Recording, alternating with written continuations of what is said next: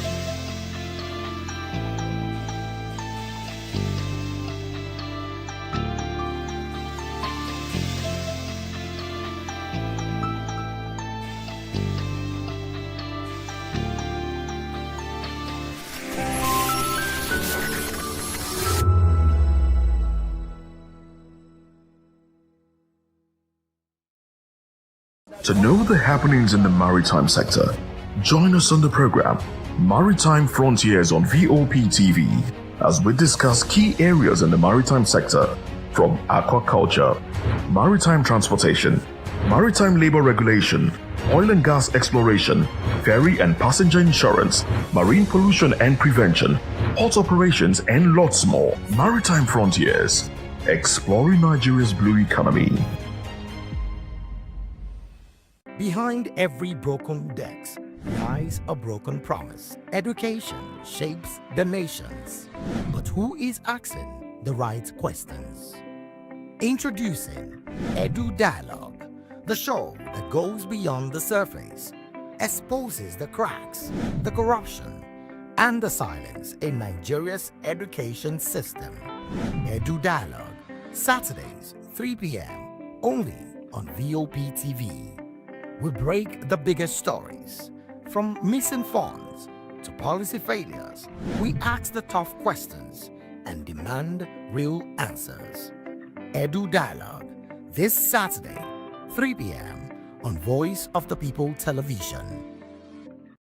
In a world where truth is the ultimate power and opinions scream the loudest, it's time to wade through the noise. Hunger no get tribe!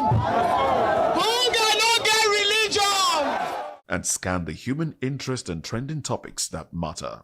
Stay tuned to The Issues, your plug to the stories making the buzz, from politics to science and technology, social justice, and more. Let's tackle the tough questions and expose the truth. The Issues, on Voice of the People Television, Mondays to Fridays, 8 to 9 p.m. The Issues. Don't just react, understand.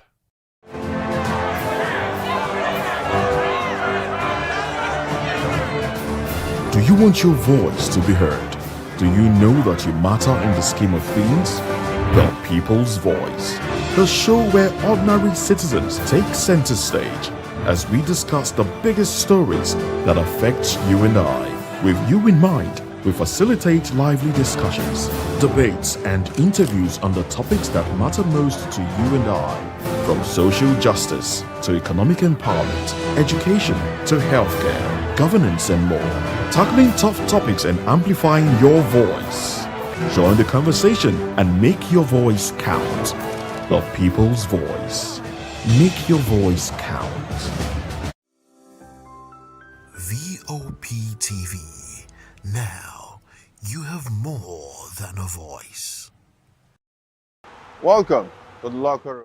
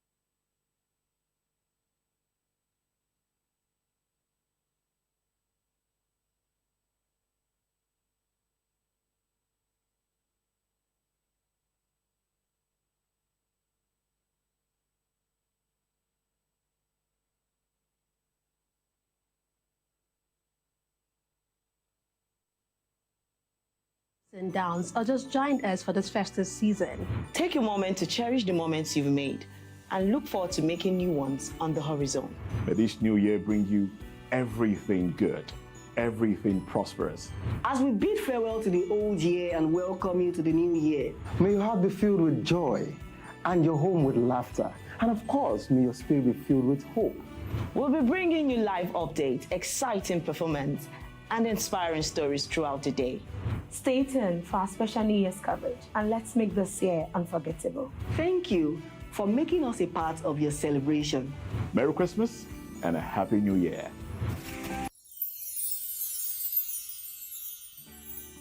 As the year comes to an end, we want to take a moment to thank each and every one of you for your hard work, dedication, and the positive vibe you bring to Voice of the People every day.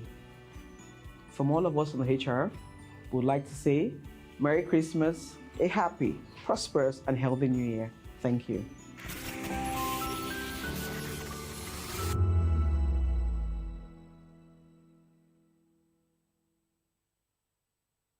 This is to wish you a wonderful, spirit-filled, and Merry Christmas from Matthew Ogun. This year has been so amazing with you in it, and that's why we're saying from Voice of the People TV, Merry Christmas and Happy New Year, and we love you. You've been wonderful all through the year. And this is from us, Voice of the People Television, saying Merry Christmas and a prosperous New Year to you all. See you at the top. Mr. Familoni, and here's to VOP TV. Keep watching, stay tuned, do not touch that dial. Arara, my name is Made Kuti and you're watching VOP TV. Keep watching. Welcome, my name is Zika Davis. Distinguished ladies and gentlemen, boys, viewers, everybody, boys and girls. This is VOP TV. Do you know what that means? Voice of the People TV. You don't have a voice, don't come here. You better make sure your voice is heard. This is African News on Voice of the People Television, where we don't just bring you the news, we bring you Africa's heartbeats, the policies that shapes our world, and the economy that determines our future. African News on Voice of the People Television. Stay with us. On Edu Dialogue, we bring you fresh ideas and conversations, shaping the future of learning in Nigeria and beyond.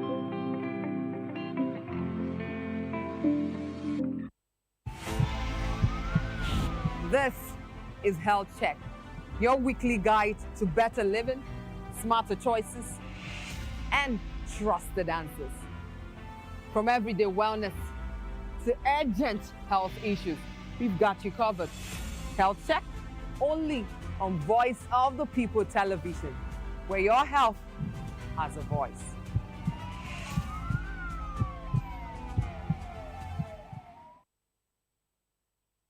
The home of football talk that matters. I am Jerry Arpeon. Join us every weekday, Monday to Friday at 5 p.m. Nigerian time, as we share the hot takes and hot debates in the exciting world of football.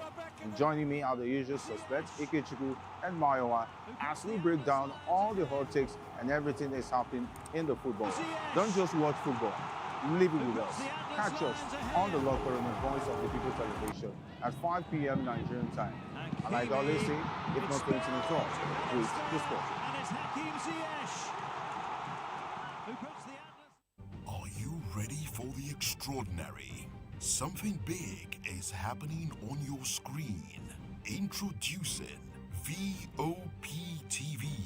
Now streaming on SLTV channel 264. From breaking news to captivating conversations, news analysis, giving you all sides to the story. We break in-depth discussions on the issues that matter, from politics to sports, entertainment, and lifestyle. VOP TV on SLTV channel 264. Join us as we redefine what television means to you. Voice of the People Television, VOP TV. Now you have more than a voice.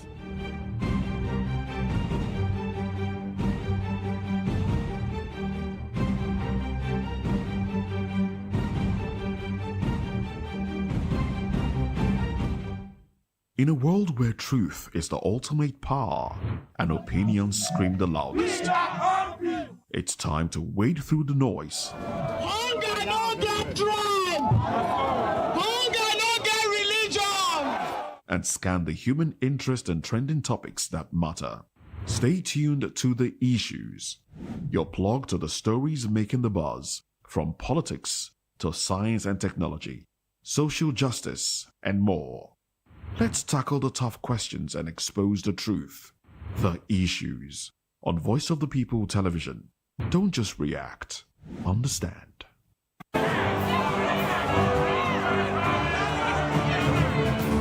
Do you want your voice to be heard? Do you know that you matter in the scheme of things? The People's Voice, the show where ordinary citizens take center stage as we discuss the biggest stories that affect you and I. With you in mind, we facilitate lively discussions, debates, and interviews on the topics that matter most to you and I, from social justice to economic empowerment, education to healthcare, governance, and more, tackling tough topics and amplifying your voice. Join the conversation and make your voice count. The People's Voice. Make your voice count. Good evening, Africa.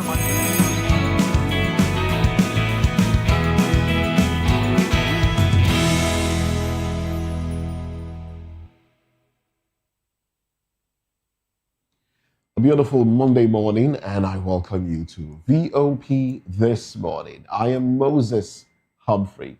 And of course, Nigerians are talking, and we'll let you into some of the conversations that Nigerians are having.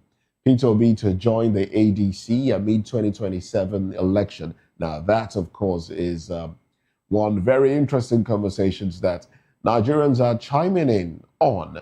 And also, the U.S. strike, the U.S. airstrike.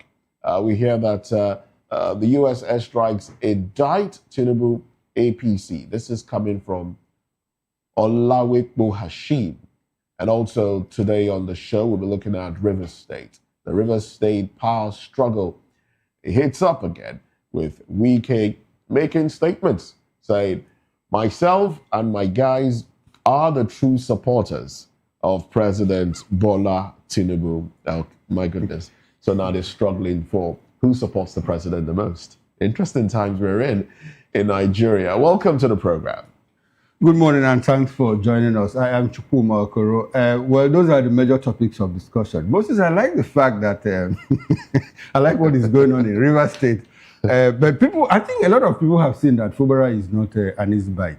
Yes. And that is exactly what it looks like now. Indeed. Anyway, we'll chime into all of that. Our analysts will help us, make sense of those topics. But like Moses said, there are also other interesting trending stories that we are looking at in Nigeria here. Well, the Taraba State House of Assembly and the Zing Watch Group have denied reports that the Speaker of the State House Assembly, Honorable John Bonzena, gave 1,000 naira each to constituents as a Christmas gift. According to the Assembly, the 1,000 naira gesture was intended for children and young ladies around the Speaker's residence in Jalingo, not for visiting constituents. The denial follows reports of constituents who traveled to Jalingo expecting substantial support, but were allegedly given 1,000 naira. When I read this story, one thing struck me. Well, I don't know why they are denying it, because as a matter of fact, 1,000 naira was given out to people, whether they are children, whether they are toddlers or what, but 1,000 naira was given to people that live, according to the report, that people that live around the Speaker's residence in Jalingo. That is the clarification that was made. But the fact of it is that, you see, when political office holders begin to misbehave, and I use that word, advisedly, when they begin to misbehave, we are the ones, that inadvertently encourage them to do those things. Now you have elected somebody into government, and instead of holding the person to account, you are looking for handouts. I understand that people had to travel from remote parts of their, of the state, of the local governments, different parts of Taraba State to go to Jalingo, the state capital, expecting that the Speaker will dole out handouts to them. Instead of holding the Speaker to account, look, we need hospitals, we need good schools, we need good roads and all of that. Collaborate with the executive, do the needful and give us this thing. Make the environment convivial for businesses to thrive so that we can survive on our own. and not just receiving handouts. Now, people spent money, traveled to Jalingo. They were not only disappointed, I don't know if they gave those people 1,000 naira. I'm not sure that they gave, but they were disappointed. And I'm sure that a lot of them will also struggle how to go back, to their communities. I recall that I had an uncle who, when he receives pension, he will allow the pension to accumulate for like 3, 4, 5, 6 months before he goes to collect. Before he goes to collect, because if he takes transport from my village to the treasury office, the pension he collects will not be enough to take him back. So he allows it to accumulate. And once he got to that place, the accumulation, he couldn't find it because someone had already taken it away from him. And so this is what happens. Our leaders have a false sense of accomplishment, but we are the ones that nudge them to do these things. Hold the leaders to account. I expect that the people here are the people that might have made that trip are ordinary people who, people below the middle class. I don't expect somebody within the middle class, who has something doing to travel all the way from his own location to the local government, to the state capital, just to get handouts from the speaker. But it's important that they made a clarification. I also heard that the speaker eventually went to his community and gave out materials like wrappers, seed fund, for seed capital for businesses and all of that to people. Well, these things are good, but it is better for us to build society. Don't handouts. Nobody needs this handout. Build the economy so that people can survive on their own without having to look to you. Because it is this looking up to somebody that it is during election. Now, they have a way of influencing people, inducing people. Oh, I come and take 10,000. Come and take 20,000. Come and take 30,000. And this issue of stakeholding, there's something that they call stakeholders. Now, the stakeholders decide who should go, who should step back and all of that. It doesn't look good. It doesn't help us build our democracy. In the midst of all of this, I pity the people that went to Jalingo and were disappointed. Next time, I'm sure you will not take that kind of risk. I don't pity them. It's it's a sense of entitlement. For humanity's sake. I like the fact that you pointed to the fact that they don't hold their elected officials accountable. No. I think it's a Nigerian thing. We feel, okay, let them do what they like as long as we get a little from them. So people are elected into offices either through people's votes or whichever means, but they get in there and they're there to represent the people. And you see them doing things that are not in your interest. Your roads are not fixed. Pipe water is not provided. I mean, these are responsibilities of government. They don't provide these things.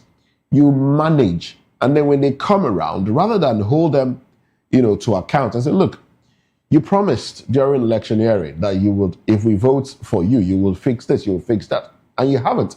I mean, in Ghana, there was a time elected officials were given bags of rice, and the people rejected it. Yeah, said, look, we don't want this. The video went viral. We don't want this. Do what is needful. Provide basic amenities.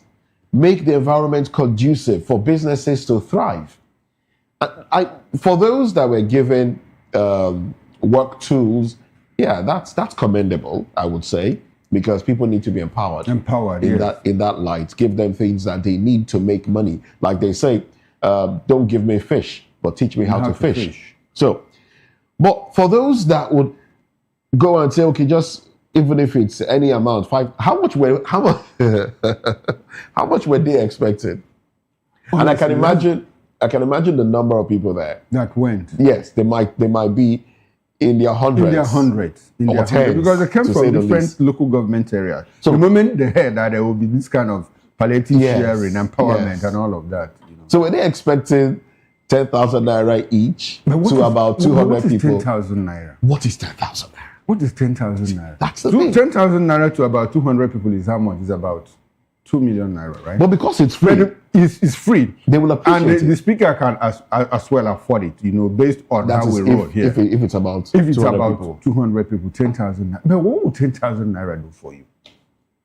In fact, it will probably pay for their transportation to and fro. And that's it. And they'll be happy, that they were part of it, that they received it. 10,000. That's some why of them borrowed money to travel. In fact, when the president was in Lagos, I think what festivity, was it? Was it during Salah or something? The president. Oh, the Bimpower. No. He came to Lagos, and then Nigerians. I think it was during the Salah period. Okay. If you drove past Bodilon, you would see people line up. Orderly.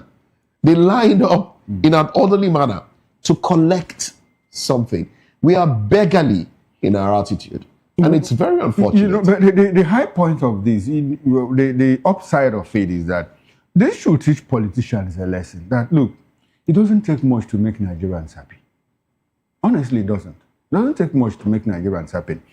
If we had good they know it doesn't take much, but they like the dependence. They like the fact that the people in government, yes. If they understand it, if they understand that good roads with water, electricity, and hospitals, Nigerians will bother less. But if they provide those things, you won't run to them and beg them for something. And if you don't run to them and beg them for something, they know that you can call their bluff if they ask you to vote for them. So that is what it takes to build our democracy. And if they provide those things and Nigerians don't run to them and we're able to elect people, even if those people steal, Nigerians won't know. But the problem here is that you are stealing us blind, that you are flying it in our faces. And we go beggarly. That is the problem. That's the downside of it. I like the word you use, beggarly. Nigerians are beggarly. Everywhere you go, you see people trying to reach out to politicians. This give me this, give me that, this favor and one favor. Instead of there's water issue around everywhere. Growing up in my state back then, East Central State, then before it was split into, there were pipe-borne waters, in the city centers. All of those have disappeared as we speak. And we have governments that rake in internally generated revenue, billions every day. And I started as a point and said, you know what politicians do? They promise you borehole, 100-feet borehole. It runs for 3 months, 4 months, 5 months. It dries up. So how about putting together all those monies and say, just do a zonal water corporation? Something that will be longer lasting. If you can't do it, invite experts, do PPP. These people will come, build. There is water everywhere. They will collect their revenue for like 20, 30 years and walk away. Impart the knowledge, transfer the technology to you. That is governance. I'm not building borehole. And you know what? When they build this borehole, another person comes in, this person built borehole, but his atrophy is no longer working. He goes to another location to build the same borehole, and you see a very big signpost. What is the meaning of this? We are very unthinking. We are looking for the immediate. We don't have long-term plans. We don't even prioritize. What do we need? What are our immediate needs? What are our immediate needs? Oh, well. And how can we achieve all of those long-term? I would like for you to take the next story. Oh, yes, the next. I know, right? The next story speaks to a part of me, actually. It's coming from Ghana. And for those that know me well, they know I have one leg in Ghana, one leg in Nigeria. And it's heartbreaking to take the story. But for the benefit of our viewers, I will. Now, a self-styled Ghanaian prophet, Ebo Noah, I think he gave himself that name, Noah, but he's called Ebo Noah. He urged his followers to enjoy themselves after his predicted global catastrophe failed to occur. Now, Ebo Noah earlier predicted a catastrophic flood on December 25, 2025, and claimed to have built arks, he did build arks, to save those willing to repent.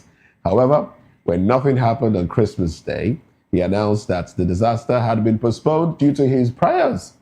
The prophet was spotted at a concert, really, telling attendees to stay home, enjoy, repent, and be saved. Well, that's not all. He was said to have bought himself a vehicle, I think a Mercedes, a very expensive Mercedes-Benz from monies accrued from donations and the rest. And, that's the young man on your screen. He built multiple arks, and people trooped. Unfortunately, we don't have the video of people trooping down to, it was in a mountainous area, and then they were walking. About, I think, over 2,000. A lot of people. What am I saying, 2,000? A lot of people were walking, they went closer to where the arks were, waiting for December 25 for the rains to start, and then before the flood starts. But it's laughable because people don't even read their Bible. They call themselves Christians, but they don't read their Bible. You call themselves, some Muslims don't even know what the Quran says. All you do is listen to what a man tells you, and you take that one hook, line, and sinker. Even the holy book, the Bible, tells us to test every message. Now, how do you test a message if you don't know what the message is? If you don't know what the Bible says about an issue? So when you hear a preacher tell you something, you can't put it on a scale and wait and say, look, is this truly what the scripture says? Like some will say, and I think I'm beginning to align, we don't have preachers anymore. We have motivational speakers. You go to churches and all they do is motivate you. And for people in my generation, all right, that grew up in Christianity at the time that we did, and those ahead of us, if you're preaching for 10 minutes and you do not refer, or 5 minutes, and you don't refer to the scripture, to where it is in the scripture, I tune off, because you're just talking off the cuff. There's a manual. The manual there is the Bible provided, whichever one you choose to use. But the manual is there. And I think people Chukwuma here said, look, that when I talk sometimes, I will always refer to, something from the Bible, because, anyway, that's sort of but this is annoying. In Nigeria, we also have things that happen, and I start to ask myself, I say, is it that people don't think? There's a pastor somewhere, Chris, the pastor, the young man, Chris Okafor. I don't want to call him a pastor because we bastardized that term. Young man, Chris Okafor, allegedly has slept with a young woman who is not his wife. Now she has, after he pleaded with her, Doris Ogala, yes, that's her name. She came out with another video where even when we thought she was coming down, obviously she's not coming down. She came out with another video saying, like, this is your son. So apparently they have a child together. And he goes to church, he stands on the podium, he preaches, and people fall under the anointing. Yeah, people fall under the anointing. After Chris made Doris leave her husband. Doris was married, by the way. Well, that one is her business. She chose to leave. He didn't make her leave. She said she was not in love with him. But the fact of the matter is, biblically speaking, it is not ideal that you will be, philandering and be standing on the podium. There are times in the Holy Book, I mean, when judgment was instantaneous, people dropped dead on the podium for calling the name of God, with sin around them. They dropped dead. In fact, there's a particular scripture in the Bible that I used in teaching some kids some time back, where God was upset with the children of Israel for sins that they committed, and they were fasting. There was fasting going on at the time. They put on sackcloth, poured ash on themselves, and they were prayed for forgiveness. All right, and then unfortunately, I can't remember where that particular passage is, but if you can search it, you might just help me out. Now, while they were praying to God for forgiveness, somebody within the camp, a highly placed official, a prince or something, went out. It was honey.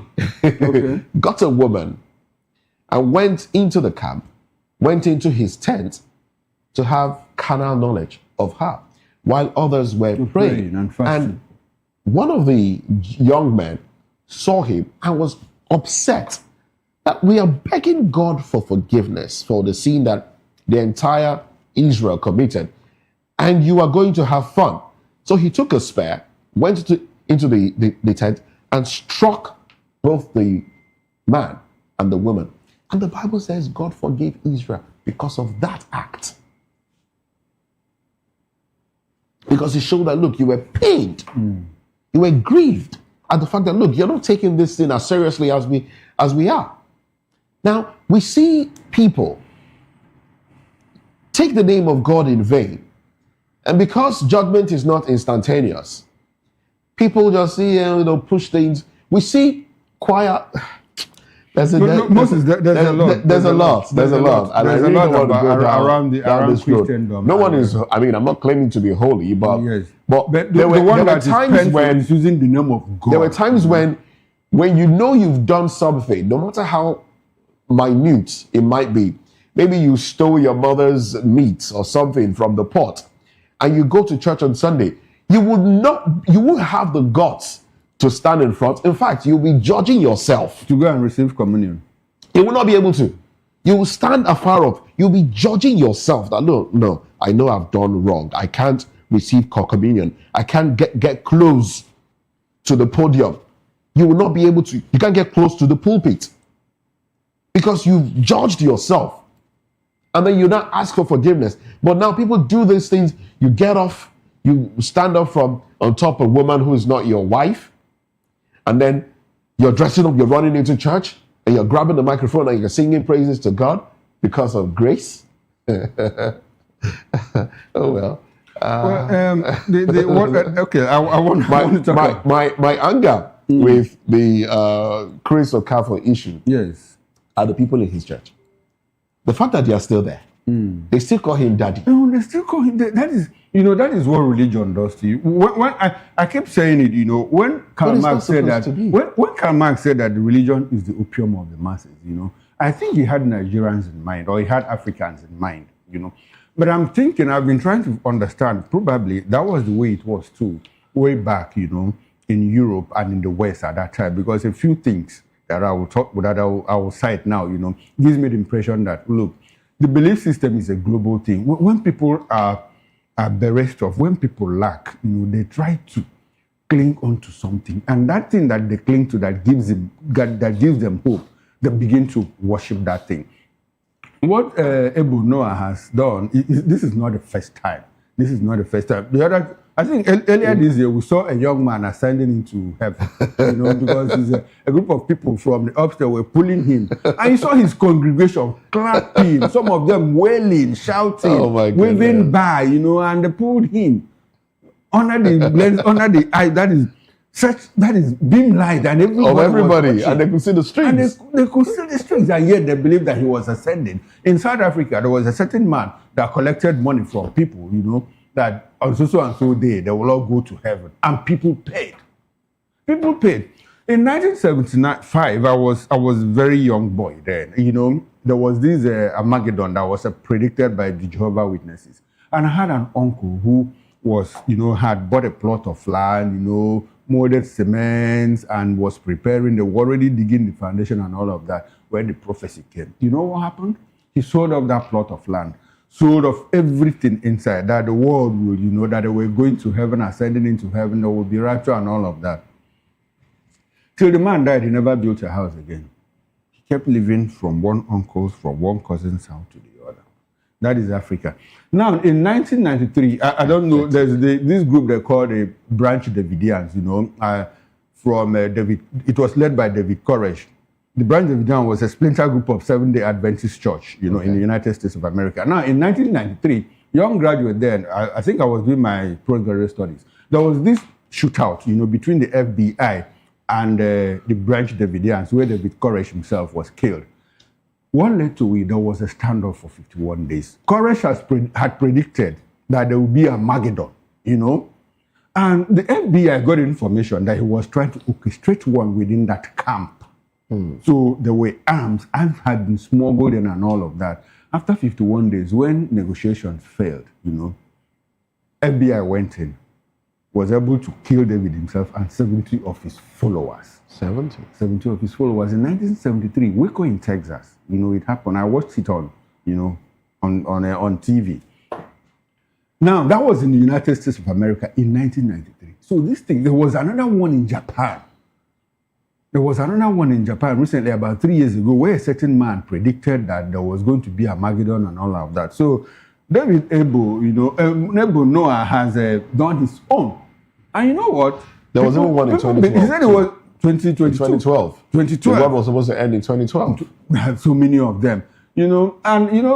Noah is even building an ark. He said God promised him to build an ark, about 10 of them. Abel Noah. Yes. He built a lot of arks already. A lot of arks already. They were the and people that buying wood. The people that wait, they were supposed to enter into the arks.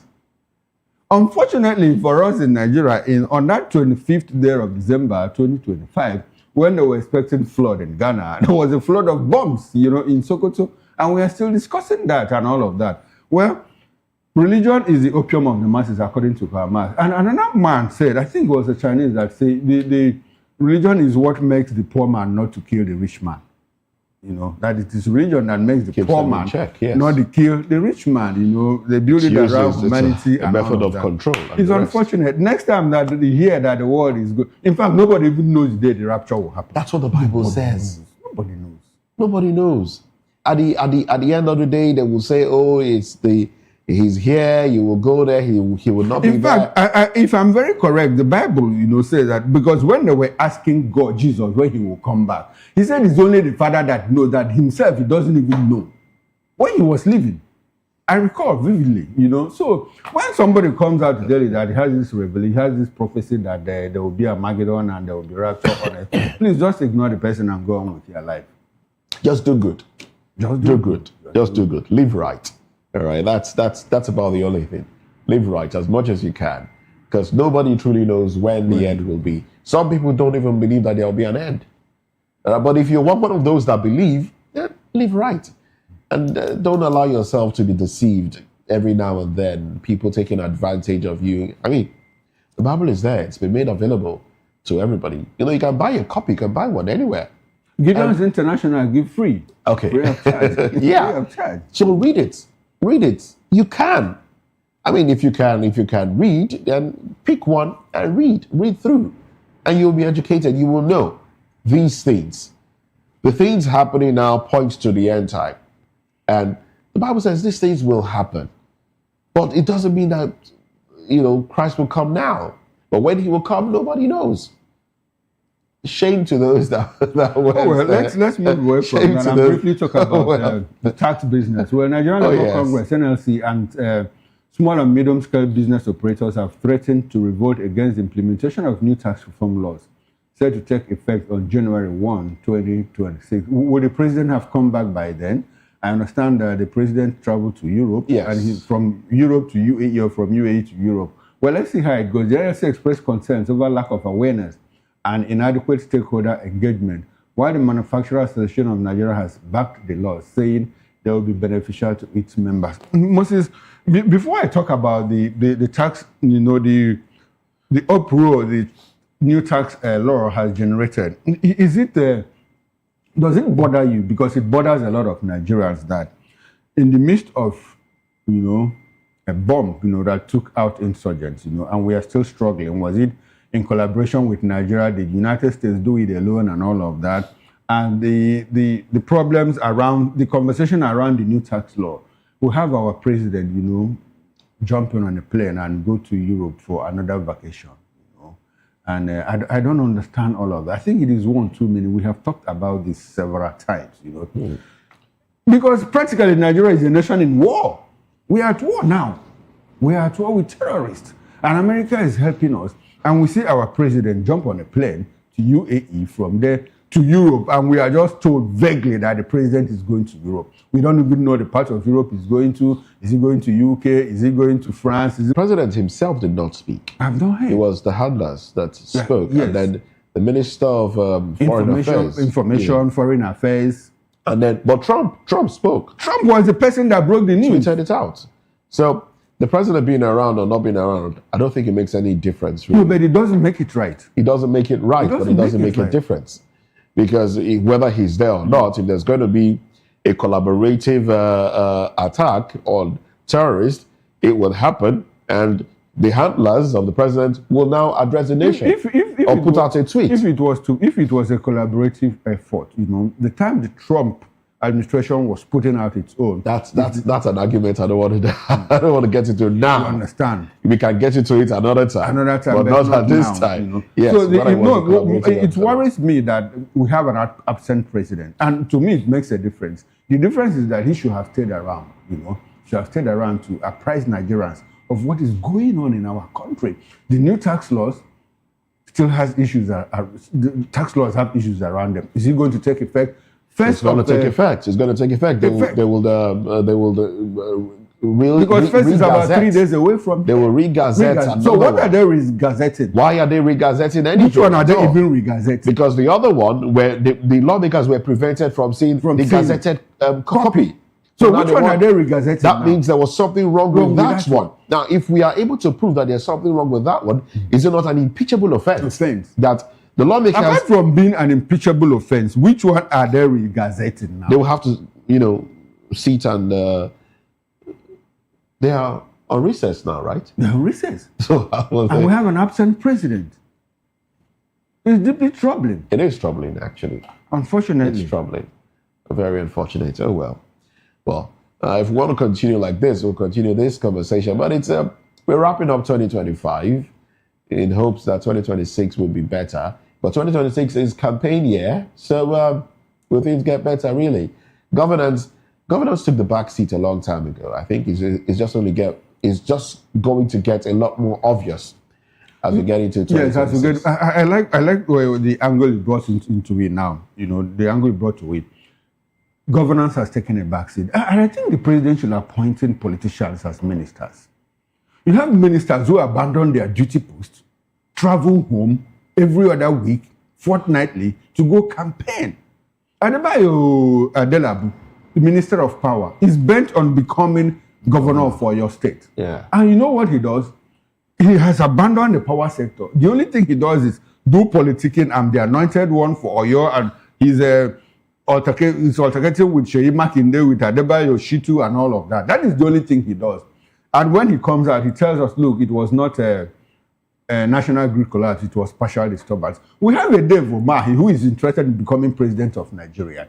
And instead of building roads, to ease traffic, he's busy saying, look, the Igbo people should sit down until 2031, and when it gets to the turn of the Igbo people, they should look up to him and all of that. Nobody will vote for Dave Umahi the Igbo people, the average Igbo man will not vote for him because he has not shown capacity. I speak for myself, and I know that a lot of people will align with this thought. So the president should have stopped. We have ministers who travel in the north, in the west, everywhere, who want to become governors, who want to become senators, and they abandon their duty posts. Abandon their duty posts. No, it's not right. Responsibility.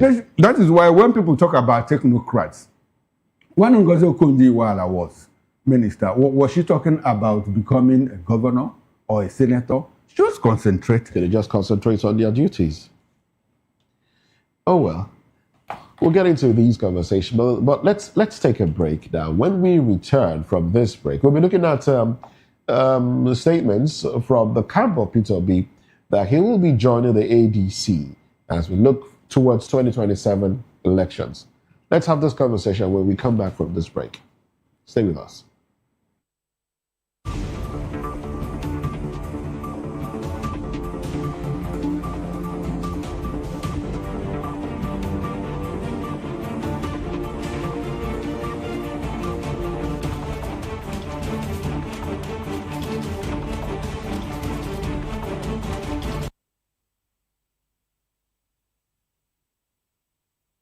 From the views on the streets, we go to bed empty hunger, to the blaring horns of a hustling city, the loudest voices of the common man got a medium to be heard. This particular administration, they were coming unprepared. It's not a bad thing to renovate the president's lodge. Through top-notch programming, unbiased reportage of news, sports, business, entertainment, and cultural documentaries, Voice of the People 90.3 FM became a symbol for 21st century media. And now, a new baby is born. Voice of the People Television, VOP TV, youthful, full of vigor and penchant for excellence in the continent's media space. exposing the wrongs, applauding the rights, dissecting the news without fear or favor, through factual and accurate stories and contents. Corruption kills three things that makes a society. Representing the interests of the people and giving them a voice. Voice of the People TV is here to stay towards building a fair society. VOP TV, Voice of the People Television, truly a voice for the people. In a world where power shifts with every headlines, news breaks and events happens, we bring you unbiased and explicit information on politics, economy, and state of the nation. We break down the chaos. Facts, not fluff. Truth, not spin. We discuss not just politics, but a glimpse into the future. Voice of the People Television. Now you have more than a voice.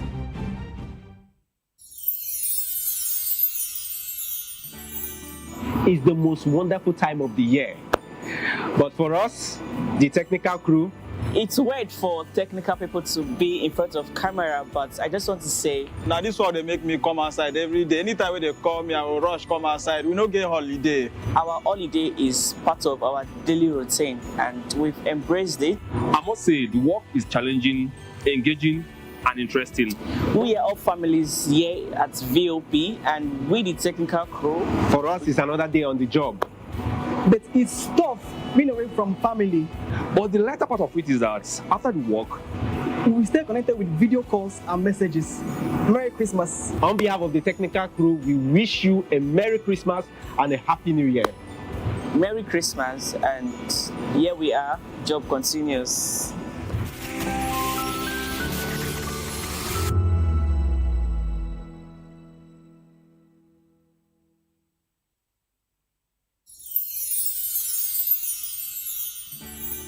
It's a season of love, a season of joy, a season to celebrate you because you deserve it.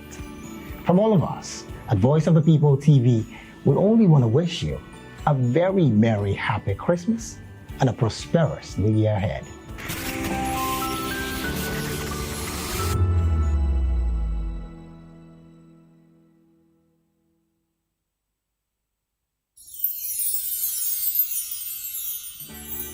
We are here with the leadership of VOP Television Lagos.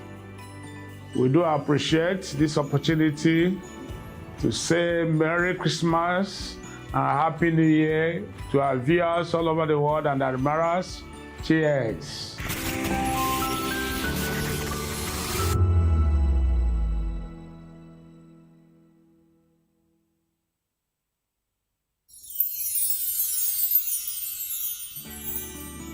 ẹ̀yin tèmi ní nàìjíríà lókè òkun mò ń kí yín fún kérésìmesì ọdún yìí á yabo fún wa o gbogbo àlàrí bá ti ṣe tààrọ̀ náà gbégbá o. I wish my fans all over the world in Europe, America, Australia, everywhere a Merry Christmas and a prosperous New Year.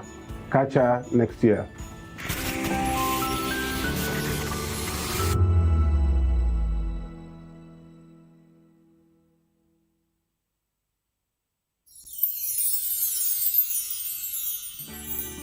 As the year comes to an end, we want to take a moment to thank each and every one of you for your hard work, dedication, and the positive vibe you bring to Voice of the People every day.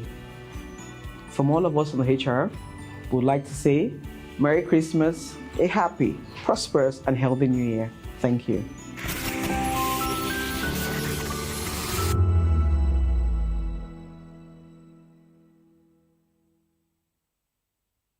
This is to wish you a wonderful, spirit-filled and Merry Christmas from Matthew Ogun. This year has been so amazing with you in it. And that's why we're saying from Voice of the People TV, Merry Christmas and Happy New Year. And we love you. You've been wonderful all through the year. And this is from us, Voice of the People Television, saying Merry Christmas and a prosperous New Year to you all. See you at the top. Uye Osarete is my name. I am a friend of the microphone. I talk and get paid, and I look forward to being your studios. Voice of the People TV. That name is unique, and the brand is very sweet. I like the packaging, picture qualities, camera qualities, and then of course, the quality of human beings that I see sometimes on your channel. I'll be like, well, this TV station will go places. Voice of the People TV. Oh yes, you are on to Voice of the People TV. Live here in Benin City, the cradle of black civilization. What are you waiting for? Tune in, bro. Hey guys, what's up? How you all doing? They call me Ovisha Nelson One, your #1 celebrity host, and you are watching Voice of the People Television, VOP. Stay tuned.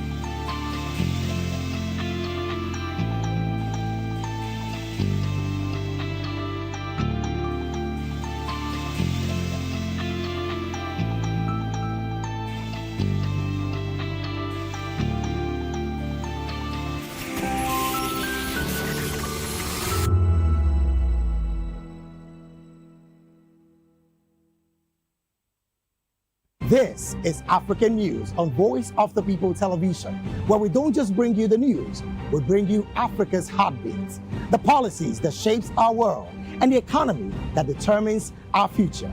African News on Voice of the People Television. Stay with us. On Edu Dialogue, we bring you fresh ideas and conversations, shaping the future of learning in Nigeria and beyond.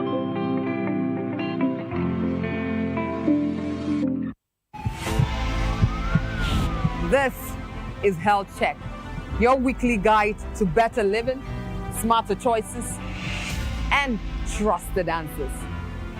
From everyday wellness to urgent health issues, we've got you covered. Health Check, only on Voice of the People Television, where your health has a voice.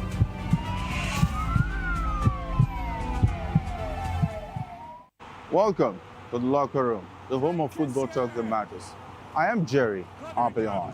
Join us every weekday, Monday to Friday at 5 p.m. Nigerian time, as we share the hot takes and hot debates in the exciting world of football. And joining me are the usual suspects, Ikechukwu and Mayowa, as we break down all the hot takes and everything that's happening in the football. Don't just watch football, live it with us. Catch us on the locker room and Voice of the People Television at 5 p.m. Nigerian time. And like I always say, if not 20 minutes off, please discuss.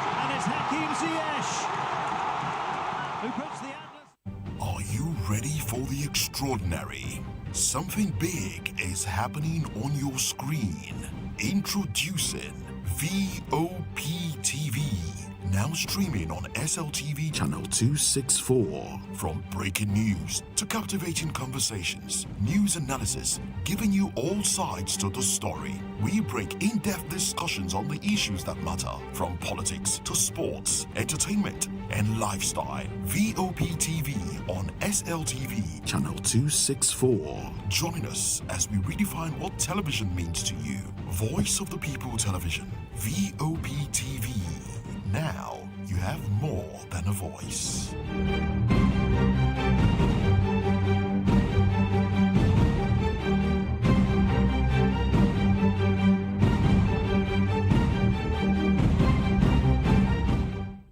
In a world where truth is the ultimate power and opinions scream the loudest, it's time to wade through the noise. Hunger no get tribe.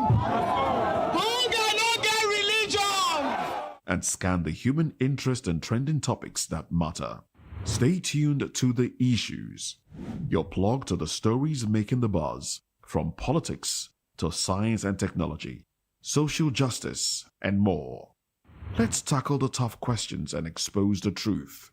The Issues on Voice of the People Television. Don't just react, understand.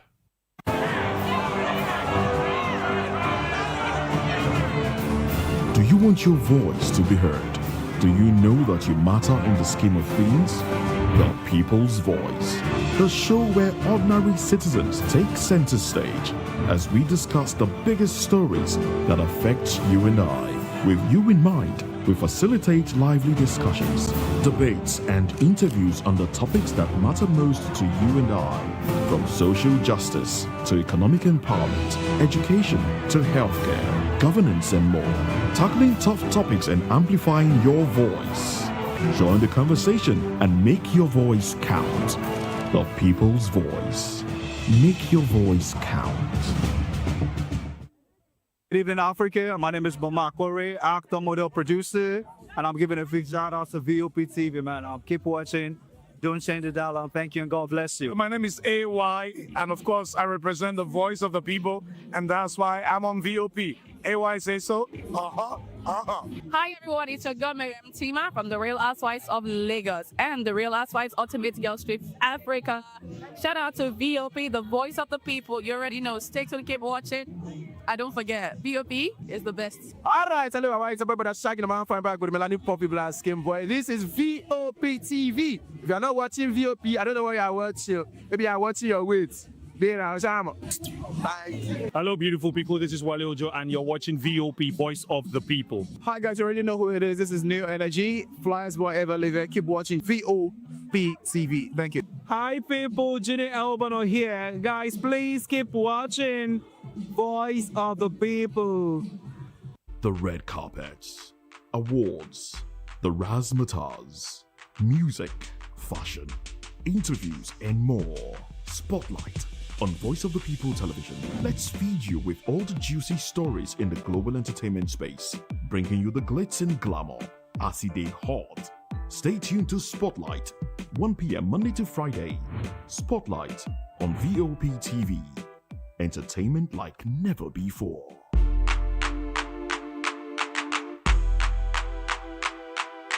From the views on the street, we go to bed empty hunger, to the blaring horns of a hustling city, the loudest voices of the common man got a medium to be heard. This particular administration, they were coming unprepared. It's not a bad thing to renovate the president's lodge. Through top-notch programming, unbiased reportage of news, sports, business, entertainment, and cultural documentaries, Voice of the People 90.3 FM became a symbol for 21st century media.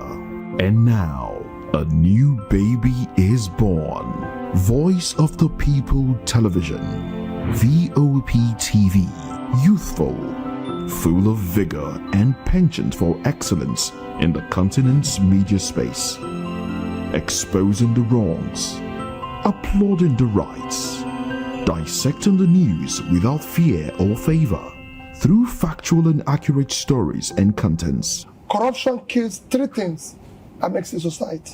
Representing the interests of the people and giving them a voice. Voice of the People TV is here to stay towards building a fair society.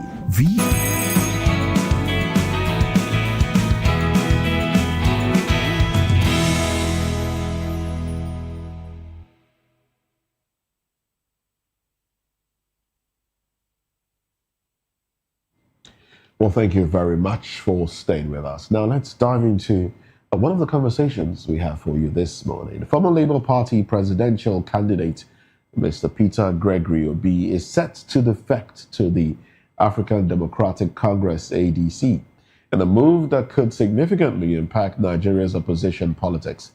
According to sources, Obi will declare his new allegiance at a rally in Enugu, the southeast political capital, on December 31. The ADC had previously urged Obi to clarify his intentions after he described the party as unstable.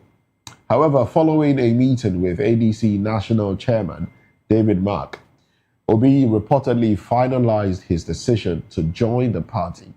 The party's National Publicity Secretary Bolaji Abdullahi confirmed ongoing consultations, but declined to comment further the Labour Party has downplayed Obi's planned defection, stating that it's normal in Nigerian politics and wouldn't affect the party's strength. Well, this is a conversation that we've been having all through 2025. But he seems to be making the move now. We have Barrister Darlington Akumwo joining the conversation. Barrister, good morning to you. Good morning, Moses, and his co-presenter. How are you today? Chukwumakuru. All right then. So let's talk about this move to be taken on the 31st of December, basically wrapping up the year 2025 as campaigns will begin sometime in 2026. Peter Obi. Now, if you were to deduce anything, why would you say, or what would you say led to Peter Obi holding back his aces, as it were, decision to whether be officially part of the ADC or not up until this time?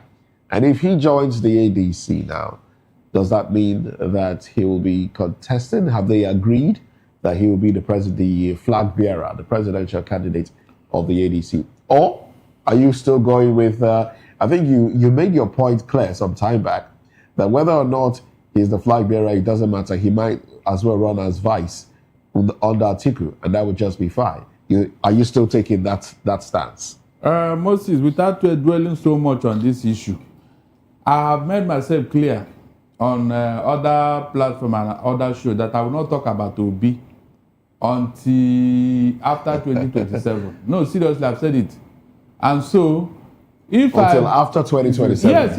Yes. Okay. By that time, the course will be clear. I will not know what I'm talking about. Barrister, what will you be talking about after 2027? Hold on, I'm coming. Like this thing that happened now, it's just speculation. Obi have told us several times that he's going to declare. Yet he did not. So on what ground will I be talking now? No, what you are talking about has not happened. And there's no guarantee that it will happen. So what am I talking about it for? Barrister, I'm sure this has gone beyond speculation. Are you serious? Yes. No, please, don't say that. Because we were told that immediately after Anambra election, he's going to declare. Is that not true? Since that time till now, what has happened? Remember, even after that, there was another speculation somewhere. Please, I don't dwell on speculation. That's not my own kind of analysis. Barrister, a date has been I don't want leave that thing until it happens. As far as Obi is concerned now, I will never discuss anything that is on the realm of speculation concerning him. Are you upset that he has delayed up until this time? Look, I'm not even upset. I am very angry. Why? I am very, very angry. Why? With what I've suffered because of Obi. Well, what I've been told. What? I don't want to look. You don't get it. Let's understand something. Why is it that you don't want to talk about? I have told you my reasons now. Because of what people say about. I have said because no. I don't want me to be seen as a stumbling block to Obi's political ambition. How? You don't know what has happened behind closed doors. You don't know what has happened behind closed doors. Why will I tell you? What will you do? If I tell you, what will you do? This is a personal on principle. Yes, and based on what is going on now, Obi have not declared. Let him declare first. Then we begin to analyze it from there. Barrister, let us assume that Obi will declare. Don't assume. I will never assume anything. I will never. So, Barrister, never. Is it that people have come for your neck because of... Not only my neck, but my whole body. My whole... Obi should be a vice president. Go to the YouTube. You will see what is going on there. Do you know people that are coming from high quarters concerning Obi? No, did you know? Because of your analysis. My position, which eventually has happened. Please, I don't want to get angry this one. What is that position, really? Remind us. Is it not this FDC and Atiku? Is that not what I said? Yes, that they wanted my head. He hasn't said he'll be a vice. But he's going there. He's going there. He's going there as what? No, he's going there as what? But he's going there. He's going there to contest for the president.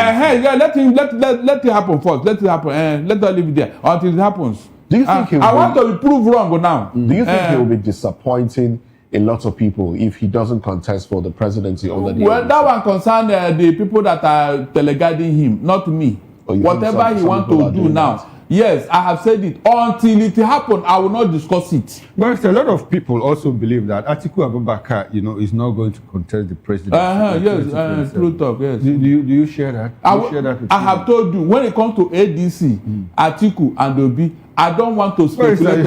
You have expanded your code. You talked about P2B. Now you have added ADC. Yes, because that is where the matter is. Imagine what would have happened if this thing happened earlier on. Earlier on, you now consolidate your position. Your followers now know who to follow, where to vote in Anambra, where to vote in Edo, where to vote in Ondo. But because of all this thing that nobody know where you are and where you are going, how will your followers, how do you want them to behave? Is that not what I said? No, please, don't you think that Obi has been playing safe all this time? Oh my God. Now that he has decided, APC have gone to the blues, Abi. No, APC have disappeared. APC, they are no longer alive as to see where he's going. Mr. Ogun, I don't want to hear this. What is the problem with, what's the connection between APC, now understanding where he's going to? What was the delay all about? Is that not what you said, that whenever he declared, they will go after him? No, I didn't say that. What are you saying? I didn't say that. No, what was the delay all about? Is that not what people have been saying, that whenever he declared, they will go after him? They will pursue him, this and that. So now that he wants to declare, the people that are pursuing, all of them are dead, Abi? Oh my God. All of them are dead. Okay, Barrister, for the benefit of those that may not know the genesis of your fears and your concern, why do you think Peter B did not declare all this why? Mr. Moses will ask him when he not declared. No, I won't talk until he declared. Barrister, we now know the now let's get personal. Let's get personal. On what ground? With you. Really? Now, yes. No, just a little. Just when he declares. Just hold on. Okay, go ahead. Do you think now you sound like a man that has been threatened severally based on your position on Peter Obi? Do you think his supporters are aggressive? Are they overly aggressive? No. You know, oh my God. Moses, please. You know nobody can threaten me.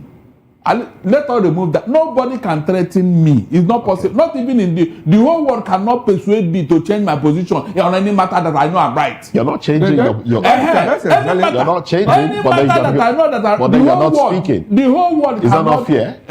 Is that not fair? No. You're not changing your position, but you're not speaking anymore. When you are seen as a stumbling block, based on your genuine advice to somebody that will help him, and some people think that you have collected money from Atiku, you don't want his political ambition to blossom. Tell us is it not better for you to withdraw and say, okay, let me watch this? Tell us about the nature of threats that you've received. It's not possible, though. It's not. That one is personal. You don't want to. Are you afraid somebody might come? Well, who will come after me for what? What did I do wrong? You said people have called you from high quarters.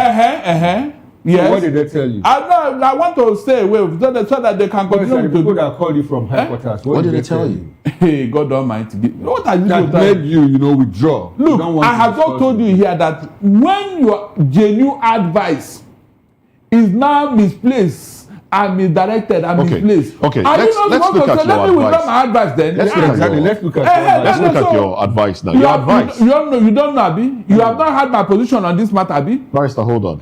Hold on. I'm not one of those that called you from high quarters. Your advice has always been to form a formidable force against the APC. The ADC Peter Obi should join the ADC with, the followers that he has already, whether or not he's the presidential coup. That's your advice. Am I correct? Go ahead. Am I correct? You have said that since you know, why are you not asking me again? So, and I asked, what is wrong if you join somebody? Will you run with a spirit? It's not a human being that you run with. So my and then the supporter said, no, as long as Atiku is in ADC, don't go there. Is that not what I've been telling him? That's okay. And I said, okay, no problem. Since you have a better advice, let me stay away. Now that he has declared that he will be joining the ADC on the 31st of December, if he goes ahead to join the ADC, do you think he will be disappointing those people that have been passionately supporting him all along? It is that time that I will now have a word for those people. You know me very well. Okay. I don't run away from a battle I know I can fight. It is that time I will now talk to those people. I will not say anything now. I will not talk anything. Will you be surprised if they go to primaries? Atiku, Obi, and Amechi, and Peter Obi clinches the ticket? Will it surprise you? You know, on what ground? Why would that happen? What kind of magic is that? You don't think it can happen? It can never happen. Like, it can never happen. It can never happen. Either now or in the next 200 years. It can never happen. Four people clinching a ticket. Obi clinching the ticket. Whatever. The fact remains that it is that ADC that have been saying from the beginning. So the ADC is the only viable opposition. Who else? Right now. Who else? Who else? Where else? SDP is still there. Mr. Moses, please don't talk what is not possible. Which ADC? We are talking of where you get victory. SDP. Who is there? Even the newly registered political party that maybe people thought you will go there. They are not telling you, ANEC is not telling that they don't have address. Even when the address has been uploaded, ANEC said they did not see it. These are things that were done just to delay tactics. By the time these two political parties that ANEC choose now, by the time they now give them approval, it will take almost 8 months for them to settle down because the process will not start from now. Is that not true? 6 months for verification, 6 months for other things that all the documents they will bring for them to verify it. By the time we are ending up in October, October, September. So when will you now settle down, do your convention and your, elect your this and go into 2027? Barrister, are you aware of these? There's the rumor mills have it that look, there's an agreement, that Atiku will not contest. That Peter, Barrister, hold on now. That Peter Obi will get the ticket, and if he wins, he will just do one term and return power to the north. Have you heard that? I don't want to hear that. Anybody is saying it on his own because those things are not written in our law books. It's not written in our constitution. So let us remove it. It is that thing that has caused problem in Nigeria. Look, Moses and Okoro, it is things like this that have brought Nigeria where it is now. Our so-called people, these people that you people call VIP, they are not VIP. They are destructive elements in Nigeria. This thing that people are saying, north to south, 8 years, this and that, where is it in our constitution? When it suits them, they will choose what to do and what not to do. Abi? When you choose them, they will tell you, this one is in the constitution. You cannot go against it. The other time, when they want to play prank, they will tell you, it is a gentleman agreement. Gentleman agreements in a matter that has to do with leadership of a country. Which gentleman agreement? Tell me, which gentleman agreement? These things are not written anywhere, so I don't want to listen to it. Don't you think that it helps us in nation? It doesn't. The one you have been doing 8 years and 8 years in now, where has it helped us? Mr. Are you very familiar with the political arrangement in Lebanon? Where you have started though. That terrorist enclave, Abi? That terrorist enclave. Which one is Lebanon? Lebanon. Is that not where Hizbah is holding sway? Lebanon. Which one is Lebanon? Why not talk of America? Where we copy democracy? Barrister, we are looking at, things that have worked for other people. Start from where it has worked. Where we copied this democracy. Where we copied from, it's not working for us. But I'm just giving you an instance of where rotational presidency has worked for them. And there is some Mr. Okoro, there is no rotational president in Nigeria. Get it right. In those countries, they put it in their statute book so that you cannot argue. You cannot debate it when the time comes. We tried it here. They know to say because of their numerical strength in the National Assembly, they say no, they don't want a rotational presidency. All because of the Southeast. Is that not true? They say they don't want it. So why are you bringing it here? If you can do not as why not put it in our statute books so that it will be there? So that when the time comes, you don't need to argue. Okay, so you prefer we make it, in the letters of our exactly. Let it be written down. We have a constitutional provision for everything concerning our election. Why can't you do this one? Tell me why. Just because the North don't want it. Is that not true? Yes, now. The one that suits them because of their so-called numerical strength. Abacha is a northerner, but he made that proposal in the Bush 19. That was the military regime. Where is Abacha now? Please, let us talk about what is. When you say that the North is against it. That was the military regime now. Abacha was a northerner. And what is there a Democrat? Was he playing politics with you? Did he even succeed in his lifetime presidency? Don't bring in things that are not related here. We are talking about the people, the northerners that are present now. What is their opinion if they truly want Nigeria to move forward? If they want peace in Nigeria, are they not supposed to be the one in the forefront of this rotational presidency? Having ruled Nigeria for almost 50 years out of our 64 years of independence, I mean 65 years.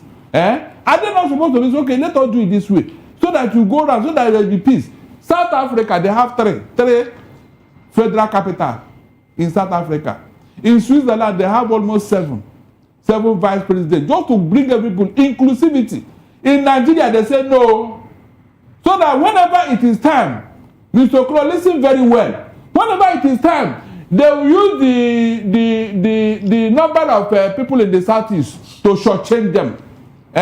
Is that not when Buhari have told you are a dot in a circle? They will use it to say you don't have any population, so don't worry, next time. Is that not what is going on here? But when it is rotational, you know that at a point your time will come. You will now give us a candidate. Is that not true? They don't want it. They don't want it. They don't want it. And you are talking of what? In a plural society like Nigeria. If truly these people want peace in Nigeria, is that not the way to go? They shut it down. And you are telling me now, gentleman agreement, 8 years here, 8 years here.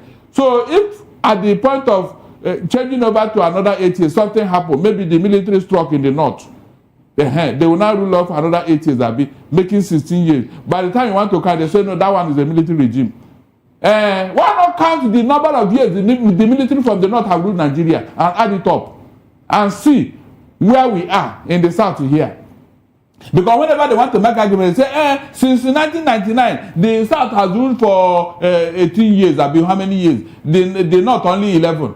The other years you have ruled in military. You don't count it, Abi. You can see deceit. Deceit. And you people here will buy it without thinking, asking questions. The other one that was done by the military, the state they created other military regime. Do we remove them now? Nobody will. That's why I don't want to enter into this type of. It annoys me. All right then. All right. Thank you very much, Barrister Darlington, for your position, and I hope you'll be able to handle those that are threatening you very well. Have no fears. Right? No, I said no threatening. No, okay. It's not that the way they were coming after me on this matter. If they have a superior argument, I will say okay, I will surrender. Okay. But at the end of the day, what happened? All right, Mr. Moses. What happened? I wanted to know the benefit of this delay up till now. I want to, at the end of the day, they will tell me what is that benefit of the delay. Because I told you what they lost in Anambra, in Edo, and in Ondo. Yes. Is that not a loss for them?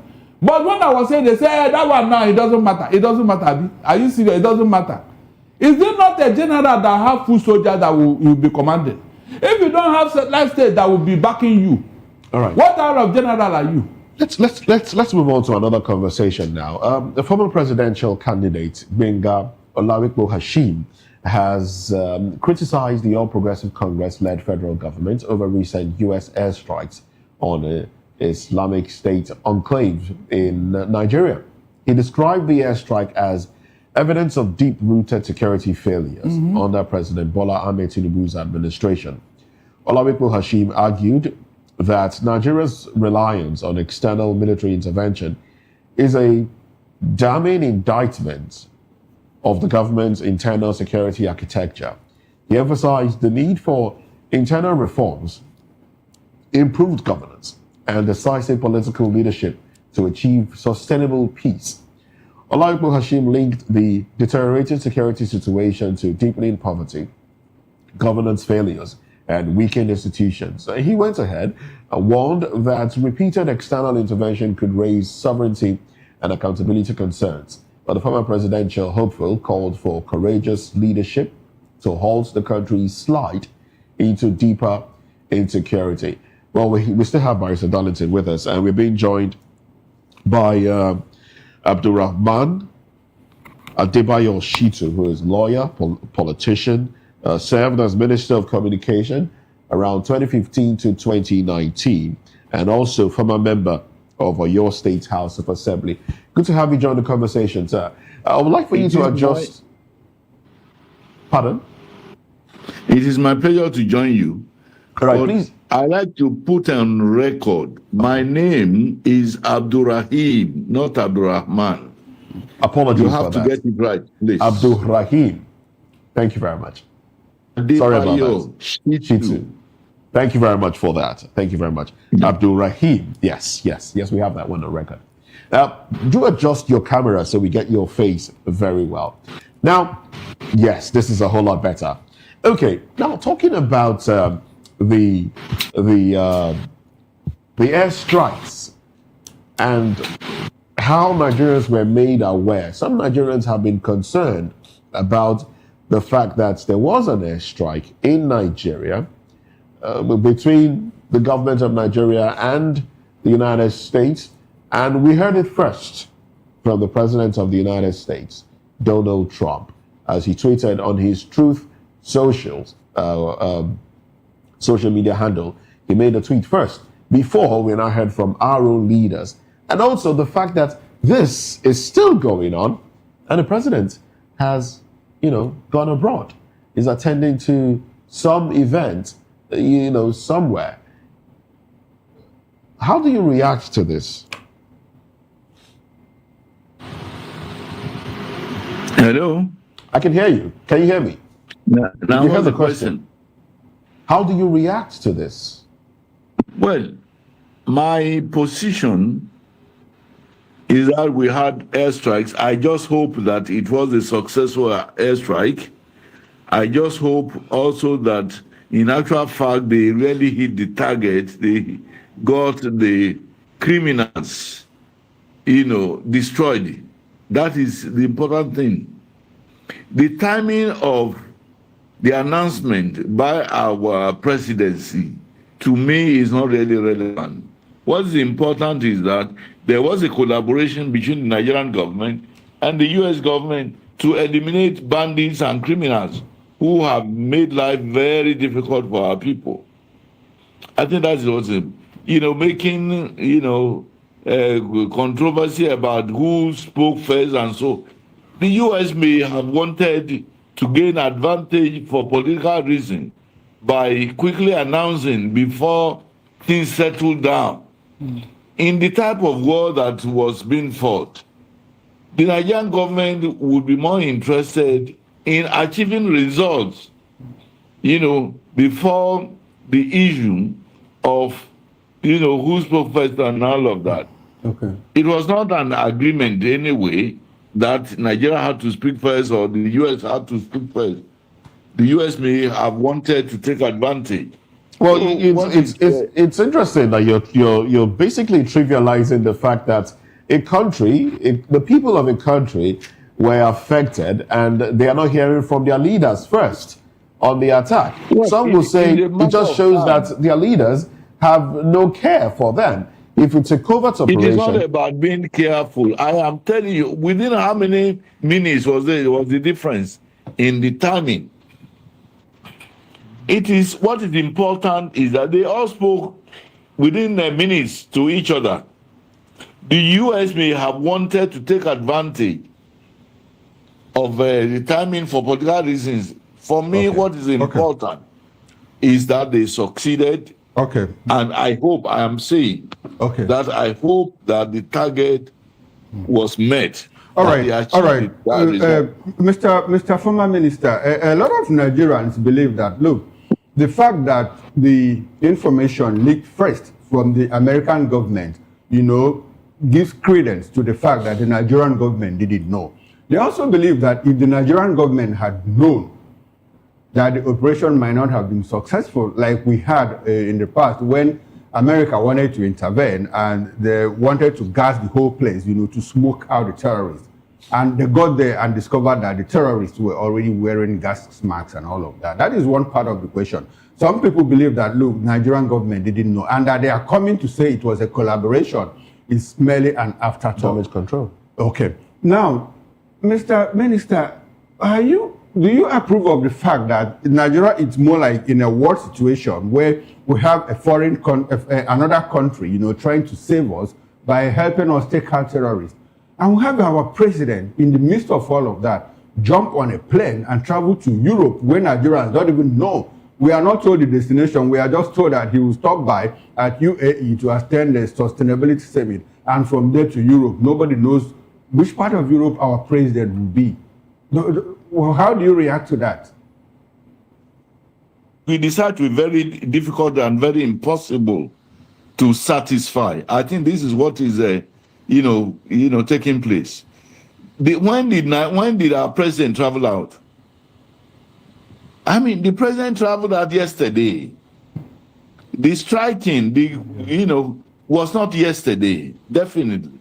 And the president alone is not the only person in the presidency. We have defense ministry, we have, the armed forces officials and all of that. I have said it. If people decide to believe otherwise, that is their problem. The American government did not deny that they acted in collaboration with the Nigerian government. The Nigerian government also affirmed that it was an action in collaboration. But what is important to me is that they achieved results. All right. I mean, people who want to run down the government may decide that the government was not even aware of it, may choose to believe that. All right. Well, it's not about people wanting to run down the government. It's Nigerians asking questions.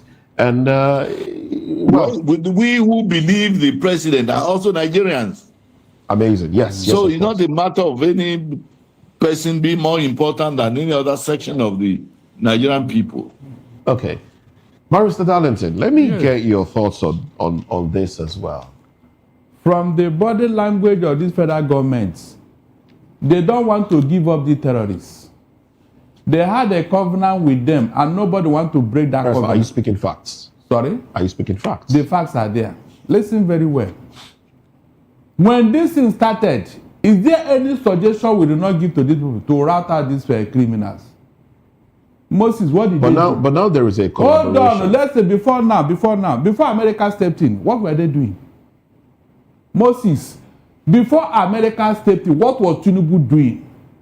You saw how he routed out IPOB and Nnamdi Kanu and ESN. True or false? Why didn't he use the same force on these terrorists? Well, one can say that these guys have just been proscribed a terrorist group. Look, what action did you take against them before America stepped in? That is the question here. Even at that, listen very well. How can you explain to me that a foreign country is literally invading your country and you left your seats and came for your festival in Lagos State? From there, you took off to Europe. Please, what explanation can anybody tell me that will make sense to me? Up to today, he has not made a statement. When America wanted to take down Osama bin Laden in Abbottabad in Pakistan, Obama was in the situation room. He viewed the whole scenario. He watched it from beginning to the end. Some Nigerians are saying the president doesn't have to speak. After all, he's not the only one in the presidency. His aides can speak on his behalf. Has he ever spoken before? When he went to Benue, when something happened, listen, when he went to Benue, when something happened there, he could not even call out those who, the 13 had to call him and say, look, Mr. President, this is not a farmer header clash. The man had to tell the president, these are the people causing this problem. He could not call them out. He could not even reprimand them. He could not even sanction them. Could it be that the president is not privy to some of these? As I'm talking to you now, listen, those who want to cover what is uncoverable. Some terrorists, foreign terrorists are occupying Plateau and Benue villages as I talk to you here now. And the individuals of those villages are living in IDP camp.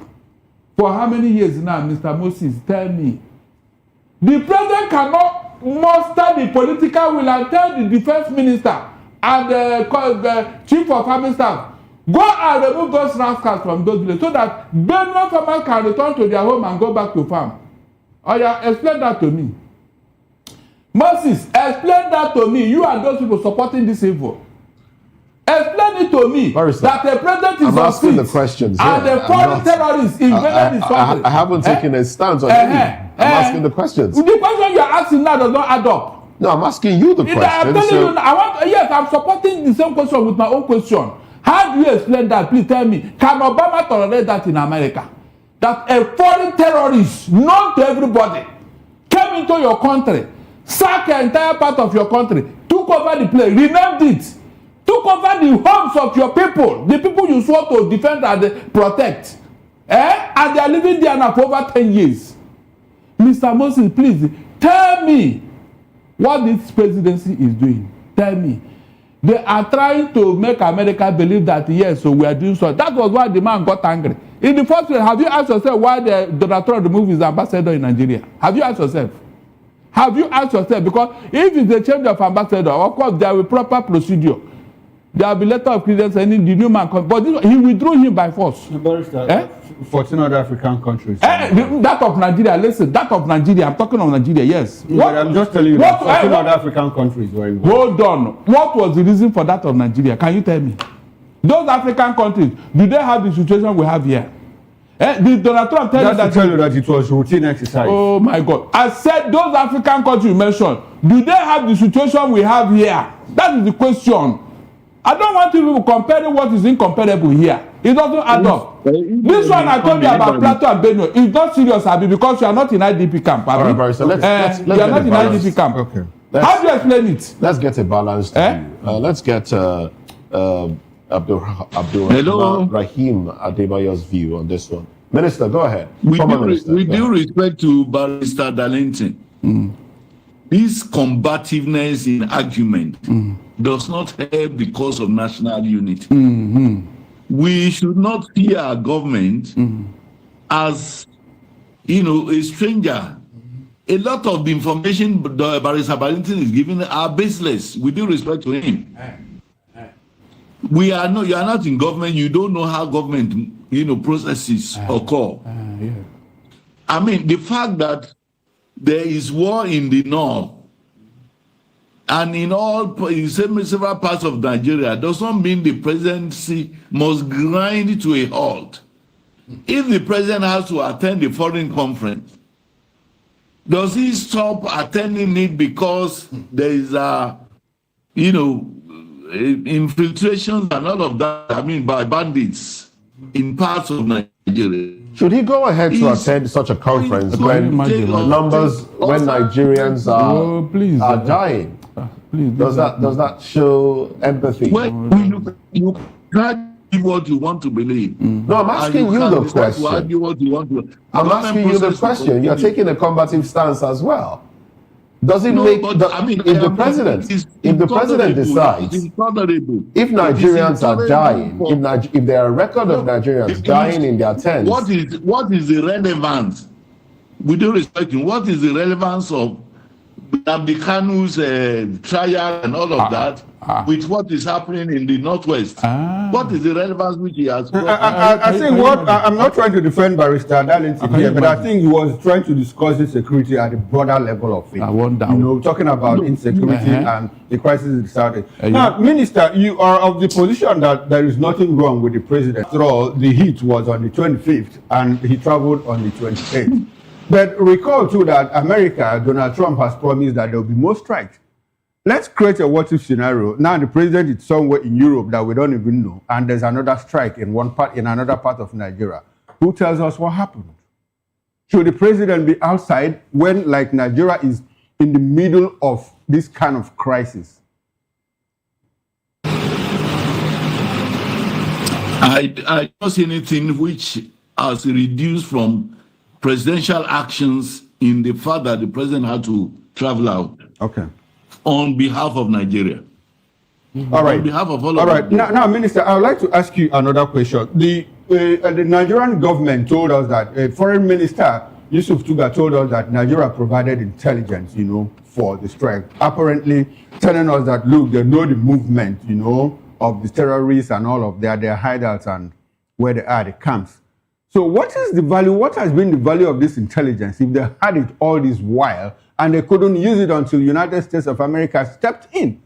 Does it give us the impression that, look, the minister was actually telling us? I don't know whether you are aware that we need arms and ammunition, which even the United States of America over the years have not responded to providing. This is a superpower. You want to buy equipment, arms and ammunition from there, they will dictate where you will use them.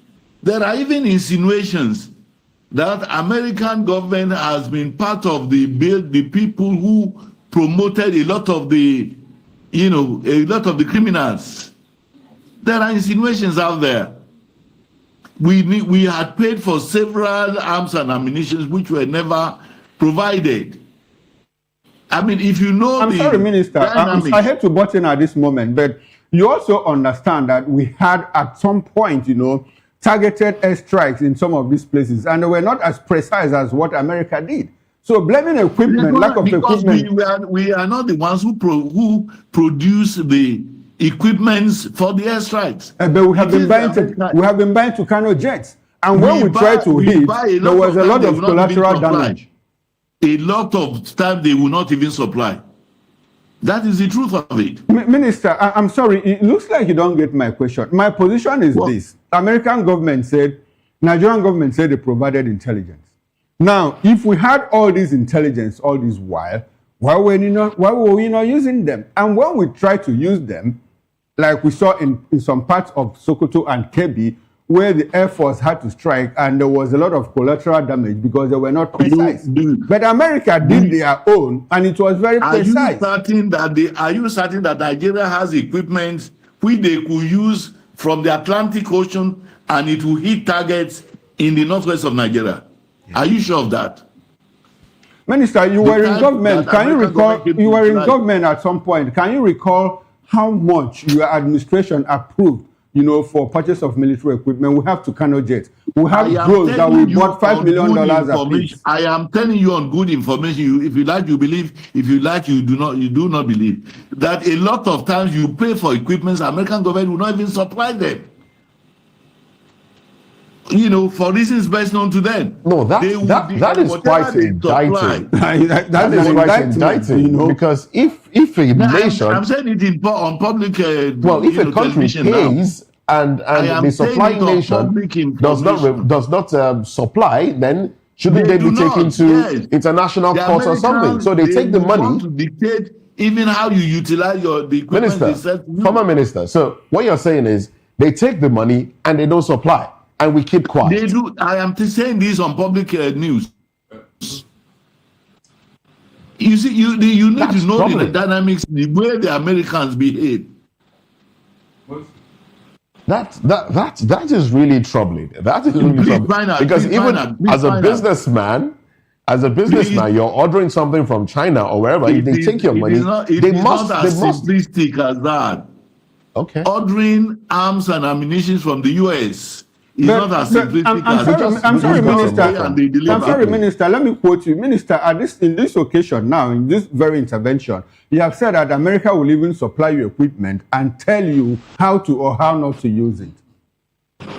We know there was something similar to that with the Tucano jets, but what they said was, don't use it in the southeast. Use it in the northwestern parts of Nigeria where they know insecurity is taking place. They didn't say don't use it at all. That's a different. Are you privy to discussions with the Americans on this issue? Unfortunately, if you do not know something, don't assume. Don't give the impression that you know everything about it. No, Minister, you know everything about it. I have been in government and I know these things happen. Exactly. That's why I'm wondering that if people like you have been in government and we've been buying equipment from America, we've been paying and we've not been getting it, and we continue to drop a budget. It's up to you to find out. And we keep drawing up a budget and we keep paying and we're still not getting. Isn't that troubling? But that is the situation which happens more often than not with the Americans. I am telling you. Well, America is not the only nation that supplies equipment. I think we got some from Italy not too long ago. I'm telling you what happens with the Americans. With the Americans. All right. Yes, Barrister, you have In fact, I have a lot to say. I'm not joking. So with this kind of body language, you can see that we are not going to get out of this mess. Seriously. Moses, which other equipment do you need other than the ones we have bought? Buhari ordered that to cannot jet and told us that with it the terrorists are over. When America told them don't use it in the south because there are no terrorists there, is that not why they dropped it? They are not using it again. Did you see when Buhari criminalized IPOB as a terrorist organization and that of the south and that of the north? You remember? It took him a while. It took him a while. Listen, I'm coming. Please, Prime Minister, please hold on. We cannot go with this narrative. Listen. El-Rufai told you and me that they see them, they talk with them, they know where they are. Is that not a fact? That they listen to their conversation. Gumi told us that he goes into the bush with them and federal government officials used to lead him to those people. They discuss with them, they talk to them. Is that not leading us to where they are? Please listen again, listen. Told you Bello had been receiving emissaries from the federal government of Nigeria. And when they are going back from visiting him, he will not say, oh, thank you for coming. You know what? I have some captives with me. Or you take some. Take these ones. Go and give your government. In fact, I have some ammunition. So you carry these ones. Go and give him. Please, what kind of is that not the reason why Donald Trump called us a disgraced nation? Tell me any nation that will tolerate this type of thing, and some people are still defending them. Where is that place in Nigeria that these people are that nobody have seen them? Just tell me. Mention that place they are, that Nigerian security agencies, nobody can see them, that we need America to come and help us out. The federal government of Nigeria is complicit in this matter. The facts are there. Let them come and defend themselves. New Rubado have told you severally how these people are selling ammunition to terrorists. True or false? He has even been implicated in arming those people in Kwara State. True or false? Please, my dear people of Nigeria, when are we going to stand up for the truth so that Nigeria can move forward? You mean this one I talked about Benue and Plateau, it is not in Abi? If the federal government is serious, why would they allow those people to be staying there, Mr. Moses? Just explain to me. Why would they allow those foreign terrorists to be occupying Benue and Plateau village and some people are defending them? Because it is not in their own village, Abi. No, it is not in their own village. What are they waiting for?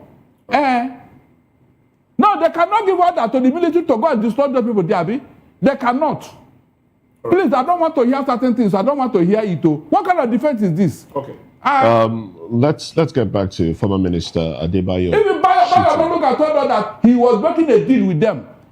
The people that came to kidnap those girls in the school. Listen, the chief of defense staff, the minister of defense told us that he will find out who gave the order for those people to leave that place. Up to today, nobody have told us. Well, I would like to believe that some of that information is classified. Clear what? I would like to believe it happened in Dapchi. That they may not. It happened in Dapchi, Moses. It happened in Dapchi. Remember, the same thing on the day of curfew. These people came all the way. Amnesty International was calling the military. Come on, these people are coming. They are coming. 15 high-low trucks. They move in a convoy. Came to Dapchi, took all the girls away, and they never answered those phone calls from Amnesty International. And today we are looking for Leah Sharibabi. Moses, we are looking for Tia Sharibu because of that thing that happened. Right. And no head road. In a place of curfew, no military, no police, no DSS. On that road, they cleared it on that day. And you are telling me that the federal what? Is that how they behave in the same country? All right, Pastor Darlington, thank you very much for. Thank you very much. Let's go back to former Minister Adebayo. Now, former Minister. Now, as we get into electioneering, campaigns, and the rest, do you foresee, with your knowledge of the political space, do you see this issue of insurgency, banditry, kidnappings? Do you see the possibility of a decline in all of it in the coming months as we approach 2026 and then get into 2027 electioneering? I want to believe, and I think all Nigerians must be generous in believing, that the armed forces of Nigeria are doing their very best within the circumstances available And the movements which Mr. President has undertaken recently by removing some people from the defense ministry and bringing in an expert in former CDS Musa to the Ministry of Defense would bring in a lot of difference.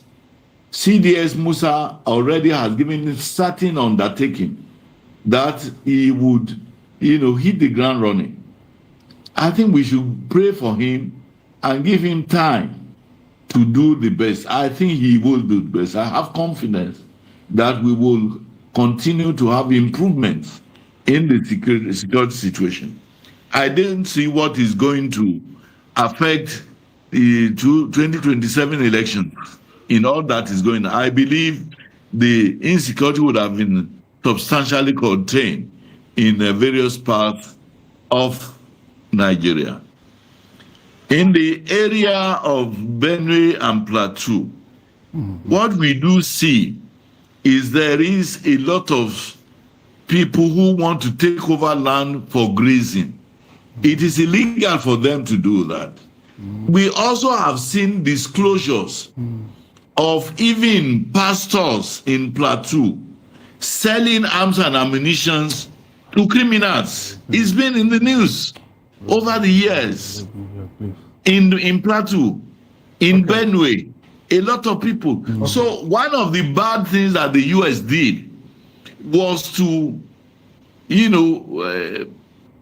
create the impression that Christians were particularly targeted. It was not about Christians.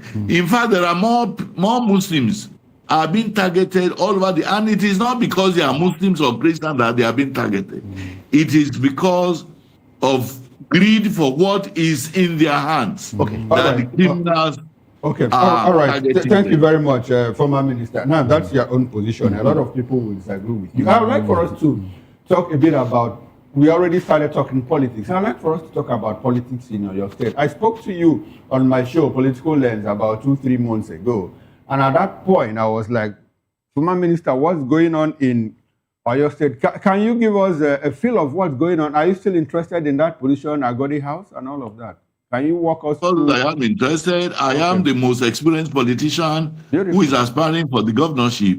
If God sanctions it, I will be governor. If God sanctions it. But I leave everything to God. You leave everything to God. But we hear the current Minister of Power, Adelabu, say, look, I'm the anointed one. And we hear that there's collaboration between him. He has not said he's the anointed. Who would have anointed him? I mean, Minister, I hear that there's collaboration between him, Sheyi Makinde, and the current president. Why you are not in the far from the truth.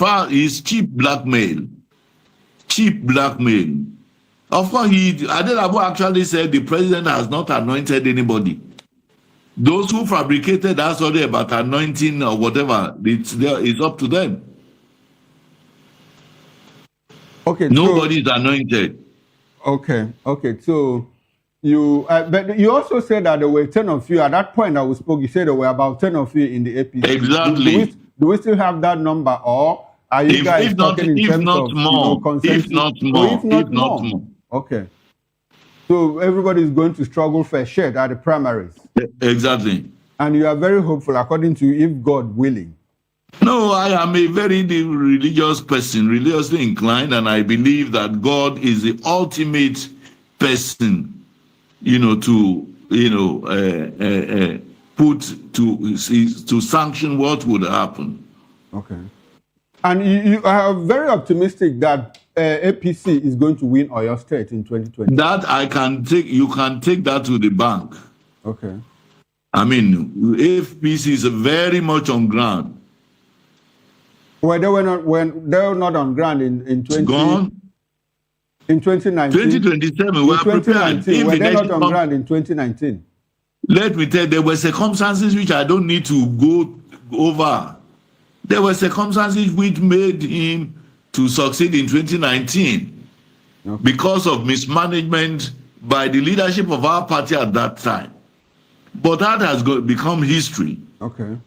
And those circumstances prevailed in 2023.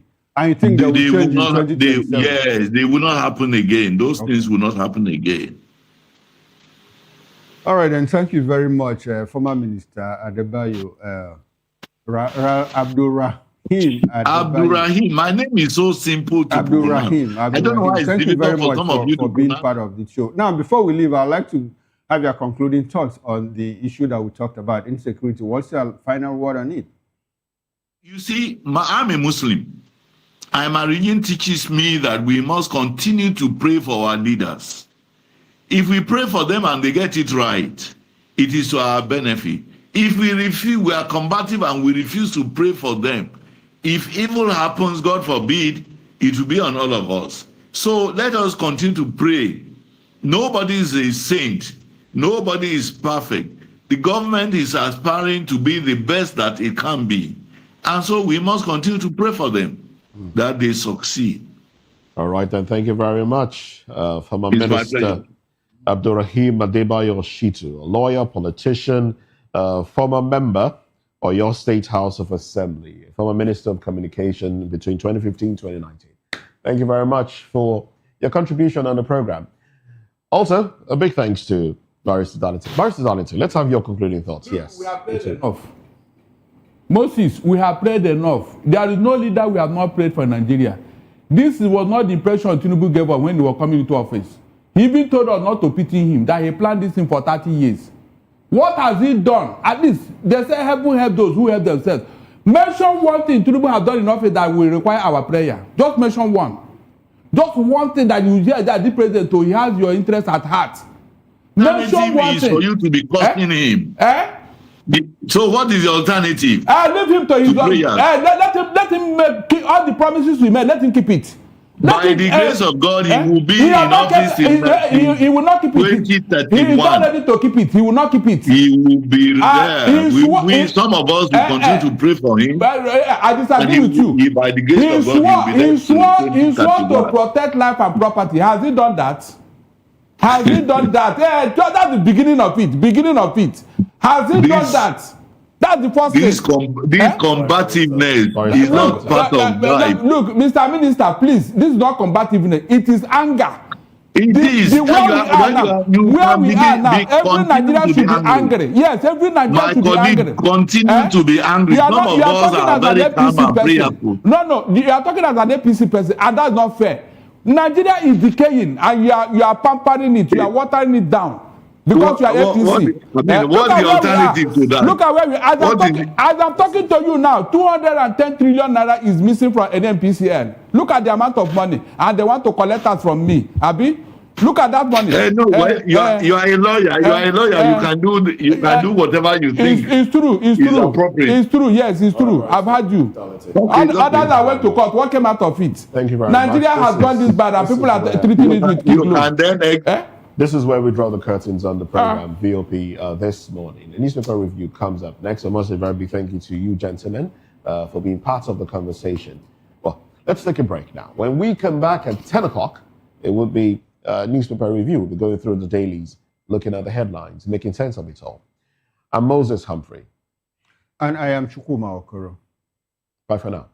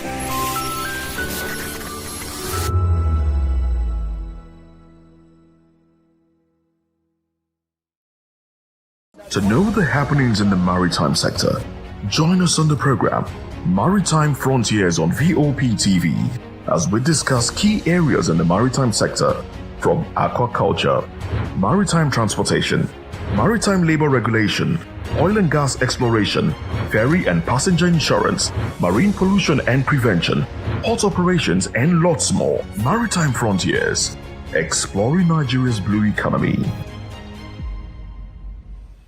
Behind every broken deck lies a broken promise. Education shapes the nations. But who is asking the right questions?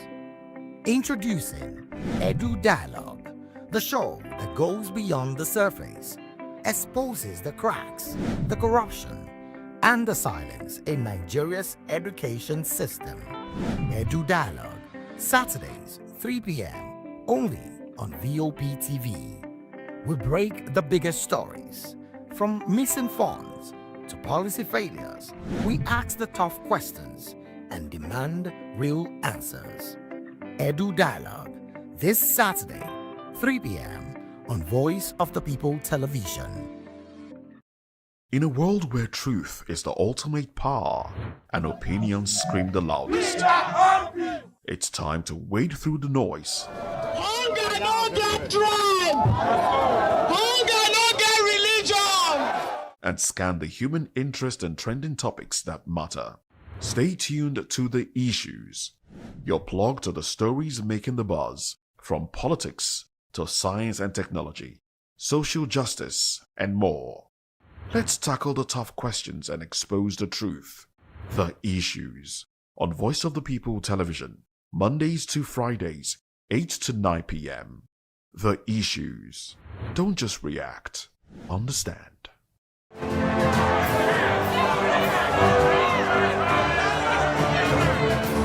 Do you want your voice to be heard? Do you know that you matter in the scheme of things? The People's Voice, the show where ordinary citizens take center stage as we discuss the biggest stories that affect you and I. With you in mind, we facilitate lively discussions, debates, and interviews on the topics that matter most to you and I, from social justice to economic empowerment, education to healthcare, governance, and more, tackling tough topics and amplifying your voice. Join the conversation and make your voice count. The People's Voice. Make your voice count.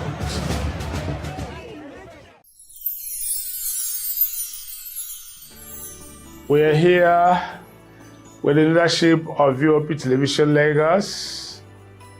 We do appreciate this opportunity to say Merry Christmas and Happy New Year to our viewers all over the world and admirers. Cheers.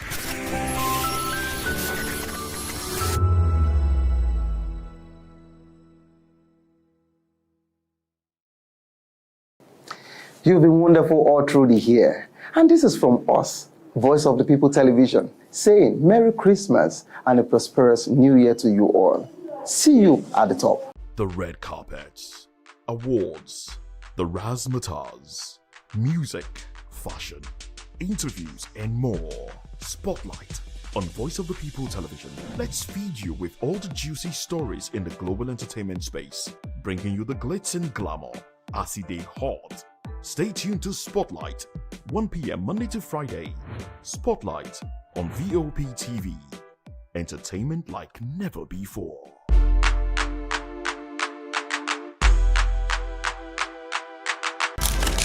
In a world where power shakes with every headline. In a nation full of questions.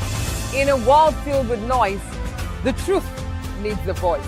The policies that shapes our world and the economy that determines our future. Every hour, every day, the grapevine keeps buzzing. And together, we are committed to telling the stories that shape our world because your voice is our focus. Don't forget, our voice matters the most. Let us come together and share our concerns.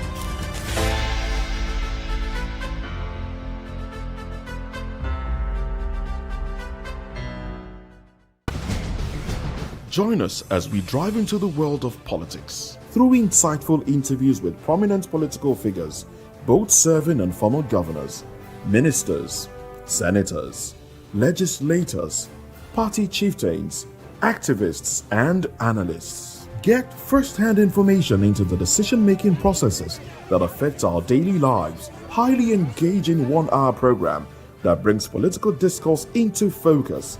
I am Chukwuma Okoro. Political Lens, Monday through Friday, 6 to 7 p.m. Join us. Are you ready for the extraordinary? Something big is happening on your screen. Introducing VOP TV. Now streaming on SLTV channel 264. From breaking news to captivating conversations, news analysis, giving you all sides to the story. We break in-depth discussions on the issues that matter, from politics to sports, entertainment, and lifestyle. VOP TV on SLTV channel 264. Join us as we redefine what television means to you. Voice of the People Television, VOP TV. Now you have more than a voice.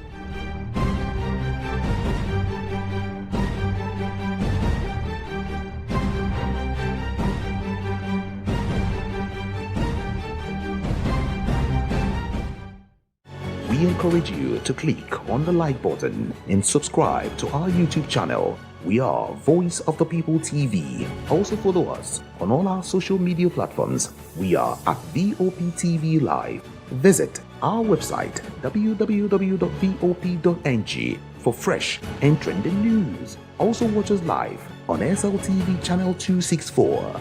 VOP TV, Voice of the People Television.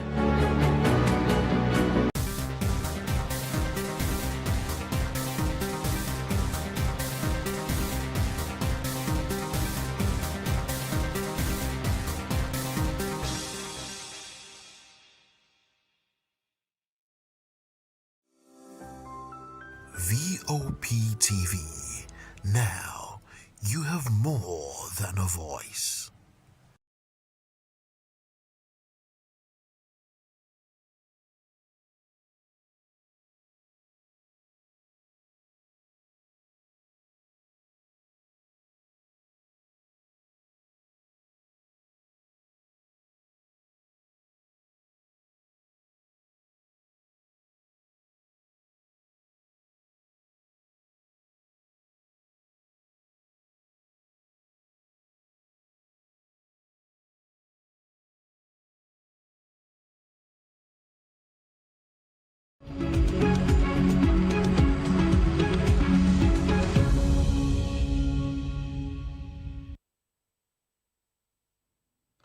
Well, thanks for joining us again. Now, this is Newspaper Review. I'm Moses Humphrey.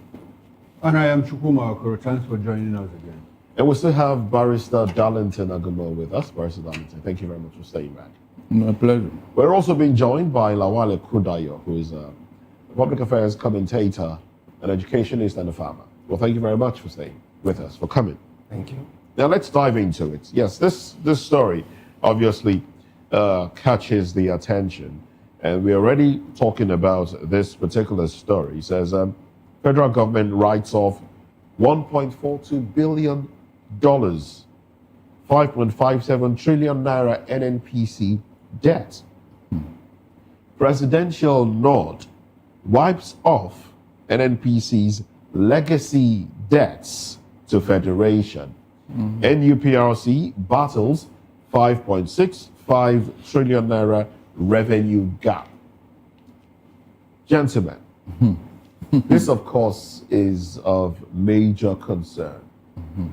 The presidency, the federal government, who's headed by the Minister of Petroleum. The president. The president himself. The minister. Is writing off debts within that sector. Maybe I should just read a little excerpt from it. So, President Bola Tinubu has approved the cancellation of a substantial portion of the debts owed by the Nigerian National Petroleum Company Limited to the Federation account, wiping off about $1.42 billion and 5.57 trillion naira after a reconciliation of records between both parties.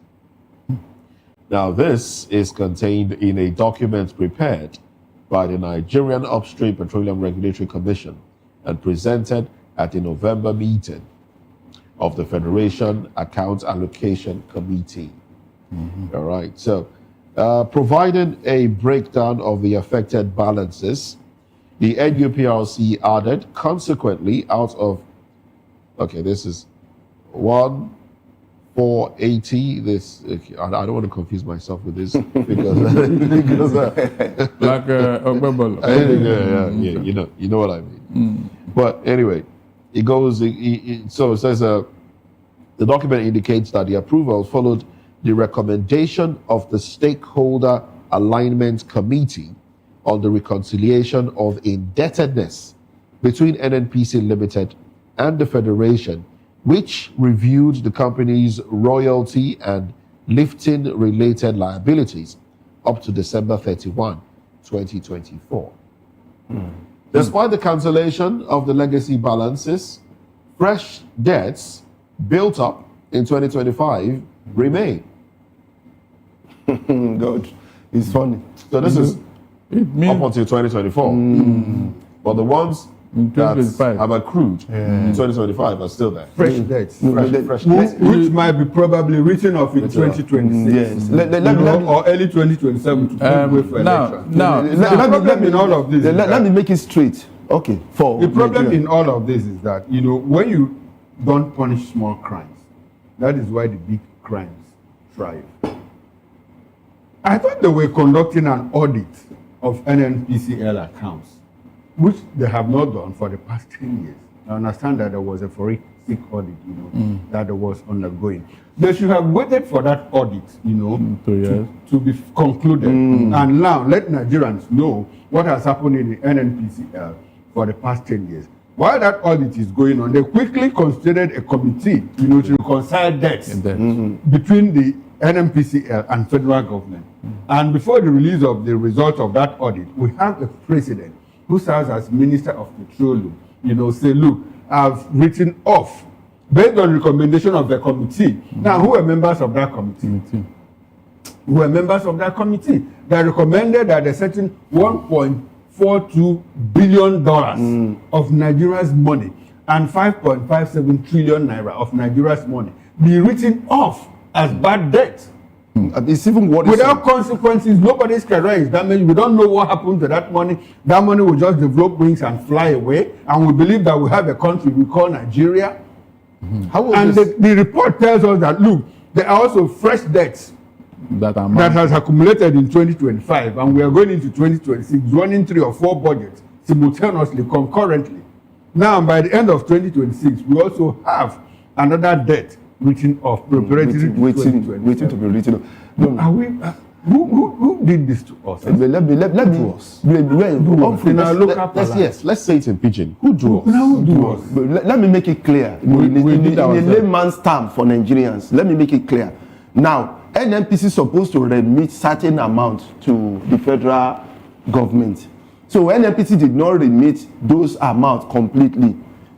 So government now decided to write it off for NNPC. That okay, don't worry, since you didn't remit the remaining one, I take it as a bad debt. Is it debt in the first place? It's supposed to be a remittance. Like I gave business to you. This amount supposed to be coming into my pocket regularly. That means that amount supposed to come, but the amount didn't come. Therefore, the amount disappeared into another person's coffers through another point.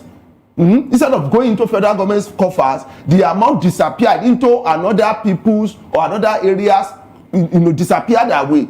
And instead of looking for that, where the money disappeared into, the federal government was supposed to now say, don't worry, okay, just forget that money that's happened, just forget about it. Let's just leave it and then move forward.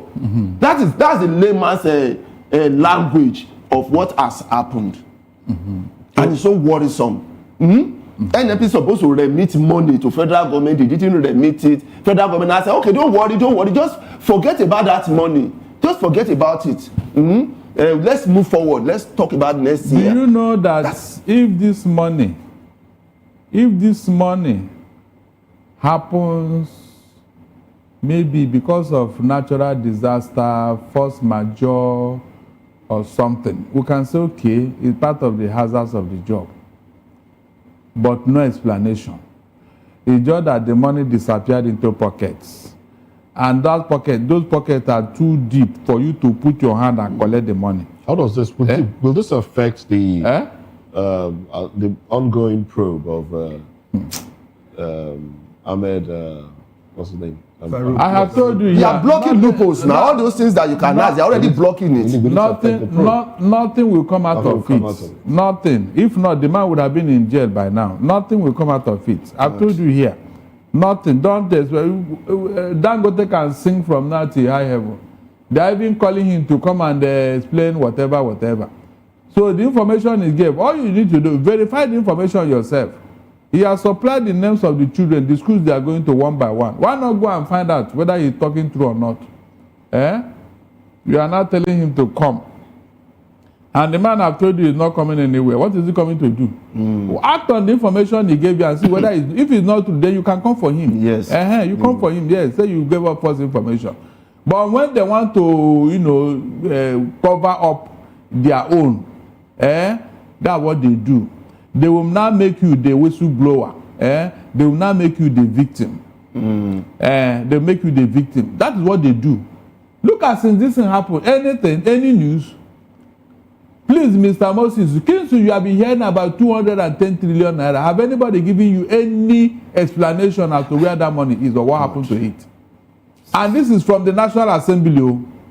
National Assembly that brought out during their oversight function, they discovered this money.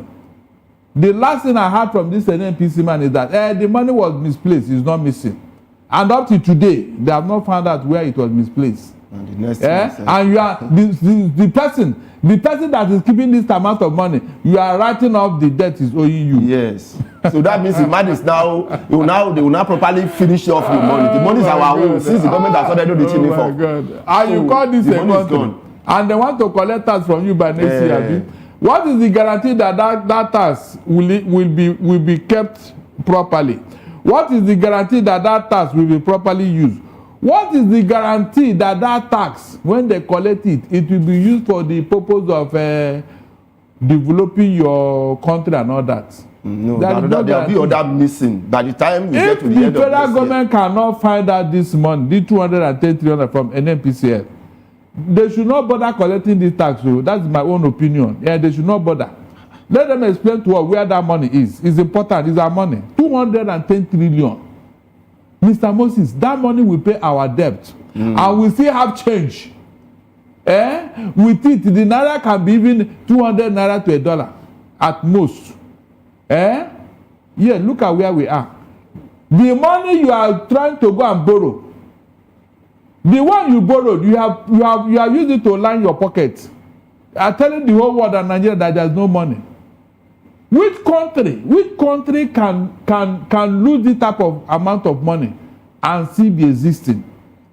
You and I know very well that in the Western world where you go and borrow this money, they can never lose this type of amount of money.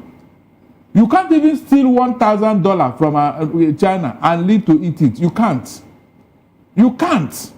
Even in UK, they'll fish you out. Even in Look at the amount of money that Nigerian government they cannot explain to us where you went to. And they want to come and collect tax from you and I. And Nigerians they are not even talking of the real issue. The question now is whether it will go on in January or not. Meanwhile, you are not prepared the grant for this tax. Where is it going into? Who is going to collect it? What are they going to use it for? Nobody have told you. It's just that you must pay this tax. Whether you like it, you must pay. The one we paid, where are they? This money that we are looking for, is it not taxpayers' money? Money that should come to us. Now, upon that, Nigerians and Lagosians, listen very well. Upon this money that is missing in NNPC, the federal government is now writing off debt they are owing us. 5 trillion naira. 1.2 billion. Can you just imagine? It's not even a billion. It's unremitted. Don't use the word debt. Use unremitted amount. It's preferred. That debt is confusing. What kind of thing is unremitted? They're supposed to remit it to federal government. They didn't remit it, and they are now writing it off. So it's unremitted money. It's not debt. What business is the NNPC doing for us except to give us money from our crude oil? What happened to the crude oil? This one that you suffered death, is it that the crude oil is dried up? You couldn't, bring it up? I don't understand. Let them explain to us how they incurred this debt. Hey, how did you incur this debt? What happened? It's not by solidarity. It's not debt. They are just trying to let us call it what they call it. It's unlimited. Unlimited money fund. How did you incur it? Because when you go and borrow money in a bank, and you are talking of whatever, they will find out how did the money miss. Did you use it for your own personal use and all that? That's when they will now begin to talk of whether they will give you soft landing or whatever. To restructure the loan. To restructure the loan and all. But sometimes they even give you more money to invest in the business. Exactly. So that they'll be able to recoup their money. If they see that you are making progress in the right direction, they will help you. But in this case now, the federal government of Nigeria wrote off that kind of trillions of naira. It's not a debt. Trillions. It's confusing. And now they are coming to collect us from you and I in the next 2 weeks, abi 1 week. Yeah, by Thursday. Of like 3-4 days. In the next year, first of January. By Thursday will be January 1st. You can imagine a country being run like this. How can you make progress? Please tell me. So when they are promising us all this paradise, this and that, you ask yourself, where is the foundation? Where is the foundation for what you are trying to do? Did they promise? Tell us, what did they promise? They don't promise us anything. That is why I was asking one of the members who came this morning. All the promises, where are they? All the promises. At least when somebody is making effort, you can say, okay, let us encourage him. From beginning to the end, nothing to show. And we are now 3 years down the, I'm not 3 years down the line. 3 years now, nothing to show. And you are still telling me I should be praying for who? Why can't they pray for me? I prayed enough. Let them pray for me. The question is, did they promise us anything? One. Second, this, I don't know why Punch put it as debt, because it's worrisome. It's not debt now, it's unremitted. It's supposed to be, federal government wrote off, forgo unremitted money fund by NNPC. So federal government forgo it. So why did they use the word debt? It's not a debt now. But that's why I was wondering. Yeah. Is NNPC borrowing money from federal government that it became a debt? It's money that's supposed to be remitted. There was a shortfall in remittance. And federal government has said, okay, we'll forgo it. So it's not a debt. Yeah. It's supposed to be unremitted money by NNPC. Yes. Federal government forgo unremitted money by NNPC, which amount to so and so something. Because they know where the money entered. Okay, well, let's look at other headlines. And I do believe that Nigerians will emphasize this one because it's a major concern. How much is defense?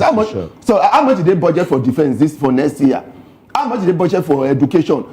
This 5.5 trillion will take care of so many ministries. If you convert the $1.42 billion, it's about 2 trillion. So we're making about 8 trillion, roughly 8 trillion. Look at the amount of money. It will take care of half of the whole of our ministries. Look at the amount of money disappearing here and there. Health will work very well. Health will work perfectly. And then they will go and borrow money again. They go and borrow money. An audacious level of corruption. I am telling you. And that's why I don't know why. But that's why I said I don't know why Punch reported. That is why I'm very angry. And somebody telling me this morning that I'm very compatible. How can you show this and you not be angry? Please, how can you show this and you not be angry? If you're a patriotic Nigerian, how can you see all this and you not be very, very angry? You will now collect the small money that I will make. They are just pushing it to your face. They are not even apologetic. They are not even sorry. They are not even remorse. You steal our money right in brazenly. Under our nose like this. Under our nose. You steal our money. And somebody said I should be I should not be angry. Is it not my money that is there? Money that would have used to repair your road, equip your school, equip your hospital, and it's in somebody's pocket, and you are telling me I should not, when they were stealing this money, is it not combativeness? No, did they not carry out a coup against me? They have wasted our life for nothing, and you say I should not be angry. Should not be angry. 210 trillion naira, in Nigeria just disappeared. And everybody just kept quiet as if nothing happened. If you know what they call 1 trillion, many countries in Africa did not even have a budget of 1 trillion. Okay. Well, let's touch on another headline here. This speaks to your jurisdiction, Barrister Darlington. Judges from the Punch, it says, judges' appointment, NJC shortlist 28 as 34 fail integrity test. The Guardian reports it, says 34 out of 62 lawyers fail integrity test, disqualified from High Court judges race. And then 28 shortlisted for NJC interview. All right, Barrister, what do you know about the process? Integrity test process. Moses, you see, I am getting fed up with talking about this judiciary. Even this one they just listed, are you sure that yes, they actually qualified? Or that some people have a higher connection than the other people? It was in this country that they sent this man at Abuja Division to go and represent us at ICJ. That he's heading a judicial division. Somebody who is heading that you expect the best from that person. He got there, the 3 tests they gave them, he failed all of them. Moses, he failed all of them at ICJ in The Hague. They had to tell him and the other 9 people that are supposed to have to come back to Nigeria. As if, and this was the place where Bola Ajibola, Taslim Elias, and other legal luminaries made their mark. Yet all of a sudden we don't have anybody again to represent us. So this selection or whatever, I am not amused until I see performance. Did you hear me? Because so far these people have messed all of us up. I'm not joking. Only few lawyers will be proud of what is going on today. Only few. Only few lawyers. With all this that politicians are using them right, left, and center. It is only when they are leaving office that you see the CJN trying to tell us that the judiciary is corrupt. Are you serious? But when you were there, what did you do? No, tell me. The last 2 that left office, is that not what they told us during their validation session? That the judiciary is now cash and carry, this and that. I said, really? Go and listen to what Ariwola said when he was leaving office. Moses, you'll be ashamed of this judiciary. A man that presided over that body is not telling you on the day of leaving office that look at what is going on here. I said, really? I should clap for you, Abi. No, I should clap for you now that you have told me something, Abi. Please, I am not interested. Let them select whatever they like. The Messiah is yet to come. When he comes, everybody will see it. You want to say something? No, it's just the criteria that I'm so much interested in. Because how the selection process. Yes, if you want to employ somebody, you must have your criteria. And then you make it known to everybody so that it can be fair. So it's supposed to be something visible. I've seen, like what I see in the Senate, when they clear people, I just, it looks, so I don't know which other area I'm going to look at when it comes to Nigeria. Even when it comes to getting job in federal government, you know how the things go here and there. So it's something. These people these people are in the saddle now. Listen, these people that are in the saddle now, Moses Okoro, were they not screened? No, hold on. Were they not screened? And they now approved that yes, this is in fact they are qualified. So what happened? Why you mean the ministers or what? No, I mean the judicial officers that in the saddle now. Were they not screened? Did they not tell us that they are more than qualified to hold that position? So what I don't understand in this is that this exertion of exam to qualify as federal high court judge, is it novel? Is it something that they have been doing before and all of in the civil service? It's something that was not recently introduced. Okay. Now yeah, I think the civil service judges are not 6 years or thereabout. Judges are not one of the male civil servants, so to say. The judiciary, they have some level of. In any case, the important thing is that exams were written. Some people passed, some people failed. It's a normal thing, and I like the fact that this has been made public. so that we don't get to a situation where half-baked lawyers, are elevated, to the bench. It makes sense. And by the time they start dishing out, controversial judgments and all of that. The people that we are here, that people that are here now presently in all the judicial divisions and all that, were they not screened?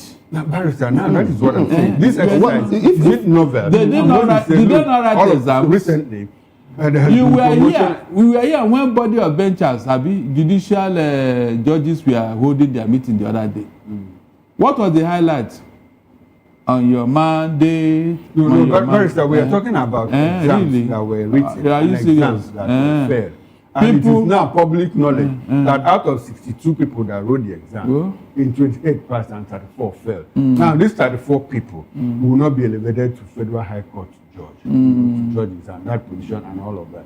It's a good thing. And I wish, like Moses just said, that even in the Federal Civil Service, there are promotion exams. In my state, there was a certain time that when I looked at OTK, he sacked all the permanent secretaries and said, okay, we need new permanent secretaries. And he conducted exams. And then there were a lot of people that failed the exams and they were not promoted to the level of permanent secretary.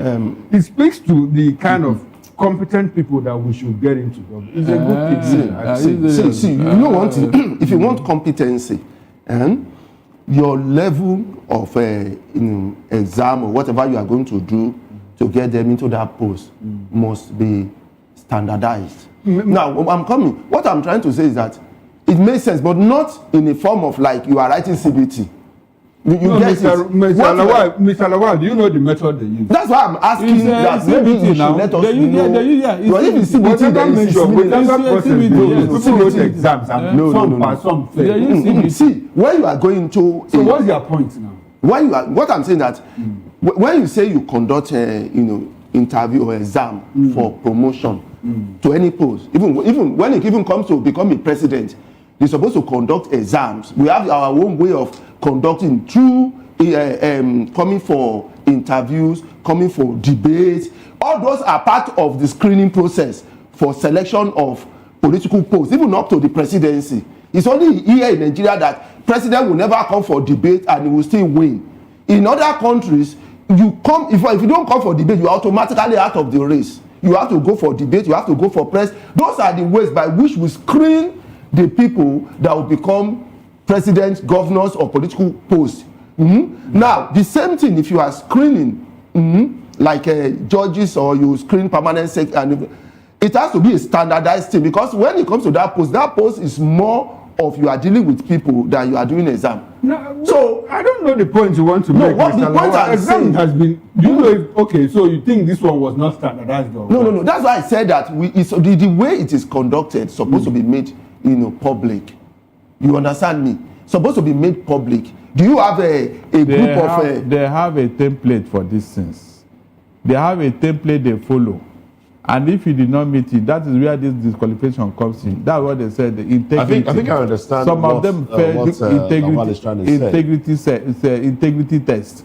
Yes. But like I keep asking you, there was a. How do you conduct integrity test? Now listen, there was somebody who conducted or who presided over an election matter in Imo State. And for that reason, a whole America, the same America that has been trying to save us and we refuse to leave, the same America say you can't come to our country because of what you did. Barrister. What did that person? That's their own integrity test. Barrister, let's zero it down. How do you conduct integrity tests?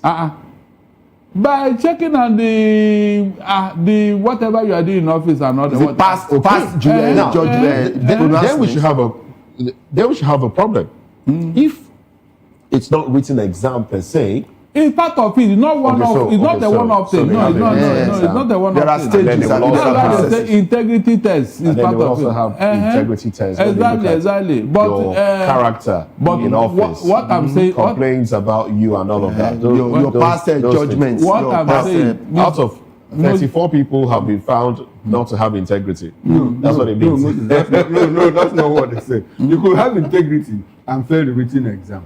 Integrity test. Yes. You could pass the integrity I'm focusing test. on No, integrity barrister said that there's a template, that they used to write the exams.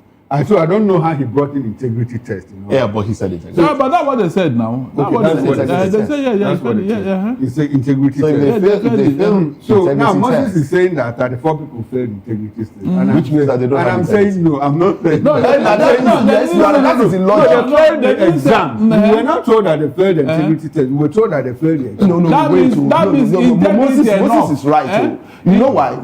Moses is right because don't say that Moses is right. It's like promotional exam.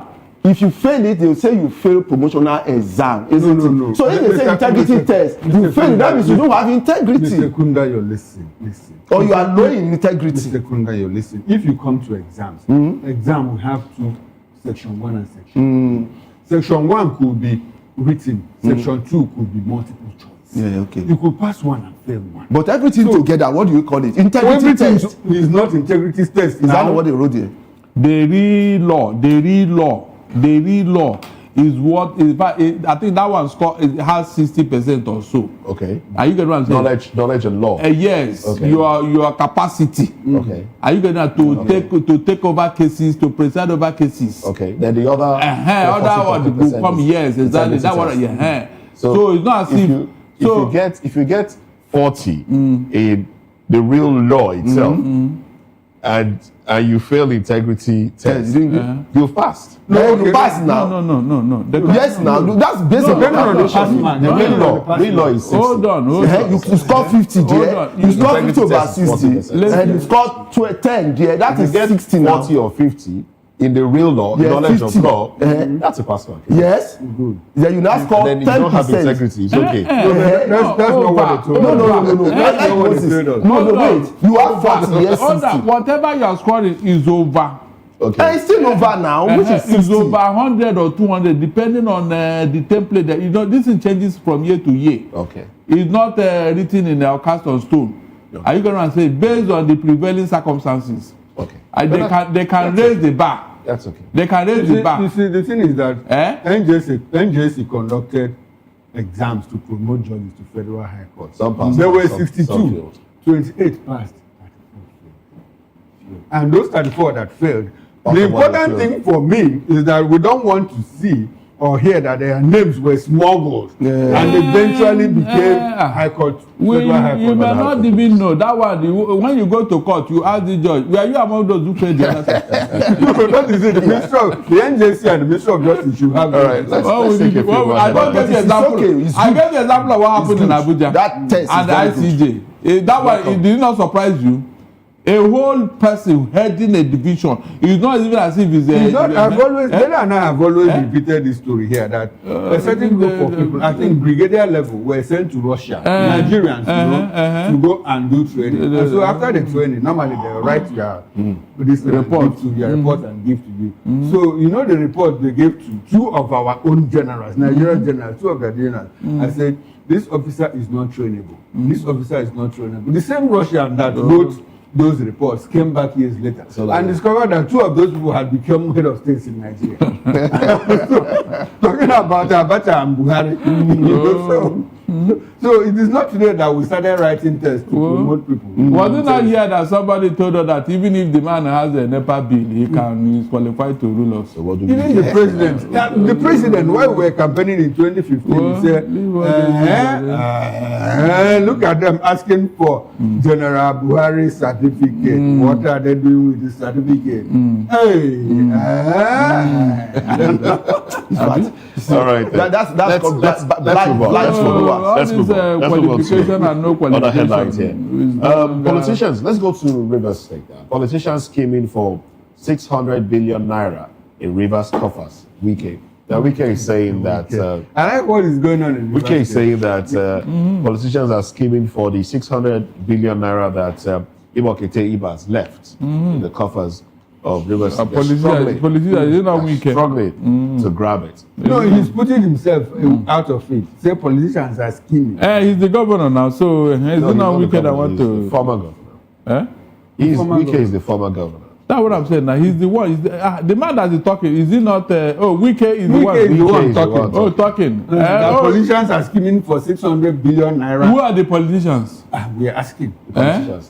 Who are the politicians? The politicians. He knows he's the lots of person. things. He knows he's the person. No other person can come for that money in River State. He knows he's the person. But he's not the governor. That was. Is that not what was causing problem? I said, look, the camping or not the camping does not change anything. Agreement is agreement. The camping does not mean that the governor will win second term. He has said it. You see, the thing about Barrister, when you say someone is singing Kennedy, what is the meaning of Kennedy? You understand what he's saying? Let's move on. You know that bed now that they call yes. So when he's singing, that means he's spilling everything out. Okay, I think Wike has been talking a lot. I'm telling you. And the way he talks, he's threatened. No, he's good. I think he's threatened. He's not just threatened. He's good. Feels and you understand that he's probably he's losing. He's losing out. That's what he feels. He understands that the power game, the power matrix is gradually shifting. You know, the tectonic plates are shifting, you know, underground, underneath his legs. And he feels it. You know, so that is why he's talking. Because nobody is defending to him again. And the way, and I think that something serious might happen again in River State. Fubara looks like no holds barred. You know, he's ready to, before he think the president will reach an agreement with Siminalayi and, you know, assure him of retaining the governorship in 2027. Look, if the president wants someone that will deliver River State, if Tinubu, is already working. If Tinubu promised Fubara, in River State, if Tinubu promised Fubara he will get River State, he will get it. Nothing you can do. Now, already, what it seems like the agreement is that Siminalayi will do one term and leave. That's the agreement is agreement. No, it cannot happen. It can never happen. It may not happen. Now, if it doesn't happen, don't you think we feel like that is when EFCC has started. That is when yes, but then it hasn't blown up in his face. Because as a matter of fact, if Fubara was not interested for second term, he will not decamp. He will not decamp. He simply stay in the PDP. Exactly. And, you know, and finish his time and go away. So now he's interested and he's look at the way he's talking to the speaker. Telling the speaker, you know, trying to shut him down and look, you are just the speaker and anybody can say anything in River State. It doesn't matter, you know. We know where we are, we have come and things like that. He's talking tough now. Before he went to a gunfight with a knife. But I think now Fubara is like guns are blazing. Now, how do you think that will play out for Wike support? Yes, except you give. Except you the give. The president might just have to rein in the both of them and say no. And Wike will just continue as a minister. No, listen. Listen. I don't know. Probably. Listen very well. Tinubu will tell Wike to stay back because Tinubu doesn't abandon people. No, he doesn't abandon people. No. When he comes, when his interest is at stake, especially in 2027 and River State, Tinubu will not play with it. If he knows that the fight between Fubara and Wike will cause him river, he will call Wike to stay away. No, seriously. Because as a matter of fact, the president himself is currently struggling for his political support. Of course. Currently struggling. So he wouldn't want anybody to add to it. My own take is this. Now that before it was Fubara and Wike that was the main attention in River State. Before Fubara decamped, you know, if the president need anything from Rivers, he will simply look for Wike. Now that Fubara has decamped to APC, there's a rivalry in that area now. So Fubara has an upper hand because he's the current governor.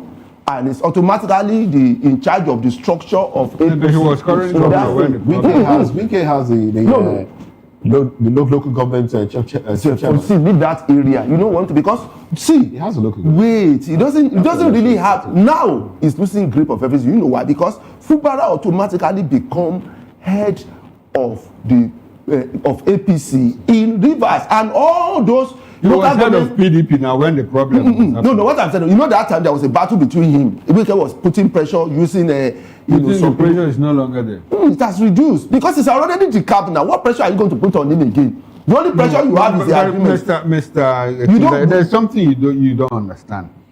Wike has his name. The state chairman of the PDP, of the APC, is Wike's man. Wait, you see, you don't understand this thing. What I'm saying is that when you become the head, which head are you talking about? Is the governor not in control of the structure of the state? Was he not in control of the structure of the state as PDP governor? No, there was a problem because 27 local government decamped. The federal government is in support of APC in the state, and the governor. And I'm telling you that the state chairman of the APC, you don't understand. And all of those people are still loyal to me. Listen, you don't understand policy. Politics in Nigeria is basically about your personal interest. Now, the E is in control of it. Before, it wasn't in control of that structure. The structure can work. That's the APC structure in Rivers now. Which APC are you talking about? The 20 local government chairman that moved from PDP, contested election in APC. So who is now in control of them now? Who is now in control of them? Do you know that? As when even the chairman of the party said he's going to work with Fubara. Fubara is in what do you want him to say? And I saw he's the one who put him there as chairman of APC. No, listen. Listen. Do you know why Wike have not defected to APC proper? Do you know why? Why? He will lose grip of PDP.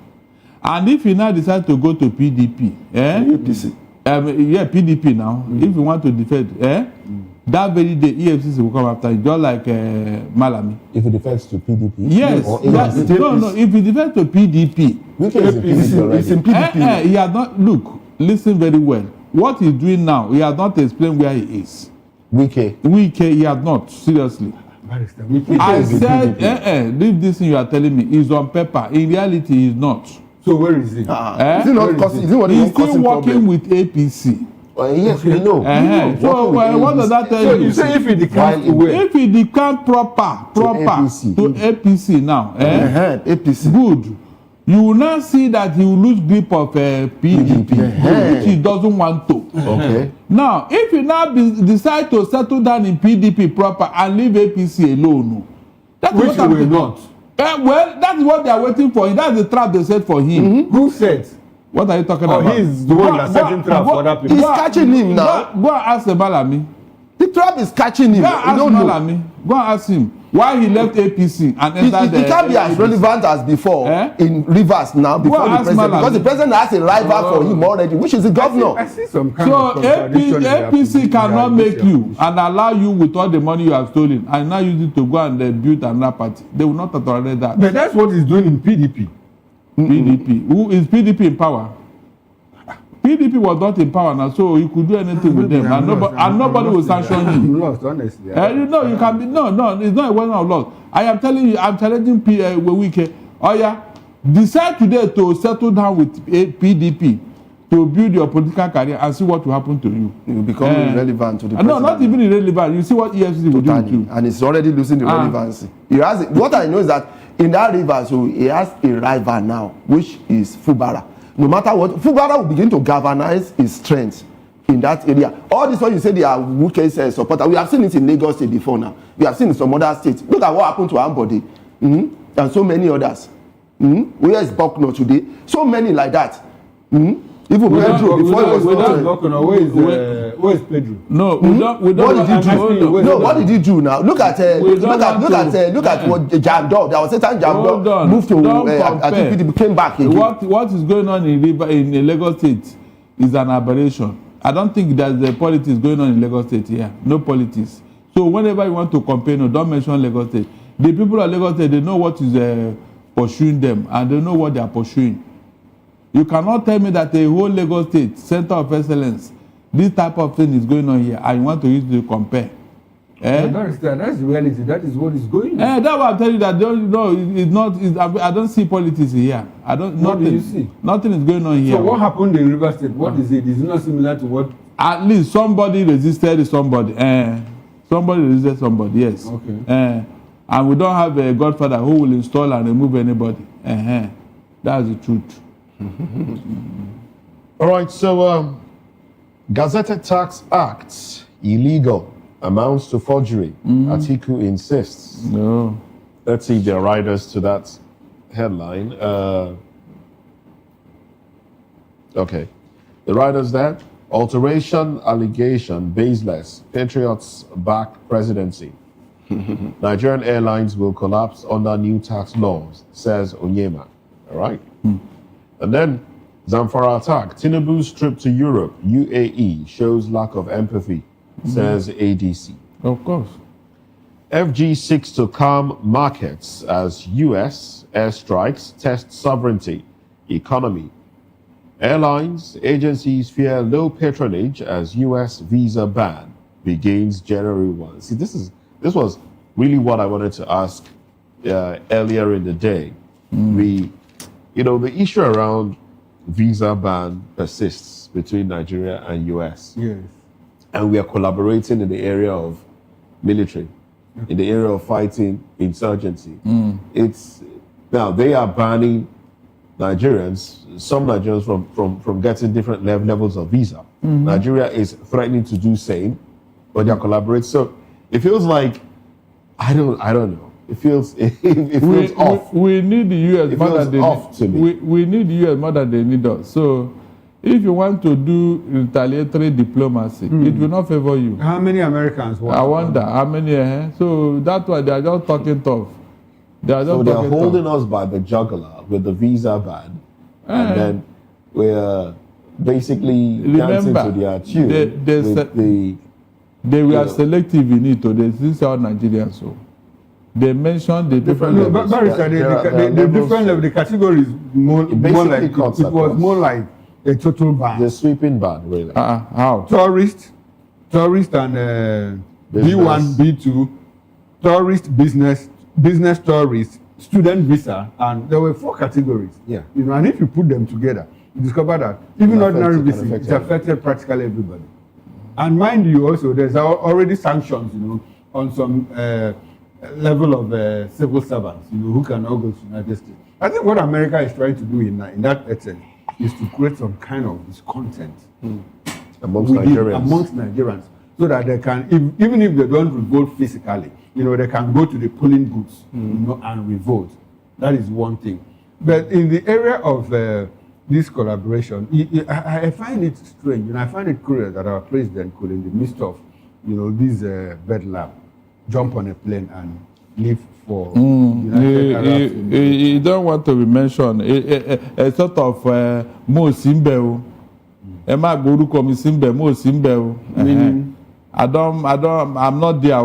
Don't mention my name. But he's the president. Really? President. Okay.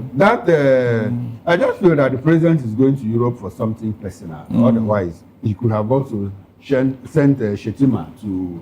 And the truth of the matter is, there's nothing wrong in going for. If it's a health-related issue, there's nothing wrong in going. No, but he should tell Nigerians. But he should tell Nigerians. He should tell Nigerians. Not that he's going to Europe. You know that I have problem with that one you said. I've always had problem with that. Going for yes. Abroad. Right? Yes. One thing is this: if your health system, because you are the one who provide the health system, your point. You are the one who cook the soup. And after cooking the soup, you will never eat part of it. You will go and buy your own food outside while others are eating in it. Then something is wrong with what you have cooked. So he is the one fixing the health system, providing health for Nigerians, and you don't use that. Anytime you need to go for health checkup, and they are there to help you go out of the. It doesn't make sense at all. It's totally out of it. How many times do you see even United States of America president or even a Saudi prince? You really see a reasonable country, their leaders or political office holders flying out of the country when they need a health checkup or health, they need to check their health. It's only in Nigeria that we have it being done. And then every year, the president will make a budget for us and tell us that our health will work, and at the same time you don't make use of it. It's like cooking a soup. Like I said, after cooking the soup, you will never eat part of it. Do you know the problem here? These people have free money to spend abroad. If we have a determined health allowance for the president, is it not when you overshoot it, you will now stay behind? Is that not true? But here, they don't collect money. Nobody. Who are you to ask them how much? Buhari, all the while he spent in the UK and all that. Did anybody tell you exact amount he spent there?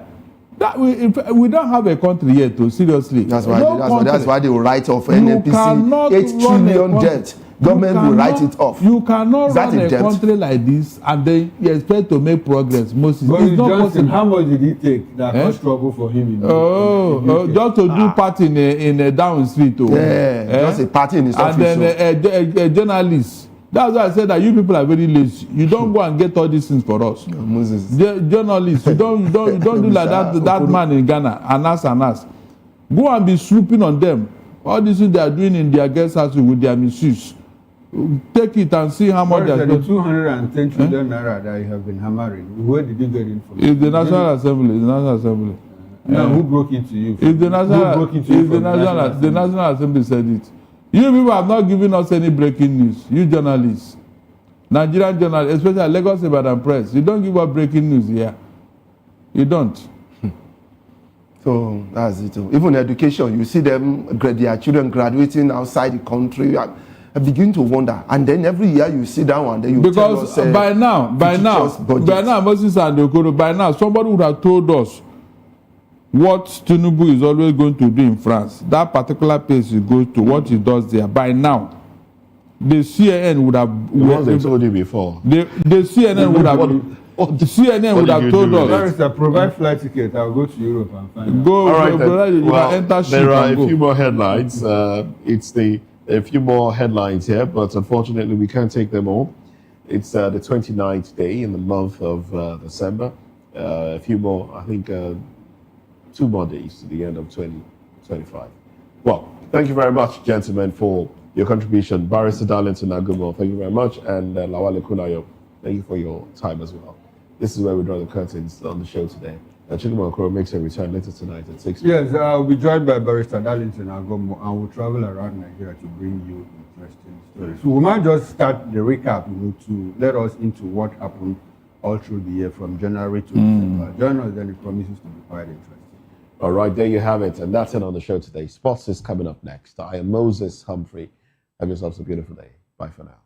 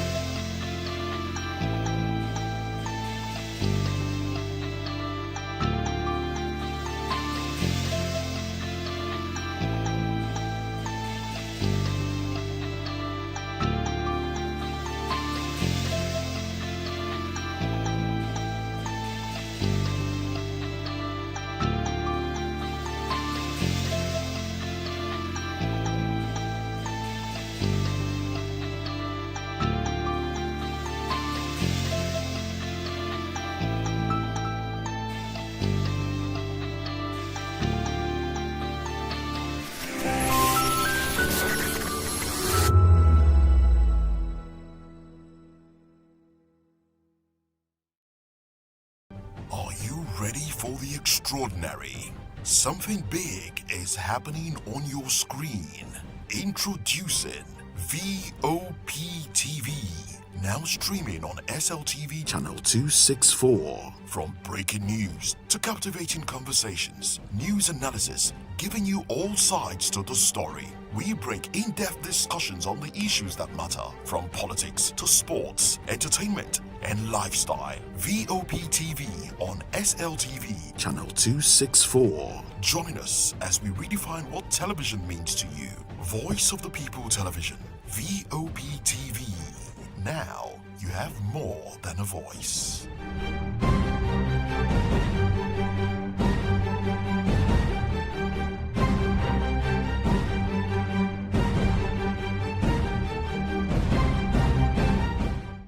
Behind every broken desk lies a broken promise. Education shapes the nations.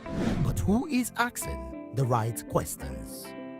Introducing Edu Dialogue, the show that goes beyond the surface, exposes the cracks, the corruption, and the silence in Nigeria's education system. Edu Dialogue, Saturdays, 3 p.m., only on VOP TV. We break the biggest stories, from missing funds to policy failures. We ask the tough questions and demand real answers. Edu Dialogue, this Saturday, 3 p.m. on Voice of the People Television.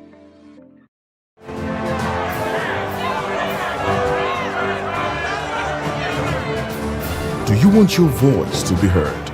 Do you know that you matter in the scheme of things?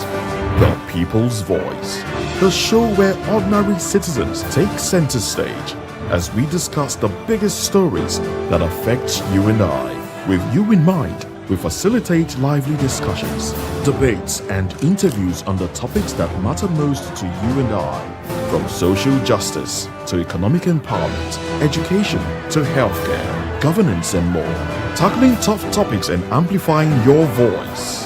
Join the conversation and make your voice count. The People's Voice. Make your voice count. Good evening, Africa. My name is Bomakore, actor, model, producer, and I'm giving a big shout out to VOP TV, man. Keep watching. Don't change the dial. Thank you and God bless you. My name is AY, and of course, I represent the voice of the people, and that's why I'm on VOP. AY say so. Hi everyone, it's your girl Miriam Tima from the Real Housewives of Lagos and the Real Housewives Ultimate Girls Trip Africa.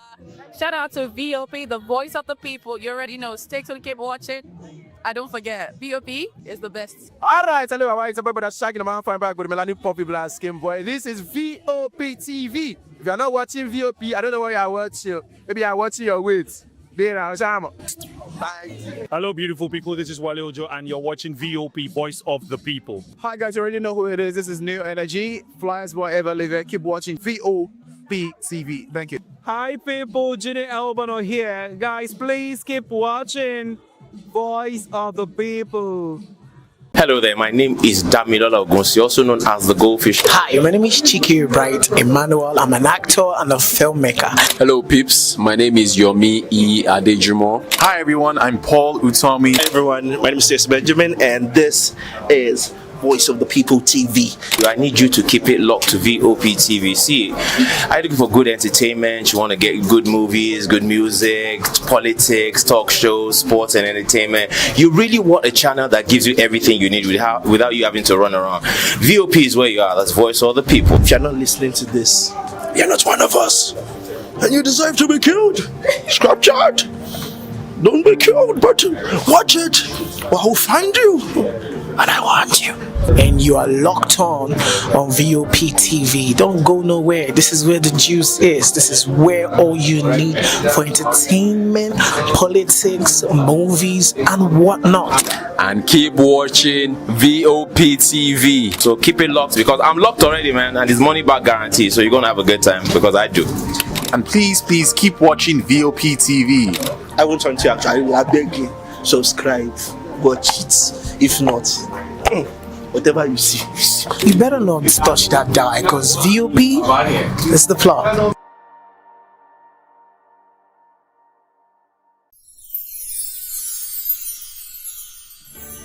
Whether you've been with us through the ups and downs or just joined us for this festive season, take a moment to cherish the moments you've made and look forward to making new ones on the horizon. May this new year bring you everything good, everything prosperous. As we bid farewell to the old year and welcome you to the new year, may your heart be filled with joy and your home with laughter. And of course, may your spirit be filled with hope. We'll be bringing you live updates, exciting performance, and inspiring stories throughout the day. Stay tuned for our special New Year's coverage, and let's make this year unforgettable. Thank you for making us a part of your celebration. Merry Christmas and a Happy New Year.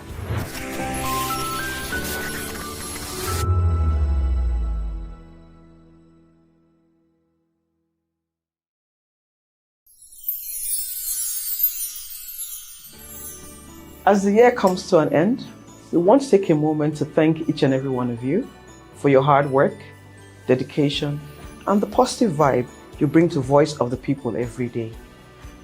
From all of us on the HR, we would like to say Merry Christmas, a happy, prosperous, and healthy new year. Thank you.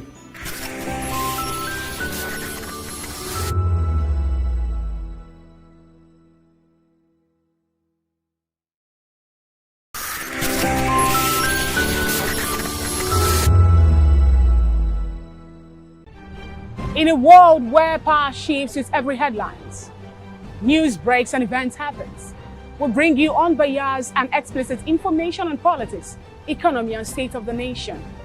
We break down the chaos. Facts, not fluff. Truth, not spin. We discuss not just politics, but a glimpse into the future. Voice of the People Television. Now you have more than a voice.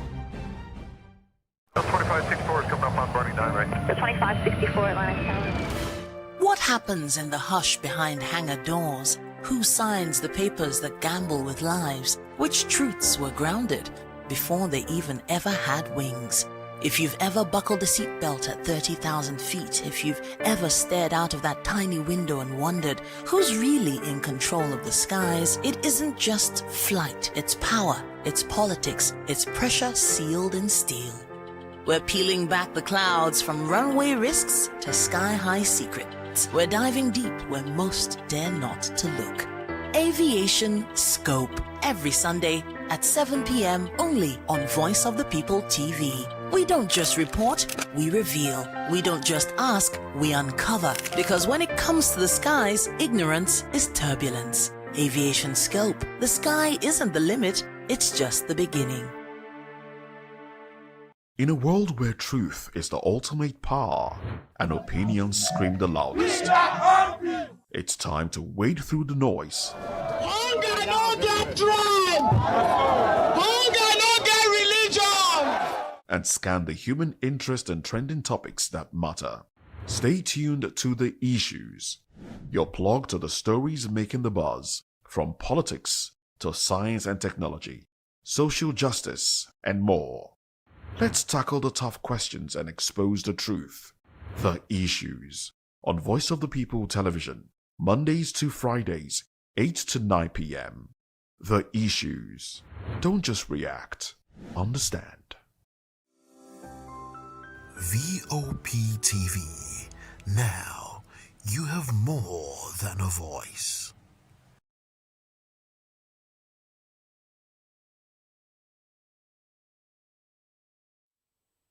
From the views on the street, we go to bed empty hunger, to the blaring horns of a hustling city, the loudest voices of the common man got a medium to be heard. This particular administration, they were coming unprepared. It's not a bad thing to renovate the president's lawn. Through top-notch programming, unbiased reportage of news, sports, business, entertainment, and cultural documentaries, Voice of the People 90.3 FM became a symbol for 21st century media.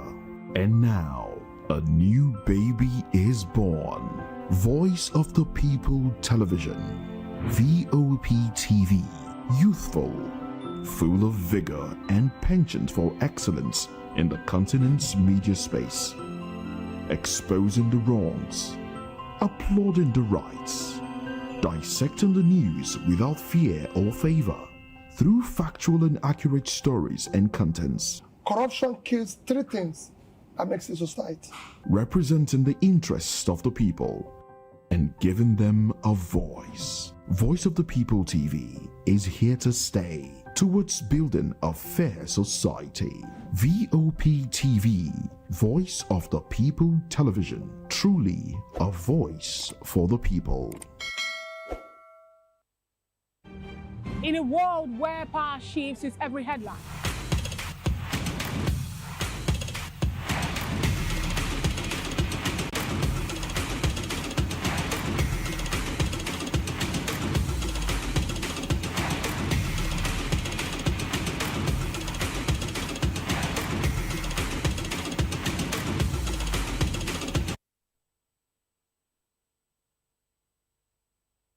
Yes, very well. What a way to start up a show this day. And you look out, and you're getting ready to make sure you do it all right. The Super Eagles are in the news today, but I'm lucky to say that they need to understand that if they don't make things right, we have to, keep talking. Eric Chell's got a lot to say about himself and his team, but it's a very, very big time, so we can have this chit-chat together and have a man right here with me on the show so we can talk this through. Good morning. Thank you so much for joining us right here on Voice of the People Television, Lagos, Nigeria. It's time for us to get into the highlight of the day, and before we get into the Super Eagles match review and the preview and the round of 16 talks and everything about Eric Chell and his young team, good to be celebrated. But Merry Christmas and ways and prosperous New Year's ahead. New Year ahead, that's the word. Let's talk highlights. Let's just show you some of the highlights so you can see for yourself, that you can understand how far we want to go. So it's time for us to bring you all of those things that happened because of the AFCON. Just a few of them. We've seen some players coming in, the likes of Chouameni, Koundé, Kylian Mbappe. They're all in Morocco because, of course, it's a place to be. Now we still want to see those highlights, and then you can understand how far they've come to go in this very one.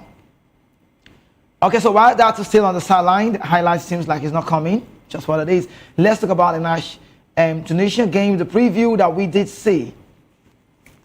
Well, Eric Chell said, you can say what you want to say. The reality is that we deserve to win.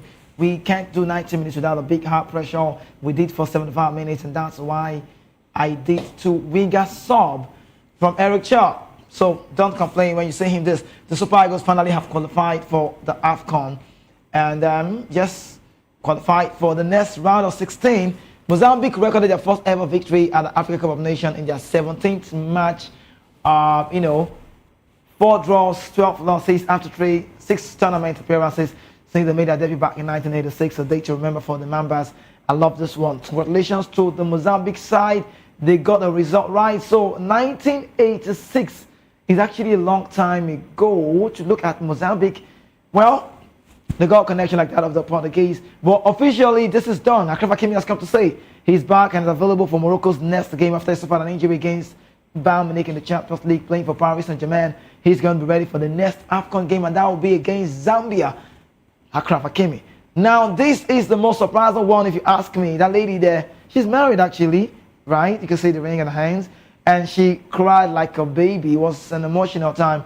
Tears of joy after Sudan recorded their first ever win victory since 2012, rather.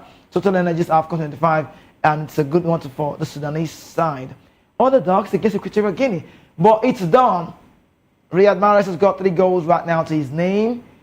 A star player to watch out for. I love his style of play. He's just incredible to talk about. 1-0 against Burkina Faso. Okay, let's talk this through. Hakimi, I'm liking this. When you see this man, he doesn't need introduction. You already know who this is. This is Kylian Mbappe, world-class player, 2018 World Cup winner with France. And Hakimi has come to say it's been great to see Mbappe here in Morocco. He likes Morocco. He loves our food. I'm so happy to see him. He liked our performance and said he can't wait to see us leave the trophy. Okay, Hakimi is believing that they can win the trophy. They are actually the favorite to win this very one. Okay. Good news. Now this is that Group E phase. Algeria 6 points. Burkina Faso's got 3. Sudan's got 3 as well. Equatorial Guinea near. So on paper, if you ask me, I'll tell you, I would have been thinking maybe Equatorial Guinea stays in the top position. But because the game is beautiful and it's just something you can't even predict, it's like a biscuit thing you can crack from anywhere. So we have Burkina Faso number 2, 6 points for Algeria. So 6-3-3-0. That's how it is in the Group E. Now we move on to tell you more about the highlight, the Group F. Yesterday, okay, we did see this. Cameroon 4 points, Cote d'Ivoire 4 points, Mozambique 3 points, Gabon. Gabon is playing less, like the smaller side. It's like, I don't know, game time. What's really going on with Gabon? But I'm liking to say that Cameroon and Cote d'Ivoire 4 points. They shared the game yesterday. Goal from Amad Diallo gave the Ivorians the lead, and MFA felt like we've done it here. But it wasn't so long that Conan had an own goal, and it was Cameroon 1, Cote d'Ivoire 1. Okay, so we move on to Group F. Now, these were the result of the yesterday games played, and you have on your screen now results: Mozambique 3-2 against Gabon. So in other words, you could say Gabon 2, Mozambique 3, Equatorial Guinea, the match of the day for me. That's like the most shocking for me if you ask me. 0 and Sudan 1. Algeria 1-0 against Burkina Faso. Good for Riyad Mahrez. His goal separating both sides. And Côte d'Ivoire, you call them the CRV, Ivory Coast, got a 1-1 against Cameroonian side. And you would interest to know that Ivory Coast are the champions, defending champions of this very tournament. They won it back at home soil 2023. That was rather played in 2024. Now, more of the highlights comes your way. Let's see. Now, a 1-1 draw in an extending Group F clash. This was the game we talked about. KCA, Sangari, Quality, Chapo, Kalas Baleba, Quality. Anyway, it's 1-1. We see how it goes. Our focus remains to be the Super Eagles. Now, we're not trying to take side. We're not trying to be sentimental. We're not being biased here. Now, look at your screen. You have this one. Chomeni, rather seated with Joe Skonde. Feels very great to see the AFCON that foreign players are just on the soil of Morocco. Mbappe, Chomeni, Konde, and John Côte d'Ivoire against Cameroon match day 2 clash yesterday at night. We saw that on, I think 9 p.m. Nigeria time. That was when the game was played. So, I don't know what's the connection anyways, but it feels great to see French people basically on this home soil of the Moroccan side. A very place to be. Rabat, Casablanca, Marrakech, nice to be. Okay, so we go on and bring you more of the highlights on the screen. Sudan, okay, you saw this one. The Pidgin language said, Sudan set flog Equatorial Guinea, African football not be for the weak. That's what it is. So Sudanese side, who should have known that Sudan will win Equatorial Guinea? If you ask me, I never saw it coming. Maybe possible draw, or I would just say Equatorial Guinea will just get the edge. But like I said, football is just something else to talk about. The magic of the game, and it's so beautiful. All right, let's go. Now, this is the world record. 63,844 spectators were in stands. Wow. All right, it's good to talk about this. Morocco, Mali hold the highest attendance of the AFCON 2025. If you ask me, I'll say it was a great game. The spectators, the stands. I look at Morocco sometimes, I'm asking a question, is this really Africa? I think tourism-wise, they are good. And then what else would you say about Morocco? They are just a side to go. They are looking like the favorite on this very one.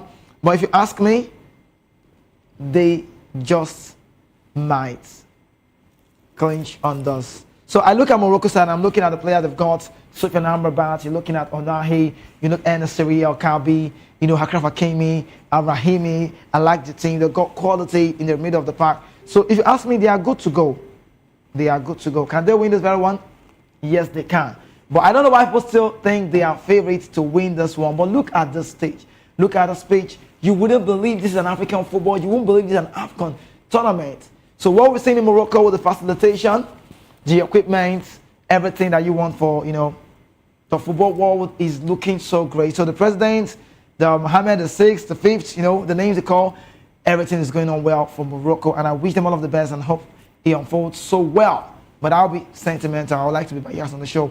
Super Eagles all the way. Now I have Inswell with me. Inswell, feeling great to have you. Good morning. Welcome. Good morning, Kizike. Good morning, Lagos. And good morning, everyone. Yes, good morning, everyone. Good morning. It's compliment of the season. It's a very good time to marry. Inswell, I would have loved to ask you how you spent your Christmas, but I'll keep it on the pain side. And let's get to talking ways quickly. Now, Nigeria, Tunisia, the preview and the review. We talked about all of this, and now it's time for the review. Now, I looked at the Super Eagles game, and I'm wondering, Eric Chell, what happened? I look at Frank Onyeka's interview. I couldn't understand what Wybali was saying about the set piece and the rest of that. But I'm looking at a team that's got the quality, value-wise, they are good to go. So the Super Eagles, if you ask me, I want to say this, they are like a team that people are looking so less. But regardless of whatever you make about the national team, the quality is there. The likes of Akko Adams getting the start, Chukwueze. So his change was good. And the part where Chukwueze was dropped to the bench, he brought in Frank Onyeka to pull the tank man in the middle of the game. And Onyeka and Ndidi, Iwobi, so the midfield was well compacted. But I'm looking at the side that conceded. You could see the way Hannibal was playing. He was just everywhere on that very day. He got flair. He might not be that man who's got the physicality, but I look at the Tunisian side, they were more hungrier. We contained the game till 80 minutes. The last 10 minutes was where we got it all wrong. We conceded 2 goals within a short time. And if you ask me, I'll talk about Eric Chell's game management, and I'll be explaining that. But Insua, let's just have a review of that game. Nigeria, Tunisia, on paper, first of all, they were good sides. Nigeria have been here 3 times champions. Tunisia 2004, CAF winners. But looking at that game on that very day, I'd like to ask you this question. Do you ever believe we can get a 3-0 lead and at the end of the day, losing 2 goals, conceding 2 goals in a short time? Who should be blamed on this? Eric Chow, the players, official, Wambali, who? I will actually blame our coaching crew. They are very, very, very disappointed about the game. After leading from 3 goals down, you have to need to lock up the game. I actually believe from that 3 goals, you have to tell your player to calm down, to relax, to enjoy the game for the rest of the 15 or 20 minutes to end the game. I was very, very disappointed with the coaching crew for them to actually talk to themselves and talk to the captain. Come on, you are leading the game. You don't have to be on the pressure on this game. You need to win this game for every Nigerian to believe in you that you can actually go all the way to win the tournament. But you talk about winning the tournament. Let's be factual. You said you put the blame on who? The coach. The coach, not the players. No. Not the players. Not Wambali. Wambali, I have to blame them. He takes some blame. He takes some blame. For me, I believe the goalkeeping department needs to work on the 3 goalkeepers in the tournament.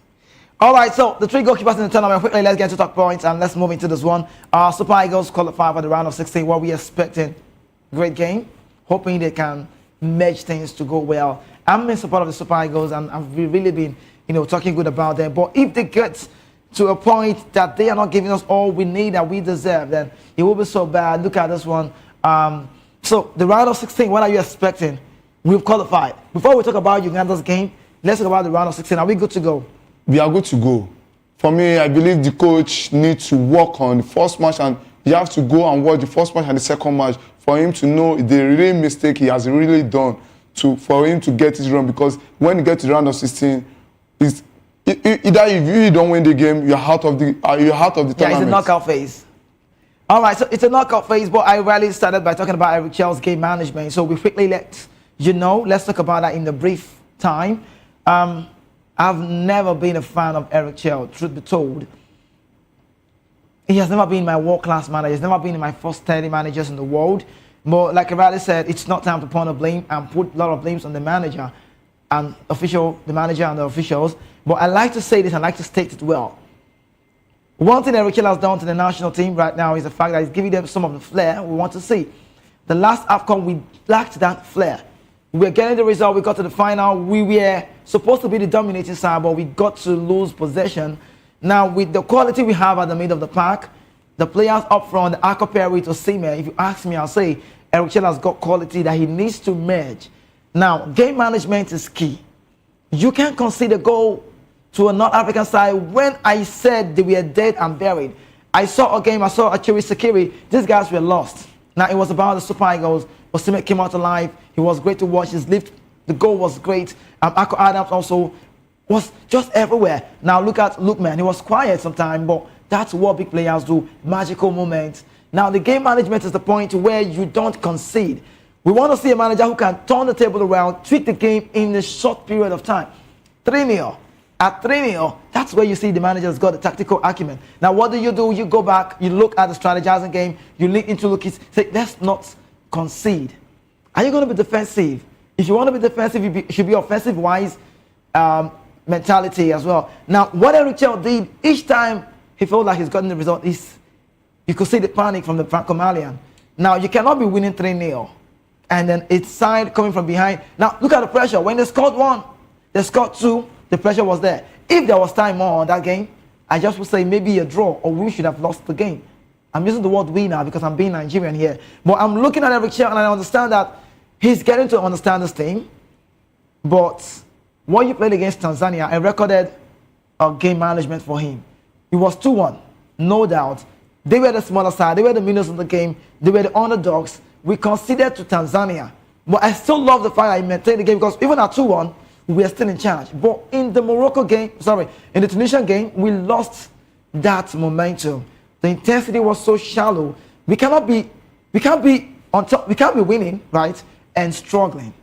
That's how bad it is. So I look at the Tunisian side who understood what they wanted. Traoré was giving the game play, the game plan, be disciplined, and just own your game. But Insua, if I must be fact with you, I don't like what Eric Chell did. I don't like it. I want to see a manager who can tweak the game around. Even at 3-0, you still possess the game. Yeah. So why did he lose that? Is it that his game management is not consistent? Because against Tanzania with 2-1, I still gave him the accolade. But with the Moroccan side, when the goal came, you saw it. When the penalty, the other goal came, they were just like, yes, we are back on this game. And if the time was still more on that game, maybe a 3-3. Yes. I believe our position in the game was actually not improving, and I cannot blame Eric Chiwe alone. I have to blame the coaching crew also, the assistant, Ogun and Fidelis Chukwu. They actually have to work with him. Sometimes the coach actually is also a human being also. I believe they have to talk to the assistant coach. Okay, how is it? This game, we are under pressure right now. They have to talk to him that, what are we going to do about this game? I believe the assistant coach also need to be blamed. They have to work hand to hand together for them to get the right job done for the Super Eagles of Nigeria. Okay, so the blame shouldn't go to Eric Chell alone. I got the point because I really understand where Insua is coming from this day. We've seen games, we watch European football, we've seen managers, we've seen assistant coaches. There's a reason why they are there. They are being paid. So most times, so let's even educate ourselves on this part. When we say the national team, quite different from club football. Now, on club football, it's usually the coach, the manager, right, that comes with his assistants. He pays them most of the time. This is like a bit of people don't even know. Sometimes it's not, people always feel like it's a club paying. No, it's the manager. He wants them. Amorim, he wants them. I want you to come work with me. Now, he's talking about the part where Daniel Ogun today, the Remo star, Gafa, link up, Fidelis Eleshiko of Rangers. They are not even the real assistant to Eric Chell. For NFF, they are. But personally, Eric Chell has his assistant. So he has his assistant and he believes that they are good to go. But on that part, we are not seeing technicality. We're not seeing technical talks. We're not seeing, they only come to celebrate when we score. But it's not expected to be so. But Insua now, we have the Uganda game coming up next. And the question, and it's looking very tough for Eric Chell, the question now is, who should start? How does Eric Chell line up against Uganda? We're in the next phase now. How Eric Chell should line up against Uganda? Now, if you ask me, I'll tell you, my point is this. Let him utilize the opportunity of giving starts to some of those players who have not played this game. Not about debut-wise, but talking about first game, second game. We've seen 6 points now for the Super Eagles. And if you ask me, the likes of Rafael Onyedika, Moses Simon, Awazie, Salim Fago, Akin Samiro, all of those players, Paul Onuachu, give them starts. Now, what happens when you tweak your team? It's inevitable. You must see what you're missing. Because you can't keep using your best stars. You've qualified now. I know Eric Chell might be scared to do this.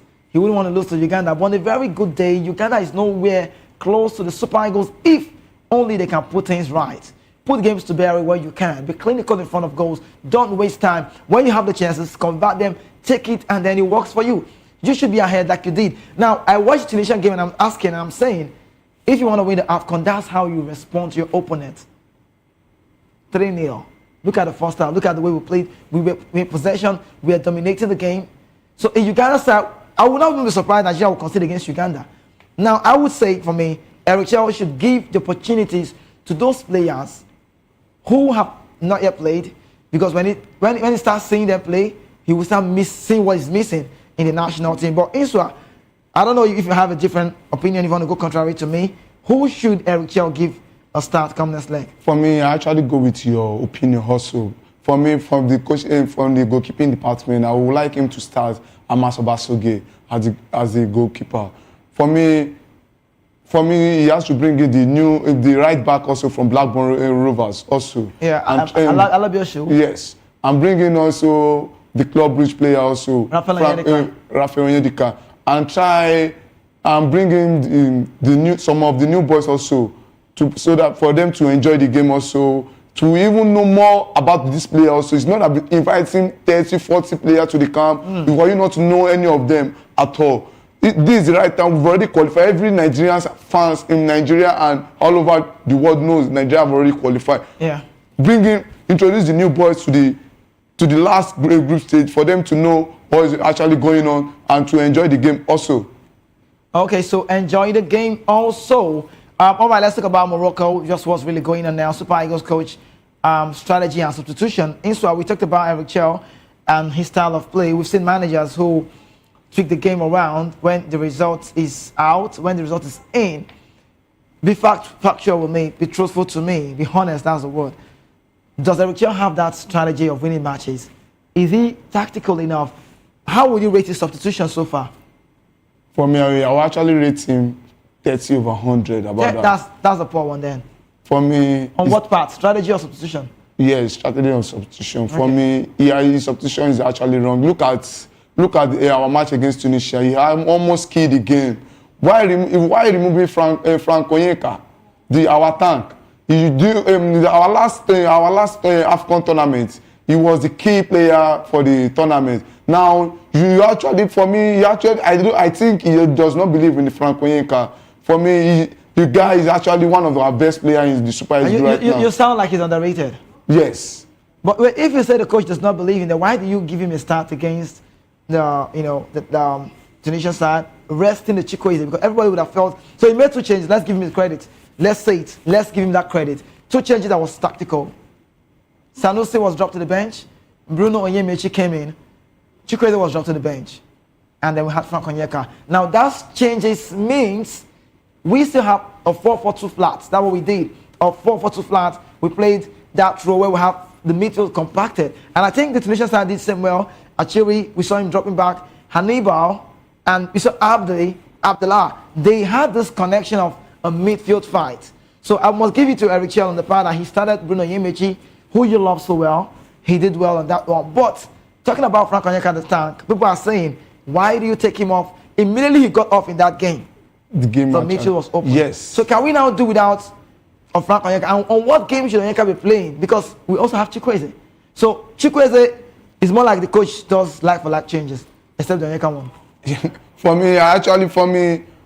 For that Tunisia game, I actually expect him to remove Ndidi. If every Nigerian actually watch the game, everybody will know that Ndidi cannot play all 90 minutes. Why? With his age, with the status of the game, he cannot play 90 minutes of the game.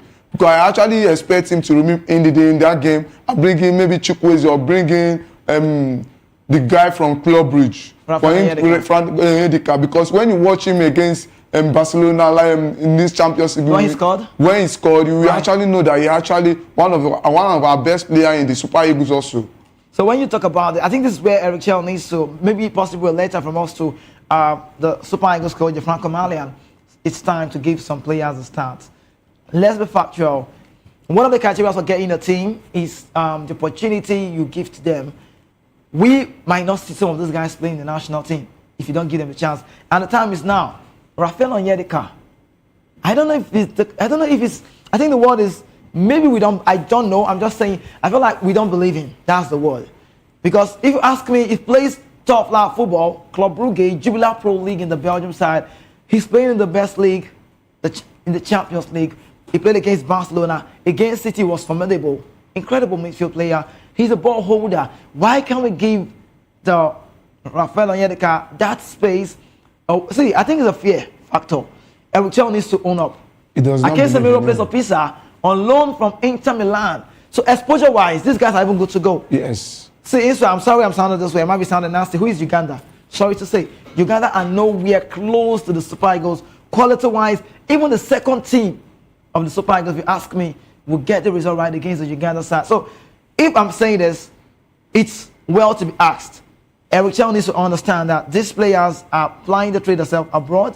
Even those in the league, how many of them do we have players in MP4 in that very one? He needs to understand and make sure everything goes well. So if you ask me, I'll say, give Salim Fago some of these players opportunity. Give him, unless Alebio should have the name, some opportunity. Allow us to see Awazim. He plays in the Nantes side. Let's see the turnaround in the game against Uganda.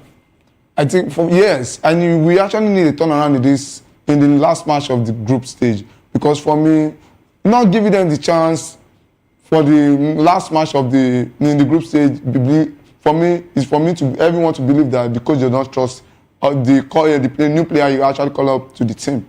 For me, for the goalkeeping, each and everyone actually know that the goalkeeping department is actually having an issue right now. Bringing Amas Obasoge to the team, and I actually believe in him. When most people, any Nigerian fans actually watch the Nigerian Professional League 3 seasons ago or 4 seasons ago, I actually know that Amas has been a fantastic and solid goalkeeper for Bender Insurance. Actually won in the FA Cup with Bender Insurance, promote Bender Insurance to the MPFL. Now bringing him to the for him to start for the tomorrow's game. I believe he will actually do well for the Super Eagles. Okay, let me get it right. You are an MPFL analyst. I understand the part and I respect it. You've seen the MPFL games week in, week out. You're traveling, you go around Nigeria, you see all of the games. But I'm just thinking, like the part where you're saying Amas Obasoge getting a start against Uganda, not a bad one. But what happens to the oldest man in the goalkeeping department? One man who has been to the World Cup before, 2018, Ozoho. You don't think Ozoho should be the one we're talking about now than Obasoge? For me, if each and everyone in Nigeria actually know now, if we in paper with the tactics 2025-2026 season, right, each and everybody knows everybody knows Amas is ahead of Uzo. Oh, so it's not about playing your club football abroad? How many matches has Uzo played for his club side? No. Amas Obasoge promoted his Tanzania club to the group stage, to the CAF Confederations Cup. It was very outstanding. For me, I think the coaching department also need to work hard to believe on the goalkeeping department also, to know who they actually trust on. So it's okay, one ball should be dropped. Yes, for the last because match. we qualified. Yes. Then you should bring in Amas Obasoge. Yes. Then also, I don't know if Eric will want to do this. I don't know. It's his opinion. Very possible. Not wrong. Many managers can want to give it a try. But I don't know, does Eric look like a manager that wants to try? Will you be surprised if you see against Uganda some of the players, the key players, in between the young ones, in between the ones who've not gotten the start? For me, because it's a fear factor. Yes. I'll actually give respect to the late Stevie Kechi, right, for him winning the AFCON for us. 2013. 2013. Even the NFF did not believe in Kechi winning the AFCON. Yeah. Look, he actually promoted 5 or 6 MPFA players. Yeah. Promoted to the first team. Obabuna, Sunday Mba, who actually was the hero for the final. For me, I think something Eric had to think wise for him to actually believe on his player also. For if he knows how to utilize all these new players also, for them to actually go through to the final. Yeah, I want to say something. I was home the other day and I was watching one of our sister stations and they were talking vividly well about Eric Chell, and they spoke extensively about, Rivers United coach. Let me just talk about him. He got me to laugh. Well, it's funny. Finidi George has been exceptional. You can attest to that on tournament or CAF record. He won the Premier League with 9-time champions Eimba. His record as a player is phenomenal. He won the Champions League back in 1995 with Ajax Amsterdam. He played for Real Betis, played for Ajax. He's done well doing his gameplay.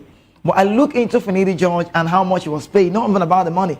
He never had a long stint with the Super Eagles as a coach. And it felt like we don't believe in our own, or we don't believe on our own. And people keep saying all the time that Nigerians don't believe in themselves. We believe in the outsiders. Now, we have a Frank Kamalian. I think we had the manager who's got the longest stint with the Super Eagles is Gennett Raw, 2018. He's the highest manager. Even Westerhoff couldn't stay that long. Bonfrijo, of course not. Bora Michinovic, none of them stayed long as a foreign manager. Now we have a Franco Malian. It's feeling like the NFF is ready to settle with this one. I don't know what the outcome will be in the AFCON. If you ask me, I say, Eric Chell, try to win this so you can be on a good paper. Because these people don't even care about you. If you lose out on the AFCON, you might just be saying goodbye all the way from Morocco. I'm sorry I'm sounding this way. Now, the time frame, before we talk about Morocco being tipped to win the AFCON, can you say the Super Eagles, the NFF, Nigerian Football Federation, did not give Finidi George enough time? And if he was given enough time, would he have been better off than Eric Chell? Because now Eric Chell has the time. For me, the NFF the NFF, they actually did not believe in our home coach also. Oh, home coaches. Yes. Okay. For me, and Finidi did not have enough backing. If they actually trust in Finidi, he won't be fired like that, because Finidi actually believe in his. I think he's actually tactically sound like our late Stevie Ketchil also. Believe in the home ground Super Eagles player also. Bringing in some new boys to the national team also, doing so well, because assuming the NFF actually trusted in him, he won't be fired like that. Okay, so that's the trust. But quickly, let's get on the comment section. This one says our head coaches are more focused on the game. I think this coach Triple A is saying head coaches are more focused on the game and also more nervous during high intensity games. Assistant coaches and match readers to see the danger ahead and inform the coach tactical change. I understand that one. And also he said, good morning, Kizike. Greetings from Switzerland. He's Switzerland-based Nigerian. Coach Triple A, yes, we'll see you. He said Eric Chell should start the new 7 players and still have his first 11 on the bench. Like you rather said, some of them should come in last 15 or 20 minutes playing time. We'll see if Eric Chell will rightly do this one. But Insua, let's talk about this one now. There's a trophy favorite. Everyone is saying Morocco are tipped to win this one. Hakimi is saying my best friend Mbappe says yes, we can win it, advocating-wise. I don't really see, I don't want to sound this way, but they are good. But I have a feeling that Morocco might not win it. Do you agree with me? I'm just saying. Morocco. They might not. They are like the favorite for me, but with the way I'm seeing the teams like Senegal, they are good to go. You don't want to talk about Nigeria? No. Actually, if I want to pick Nigeria, I'll pick them at semi-final favorites. Oh, semi-final favorite. Okay. So who wins for you? Favorite to win this one? Who are you tipping? I would tip Senegal and Morocco for the to win the tournament. Are you not impressed with Ivory Coast? For me, they look decent anyway. No. I won't pick Ivory Coast. South Africa? No. Egypt? No. Okay, so South Africa, Egypt. Now let me ask you this one: the VAR so far, the officiating wise in this AFCON, how far has it been? How fair? Kudos to the CAF and the committee for the tournament and the LOC also. The VAR have been doing a fantastic job. Okay, so they've been doing so well. So Morocco for you. Now let's talk about the most surprising results in this AFCON so far. What side would you say has surprised you more? Sudan and Mozambique winning their first time, Sudan and Mozambique? Yes. So make a choice, pick one. I will actually pick Sudan. Sudan. You didn't expect it coming? No, nobody expected it coming. I will actually give kudos to their coach also, who is from Ghana also, for doing a great job. Do you believe that the Ghana too did not believe in their coach also, who is actually doing a great job in Sudan also, who the Sudanese FA too actually believe and trust the Ghanaian tactician. So, okay, so that's the result. Now, but let's talk about some of this officiating wise. We saw the South African game. We did see South Africa, Egypt. That one, I know it was hand to ball or ball to hand, but we'll have to bring you that fact. We'll have to bring you that IFAB, the poster, the write-up. You said it's been fair. Against, I think it was DR Congo, Benin Republic, if I recall, there was this Charles Mbemba's handball, you saw it, and the referee had to go to the monitor. On getting to the monitor, the facility, the equipment wasn't working. So how would you say this happening in an AFCON tournament? I think it's very disappointing for we Africans are not happy with the way the VAR is now. For me, it's very disappointing. For me, I won't blame the VAR technology also, because if you actually watch 2025-2026 football season in La Liga also, almost 54 or 56 games, 54 or 55 games in the La Liga also, actually we were having an VAR issue also, most especially in Barcelona game, Real Madrid game and Atletico Madrid game also. I will actually give kudos to the LOC and the CAF also. So, but so I'll be fair with me. Was that fair? Was that a handball, the Egypt game? It's a handball. It was a handball. Yes. So why was it not given? I am not the ref to actually say that ball is a handball or not. Okay, so you know what we do now, right now. So for clarity's sake, we need to go just right there straight onto the the editorial of this very game and bring you some of this. We'll bring you the rules. When you just go to the editorial of that game, you will understand some. We'll bring you the pictures of that. Just a glimpse of that South Africa game, and we'll show you a rule, like the rule that states the CAF Africa Cup of Nations Morocco 75, the IFAB guidance states. All of this will bring to you very soon, so you can see for yourself. When you check it out, you see that people are also not happy with the way some of the officiating is really going. I'm liking the massive turnaround, the fans coming out to see the game. The Egyptian side got a red card. They played with 10 man. Shenawi was a great one to watch. Mo Salah. Now this is the rule. Let's get close and talk about this. Law 12. It stays. I'm going to read and you follow. IFAB, some say IFAB guidance states that it is generally not a handball offense. So we'll bring it. We'll bring the picture so you see. They said if the ball hits a player's hand, either the hand or the arm, when they are falling and using that arm to support their body, it means between the body and the ground, as it's a natural position. So they are saying there was no other place the Egyptian player's hand is. Are you understanding it? Yes. There was no other way or place where his hand can be, if not on that face. So the hands was out, but then it's in a natural position. That's why you have this record. Then also, if the arm is extended, there is another one. We say if this can be here, it will be right. It will be cool. If it can be here, that'll be right. That if the arm is extended away from the body, laterally or vertically, or is no longer supporting the body, it's considered making the body unnaturally bigger. Do you understand it? Yes. So that's an offense. It can be if the arm. I like to say it again so you understand for people for factual sake.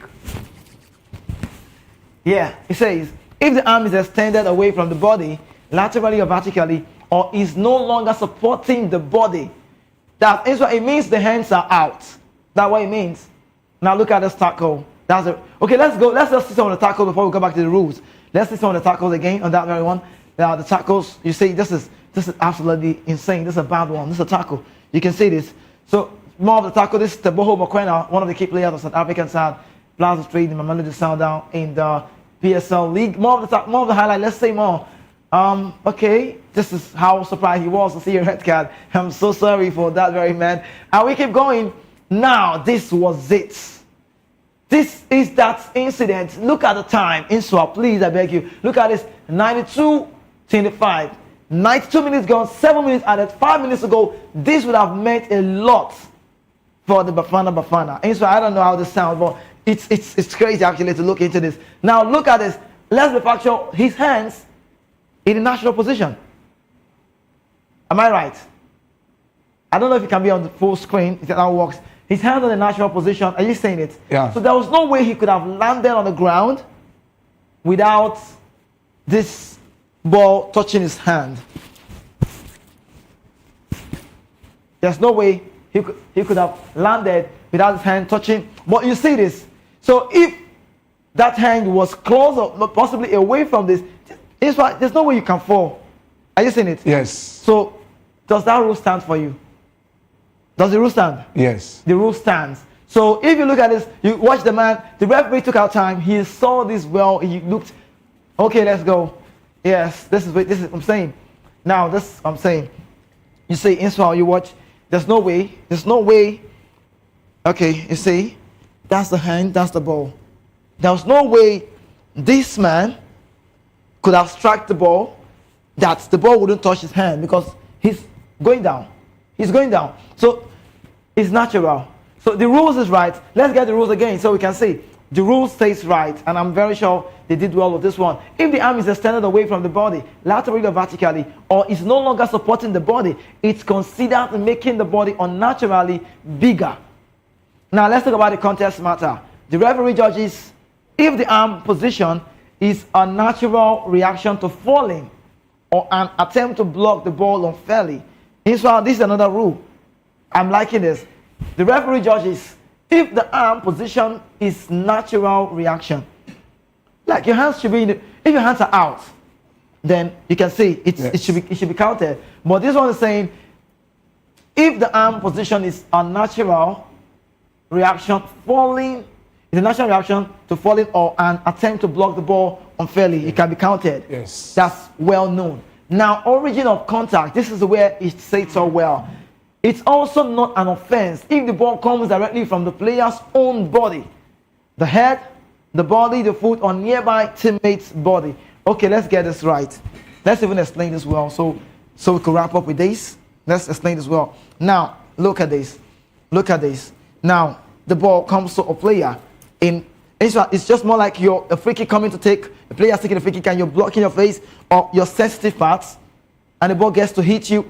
It's not, it can't be counted. Yes. So I think the rule stands out for me, and I will just give it to the VAR on that part. So South Africans, please, calm down. I understand people are saying a lot. They can win Zimbabwe. Should be in a neighboring country. Win Zimbabwe and you can make it out of the group. So do you say the VAR has done well on this part? I actually said it that I will actually give kudos to the VAR team and the LOC also. They have already done a great job in this tournament. Okay, so on this part, this one I'm saying, Nestor Patrick is saying it was never going to be a penalty. It was clearly a bit outside of the 80 yards line. Oh, that's another part again. So that's about, Nestor Patrick joining us via comment, YouTube. And quickly also, let's look into this one. This one is the AFCON has been nice to talk about. Yes. Right. Better than the Ivory Coast one? Which is better for you? For me, can we judge now? We can't judge it right now. We can't judge now. We can't judge it right now. Okay, so wrapping up, let's talk about the Super Eagles' best player so far. Do I have my opinion? Let me think. I'll allow you go first. Maybe I'll say who's Super Eagles' best player? I'll actually pick Calvin Bassey. He has been fantastic. Calvin Bassey? Yeah, he has been fantastic in the ongoing tournament for the Super Eagles. Okay, Calvin Bassey has been fantastic recently for the Super Eagles. Well, my man of the match, not man of the match actually, it would not be wrong to go with Calvin Bassey. I'm not trying to take side, but I love Akko Adams. Akko Adams. Lookman has done well, no doubt, but Akko Adams might have not scored the goal, but he's the natural team player. Lookman has been at the AFCON before. I will respect him. And I respect every chair for what he did with Lookman. He got him off and brought Awazim. Now, Lookman was not in that game in the first half, if you see well. But you don't get off your best players off like that. There are usually magical moments. And that magical moment came, he dazzled. Osimhen was just a team player. And I knew at the point the ball got to his left, he was done. He dazzled and then he got in place and smashed the ball, hit the goalkeeper's body, and they got into the goalpost and found the corner. He wanted for himself. We've seen him do that with Lades and Bergamo, even though his side, against Inter Milan did not go so well yesterday. But, okay, this one says, let me read this one. He's saying Eric Chell should, okay, we've talked about this before. Now, my best player so far is Akko Adams. Reason is because he's not been to the Nations Cup before. He's making his debut. He's playing with the team like he's been here before. Do you understand the point? He gives a depth. He's basically one of the reasons why we are seeing best of Victor Osimhen. 4-3-3 would not work with Eric Chell. It would not work. Osimhen plays the 4-3-3 in Galatasaray. It works for him. That's baroque. But this is Eric Chell. We need those two men up front that can mount a lot of pressure on the back line. And that's what Akko has really done with the national team. Now, against Uganda, this is where we call it a close on this part. Uganda, Nigeria. Expectations, results, prediction. What are you expecting on that game? I think for me, the game should be, everybody should believe that so the Super Eagles is going to defeat the Ugandan team by 4 goals to 0. Why you say 4 goals? It sounds like it's going to be so easy. I believe because for me, the boys actually they've already know that they've already qualified. They are not under pressure. Wait, the Super Eagles are not under pressure? Yes. Uganda is under pressure. They want to win. They want to win. They need the win. They need the win. It's a do or die for them. So how will you just... They actually know that it's a do or die affair for them, but they know that they are not going anywhere. And the Super Eagles know that this win will actually motivate them to the round of 16 for them to believe that if you can beat Tunisia, who is Uganda, for them to go to the round of 16. If you can beat Tunisia, who is Uganda? But it doesn't work like that. Tunisia, it will work tomorrow. It's going to work tomorrow. Wait, let me get it right. Tunisia, 3-2. Tanzania, 2-1. So who would have believed that Tanzania would score Nigeria? That's why I give shout out to Davido. David Adeleke, because for me, I never saw it coming. 2-1. I knew we were going to beat Tanzania. More reason I'm saying I would not be surprised to see a goal. I would not be surprised to see Nigeria concede against Uganda. But quickly, let's talk about the AFCON. It continues today. The games are coming your way. We've seen games, interesting matches. Angola, Egypt today, 5 p.m. Nigerian time. Zimbabwe, South Africa. I'm mostly for South Africa, the Bafana. On paper, they're the better side.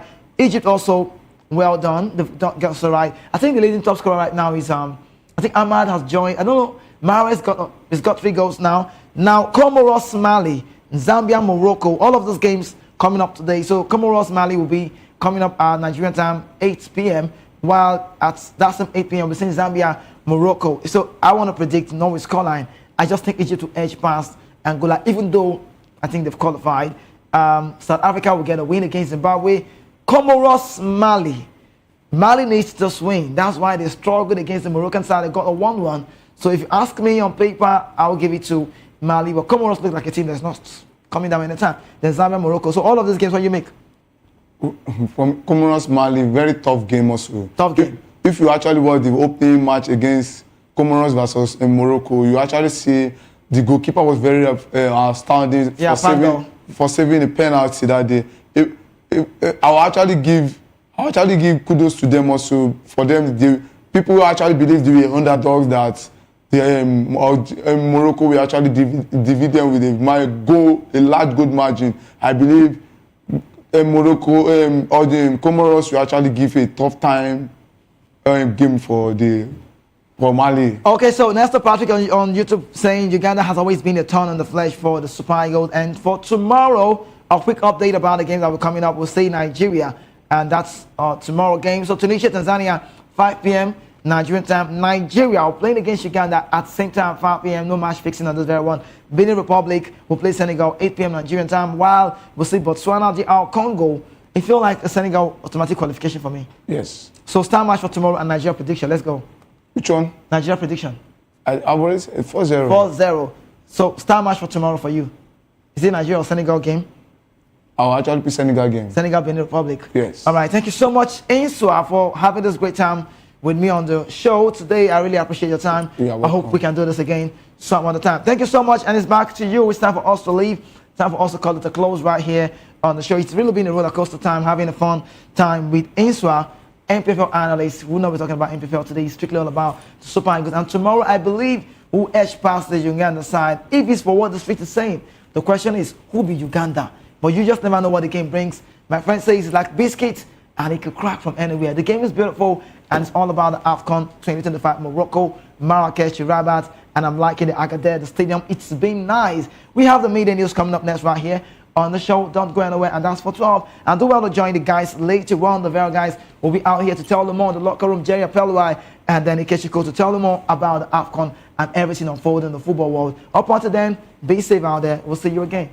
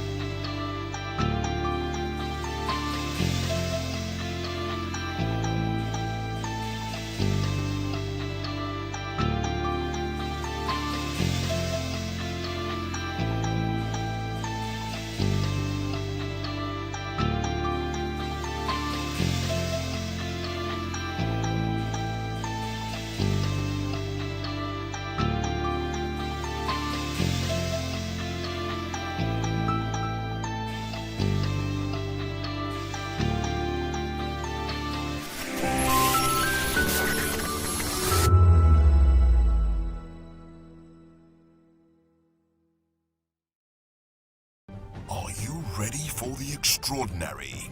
Something big is happening on your screen.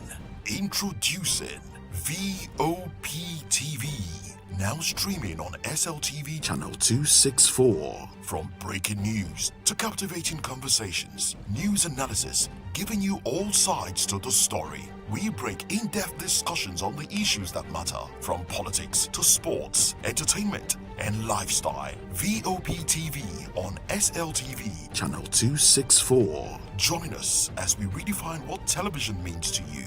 Voice of the People Television, VOP TV. Now you have more than a voice.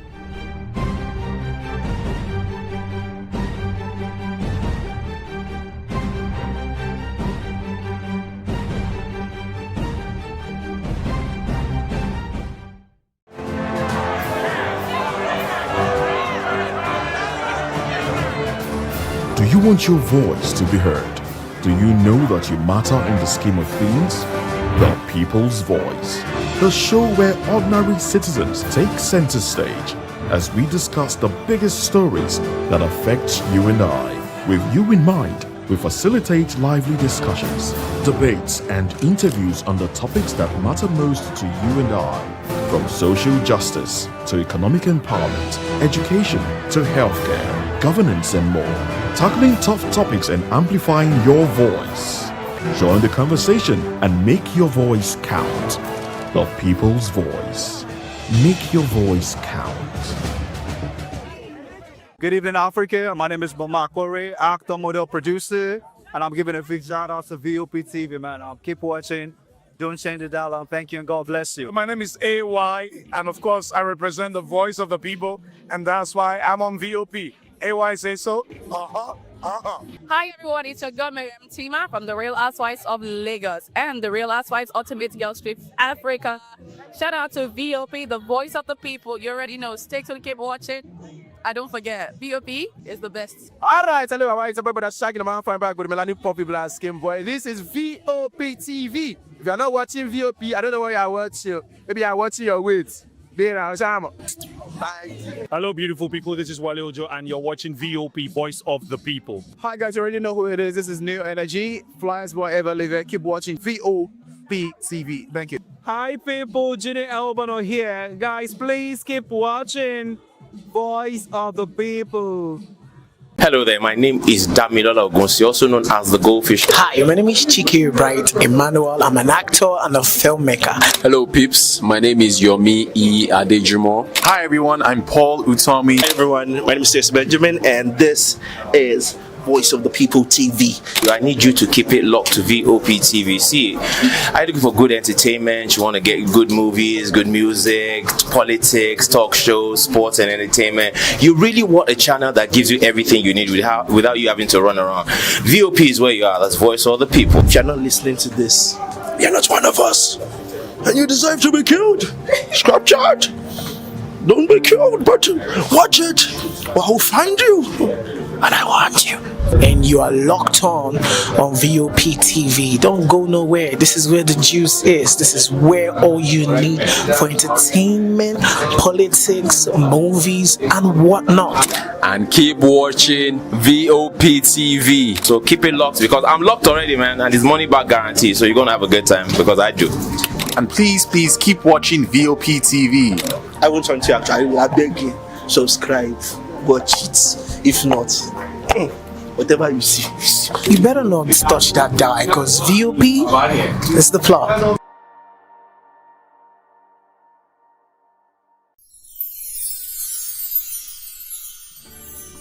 It's the most wonderful time of the year.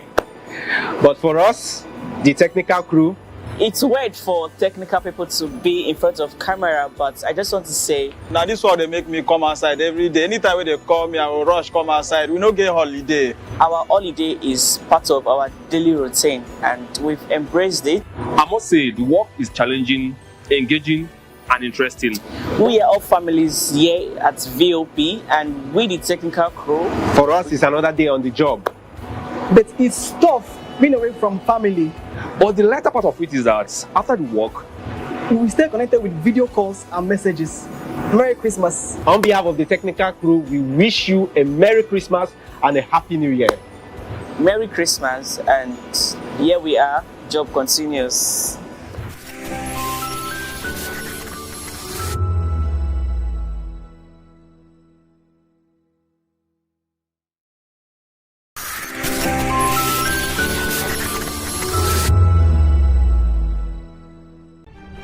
In a world where power shifts with every headlines, news breaks and events happens, we bring you unbiased and explicit information on politics, economy, and state of the nation. We break down the chaos. Facts, not fluff. Truth, not spin. We discuss not just politics, but a glimpse into the future. Voice of the People Television. Now you have more than a voice.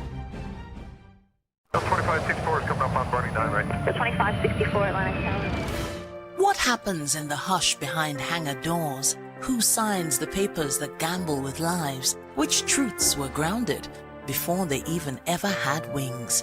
If you've ever buckled a seatbelt at 30,000 feet, if you've ever stared out of that tiny window and wondered who's really in control of the skies, it isn't just flight, it's power, it's politics, it's pressure sealed in steel.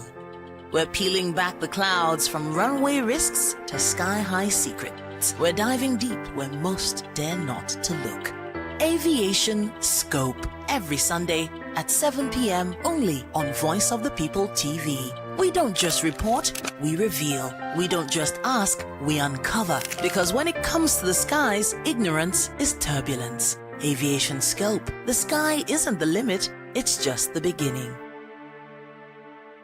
In a world where truth is the ultimate power and opinions scream the loudest, it's time to wade through the noise. Hunger no get drum! Hunger no get religion! And scan the human interest and trending topics that matter. Stay tuned to The Issues, your plug to the stories making the buzz, from politics to science and technology, social justice, and more. Let's tackle the tough questions and expose the truth. The Issues, on Voice of the People Television, Mondays to Fridays, 8 to 9 p.m. The Issues. Don't just react, understand.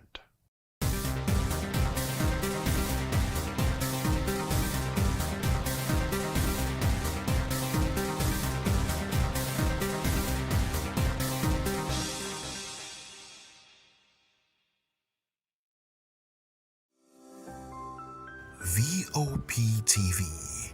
Now, you have more than a voice.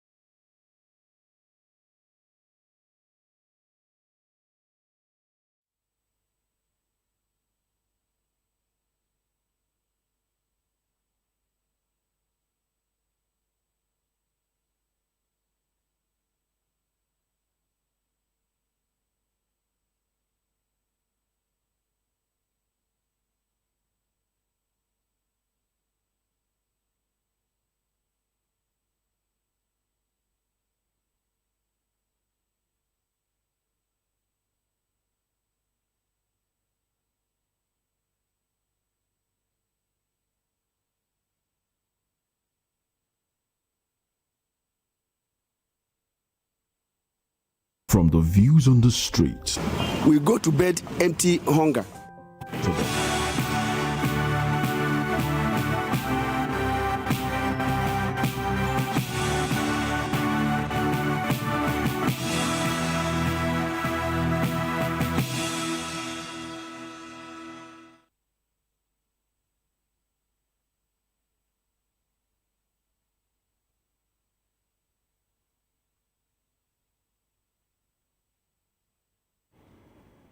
Hello and welcome to the Midday News and Voice of the People Television. I am Chioma Innocent. First, the headlines. Rap's minority calls for suspension of tax laws. Atiku demands fresh look at controversial tax laws. Miati Allah warns UX could backfire. DSS arrests killers of abducted professor. Resident doctors threaten fresh strike. LASMA cracks down on illegal parking. In business, NCAA dismisses tax claims behind airfare increase. In sports, Shell Lords Eagles after thrilling Tunisia win. And in the world of entertainment, Burna Boy, a very dark man, visits Kirikiri for inmates release. Now, Now the news in detail. The Minority Caucus of the House of Representatives has urged the federal government to halt the implementation of the new tax laws amid controversies over alleged alterations. The call comes after Taiwo Oyedele, chairman of the Presidential Committee on Fiscal Policy and Tax Reforms, insisted last week that the implementation dates for the Nigerian Tax Act and the Nigerian Tax Administration Act are fixed. In a joint statement, Minority Leader Representative O.K. Chinda, Minority Whip Right Honorable Ali Issa JC, Deputy Minority Leader Right Honorable Aliyu Madaki, and Deputy Minority Whip Right Honorable George Ozodinobi called for a suspension of the tax laws until investigations are concluded. They pledged to address the alleged discrepancies in the interest of Nigerians. The controversy began after Representative Abdul Samad Dasuki raised concerns that the gazetted versions of the tax laws differ from what was debated and approved in the National Assembly, arguing that this breaches lawmakers' legislative rights. In a related development, former Vice President Atiku Abubakar has called for a fresh legislative review of the Tinubu administration's tax reform laws. Atiku said this move became necessary after the Senate confirmed that the gazetted version of the Tax Act does not reflect what was passed by the National Assembly. The call comes ahead of plans by the federal government to implement the remaining tax reforms for January 1, 2026. Atiku warned that any law published in a form not approved by the National Assembly is legally invalid. He stressed that under Section 58 of the 1999 Constitution, a law must be passed by both chambers, receive presidential assent, and then be gazetted. He argued that gazetting is purely administrative and cannot correct a defective law, criticizing attempts to fast-track re-gazetting while legislative investigations are ongoing. In another development, a retired Nigerian military officer, Abdullahi Bakaji, has cautioned that reported United States efforts to weaken insurgents could pose serious risks if not properly coordinated with Nigerian authorities.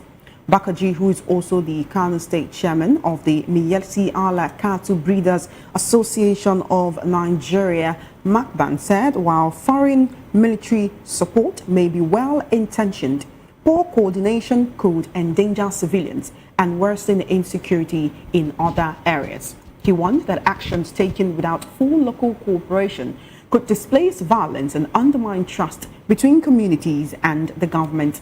Bakaji added that while external assistance may offer short-term relief, lasting peace depends on strong governance, effective security institutions, and active engagement with local communities rather than foreign military action alone. Meanwhile, the Police Service Commission has warned that despite heavy spending on policing, Nigeria remains insecure due to weak accountability and poor oversight in security governance.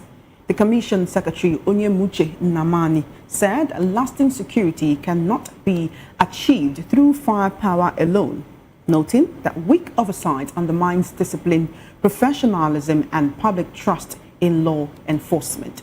Nnamani spoke in Abuja at the public presentation of a book titled Police Service Commission and Police Accountability in Nigeria, authored by a retired director in the commission, Anuli Okoli.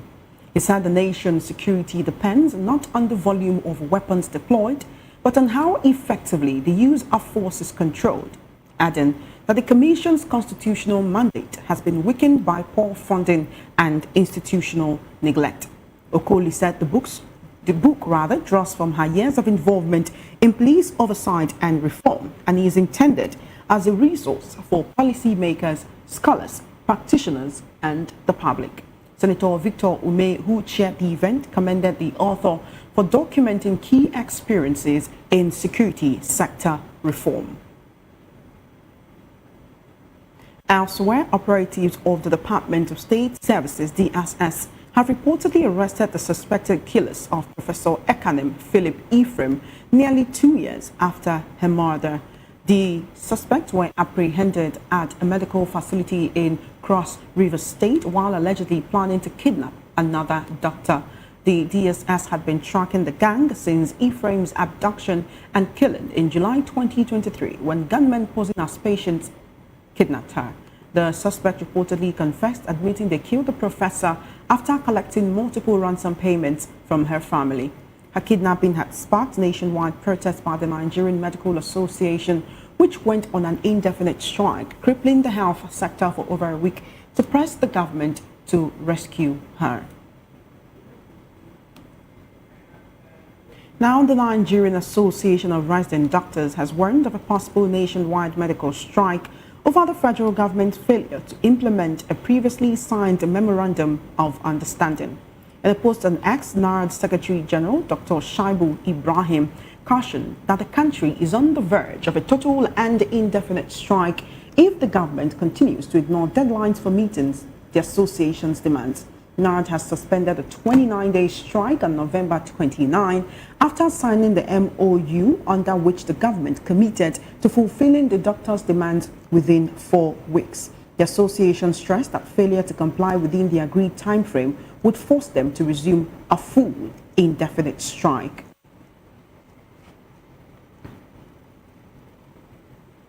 Now, in a recent development, the Lagos State Traffic Management Authority, LASMA, has warned motorists against indiscriminate parking during crossover night celebrations.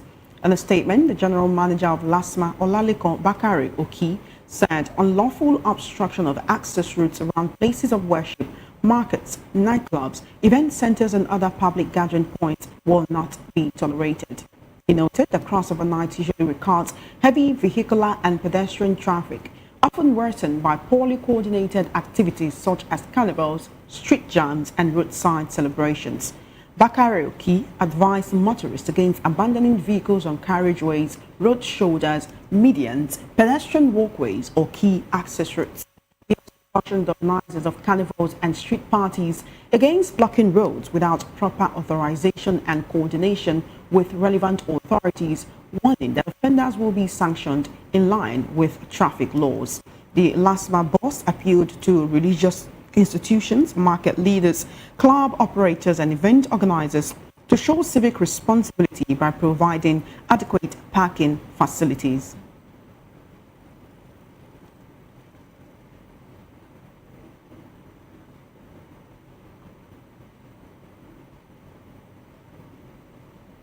Still in Lagos, the State Fire and Rescue Service has confirmed responses to 2 separate emergencies on Sunday in the Lekki and Apapa areas of the state, resulting in 1 suspected fatality and several rescues.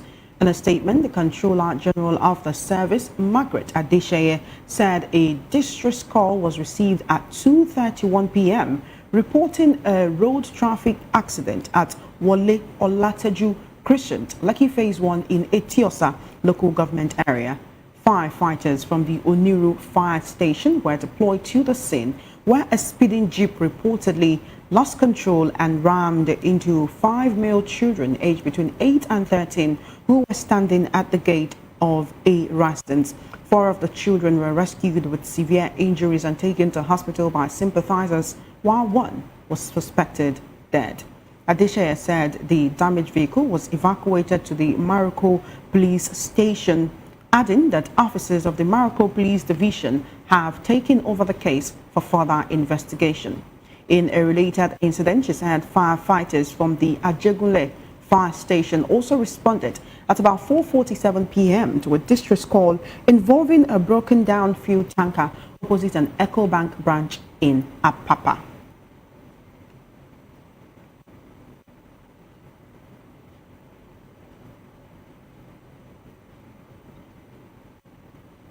Now joining us in the studio for the midday news analysis, we have Barrister Darlington Agomo. How are you doing today, sir? Welcome to the midday news.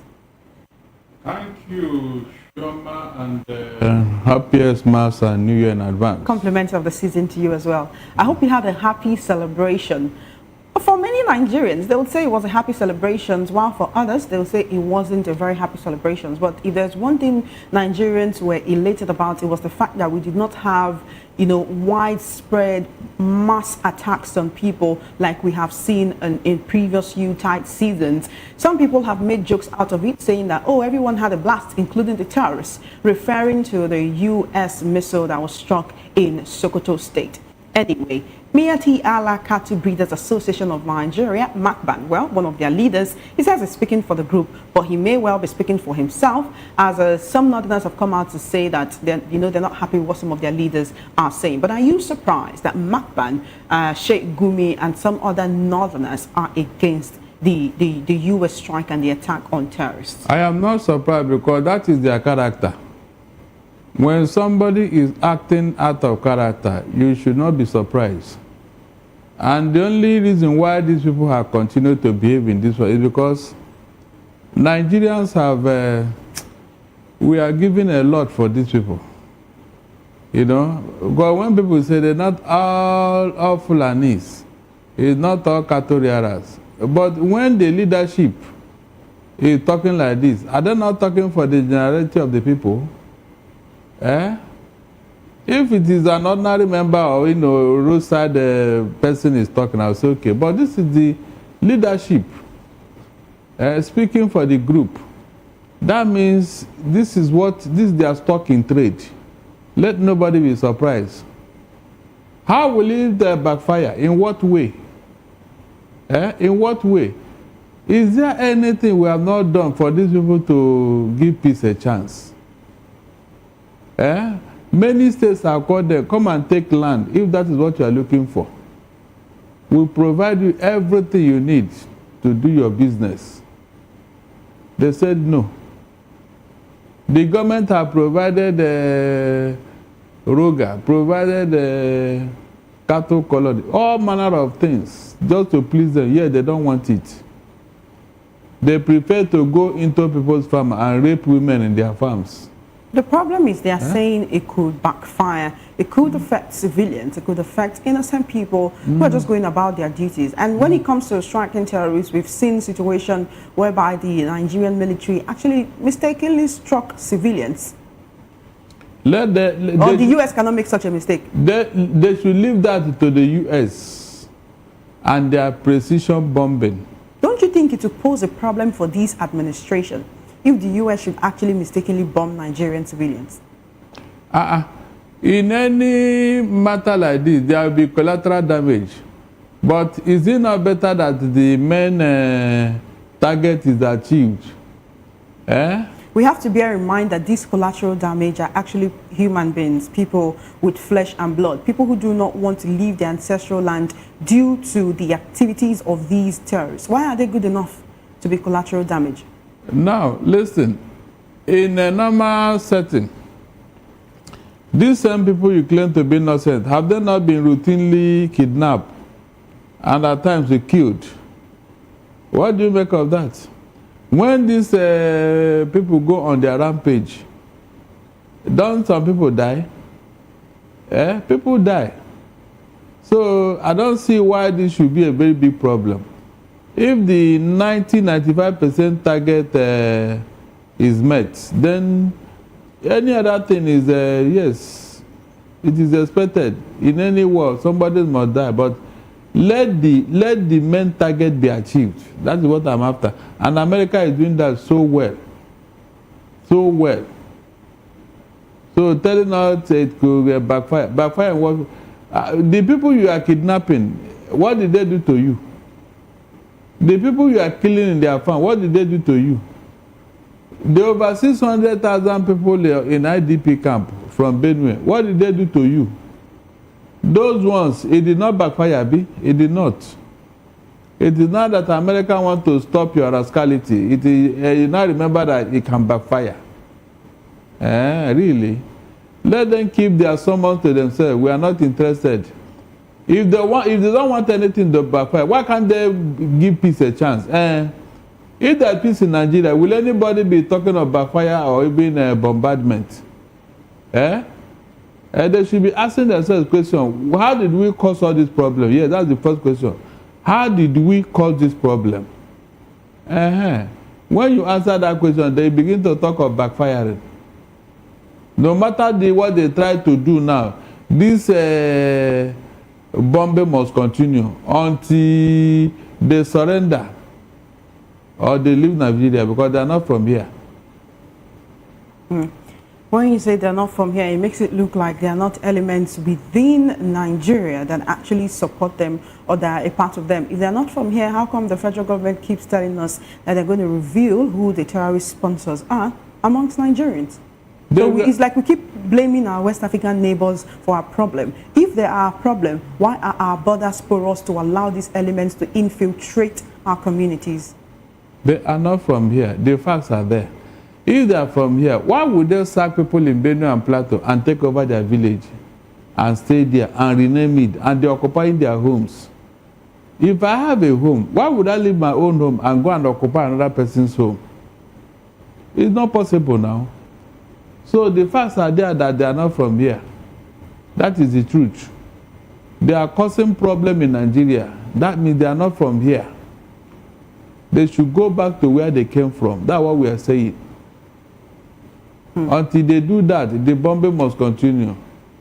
All right, then let's now look at the controversial tax laws, which has actually been a source of concern for many Nigerians. You know, on my way to work this morning, I was trying to withdraw money, and even the person who was doing the POS, she was very embittered. She was really lamenting. She was saying, I don't know what these tax laws portend for me, but I think I might have to change this business. I don't want a situation whereby money is moving from one account to the other and is being taken. Why does the federal government want to take our money? What exactly are they using it for? You know, it's been a whole lot of lamentation, despite the fact that the FIRS and Taiwo Yedele himself has been trying to educate Nigerians. Well, would you say that there has not been proper orientation? Because even some people within National Assembly, even Atiku Abubakar, are saying these laws need to be suspended, especially with the recent controversial development or revelation, whereby a member of the National Assembly was saying, look, this was not what we passed as being gazetted. In fact, FIRS posted just yesterday that if you fail to,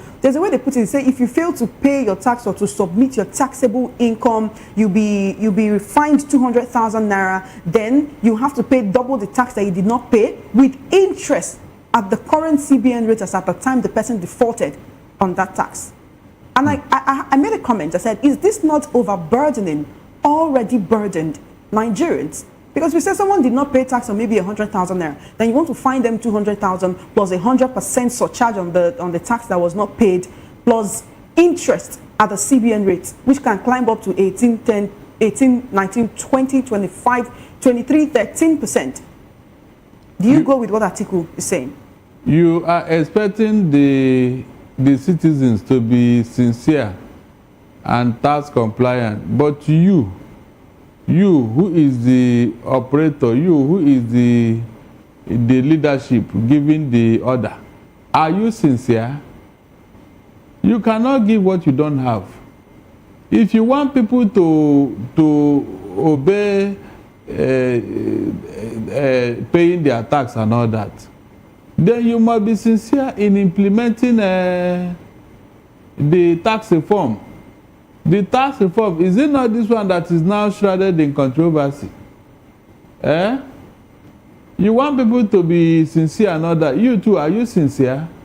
It will be difficult too, because look, no matter how they look at this thing, it will be very difficult. Because the system to power this tax reform is not there. It's not there. It is open to exploitation.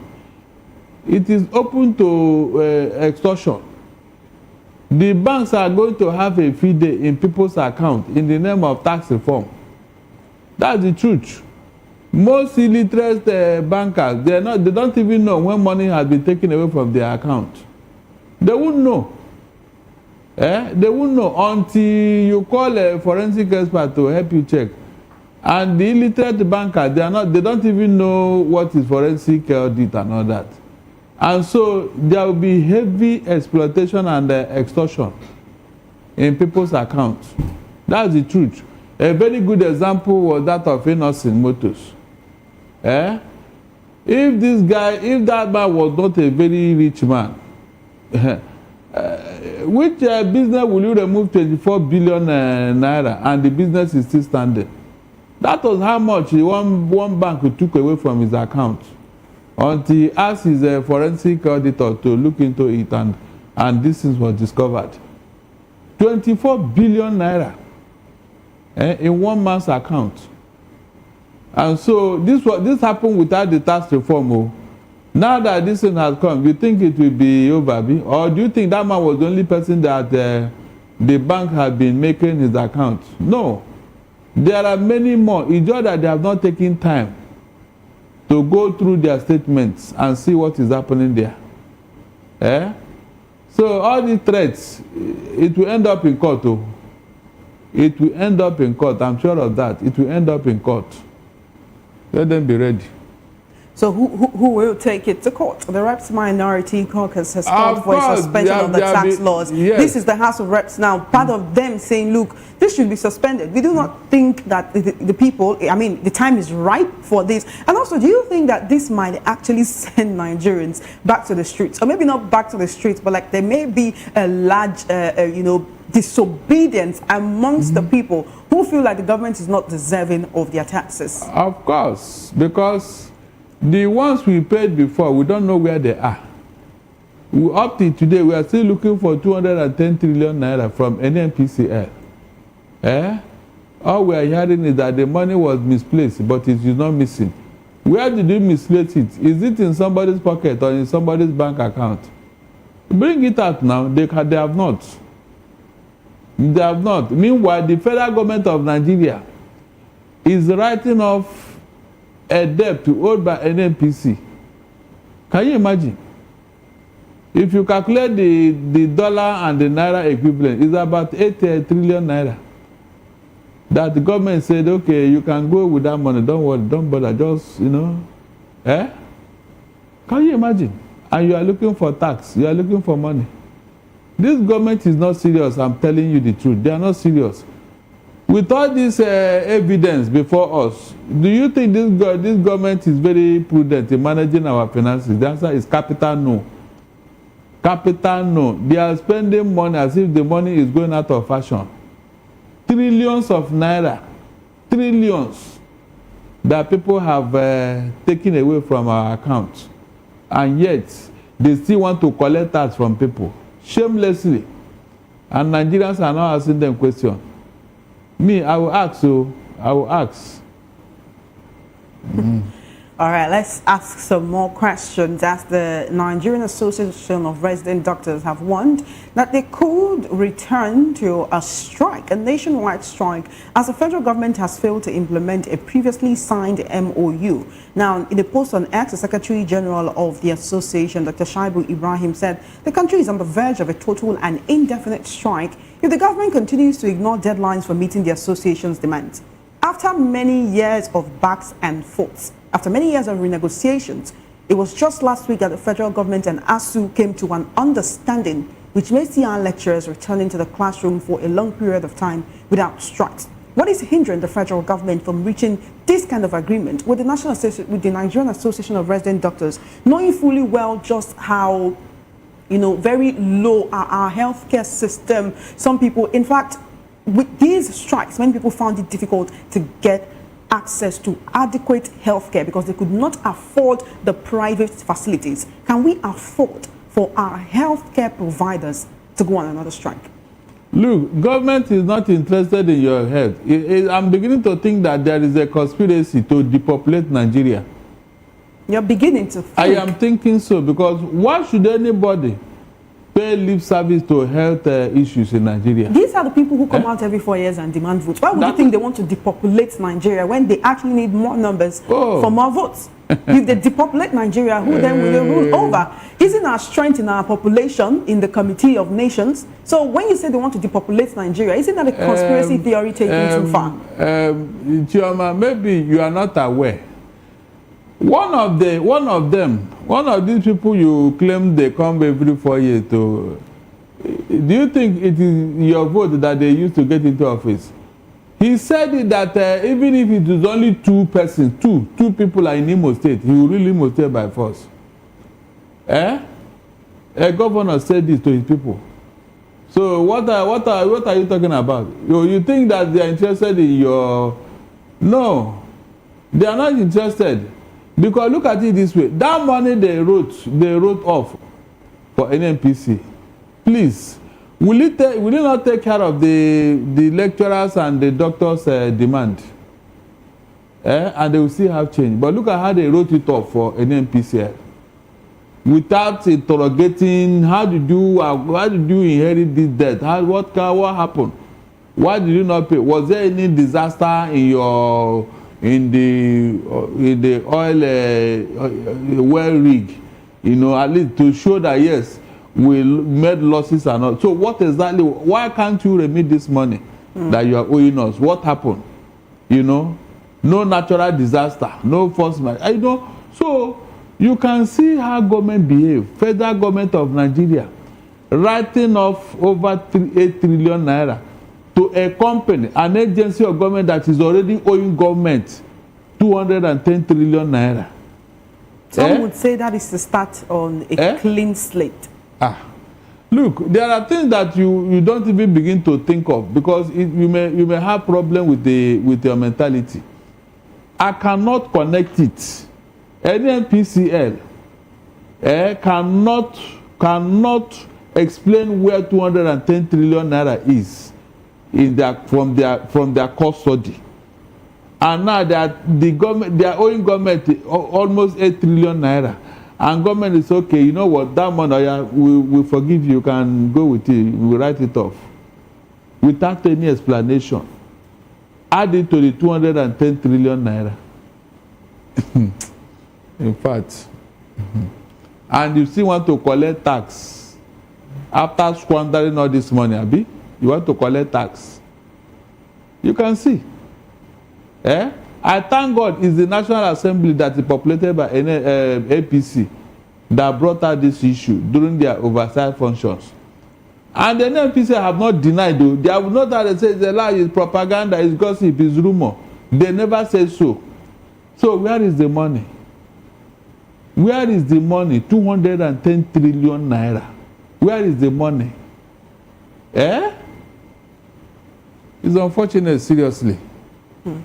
All right, as we coast into the year 2026, what would you want to be seen done differently in different sectors, in the oil sector, in the health sector? What would you want to see Labour do differently? What would you want to see our opposition do differently? What would you want to see politicians, the federal government, and even Nigerians do differently so that this progress, this success, this better Nigeria we've been talking about and preaching about and saying it is well within our hands, so that we can actually get there? We know that we'll be entering into a year of heavy politicking in 2026. Many Nigerians say they are prepared for it, but just how prepared are Nigerians, and just how better or worse could things get? Tinubu should step aside for a while. Step aside and hand over to whom? Good. In international labor, you can hire any hand to do any job. What happens to the vice president? Example is Okonjo-Iweala is now the DG of WTO. Is that not true? He's from Nigeria. They hired her to do a job there. And she's doing it so well. That's why they are keeping her there. So what is wrong if we hire somebody to help us run Nigeria? No, tell me, what is wrong? Barrister Darlington. Because you want the Nigerian president to step aside and hand over the country to somebody else who is not a part of the governance structure. Again, I ask, what happens to the vice president? What happens to the president of the Senate? Now, let me tell you. Forget about your election or no election. At least let us bring a novel idea in governance.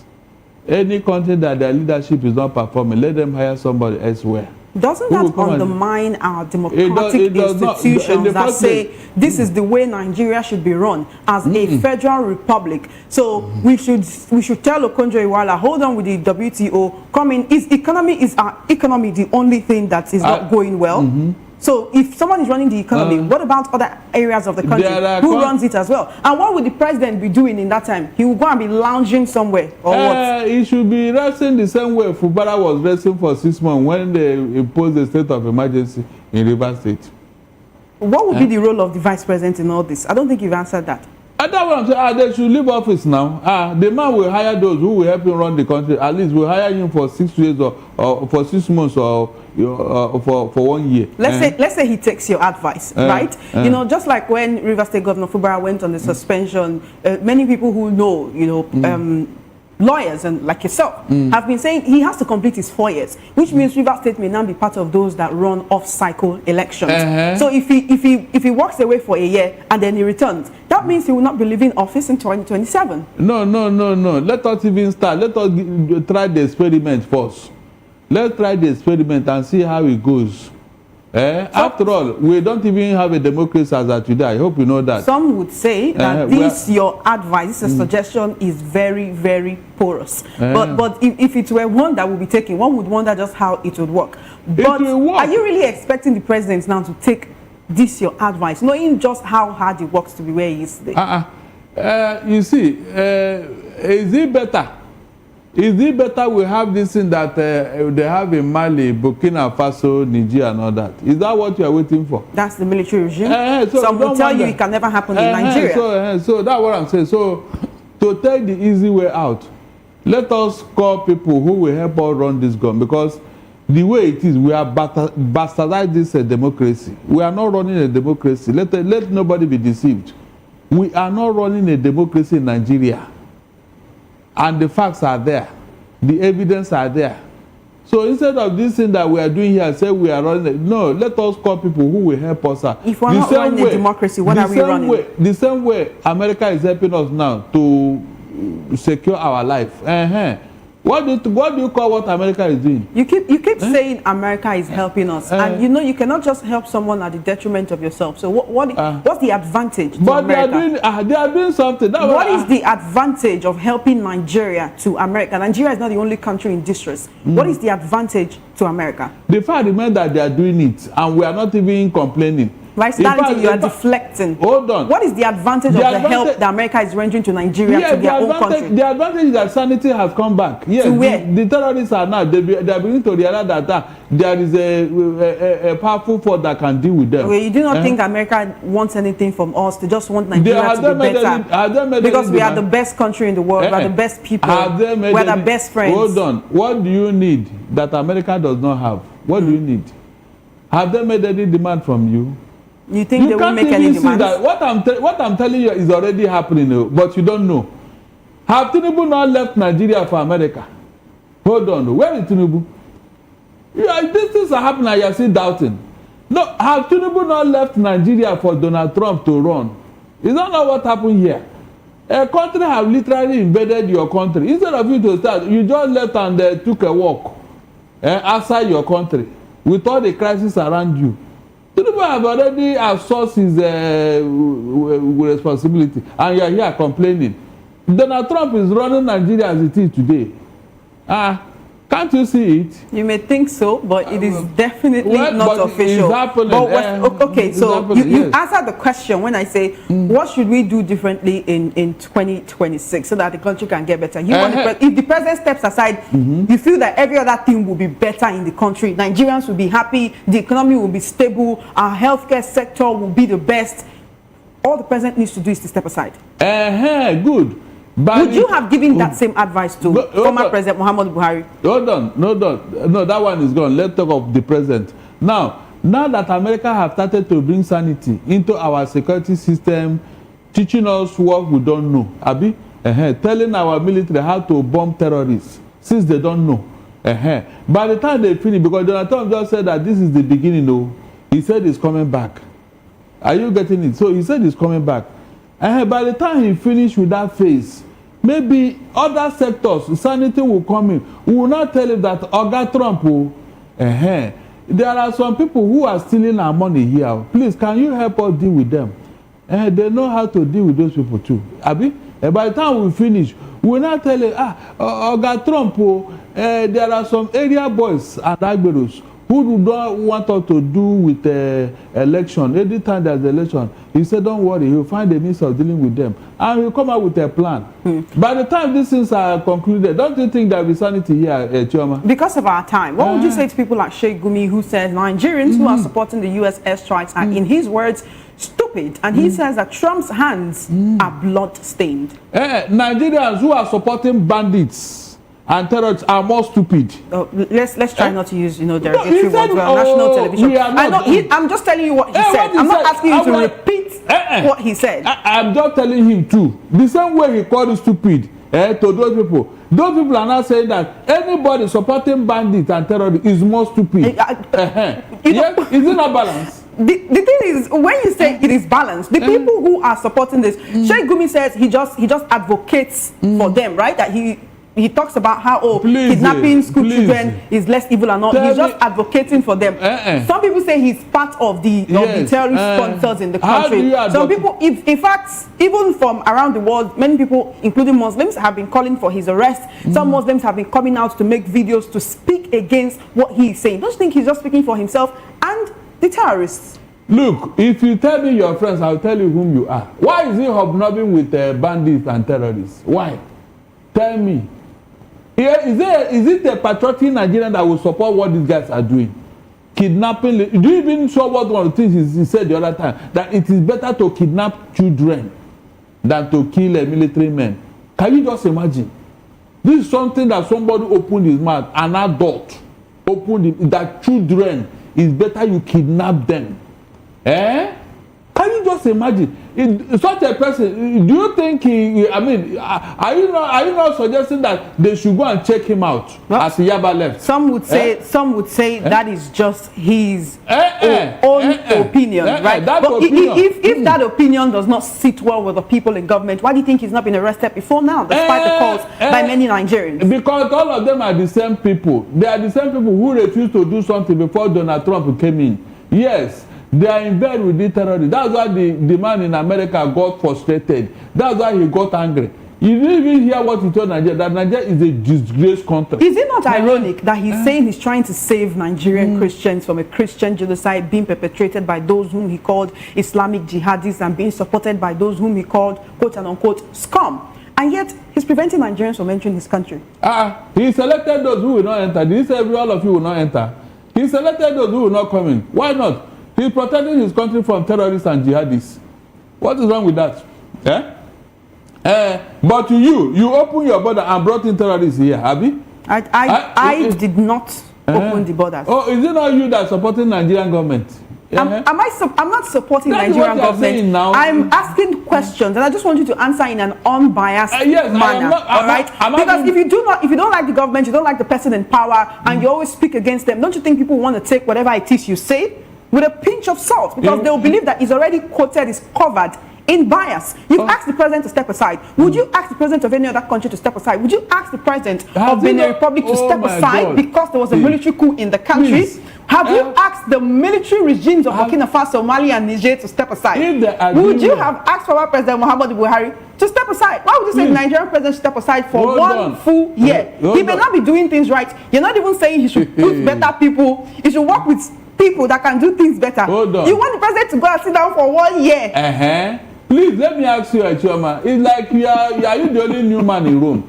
Have you not seen presidents all over the world stepping aside and say they cannot do this? Go to UK, our former colonial master. How many times have their prime ministers resigned and stepped aside, say they cannot do this? From the time Boris Johnson left office, how many prime ministers, the two ladies that came after him, did they not resign and step aside? Please tell me. Resignation is, you didn't say he should resign. You said he should step aside and hand over to somebody else. They left office. They left office, not that they were elected or voted out. They left on their own. Because so it is done all over the world. I don't see what is saying. It's just because you people don't want to. You don't want to do the right thing. That's why you believe that somebody leaving office in Nigeria is a strange phenomenon. But all over the world, some cabinet have left office. They resign, all of them, they sack themselves. All over the world, go and check the record. So what is different if Tinubu said, look, I am tired of this and I'm leaving office? What is wrong with that? No, tell me. What is wrong? Has it not happened anywhere in the world? Don't tell me I'm lying now. I don't know when we say people have left office because they cannot carry it. They will now bring another people who can do the job. It is done all over the world. You cannot just stay there like a dog in a manger. What you cannot just sit down there. You are not moving forward. Pass the class. Put in class. You just sit down in class. Year in, year out, you are there. Are you doing yourself a favor or the country? We have to go. It has happened. Thank you Mandela was told to go for second term. The man refused. Mandela, after he suffered for 27 years to try to liberate South Africa, he refused. Is that not something? We Look have at to go, South Africa where they are now. So we have to go, Barrister Darlington. If you can leave office, if you expect the Nigerian president to take this your advice from many Nigerians who say to you, you have another. It's a very good advice. Yeah, to save himself and all the embarrassment he has suffered. Yes. All right. Embarrassment that another country has invaded your country and you left. And they're working together with the country, so is it an invasion? Anyway, the conversation continues later on. But thank you, Barrister Darlington, for joining us on the Midday News today. We'll take a very short break, and when we return, a very tragic development where 4 people have died and many were hurt in the Nasarawa Carnival truck crash. This and more stories coming up right after the break. Stay with us.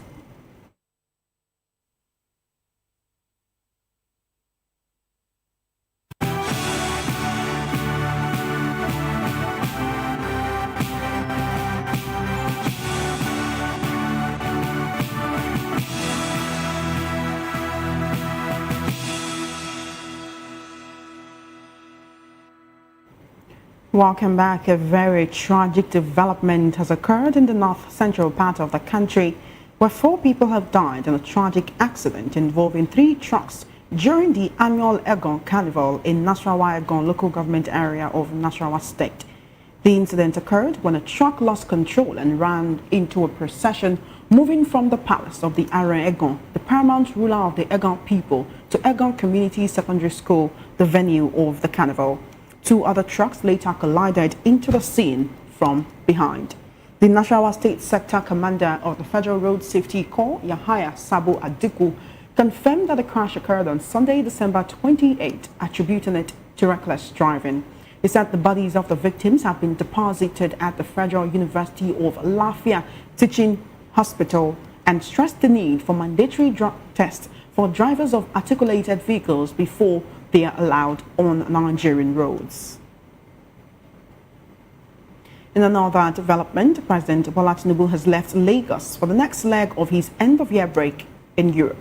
Presidential spokesperson Abayo Ononuga confirmed the trip, saying the president is balancing rest with upcoming diplomatic duties. After Europe, President Tinubu will fly to Abu Dhabi at the invitation of President Sheikh Mohammed bin Zayed Al Nahyan for the 2026 Abu Dhabi Sustainability Week. He's expected to remain abroad throughout the first week of January to complete the summit program with a formal return to Nigeria planned shortly after.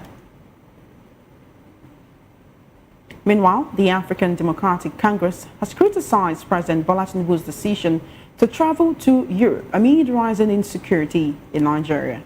ADC spokesperson Bolaji Abdullahi called the move insensitive, saying Nigerians need reassurance from their leader. Abdullahi made the remarks on his official X account, noting the trip comes after deadly incidents, including a bomb blast in Zamfara and a U.S. military strike on Nigerian soil. He warned that the president's silence on these events raises concerns about leadership. The ADC urged the government to focus on national security and public anxieties before embarking on international trips.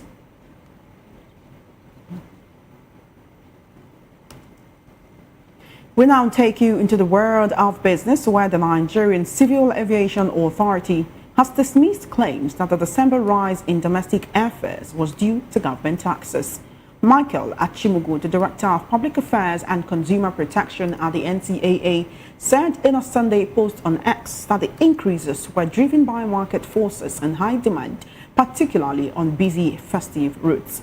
He noted that the trend is seasonal, affecting not just aviation, but also transport, accommodation and food prices during the festive period.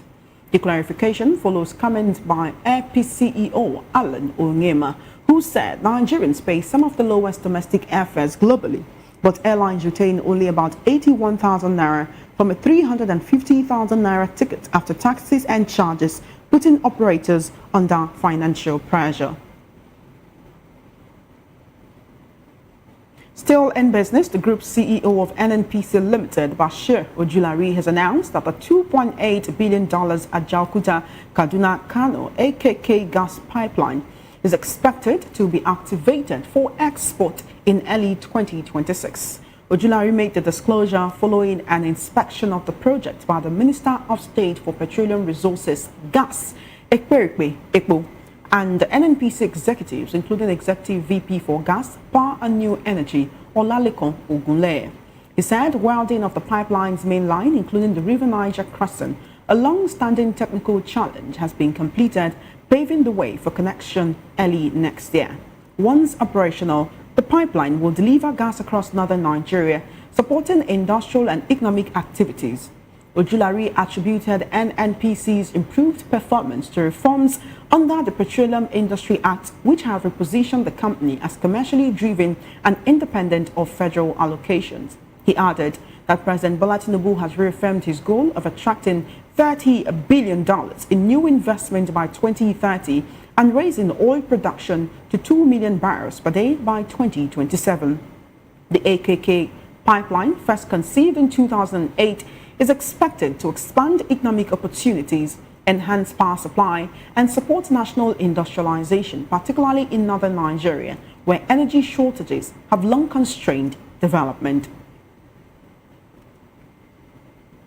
From business, we'll take you into the world of sports, where Nigeria's coach Eric Chal has praised his team's performance after the Super Eagles survived a late Tunisian rally to secure a thrilling 3-2 victory in Fez, booking a place in the round of 16 at the 2025 Africa Cup of Nations. The match appeared firmly in Nigeria's control after the Eagles surged into a 3-0 lead, with Ademola Lookman providing 2 assists and scoring a fine left-footed strike in the 66th minute. Speaking after the game, Chal highlighted his team's intensity during the first 75 minutes, expressing satisfaction with their ability to win the ball both high up the pitch and deep in their half. He said this allowed Nigeria to transition quickly into attack while maintaining possession for long periods. Chal, however, acknowledged Tunisia's late fight back, describing their energy as typical of the North African side.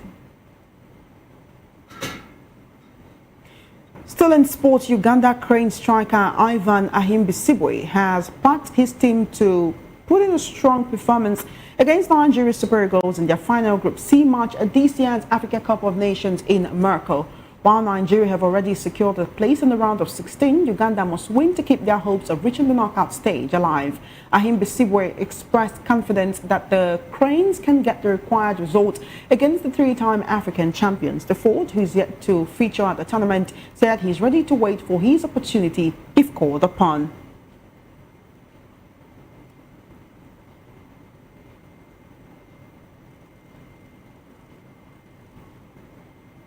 And finally, entertainment. Afrofusion singer, Burna Boy, and social media activist Very Darkman have visited the Lagos State Command of the Nigerian Correctional Service over the release of inmates eligible for discharge. In a statement, the command spokesperson Osho Onimisi Joseph said the duo visited the Kirikiri Maximum Security Custodial Center to inquire about the legal and administrative procedures for releasing inmates whose sentences involved fines. They were received by the officer in charge, Sanni Richard, who explained the processes for fine payment, eligibility criteria, and safeguards to ensure transparency and strict compliance with court orders. The command stressed that fines are paid strictly in line with court judgment and correctional regulations, noting that no inmate is released without due process and proper authorization. The visit followed a recent Instagram video by Very Darkman in which he disclosed that Burna Boy donated $100,000 to help secure the release of inmates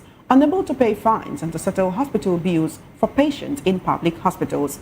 He said half of the donation would go towards freeing inmates detained over unpaid fines, while the remaining amounts would be used to clear hospital bills in government-owned hospitals.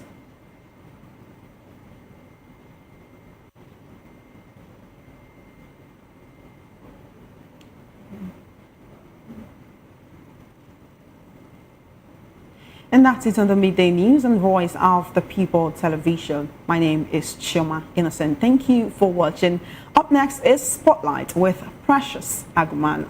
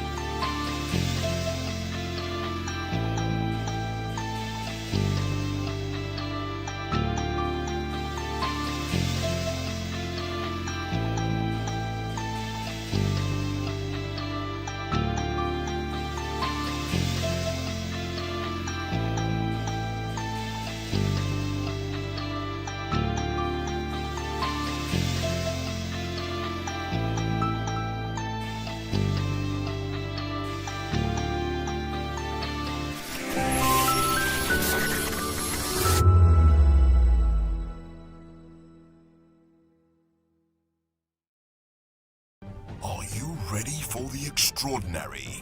Something big is happening on your screen. Introducing VOP TV, now streaming on SLTV channel 264. From breaking news to captivating conversations, news analysis, giving you all sides to the story. We bring in-depth discussions on the issues that matter, from politics to sports, entertainment, and lifestyle. VOP TV on SLTV channel 264. Join us as we redefine what television means to you. Voice of the People Television, VOP TV.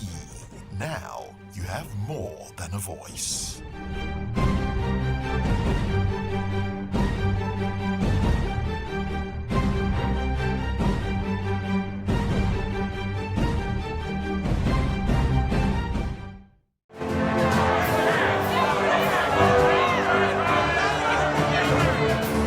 Do you want your voice to be heard? Do you know that you matter in the scheme of things? The People's Voice, the show where ordinary citizens take center stage as we discuss the biggest stories that affect you and I. With you in mind, we facilitate lively discussions, debates, and interviews on the topics that matter most to you and I, from social justice to economic empowerment, education to healthcare, governance, and more, tackling tough topics and amplifying your voice. Join the conversation and make your voice count. The People's Voice. Make your voice count. Hello there, my name is Damilola Ogun, also known as the Goldfish. Hi, my name is Chiki Bright Emmanuel. I'm an actor and a filmmaker. Hello, peeps. My name is Yomi E. Adejumo. Hi, everyone. I'm Paul Utomi. Hi, everyone. My name is Stacey Benjamin, and this is Voice of the People TV. I need you to keep it locked to VOP TV. See, are you looking for good entertainment? You want to get good movies, good music, politics, talk shows, sports and entertainment. You really want a channel that gives you everything you need without you having to run around. VOP is where you are. That's Voice of the People. If you're not listening to this, you're not one of us, and you deserve to be killed. Scrap chat.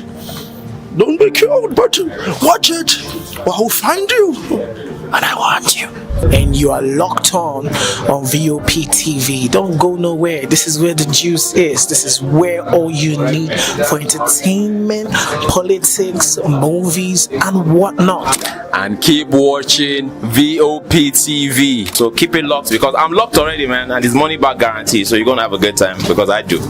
And please keep watching VOP TV. I won't want to actually, I beg you, subscribe, watch it. If not, whatever you see. You better not touch that dial, because VOP is the plot.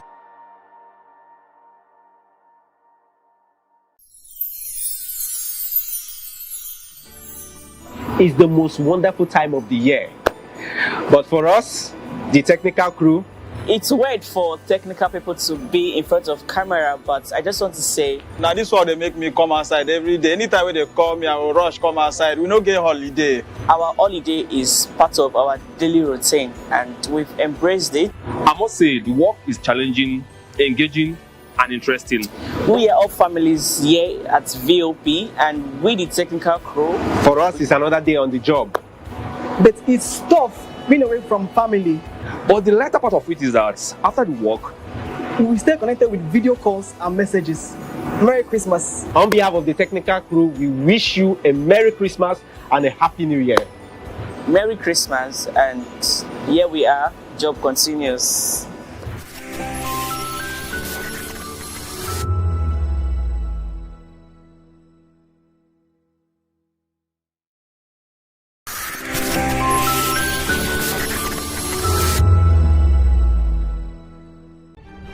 In a world where power shifts with every headlines, news breaks and events happens, we bring you unbiased and explicit information on politics, economy and state of the nation. We break down the chaos. Facts, not fluff. Truth, not spin. We discuss not just politics, but a glimpse into the future. Voice of the People Television. Now you have more than a voice. 2564 is coming up on Barney 9, right? The 2564 Atlantic Tower. What happens in the hush behind hangar doors? Who signs the papers that gamble with lives? Which truths were grounded before they even ever had wings? If you've ever buckled a seatbelt at 30,000 feet, if you've ever stared out of that tiny window and wondered who's really in control of the skies, it isn't just flight, it's power, it's politics, it's pressure sealed in steel.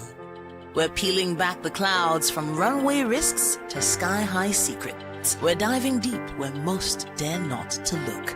Aviation Scope, every Sunday at 7 p.m. only on Voice of the People TV. We don't just report, we reveal. We don't just ask, we uncover. Because when it comes to the skies, ignorance is turbulence. Aviation Scope, the sky isn't the limit, it's just the beginning. In a world where truth is the ultimate power and opinions scream the loudest, it's time to wade through the noise. Hunger no get tribe! Hunger no get religion! And scan the human interest and trending topics that matter.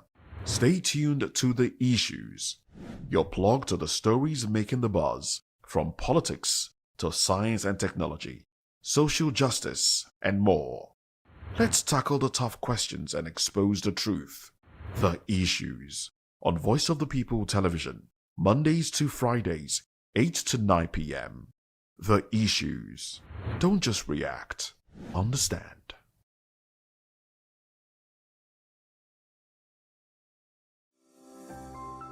VOP TV. Now you have more than a voice.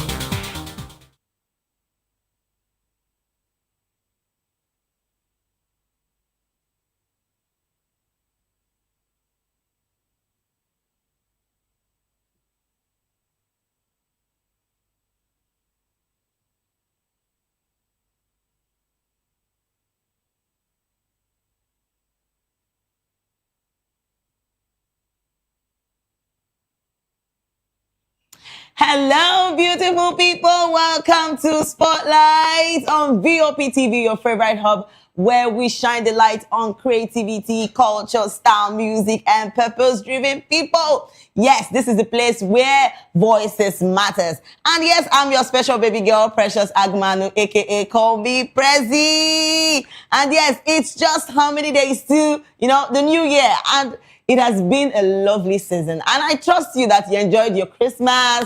And because me, a lot of people have been eating the chicken, doing a lot of things, but they not remember me, but there is God. So yes, we are back again, and this is actually beautiful. Yes, please get ready. everyone, because we're about to ride together through stories that inspire, music that moves, and people who make a difference. And yes, this is Spotlight Show. And first off on our list today, we are going to talk about a lot of things. But yes, first on our list today, we're going to talk about the General Overseer of the Redeemed Christian Church of God, Pastor Enoch Adeboye, has revealed the reason he stopped working with female secretaries, stating that the decision was a deliberate personal precaution rather than a policy against women. So Pastor Adeboye made this known during a sermon where he explained that the nature of his work eventually required him to stay late into the night. So particularly after relocating his office to the redemption camp, according to him, working alone late at night could create situations that might lead to temptation or misunderstanding, which he chose to avoid entirely. Do you get? The respected clerk further noted that the decision was based on self-awareness and his commitment to maintaining moral and spiritual discipline. He emphasized that he knew his background and personal weakness before giving in his life to Christ, and therefore took proactive steps to guide against anything that could compromise his integrity or ministry. Pastor Adeboye stressed that his action should not be interpreted as discrimination against women, but as a personal safeguard amid at upholding his values and preserving his testimonies. And please, me, I support what happened, because in as much as we ladies, you understand, we too dey dramatic and the rest of them, everybody, they run away from temptation. See, it is the truth. You just need to avoid it. So you can't blame him and say, that why did he stop having a female secretary or whatever. He knows himself. That is the main reason he did that. So he has even come out to state it. There are a lot of people that will still, hide their character, and you say, because I want to get a female. If you know yourself, you know what you can do. So definitely, you just have to avoid it. A lot of people don't come and talk, say, why you go they talk like this? Maybe you are just trying to discriminate the women. And no, it's not it. It's not it at all. Because we women, we are too dramatic. We can do. People just especially the rate of women now trying to blackmail pastors and the rest of them, because things just they fly up and down. So if now pastor will come and say, no, I don't want a female secretary, is supported. I'm telling you, because nobody they trust anybody again. I'm not basically stating this because I'm trying to say, because there have been lots of allegations flying up and down this time around with a lot of pastors, secretary, people. Is a lot of things this time around. All right. A lot of people don't come and talk, say, Papa, what do you do now the best, to avoid wahala? Because the first time when they go hear this kind of thing now, everybody go carry on for their head. Oh, this pastor carry this person. So to avoid problem, you run away from it first. All right. A lot of people have actually come out to say things concerning what Papa has said, Papa Adeboye. And yes, let's take some comments of what people have come out to say. And yes, somebody said, sometimes it's not even about knowing yourself. It's the devil, and we have flesh. Apostles all through the Bible talks about how weak our flesh is. Even the strongest, most disciplined can fall. Yes, that's true. So yeah, the best way to avoid sin is to run away from it. Supported. Do you get the best way to run away from this kind of problem? Run, no. Because them say later, they pay and pass. All right, let's take more comments of what people have come out to say concerning what Pastor Adeboye has said. And Vicky Adoli said, this is a man of God who is taking precautions to avoid temptation. Yes, you should not take this is human flesh. Tell me, because we are all human beings. We are human, we be. So you cannot say, no, I'm the strongest man. They play. Okay. Adamilare said, man, know thyself. Yes, so please know yourself and run away from it. And Ions Fiction said that the Adeboye is wise and a smart man, because even Jason Durello of the world is doing the same thing now after experiencing Shege Pro Max. All right, Hadassah Esther 23 said, flee from temptation. Yes, run. Okay, me, Tarj said, even Baba no even trust himself. God, I beg you. See, for you to see all these kind of things, you need to run away from temptation. If you say if you do them, anything where say it will bring you problem, kuku just avoid it. Because waiting fit finish, no just start am. I'm telling you, because na the end na im matter. Because when they go drag you up and down, it's not, nobody will save you. Because a lot of things are happening now. People just they lay allegations up and down. People they carry this. We don't know which one we want. We don't even know the truth of the matter again. Because if you even explain your own side of the story, the be like say, now that time you even open everything, everybody could attack you up and down. All right, as well. Let's take more comments of what people have actually come out to say. We have a lot of comments, and people are actually talking about it. And yes, that gender mad girl, as Richie Savage is well with you. And Adola Wooden said wise. Then Sisi Timi said run away from temptation. Yes, so then Lekan Feishan said one thing that most people miss about Papa Adeboye is that he is full of wisdom. Yes, he knows when, where, and how to approach matters. Everything is not gra-gra or about social media wisdom. Wisdom is profitable. Yeah, wisdom is profitable. Oh, that is just it. All right, let's take more comments of what people are saying. And this brings me to even talk about, 2026. That is, it's few days to the new year. I know everybody they get their mind and say, I want new year resolution, everything. See, I don't want to do this. I don't want to do this. See, another thing now is how to accomplish those things, and it's discipline. If you tell yourself, like, I'm going to change this kind of character, but before I even talk about that self, see 2026 where they come. So, everybody, you see, if you get bad character, change that bad character in Jesus' name. So, 2026 is a time for you to, be better. Maybe all those things that you never achieved during 2025, that as is ending, definitely 2026, you just bring out, set your goals. Know what you want to do with your life. See temptation, run away from it. Sing. I don't know that I'm going to tell you. See, I don't want to do this again. It's not, you have to be determined to decide. You will decide to say, I don't want to do it again. You have to work on it if you really want to stop those things. And trust me, everybody they do their, plan how their 2026 will be. You make you try plan good one. No be bad one. No be every time you go they get bad character. Bad character go they fly up and down. Change for once. This 2026 made them see you say you be good person. All right, let's take more comments of what people are saying about Papa Adeboye, about him and taking the secretary as a female. And yes, Eyeglass 14 said, leave spirituality aside. Understanding who you are is very important. And yes, that's true. So Vivera Milneri, as I said, he is wise. He is a wise man who sees from afar and takes precautions to avoid unnecessary dangers. And that's true. And the due praise said, simply wisdom. Yes. Okay. Another person said, the best way to resist is to run away. Okay, we have a lot of comments. Let's take more and more comments of what people are saying. And everybody is accepting what everybody just agrees with what Papa has said. Because trust me, you that is saying, I'm a strong man, you have already told yourself that, I don't want to do this year. But, when you just, one sight of something where you could just see, your body don't, hey, see, this 2026, now for you, personally, you have to start talking to yourself. I want to change you. You go decide I'm now. If you really want to bring that change to yourself, you decide, write them out, and pray about it. It's simple as that. And see, run away, flee from all evil devices. I'm telling you.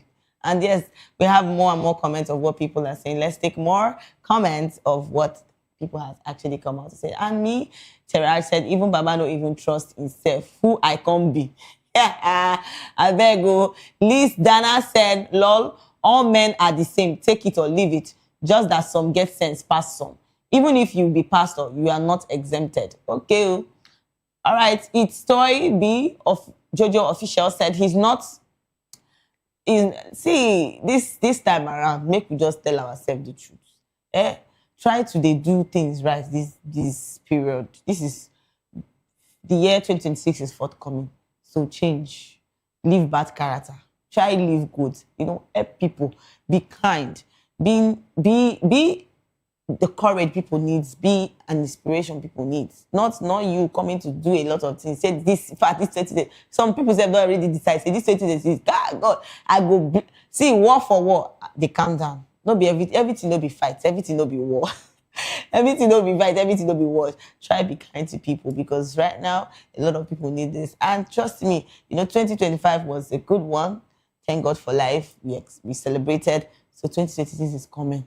Just plan yourself. Know what you want to do. And yes, you'll be helped. All right, let's take another story. We have been talking about a lot of things. And the second on our list today, we're talking about Senior Pastor Chris Okafor of the Mountain of Liberation and Miracle Ministries has publicly addressed swirling online allegations involving a woman, claiming to be his daughter as he confronted the situation during a church service amid a wider reputation battle. So a woman identifying herself as Miss Chi Okafor made claims online about her relationship with the clerk, prompting Pastor Okafor to call his children forward in church to directly ask if any inappropriate conduct has occurred with his children, denying the allegations.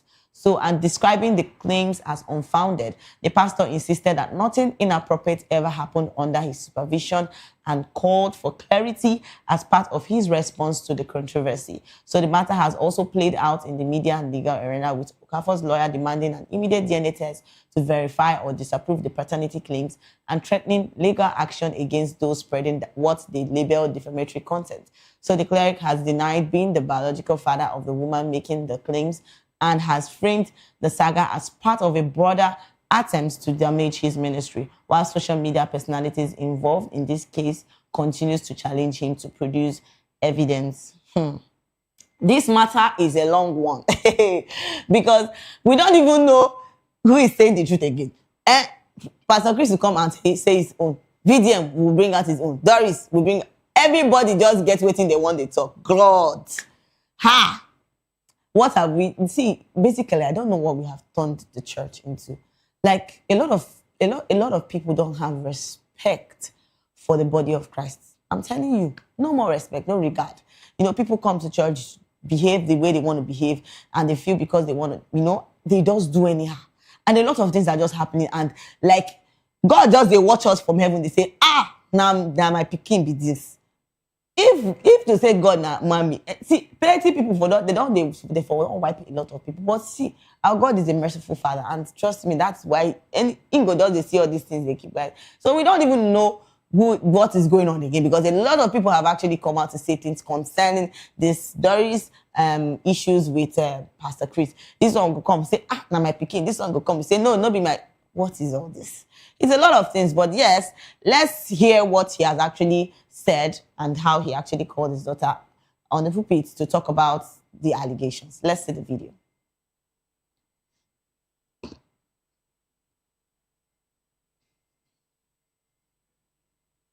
Since you know me as your father, I gave birth to you. Have I ever hurt you in any way in this? Huh? No. Has it ever happened in any way? No. If you lie, God will judge you, God will punish you. Has it ever happened? No. In any way? No. It has never happened? No. Never!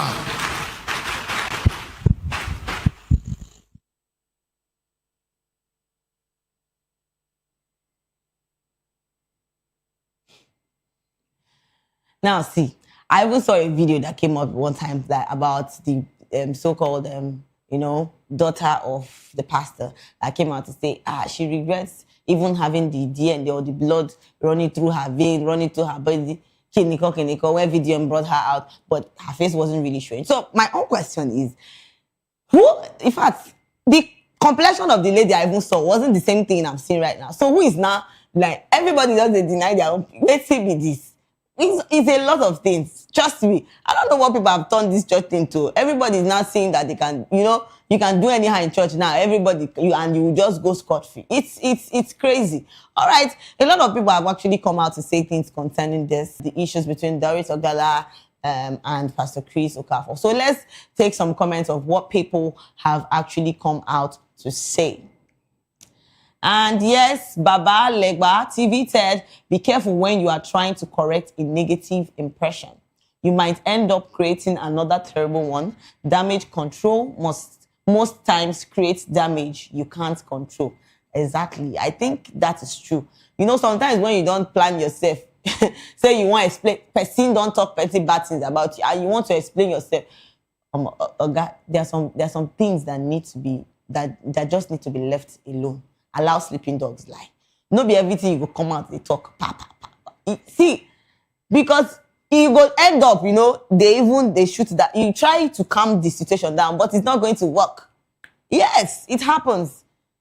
It happens. And come to think of it, about this Nigeria where we did. So people know they believe waiting that one way they talk. As far as they don't hear, say, you do this kind of thing.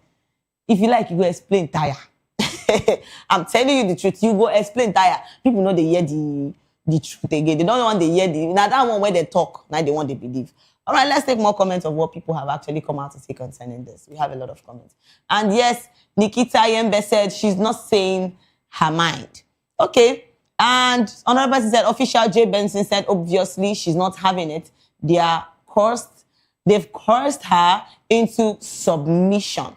Okay, I think a lot of people talked about the video that we just watched right now, and people are saying that the lady is acting as they actually forced her to say those things. So, I don't think it was a question they asked her. If definitely she was forced, definitely there should be signs, but I don't see any signs. To me, do you get what I'm trying to say? So let's take more comments. Somebody else said we have a lot of comments. Let's take more comments of what people have actually come out to say concerning this. And Ekulumi said, what a shame display. You literally threatened her on stage. See, what you're not sure of, make, just open mouth, talk. You don't know if this is actually true. You don't know if it's a lie. So be very sure of your information before you state that, that she's lying, that they just forced her to say these things. How sure are you? Yes. How sure are you? So just be very sure of your information before you go to talk. Plenty say, but what I'm watching right now doesn't look like, she was forced. But people are still saying that she was forced, but it's well, because they already don't get that adage on their head, say, this person, do this kind of thing. But it's well. Let's take more comments of what people have actually come out to say. And yes, somebody said, Pretty Luke said, this doesn't feel right. Bringing out your child in front of the congregation and who were to ask her such a question. What could have been prevented if he had kept a clean record? Oh, it's well. I get very correct men. It's well. Let's take more and more comments of what people have come out to say. We have a lot of comments of what people have come out. And Coco said, I am a certified, all right. Another person said, may I never find myself in a situation where I have to start explaining to the whole world. I'm telling you. You know that I just feel that when people say bad things about you and within yourself, say no be true, why don't you just keep quiet, avoid the whole display, the whole drama? Because sometimes when you try to, fix the whole thing and try to correct and do that, you might end up, scattering the whole thing and everybody go just misinterpret it actually. Yes, they will misinterpret it and say a lot of bad things, and you yourself already know, say you was just set the records, straight. Say do this kind of thing, but end up they will come tell you say now you do them. And all this kind of thing don't need you to talk plenty. You just allow sleeping dogs to lie for your own safety and your own emotions, because it's a lot. Trust me. Let's take more and more comments of what people are saying, because it's a lot of things. And yes, another person said, Lord, this man thinks we wear diapers. Okay. Abayomi Alvin said, if you lied, God will judge you. If you lie, God will judge you. I think as a pastor, are you meant to say such, make such statement? Because I heard when he said, if you lie, God will judge you. As well. Let's take more comments of what people are actually saying. We have a lot of comments of what people are saying concerning the issues between Doris Ogala and Pastor Chris Okafor. So, yes, official, the twins 07 said, just imagine, she said, yes, everywhere go first blow before congregation go scatter. Church Abasa. Okay.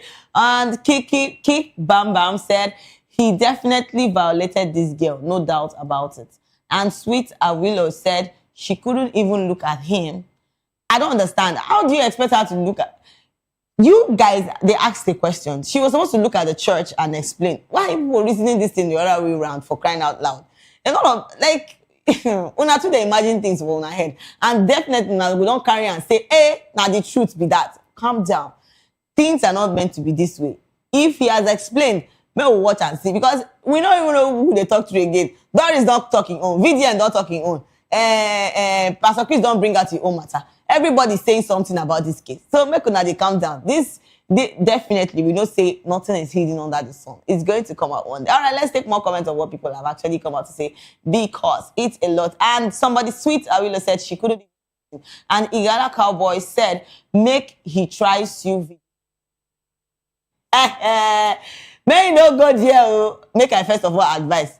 Don't go there, because if you even try anything concerning VDM, wahala go boss. Everywhere go first blow first. Before you go realize what they do. So Kuku just leave this matter, make it just, everybody will forget about it. Because definitely this thing will, you see, social media will remember, but for now, make everything just lie. Because everybody just, they bring their own story, bring their own matter, bring their own problem. It's a lot. I beg. All right. And yes, we have lots of comments. Let's take more comments before we move to our next topic. And yes, Official the Twin said, we have a lot of comments. A lot of people are talking about this. Let's take more comments of what people are saying. And then the Intentional Twin Mom said, people who mostly need to defend themselves at all costs have a lot more going on that meets the eye. Yes, may God have mercy on him, on the body of Christ. Amen. And Shadyville 08 said, which one is God will punish you? Wahala. Okay, Rosemary Isong said, I really don't blame him. I blame those people clapping for him. Because what is all this? People are just listening. Okay, we have a lot of comments. Please, let's check, see more comments of what people have actually come out to say. And yes, Martins Wosu 21 said, give this video to a psychologist. The girl can't even look at her father in the face. Something is wrong. Pastor Chris should step aside from the pulpit, go back to God and repent of his sins, humble himself and concentrate himself back to God after a while before mounting the pulpit. May God have mercy on him. And my heaven said, body language never lies. Before the mouth speaks, the body has already told the truth. Pay attention to what people do, not just what they say. All right, it's well. I just feel this has to be, fixed. A lot of people have turned this church. I've been saying it. This, the body of Christ is now something else. People don't have respect or regard anymore. You come to church, you do a lot of things. I've seen like countless stories of robberies in church, fighting. Those days when you go to church, I think that's where a lot of sacred things happen. You don't just come and, behave anyhow, do anyhow. But now, things that are happening are overwhelming. They are actually scary. And if people will never even still believe, believe in God, or still want, come to church and do all those, and come to church and worship with people. But because of all the stories where don't they happen, a lot of people don't they draw back, say, if not so church be how you want take be. So make I just live my life the way I live. All right, see, it's a lot of things. I think this whole thing has to be fixed. Yes, it has to be, because a lot of people have turned the church into something else. All right, it's well, but I just feel that everything has to be all right and fixed. If the lady is lying, nobody can help her, but if she's saying the truth, then fine. It's left for her to decide. It's her choice. All right, and yes, we'll take a short break, and when we come back, we still have a lot.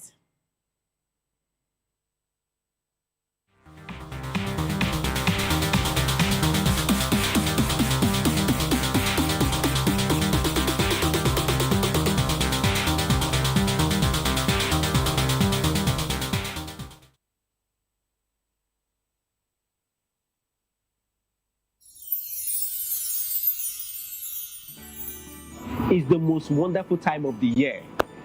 But for us, the technical crew, it's weird for technical people to be in front of camera, but I just want to say, now this one they make me come outside every day. Anytime when they call me, I will rush come outside. We don't get holiday. Our holiday is part of our daily routine, and we've embraced it. I must say, the work is challenging, engaging, and interesting.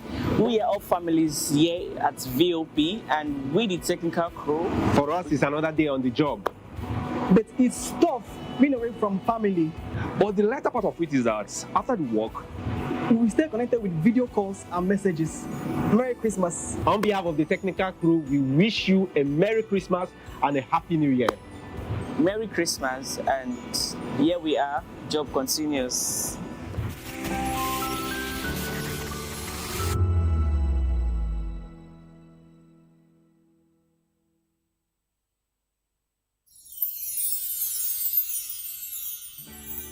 It's a season of love, a season of joy, a season to celebrate you because you deserve it.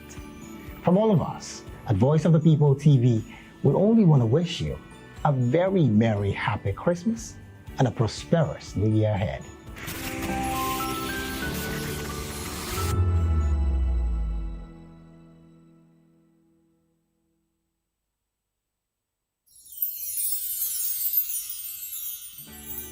We are here with the leadership of VOP Television Lagos.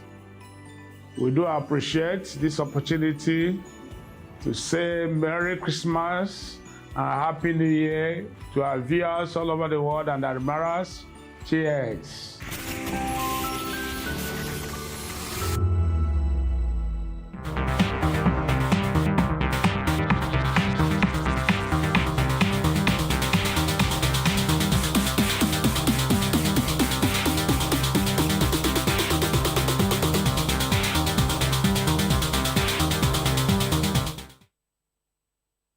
And yes, welcome back to the show Spotlight. I'm still your baby girl, Precious Agmanu, aka Call Me Prezi. And yes, we've been talking about a lot of things, gist upon gist. And yes, next we have on our list, we're talking about, there has been a viral tweet saying, if you use money to attract a lady, that lady will leave you when there is no money again. And this question goes to the guys, because I would like to ask this question, that kind of thing. So I'll be asking the question. So my question is, do you think marriage can last without money? Because tell me, you see, if you use money to attract a babe to be yours, no worry, one day she will leave you for a person who fine past you and has more money than you. So when love is the foundation, not money, the relationship stands a better chance of lasting. So some guys go meet woman, same day, they will say, what bag do you like? Hems. The girl self go talk, say yes. The woman is well. See, as a lady, me, I know say ladies, we like money. But you see, love is actually sweeter when there's money. In as much as there's this marriage, but the love, the money has to be there.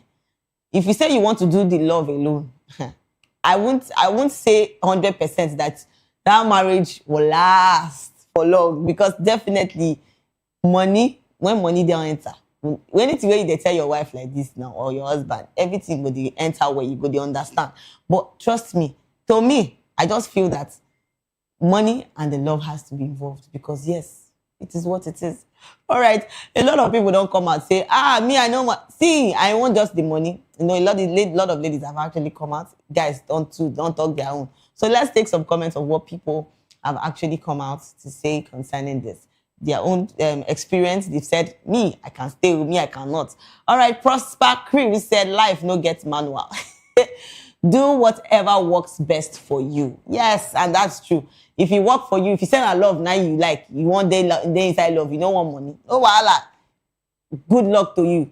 All right, as what Billboard said, whatsoever you do, don't date or marry a broke, non-potential woman. Even if they put a woman, still don't marry a broke, non-potential man. Do you get? You need to balance this thing. Make it not be like sister, now only the ladies die the chop. I beg you. At Rafi 2K3 said, if you are still dealing with girls that needs money for nails, hair, food, cooking gas, and the rest of them, it seems you're a joker. I don't understand. See, you people should be coming down. Definitely, we ladies, see, this thing, it has to be balanced. As a man, you already know your job. As a lady, you already know your job in there. Yes. Because you cannot say, please, I'm not looking for anybody that don't want money. I just want love. You are joking. You cannot tell me that you are looking for somebody that will not look at the fact that you need to get married, financially stable. Even before entering marriage, you have to be financially stable. Not basically for the men. I'm saying this generally for both the men and the women. You have to be stable. You where they come marry, you supposed to get what you they do for yourself. So that man no go they use you, they play, hanky panky. And yes, for the men too. More na you understand what ladies want. You want a lady, but you cannot be, at least be romantic for once. You don't say ladies, they like all these, flowers, all these little things that makes them happy. But you now coming to say, hey, my love, see, when there's love, please, money should also follow it, because a lot of people cannot stay in that love alone and tell you that from thy kingdom come that there's no money. Not only you go carry yourself, no way till you carry yourself for. So, all right, we have a lot of comments. Let's take more comments of what people have actually come out to say concerning this. Let's take more comments. And somebody said, a love that you buy with money will be sustained and maintained with money. A love that you did not buy with money will also need to be sustained with money, right? So choose wisely. All right, official KBEC AB said, nothing like a foundation built with natural love. Bro, there is love, but when there's no money inside the love, now you know what you did. All right, Investor Grace said, lol, even the one we love self, they break. Take a play first. All right, Barris Esselsa said, most Nigerian men don't know how to love.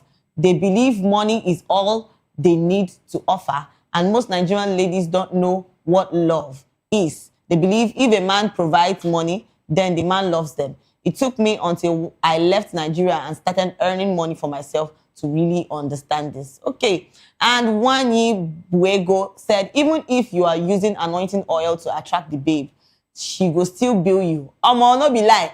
If you like rub all the whole anointing oil and say, God, he must love me. Forget that thing. Women, we love money. We love to be taken care of. Because tell me, why won't you love? After that, they go say precious is their vein. Man, telling her the truth. Leave the vein. Leave that vein thing for us. Yes. Because you cannot tell me, yes, love has to be there, but money too has to be there. But you cannot tell me that, okay, you have to leave because a lot of men don't do that. You understand? Because say the woman get money, they don't relax. Based on saying now the woman go, they provide everything. More now they calm down.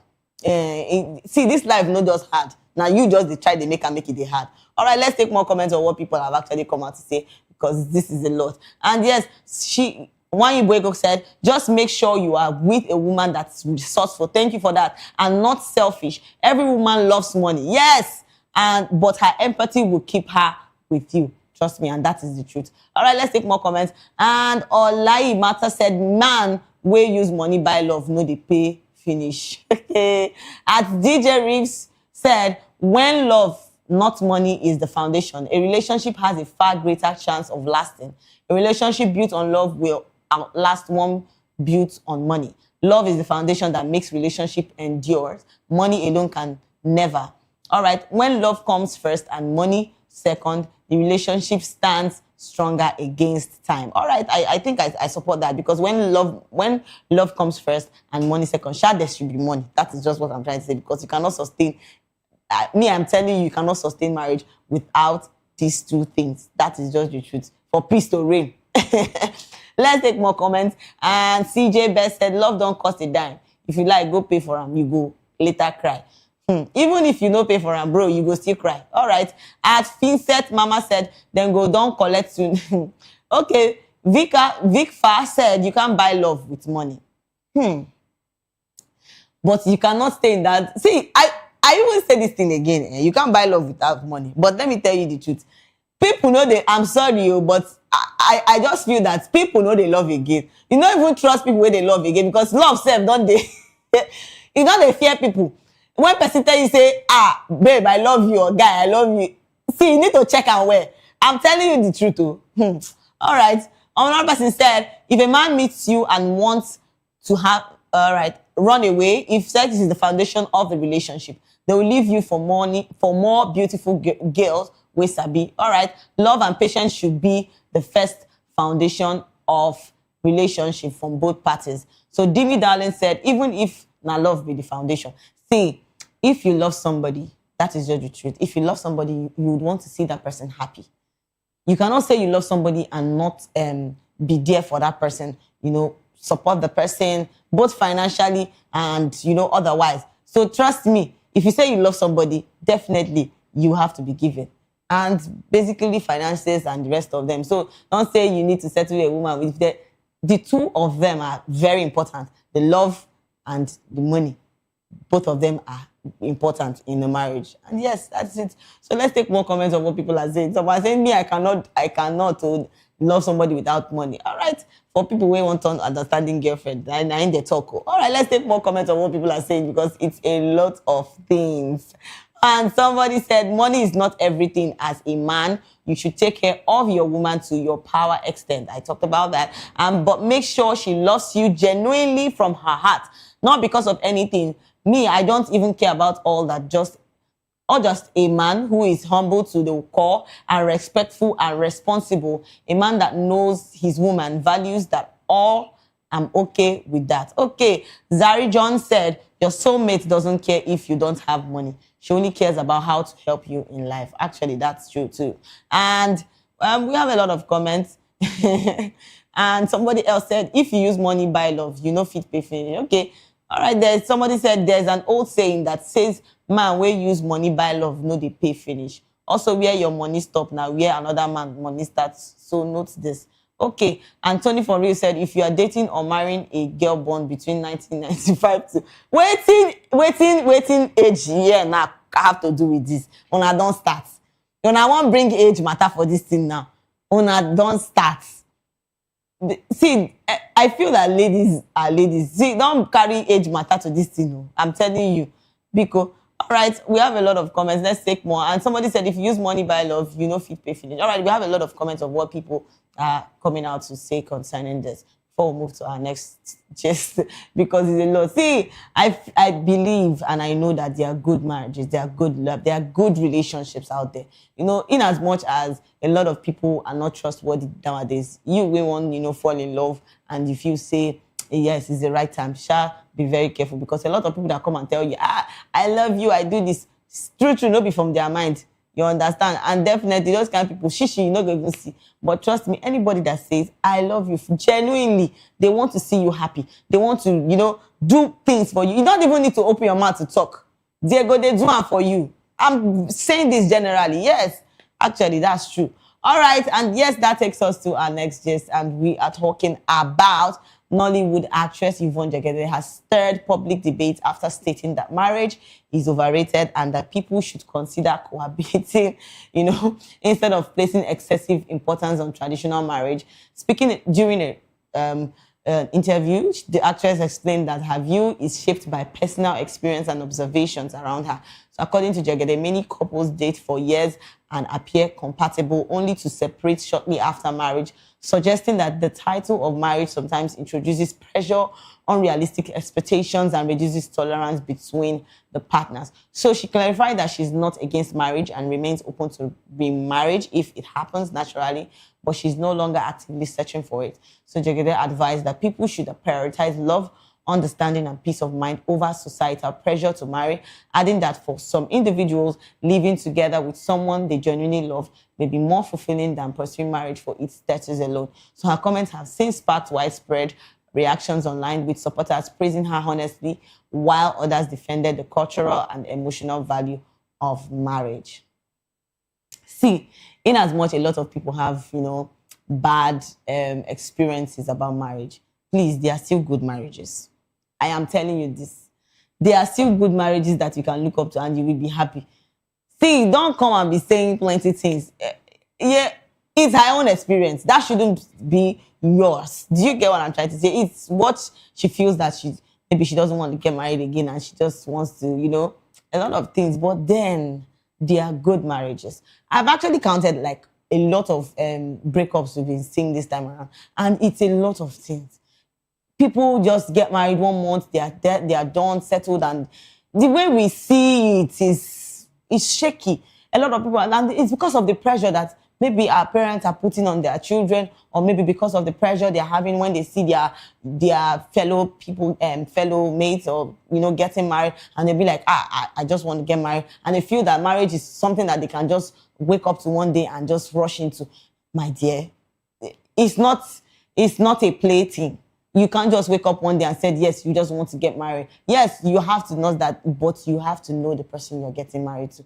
Because trust me, if we can count how many breakups that they've had recently, a lot of people, and some things, all these little things we're not supposed to make person quite good. I'm done before you need. I'm not in this marriage again.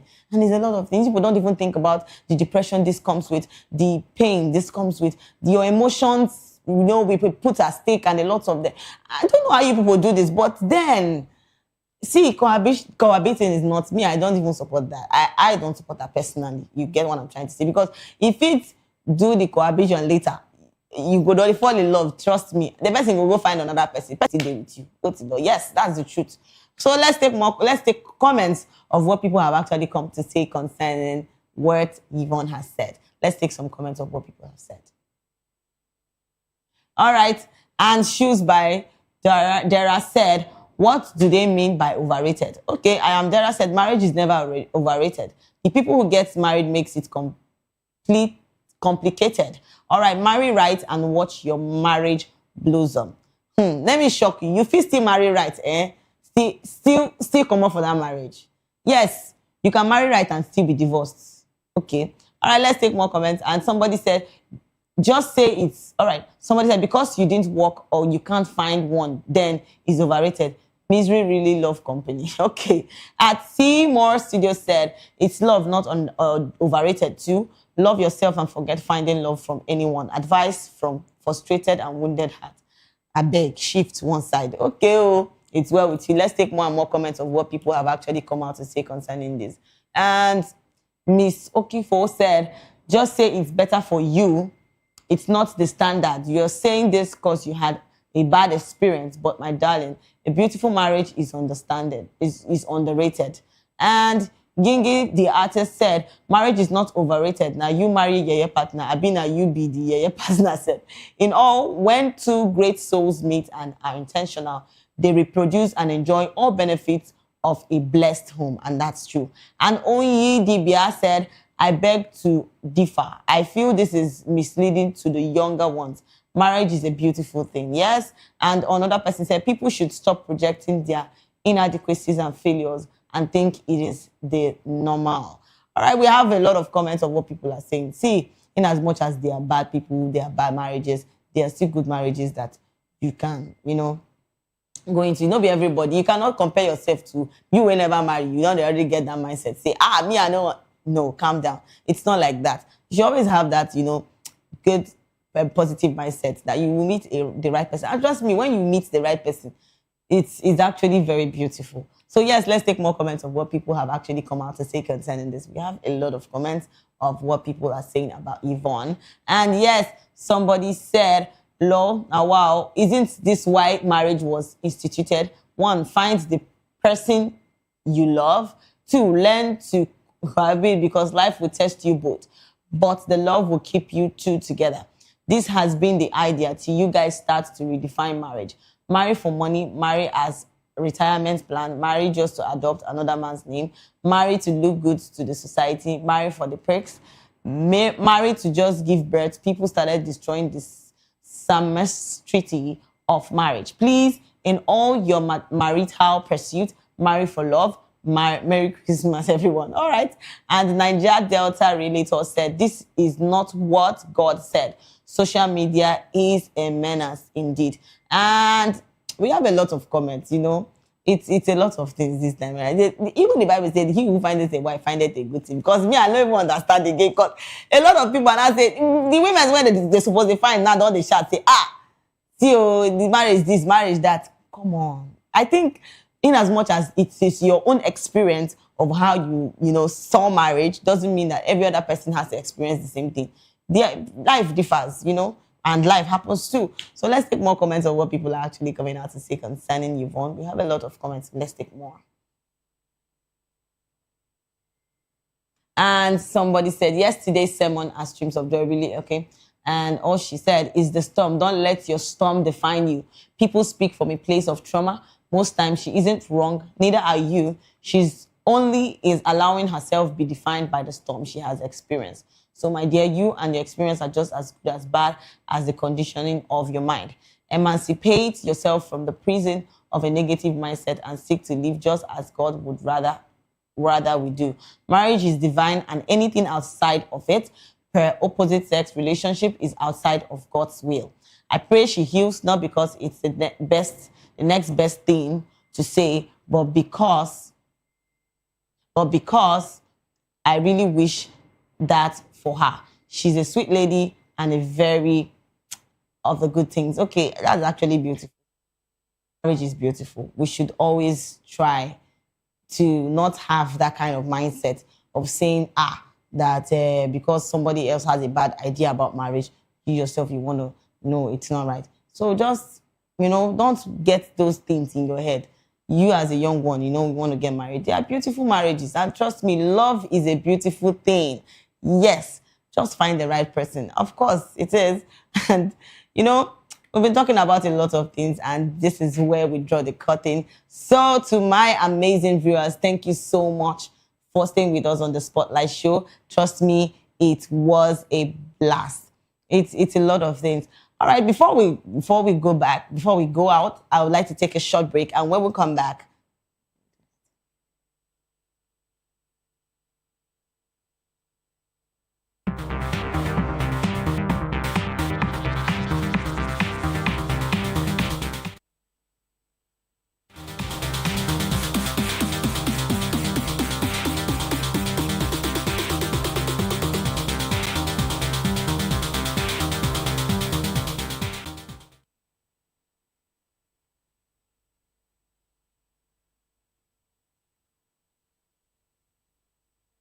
From the views on the streets, we go to bed empty hunger, to the blaring horns of a hustling city, the loudest voices of the Good evening, Africa. My name is Mama Kore, actor, model, producer, and I'm giving a big shout out to VOP TV, man. Keep watching.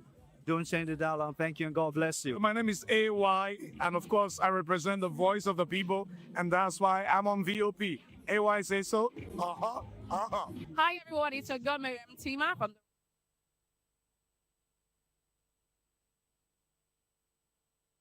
the voice of the people.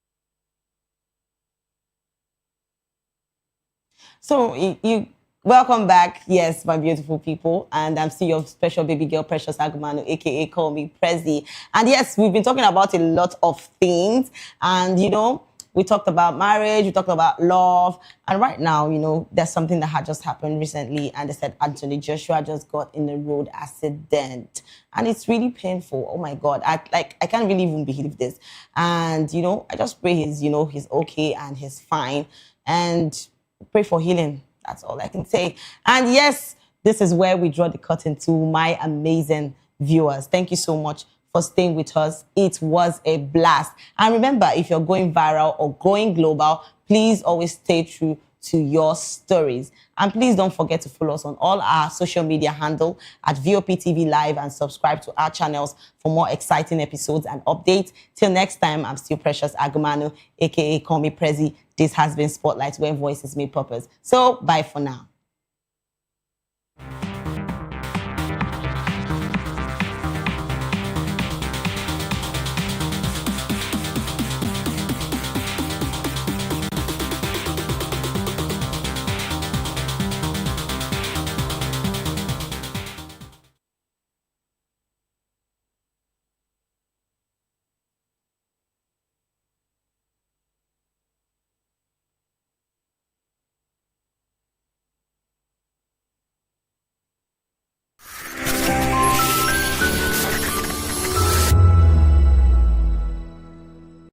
We encourage you to click on the like button and subscribe to our YouTube channel. We are Voice of the People TV. Also follow us on all our social media platforms. We are at VOP TV Live. Visit our website www.vop.ng for fresh and trending news. Also watch us live on SLTV channel 264. VOP TV, Voice of the People Television.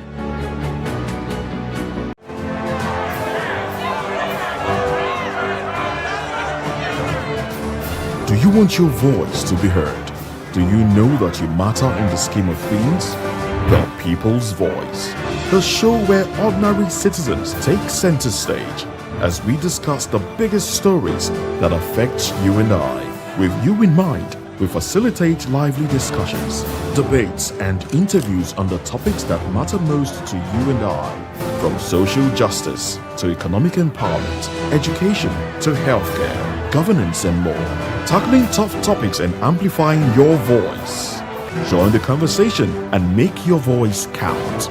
The people's voice. Make your voice count. To know the happenings in the maritime sector, join us on the program Maritime Frontiers on VOP TV as we discuss key areas in the maritime sector from aquaculture, maritime transportation, maritime labor regulation, oil and gas exploration, ferry and passenger insurance, marine pollution and prevention, port operations, and lots more. Maritime Frontiers, exploring Nigeria's blue economy. 2564 is coming up on Barney 9 right. The 2564 Atlantic Tower. What happens in the hush behind hangar doors? Who signs the papers that gamble with lives? Which truths were grounded before they even ever had wings?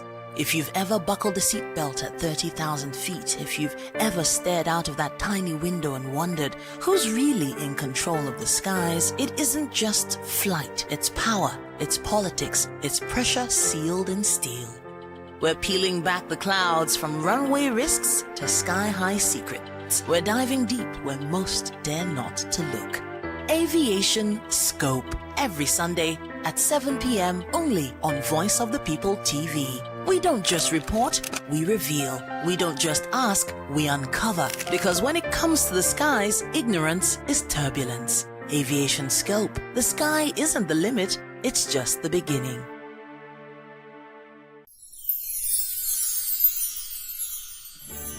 Whether you've been with us through the ups and downs or just joined us for this festive season, take a moment to cherish the moments you've made and look forward to making new ones on the horizon.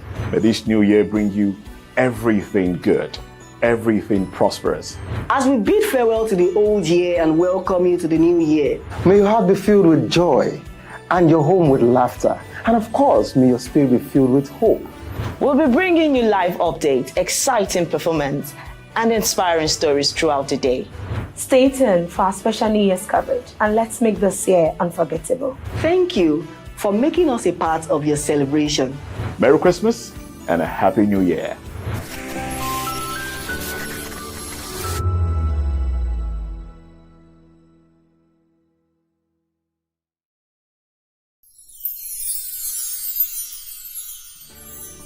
As the year comes to an end, we want to take a moment to thank each and every one of you for your hard work, dedication, and the positive vibe you bring to Voice of the People every day. From all of us on the HR, we would like to say Merry Christmas, a happy, prosperous, and healthy New Year. Thank you.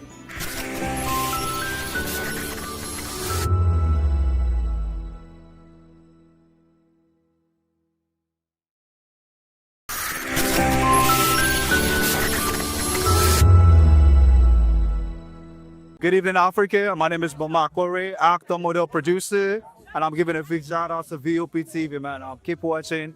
Don't change the dial. Thank you and God bless you. My name is AY, and of course, I represent the voice of the people, and that's why I'm on VOP. AY say so. Hi everyone, it's your girl Miriam Tima from the Real Housewives of Lagos and the Real Housewives Ultimate Girls Trip Africa. Shout out to VOP, the voice of the people. You already know. Stay tuned, keep watching. And don't forget, VOP is the best. All right, hello, it's a brother shagging the man fine back with Melanie Poppy Black Skin Boy. This is VOP TV. If you're not watching VOP, I don't know why you're watching. Maybe you're watching your weight. Bye. Hello, beautiful people. This is Wale Ojo, and you're watching VOP, Voice of the People. Hi, guys. You already know who it is. This is New Energy. Flyers wherever live. Keep watching VOP TV. Thank you. Hi, people. Ginny Albano here. Guys, please keep watching Voice of the People. Behind every broken desk lies a broken promise. Education shapes the nations. But who is asking the right questions? Introducing Edu Dialogue, the show that goes beyond the surface. exposes the cracks, the corruption, and the silence in Nigeria's education system. Edu Dialogue, Saturdays, 3 p.m., only on VOP TV. We break the biggest stories, from missing funds to policy failures. We ask the tough questions and demand real answers. Edu Dialogue, this Saturday, 3 p.m. on Voice of the People Television.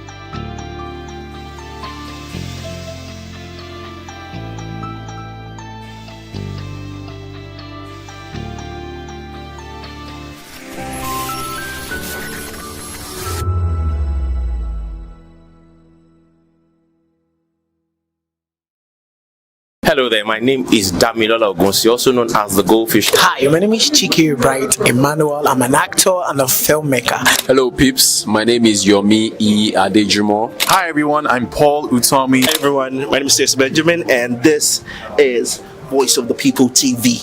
I need you to keep it locked to VOP TV. See, are you looking for good entertainment? You want to get good movies, good music, politics, talk shows, sports and entertainment. You really want a channel that gives you everything you need without you having to run around. VOP is where you are. That's Voice of the People. If you're not listening to this, you're not one of us. And you deserve to be killed. Scrap chat. Don't be killed, but watch it. Or I'll find you. And I want you. And you are locked on VOP TV. Don't go nowhere. This is where the juice is. This is where all you need for entertainment, politics, movies, and whatnot. And keep watching VOP TV. So keep it locked because I'm locked already, man, and it's money back guarantee. So you're gonna have a good time because I do. And please keep watching VOP TV. I want something to actually, I beg you, subscribe, watch it. If not, whatever you see. You better not touch that die because VOP is the plot. This is African News on Voice of the People Television, where we don't just bring you the news, we bring you Africa's heartbeats, the policies that shapes our world, and the economy that determines our future. African News on Voice of the People Television. Stay with us.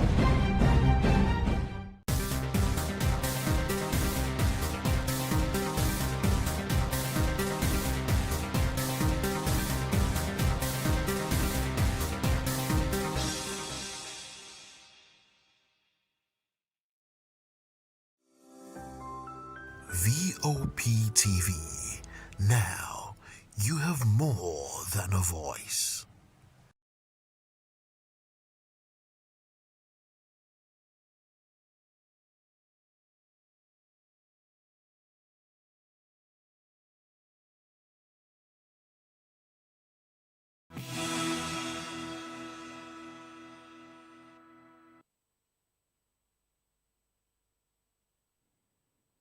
Good afternoon and welcome to the African News on Voice of the People TV. I am Solomon Ofem. Before we begin the news, kindly visit our website www.vop.ng for fresh and trending news. Now the news in details. Somalia is leading an international backlash against Israel over its decision to recognize Somaliland as an independent state. Mogadishu says the move violates Somalia's sovereignty and is completely unlawful. In a statement, the Somali Prime Minister's office described Somaliland as an inseparable part of the country. It also demanded that Israel immediately withdraw its recognition. The African Union, Arab League, Nigeria, Egypt, and several other African countries have also condemned the decision. They warn it poses a serious threat to international peace and security. Somaliland declared independence in the 1990s but has never gained global recognition. The controversy comes amid reports linking the move to proposals for relocating displaced Palestinians, a plan widely rejected by the international community.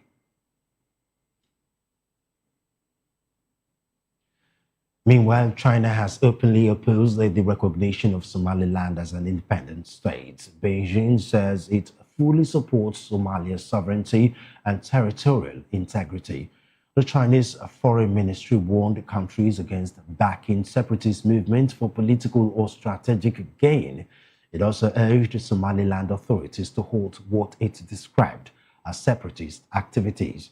The statement comes days after Israel formally recognized Somaliland as a sovereign nation.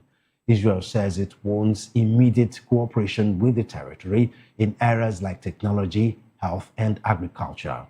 Somaliland declared independence from Somalia more than 3 decades ago, but it is not internationally recognized.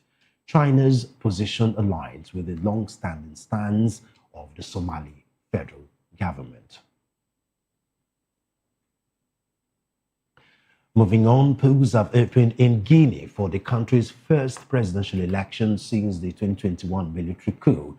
The vote is being held under a new constitution approved earlier this year. Junta leader General Mamadi Doumbouya is widely expected to win, facing little real opposition. Several challengers, however, were barred from running, while others remain in exile.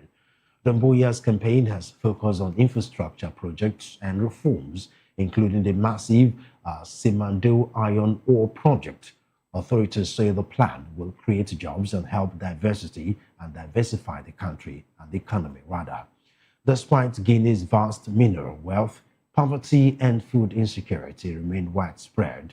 Security has been tightened nationwide as millions of registered voters are expected to cast their ballots.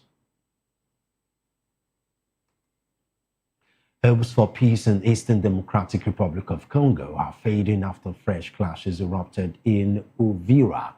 The violence comes just days after regional leaders reaffirmed commitments to a U.S. brokered peace deal. Rwanda-backed M23 rebels had earlier captured the strategic town despite talks ongoing elsewhere.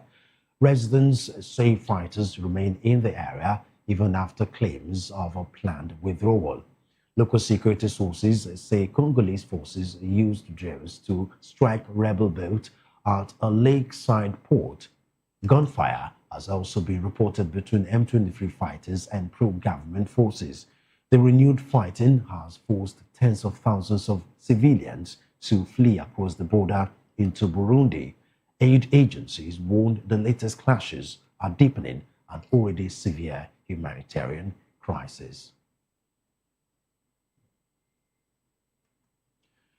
Vote counting is underway in Ivory Coast following legislative elections to choose 255 lawmakers.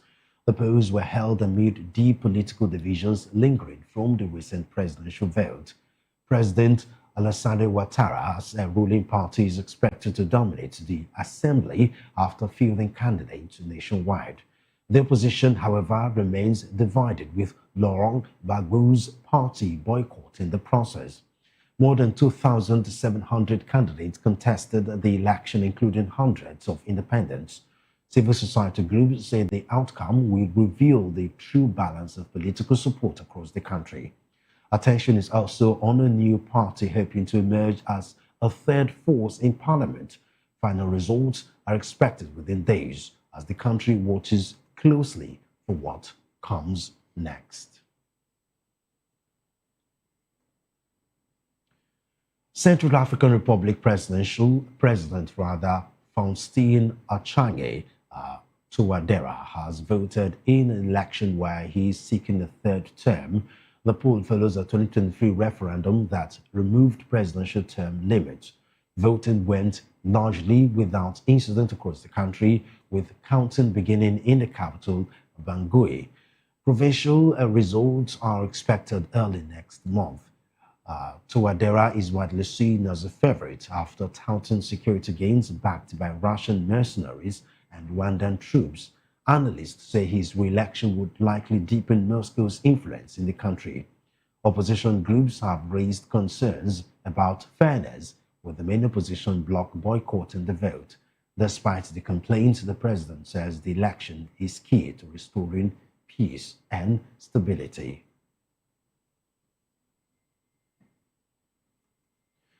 Guineans have voted in a presidential election widely seen as favoring junta leader Mamadi Doumbouya. The vote is expected to formalize his grip on power 4 years after seizing control in a military coup. Polling ended peacefully in the capital Conakry, with officials reporting no major incidents. However, turnout appeared low as many voters described the outcome as already decided. Doumbouya faced 8 candidates, but none posed a serious challenge, with key opposition figures still living in exile. A provisional result are expected in the next few days. Rights groups and the United Nations say the campaign was marked by restrictions on opposition activities and media freedoms. Despite the concerns, Doumbouya's supporters say he represents stability and economic opportunity for the country's youth. Joining in the studio to help analyze our African news item is a public affairs analyst and, of course, a legal practitioner, Darlington Agumo. Barrister Agumo, thank you very much for joining us on African News. It's my pleasure, Solomon. How are you? Very fine, thank you. It's good to see you here. So let's go to the first topic for discussion, which is controversy emerging from the Somaliland story, where, according to the news, Israel is officially recognizing Somaliland as an independent country, despite it not being internationally recognized. Of course, the talk is that Israel is recognizing it because of stories from outside quarters that the plan is to relocate Palestinians to that land. What's your take on that? You know, this issue of recognizing some states as an independent state and all that is not something you do by word of mouth. We know of so many who tried it did not work until the UN, the international community, US and all that came in and said, okay, a very good example is Sudan. They are the latest independent African states. That is South Sudan. So there are processes for you to be recognized. If not, every family wants to be a state. eh? If it is not checked. But the question is, what is causing this recognition and all that? There must be a reason. Somalia, Somaliland. Yes. Why haven't Somalia recognized this Somaliland? What is the problem? What are they dragging? Is it that the Somali on his own could not recognize these people or could not integrate them as part of their country? These are issues that we need to look into. Whenever there is agitation for an independent state, go and check. Something is wrong somewhere. Something is wrong. And so, let Somalia recognize the problem at home before blaming Israel. That is the issue here. But as for that recognition, it will not stand until the UN and other international bodies come in. But the issue that Israel is trying to bring in some Palestinians, we understand what's going on with Gaza right now, where several countries, especially countries in the West, are opposing the U.S. plan to relocate some people from Gaza, and effectively, according to several international countries opposed to this situation, taking them from their ancestral home, and then but this having to bring them away from ancestral home to faraway Africa. You begin to wonder this is where the African Union is supposed to step in. And then that's a lot of issues for the African Union itself. Look, initially, when the Gaza war was going on, that was the initial plan of Israel and Donald Trump. To reclaim that land and then turn it into Rivera. Yes, and then dissipate the citizens to different parts of. In fact, the initial plan was Egypt, but Egypt and many Arab nations rejected it. That look, that cannot happen, and so the idea was jettisoned before the peace plan was signed, and then the bombing stopped. So I don't think Israel can go on with that. It's not possible.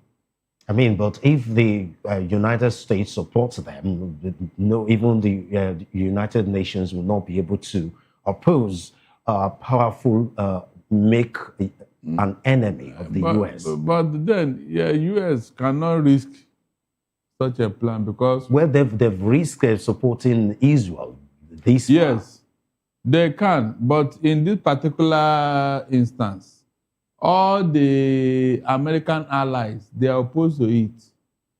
And America cannot be America without allies. That's the truth. If the NATO nations said no, Europe and American nations said no, I mean, there's no way Donald Trump can go ahead. That idea has Donald Trump has already falling out with a lot of their allies already. But remember, like I told you, the initial plan was to, do that. But when people started recognizing Palestinian states, UK did, Canada did, Australia did. So that was a signal for Donald Trump that look, this thing will not fly you. That was when they started talking. That was when Donald Trump called Netanyahu and said, look, stop that bombing. And they started talking of peace and all that. So the Western world will not agree with Donald Trump. And so this latest idea by Israel, it cannot work. Because the Arab nations are already, contributing money to rebuild Gaza. That's the latest plan now. To rebuild Gaza so that the indigenous can go back to their ancestral home. It would have been possible if Donald Trump was the one financing the rebuilding. But now the Arab nations are doing the job themselves. So I don't see how Israel can go on with that plan. They just said it to maybe they're testing the waters. It cannot work. Just to shake the trees to see what falls. Exactly. The Arab nations will not agree. Why would you do that? But one wonders why the African Union rather, is not exactly coming out strong against this, which further gives legitimacy to some people that says the African Union is just a toothless bulldog as far as Africa is concerned. African Union is I don't know how to call that organization because they have not represented Africa very well. First, they were here when Donald Trump was bringing in ex-convicts into Africa. They couldn't form a united front to say, look, this cannot happen in Africa. Rather, they left it to the decision of different African states. They couldn't come out strong. And they are hiding under this principle of sovereignty of a state. You don't interfere in what happened in what is going on in an independent nation. But that's not why you are formed. You are formed to defend Africa. That's why called African Union. The same way you have the European Union. The same way you have NATO. And these are issues. African Union have no standby force to enforce their decision. So they are like a lame dog. They are like a lame dog. They can only bark, they cannot bite. That's the truth. They don't have the power of coercion. And then, as expected, China has lent its voice opposing the recognition of the Somaliland. Do you think it's consequential or it's consequential either way if China lends its voice or not, considering how strong China's hold is in Africa? China, with their population and their economy, they are a voice to reckon with. They are the one that built the AU building for Africa. So they can speak on such issues. Yes, they can speak on such issues because if you check China, they are not interested in colonizing anybody, enslaving anybody. You know, China may be a communist state, but they don't want any country imposing themselves on another. So wherever they see such thing, they will always oppose it. So their voice is very important in this issue. We are waiting for US and UK to say something on the matter. I mean, without US, we will oppose because of joint forces with the US. 100% so far. Donald Trump will be shooting himself on the right foot if he supports the idea because his European allies have already rejected it. When they recognize a Palestine state, when they are talking of a two-state solution, and now the people that they have recognized as an independent nation, you want to ship them into another country. Do you think that will work? It will not work. So Donald Trump is well aware of this, that the European allies and all that, they will not, and so he will be very cautious. That's why they have not spoken. Meanwhile, China has spoken. Perhaps they want to remain neutral as far as the situation is concerned. But not for too long. It will come to a point where he will now call Israel. And that is through Netanyahu and say, look, this your idea will not work.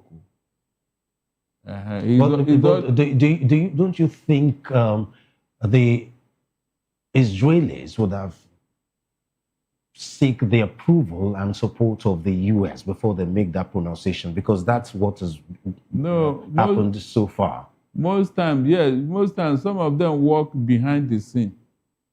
Israel will test the water and see, if it will fly. Then before, when the noise becomes too loud, America will now rein in and say, okay, look, Israel, stop your idea, stop this thing you are doing, so that they will not claim the credit, because they are the one who is always reining in Israel. Remember, whenever Israel is running overboard, it is always America that will come and rein them in. It's always America because of historical alliances with their heart. Now, let's move on to Guinea, where the polls are open for the first presidential election since 2021 after military coup, where junta leader General Mamadi Doumbouya is widely expected to win. What do you think of that situation? There is nothing wrong in it, as long as the man will lead well. At least he was reasonable enough to conduct an election. He was reasonable enough to say, look, I want to become a civilian president. So, with no opposition? It is left for the people if they want it. After all, your country, are you better? Are you better? What is going on here now? So it is left for the people. If they want it, If they don't want it, the same way he carried out a coup, somebody will equally topple him. Yes, it will happen. It is left for him to provide good governance for the people. That's what will determine how far he stay in office. That's all. But I mean, providing good governance, it will start from the way he treats the way the country see him as a fair leader. And how can we call him a fair leader if he's creating an election environment where there are no strong opposition? If they are the ones that ran the country aground before the man took over, what do you expect? Will they be comfortable with his leadership? They will not. So they will not tell the whole world what is chasing them and who is chasing them. If they decided to stay outside the country because of they have polluted their country, whose fault is that? After all, some people are still in that country. Some people are there. Did the man chase everybody away? No. Did no politician who didn't know what to do? Look, Solomon, if you ask me, the so-called civilian administrator who claimed to be president and whatever in Africa, all of them need to go back to school. They don't know what is leadership. Seriously, that's why the military always strike. How can a man come into office? Your people elected you. All of a sudden, you left what you are told to come and do and start doing another thing because you have power. You have power, B. Just take an example with Nigeria. What is happening here? What is happening in Nigeria today? Is it not a call for concern? No, be serious with yourself. Is it not a call for concern? Do we have leadership in Nigeria? And Donald Trump is now running Nigeria. Look at it yourself. Yeah, but I mean, we know the situation in Africa is bad. You know, of course, we're taking a look at the Guinea situation now, but this is like a situation of two wrongs, and two wrongs will definitely not make it right. Let us start correcting it from somewhere. The correction must start from somewhere. Do you think this is a correction? In the correction of a bad situation, there will be collateral damage. The people of Mali, Niger, and Burkina Faso, are they complaining? They have leadership, and that leadership is working for them. Who called for it? Is it not the civilian leadership that called for what is going on in those countries? If they have been doing well, the people will support them. I have seen where people, the citizens of that countries come out and say, no, we don't want coup. They block it. They tell the military, we don't want you. In fact, the military will quickly go back to their barracks. But how come each and this thing happen in some of these countries? People will be jubilating, dancing. Dancing and jubilating. No, look at it yourself. So, I mean, it's akin to when Donald Trump said they were coming to strike these terrorists in Nigeria. Did you not see the avalanche of supporters? Oh, so don't bother yourself. Don't bother yourself. And the man who claimed to be your president tactically left Nigeria so that Donald Trump can take over and do his thing. Can't you see it? Tactically, Tinubu left Nigeria. When Donald Trump said that he's coming back to strike again. What does that tell you? Well, from Guinea, let's go over to DR Congo, where now two major things that have plagued Africa is corruption, bad leadership, bad governance, and of course, conflicts. And this is a situation in DR Congo where the conflicts there have continued unabated. What's your take on it? My take is that for Kagame, he thought that we have forgotten the Rwandan genocide. That man is getting out of hand. Why will he be backing a rebel group in another country? What is he looking for in DRC? For Kagame, this is a man that the whole world was praising the other day because of his antecedent in Rwanda. All of a sudden, the man now turned rogue sponsoring a terrorist group in DRC. What happened to Rwanda? Can't he run his country and leave other people alone? They should rein him in. ICC should call him for questioning. Yes, they should call him. Even when they went to sign a peace agreement in Washington, these guys came back and continued doing what they are doing. Continued. A rebel group, M20 rebel, they have now become a mercenary in the hands of for Kagame. They have moved from DRC to Burundi now. They are making inroads into Burundi. For what reason and for what purpose? These are issues. I don't know why people would not just want peace to reign in Africa. They just sit down and plan how to disturb the system and everything. If a rebel group take over a country, who will recognize them? What would they do? What would they do? If the M20 rebel now succeed in what they are doing, what would they do? They can't form a government. Nobody will recognize them. So what are they wasting their time and energy for? Just to take one part of the country, like some people want to do in Nigeria, and stay there and have their own parallel government, Abi? Is there any other reason? It's so sad, seriously. It's so sad. And the US have tried to broker a peace deal several times to no avail. The thing is that you people blame US and the Western world for exploiting you, but you are the one inviting them to exploit you. Which is exactly what I wanted to talk about.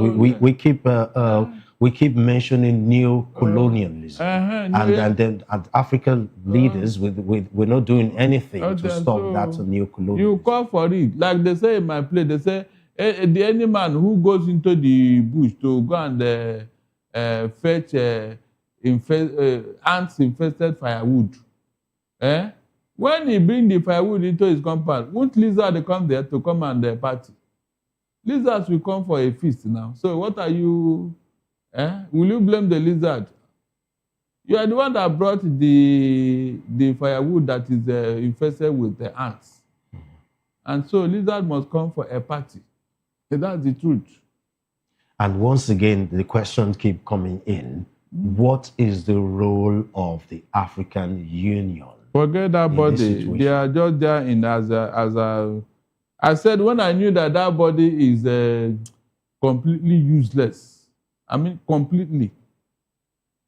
It was when a whole China, one country, built their AU building in Addis Ababa. And they are foolish enough to go there and be holding conference. They are not even ashamed. Imagine Africa, 54 countries in Africa. 54 countries in Africa. I am very sure that at the snap of a finger, each of these African countries can raise 1 billion equivalent in Naira. Maybe Nigeria will now provide the 50% of whatever it will take to erect that building and every other thing they need there. Nigeria can afford it. But they allowed a country called China to build it for them. There are things that can bring shame. There are some gifts they give you, Solomon, because of the embarrassment that will come with you. Say, no, I don't want it. Sam, in fact, I'm fine. You can keep your gift. Thanks for the gesture. Just for your own self-respect, you don't take such a gift. Yet, they will go there and be holding conference. Well, African politicians are known to be shameless. I am telling you, it's like somebody building a house for you and your new wife.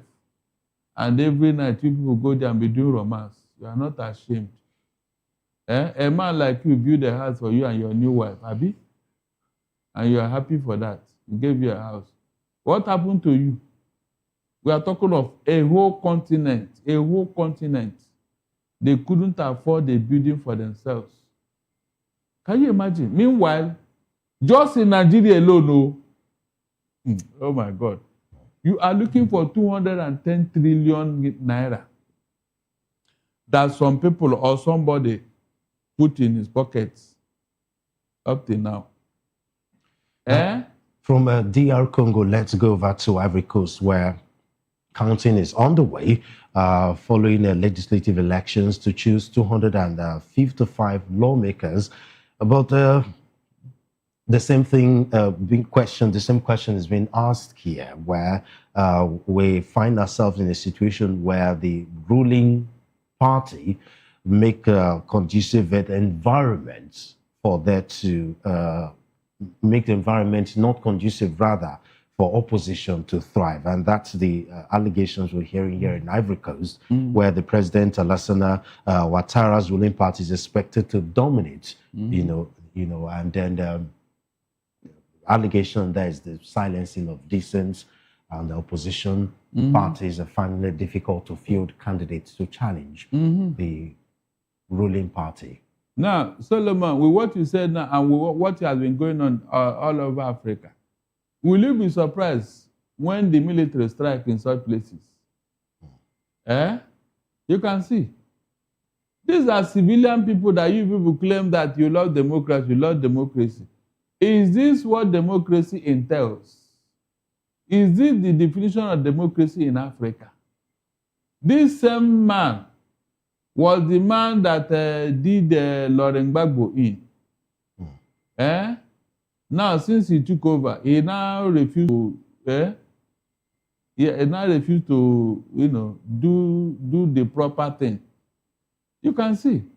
If tomorrow now something happens, they say, no, we don't, AU will come. It's only during this period that you see AU coming out to give condition. That's why these people in Mali, Burkina Faso, Niger, that's why they are not even listening to AU. They've been moved out. Unexpectedly, they're going to send election observers. They've moved out too. So these are the issues. This AU, have they ever reprimanded any of these tyrants in office? Have they ever?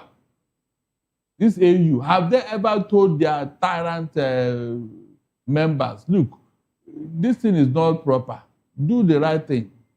Have you ever seen them reprimanding any of these tyrants in office? Have you ever? But when the military got fed up, you say, he don't want military, he don't want military.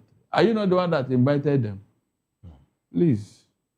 Well, it seems to be an election season for a lot of these African countries, because from that we'll go to Central African Republic, where the president, Faustin Archange Ouattara, has voted in an election where he's seeking a third term. And, which happened after a 2023 referendum, removed the presidential limits, term limits. And this is exactly what we're talking about, where the politicians are giving democracy a bad name. They're bastardizing their constitution, and which has given these presidents an opportunity to run for a third term. Of course. These are the things we are talking about. All of them is like a bug. They have caught the bug. It's now a trending issue in Africa. When you get in, amend the constitution to stay put. When you get in, amend the constitution to stay put. That is now what is trending in Africa. All of them. When it happened in Cameroon and the man succeeded, the man succeeded. It happened in Uganda, the man, so it has become an in thing. Everybody is now flowing with the trend in Africa. And you are telling me that something will not happen. It's like if you don't do it now, they will say, don't mind that man, sabi anything. No, if you don't do it the way these Africans are doing it now, they will not regard you as a human being. But when it happened, AU will come out and say, look, we don't want coup in Africa. You must give conditions to come back. We give you 24 hours to return to civilian. Your civilian administration, is it better? Is it better with what they are doing in office now? Is it better? Almost, look at small CAR, what they are doing. Small, I say small. Have you seen them in the map? Since the days of Emperor Bokassa, The man was so brutal that they call him the butcher of Bangui. That's what they used to call that man. And when you see him, he look like a witch doctor. Very brutal. Eh? Since that time to Bozuzu and whatever, that country have never seen leadership. They have never witnessed leadership. Have you ever heard their name in any good thing? Just one single good thing you can say, this, you know. Have you ever heard their name? Well, in fact, I have been saying it. If I have opportunity, you see these African leaders, I will put them somewhere where generations of boys will go and be looking at them. They will tell you, look at this one, look at what he did. They will point out, you know, they will that when you give them a banner and they wear it on their body, you see their name, what they did in their country and all that. And they will be using it to study in school. And that's what feeds them all. Because these people, they are thinking. If they don't think like people who are very futuristic, people who have vision. In the Western world, their leaders built those countries because of the vision they have. Mention any of these African tyrants that have any vision, except to stay in office and steal all the money. And of course, steal all the money. And of course, the president seeking third term is being supported and backed by Moscow, Russia. What do you think of the increasing Russian influence in Africa, especially in these authoritarian countries? Of course, because Africa has become a battleground for Western powers. US versus China versus Russia. Yes, for superpowers. Yes, you can see now. The second colonialism is here. Whether you like it or not, the second colonialism is here. With what is happening in Nigeria, the giant of Africa. Solomon, are you not ashamed that you are a Nigerian? Good thing, Trump is coming to, but have you ever seen this type of thing happen anywhere in Africa or in the whole world? Have you? Giant of Africa. Giant of Africa. Where is the giant here? Tell me, where is the giant here? Tell me. All the people, all the noise about sovereignty. I like as Donald Trump has come, I like it too. The other issue is secondary. I'm telling you, I like it so that we will not know who is the man in here. Because every time they'll be telling us of those who are master strategists, those who know politics more than God, those who, you know, where is all the noise? No, where is all the noise now? All the noise, all the praises, all the support. Where did he end up? The man was so ashamed that he had to leave Nigeria. He couldn't stand it now.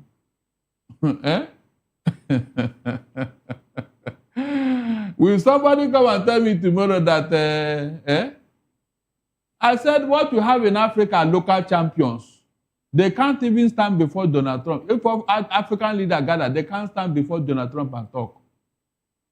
The whole of them, not one person cannot. So the whole of all our African leaders, local champions who are always good in oppressing and suppressing their people, who can go out there in the international community and speak with their fellow leaders, who recognize them, who know them. They are bombing your country and you are running to Europe and Dubai. And you call yourself...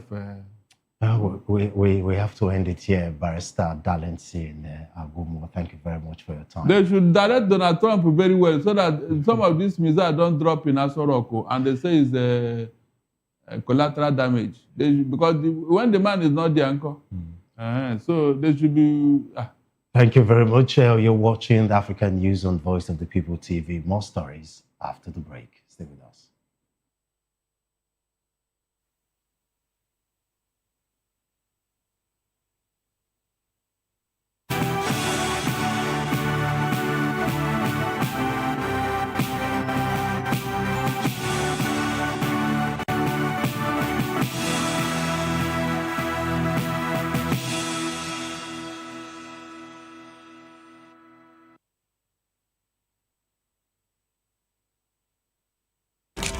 In a world where power shifts with every headline. In a nation full of questions.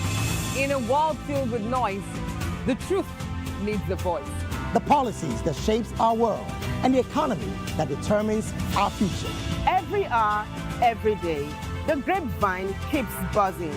And together, we are committed to telling the stories that shape our world because your voice is our focus. Don't forget, our voice matters the most. Let us come together and share our concerns.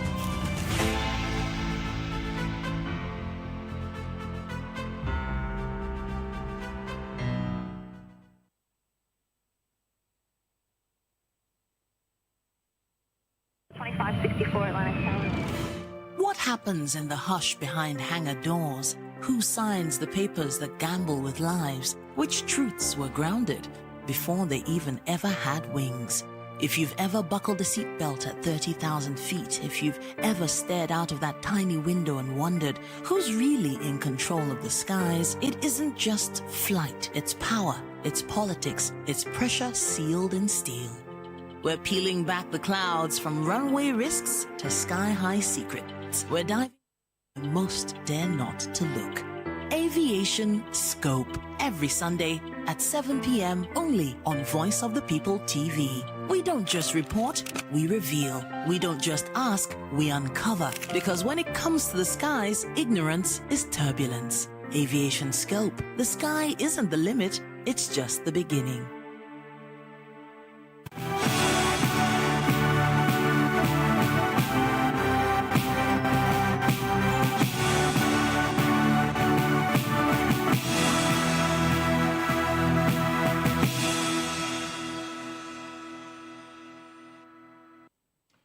If you're just tuning in, this is Voice of the People TV and you're watching Africa News. Egyptian-British activist Alaa Abdel Fattah has apologized for a controversial social media post made more than a decade ago. He described some of the posts as shocking and hurtful. The apology follows renewed scrutiny after he arrived in Britain last week. Several politicians and groups have since questioned his presence in the country. British media reports highlighted posts from between 2008 and 2014 that appeared to endorse violence.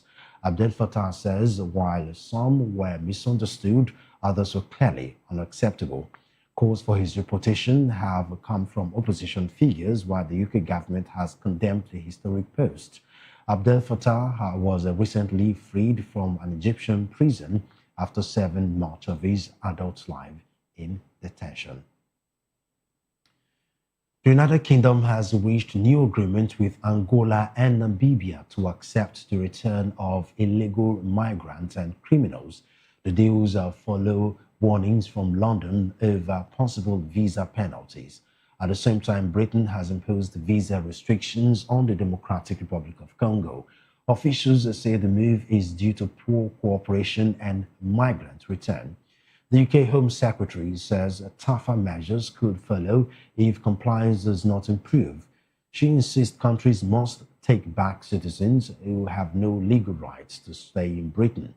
The agreements mark a shift under the UK's new migration reforms aimed at speeding up deportations.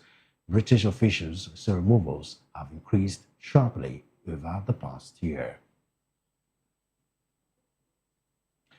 We'll go on another quick break, and when we return, it will be time for business and sports stories. Stay with us.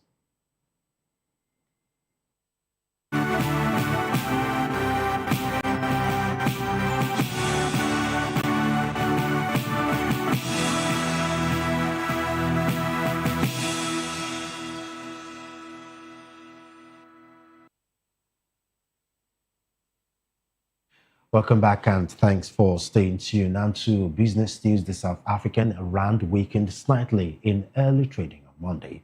The move followed a pause in the recent rally in previous and precious metals. Investors booked profits after silver and gold pushed back from recent highs. Analysts say safe haven demand has also eased for now. Despite a short-term dip, the rand remains one of this year's stronger emerging market currencies. It has gained more than 12% against the dollar so far in 2025. South Africa's improved fiscal position and steady inflation have supported the currency. Stocks were mixed while government bonds edged slightly stronger in early deals. And for a quick look at our sports news, Benin have recorded their first ever Africa Cup of Nations victory after edging Botswana 1-0 in Rabat. The result keeps the Cheetahs firmly in the hunt for a place in the knockout stage. Fans poured out their emotions inside the stadium, celebrating with music, dance and color. Botswana supporters, however, questioned their team's defensive approach and called for a braver display. Elsewhere in Group D, Senegal needed a late strike from Sadio Mane to force a draw against DR Congo in Tangier. The result leaves both sides level on point as the group remains wide open. In phase, Nigeria held on for a dramatic 3-2 win over Tunisia despite a late fight back. With qualifications still on the line, AFCON 2025 is already delivering high drama and on and off the pitch. Senegal has recorded a double victory in beach handball at the 2025 African Youth Games in Angola. The West African nation won both the men's and women's gold medals on sand. The competition marked the first time beach handball was featured at the African Youth Games. Senegal's teams stood out with dominant performances across the tournament. In the women's final, Senegal edged Kenya in a closely contested opening set before pulling clearer in the second. The men's team also beat Togo in the final to secure gold. Officials praised the high level of play and the rapid development of young athletes at the event. Senegal's success adds momentum ahead of its role as host of the 2026 Youth Olympic Games. And that's all on our African news. Don't forget to subscribe to our YouTube channel at Voice of the People TV and on other social media platforms at VOP TV Live. If you witness news happenings near you, we want to hear from you. Send your eyewitness report event coverage request, photos or videos directly via WhatsApp to 0814-606-4057. You can also reach our newsroom by email at news@vop.ng. I am Solomon Offem. Thank you for watching.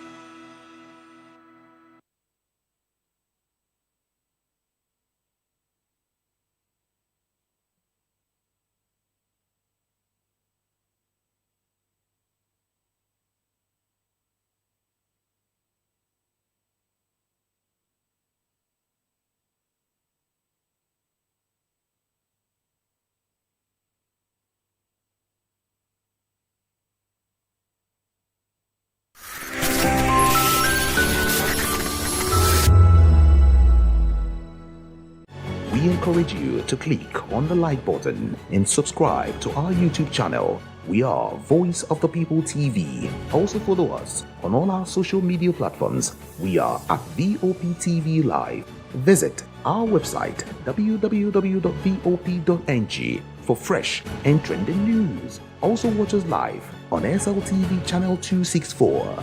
VOP TV, Voice of the People Television.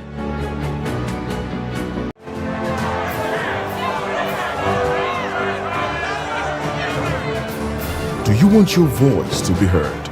Do you know that you matter in the scheme of things?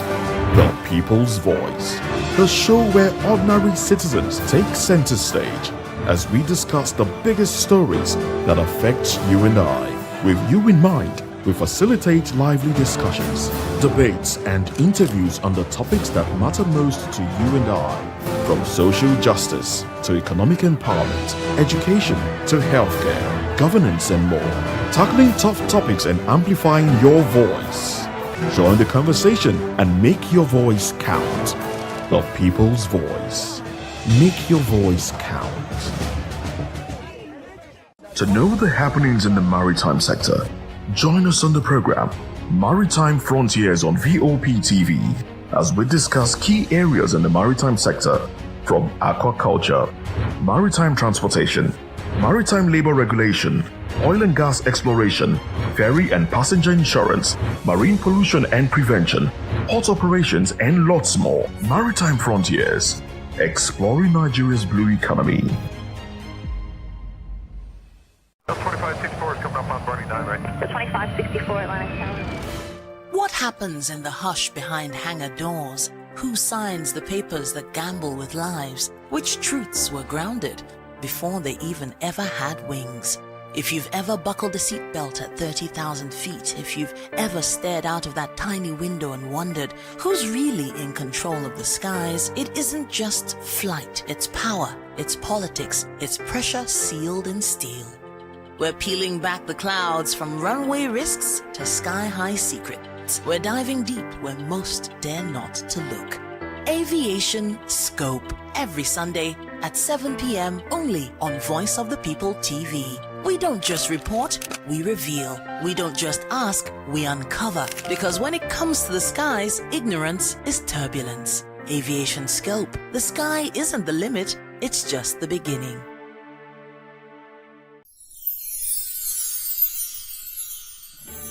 Whether you've been with us through the ups and downs or just joined us for this festive season, take a moment to cherish the moments you've made and look forward to making new ones on the horizon. May this new year bring you everything good, everything prosperous. As we bid farewell to the old year and welcome you to the new year, may your heart be filled with joy and your home with laughter. And of course, may your spirit be filled with hope. We'll be bringing you live updates, exciting performance, and inspiring stories throughout the day. Stay tuned for our special New Year's coverage and let's make this year unforgettable. Thank you for making us a part of your celebration. Merry Christmas and a Happy New Year.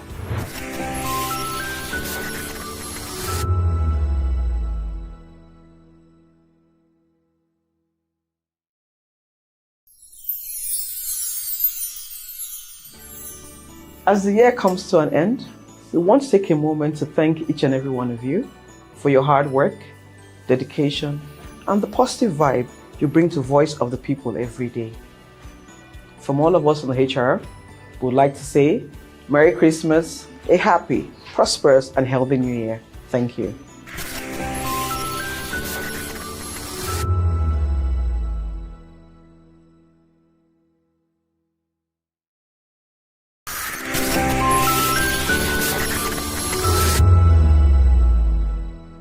Good evening, Africa. My name is Bomakore, actor, model, producer, and I'm giving a big shout out to VOP TV, man. Keep watching.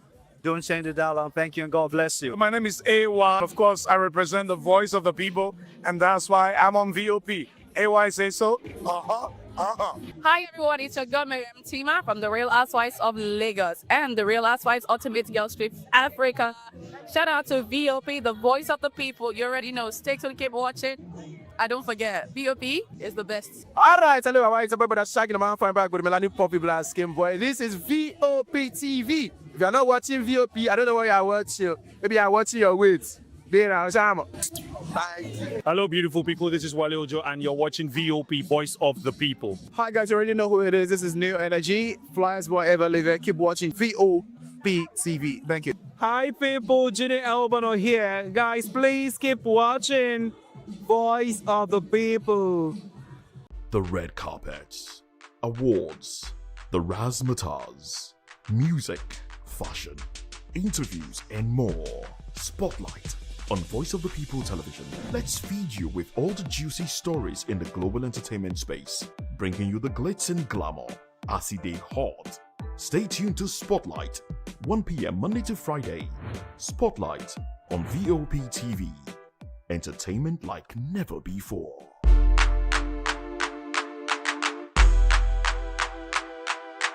Behind every broken desk lies a broken promise. Education shapes the nations.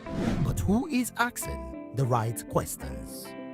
Introducing Edu Dialogue, the show that goes beyond the surface, exposes the cracks, the corruption, and the silence in Nigeria's education system. Edu Dialogue, Saturdays, 3 p.m., only on VOP TV. We break the biggest stories, from missing funds to policy failures. We ask the tough questions and demand real answers. Edu Dialogue, this Saturday, 3 p.m. on Voice of the People Television.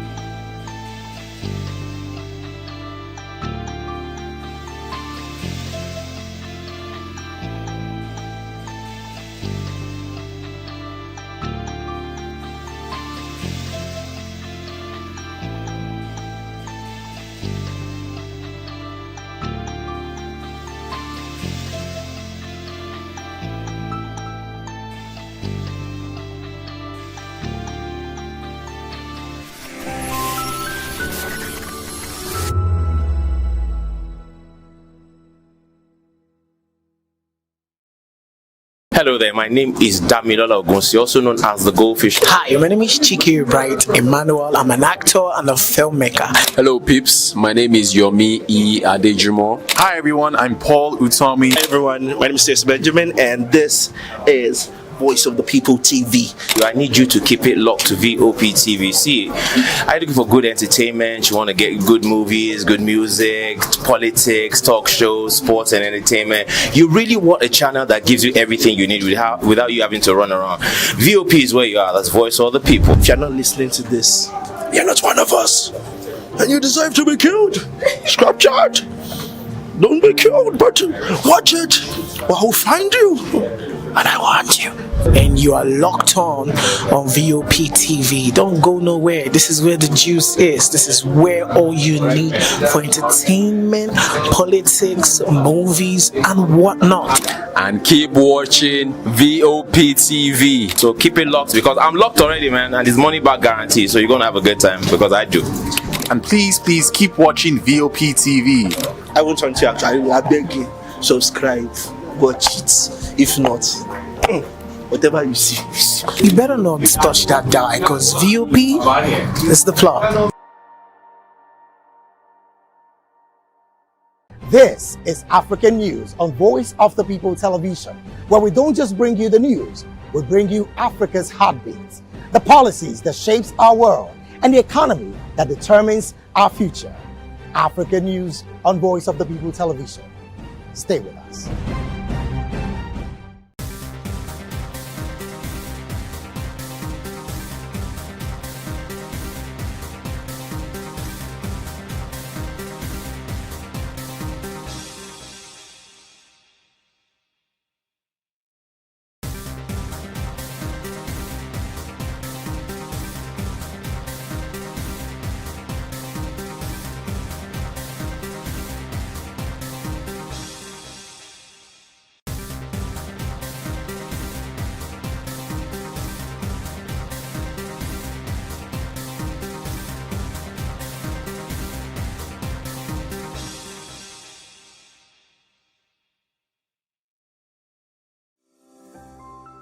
VOP TV. Now, you have more than a voice.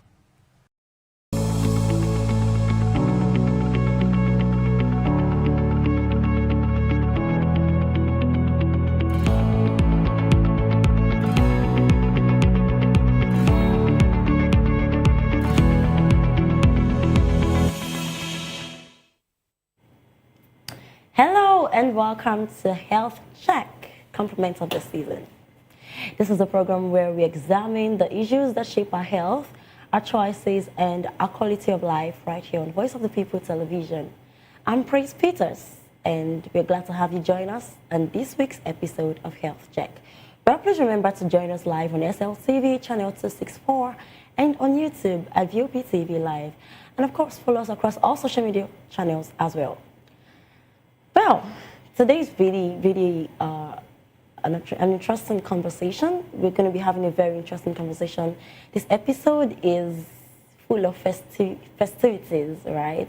And as the year draws to a close, many of us are reflecting on achievements, lessons learned, and plans for the year ahead. But one thing and one important area that we often overlook during this period is our health. And that's why we are here to shed light on that. So the end of the year presents a perfect opportunity to pause, to assess our wellness, to adopt our healthy lifestyles, and make informed adjustments that can significantly improve our long-term wealth, health, and healthy outcomes as well. So at the same time, this season is filled with celebrations, Christmas gatherings, end of the year parties, New Year festivities, all of which comes with lifestyle choices and can either support or undermine our well-being. On today's episode of Health Check, we're focusing on year-end wellness checks, practical healthy living advice, and how to enjoy the festive season responsibly and in moderation. Emphasis on that, in moderation, without compromising your health, of course. And it's going to be quite a flexible conversation today, so sit back and watch and listen and learn, of course. So to guide us through today's important conversation, I'm joined by Dr. Charles Adiogun, a wellness physician and public health advocate. You're welcome, doctor. Good afternoon. Thank you for joining Health Check. Thanks for having me. Compliments of the season. Wish you the same. Doctor, how has it been? Okay, so this season is the season of holidays, right? Mm-hmm. Do you take breaks? Well, with your profession? We try to, You know, try to. but there's a lot of pressure, you know. We don't typically have breaks, you know, because emergencies can happen anytime. But we have to have a healthy work-life balance all the same. That's a big one there. I must say that's a really huge sacrifice, because on New Year Day, I want to go and eat my rice, to just be with my family. Just imagine I don't have an emergency. Hello, please, you're needed at the hospital. I wonder how that must feel. That happens all the time, but that's what we signed up for. That's what we signed up for. Okay. Yeah. All right, so doctor, today we're going to be talking about, December festivities, everything that we are to, do as to live a healthy life, even with, all of the celebrations and holidays, of course. So you would agree with me that December has a way of making everyone feel very relaxed. Let me put it that way. I saw a very funny tweet that says, okay, the company has not closed for the year, but my brain has shut down for the year. When I saw that tweet, I was like, you people should allow the year end first now, So everyone tends to be very relaxed. We just want to sleep less, eat more, act humble. This is the season, party after party. Yeah. And we just tell ourselves that let's eat. This is the season and we'll fix it in January. Well, that's where you come in. So, all right, from your experience, does the human body actually agree with December mindset? Well, the human body does not have any actual clock to know that this is January or March or June or December. But the truth is that, we always talk about it on this show, and we always advocate that, whatever you do to your body responds, appropriately to whatever you put in. So garbage in, garbage out.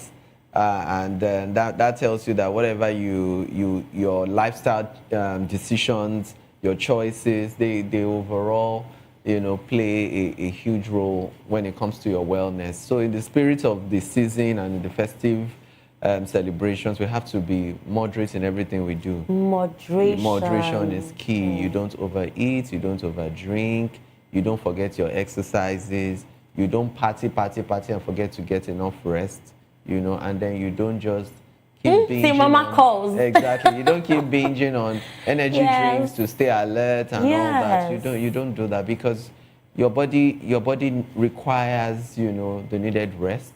In as much as this is the time where you have all sorts of gatherings, like you said, all sorts of parties, concerts, never ending, dirty December. Yes, make December dirty. Activities, you still want to make sure that you are in control of everything you are doing and making sure that you put your health as priority. Because while you are eating, you don't just eat for the sake of eating, you are eating intentionally.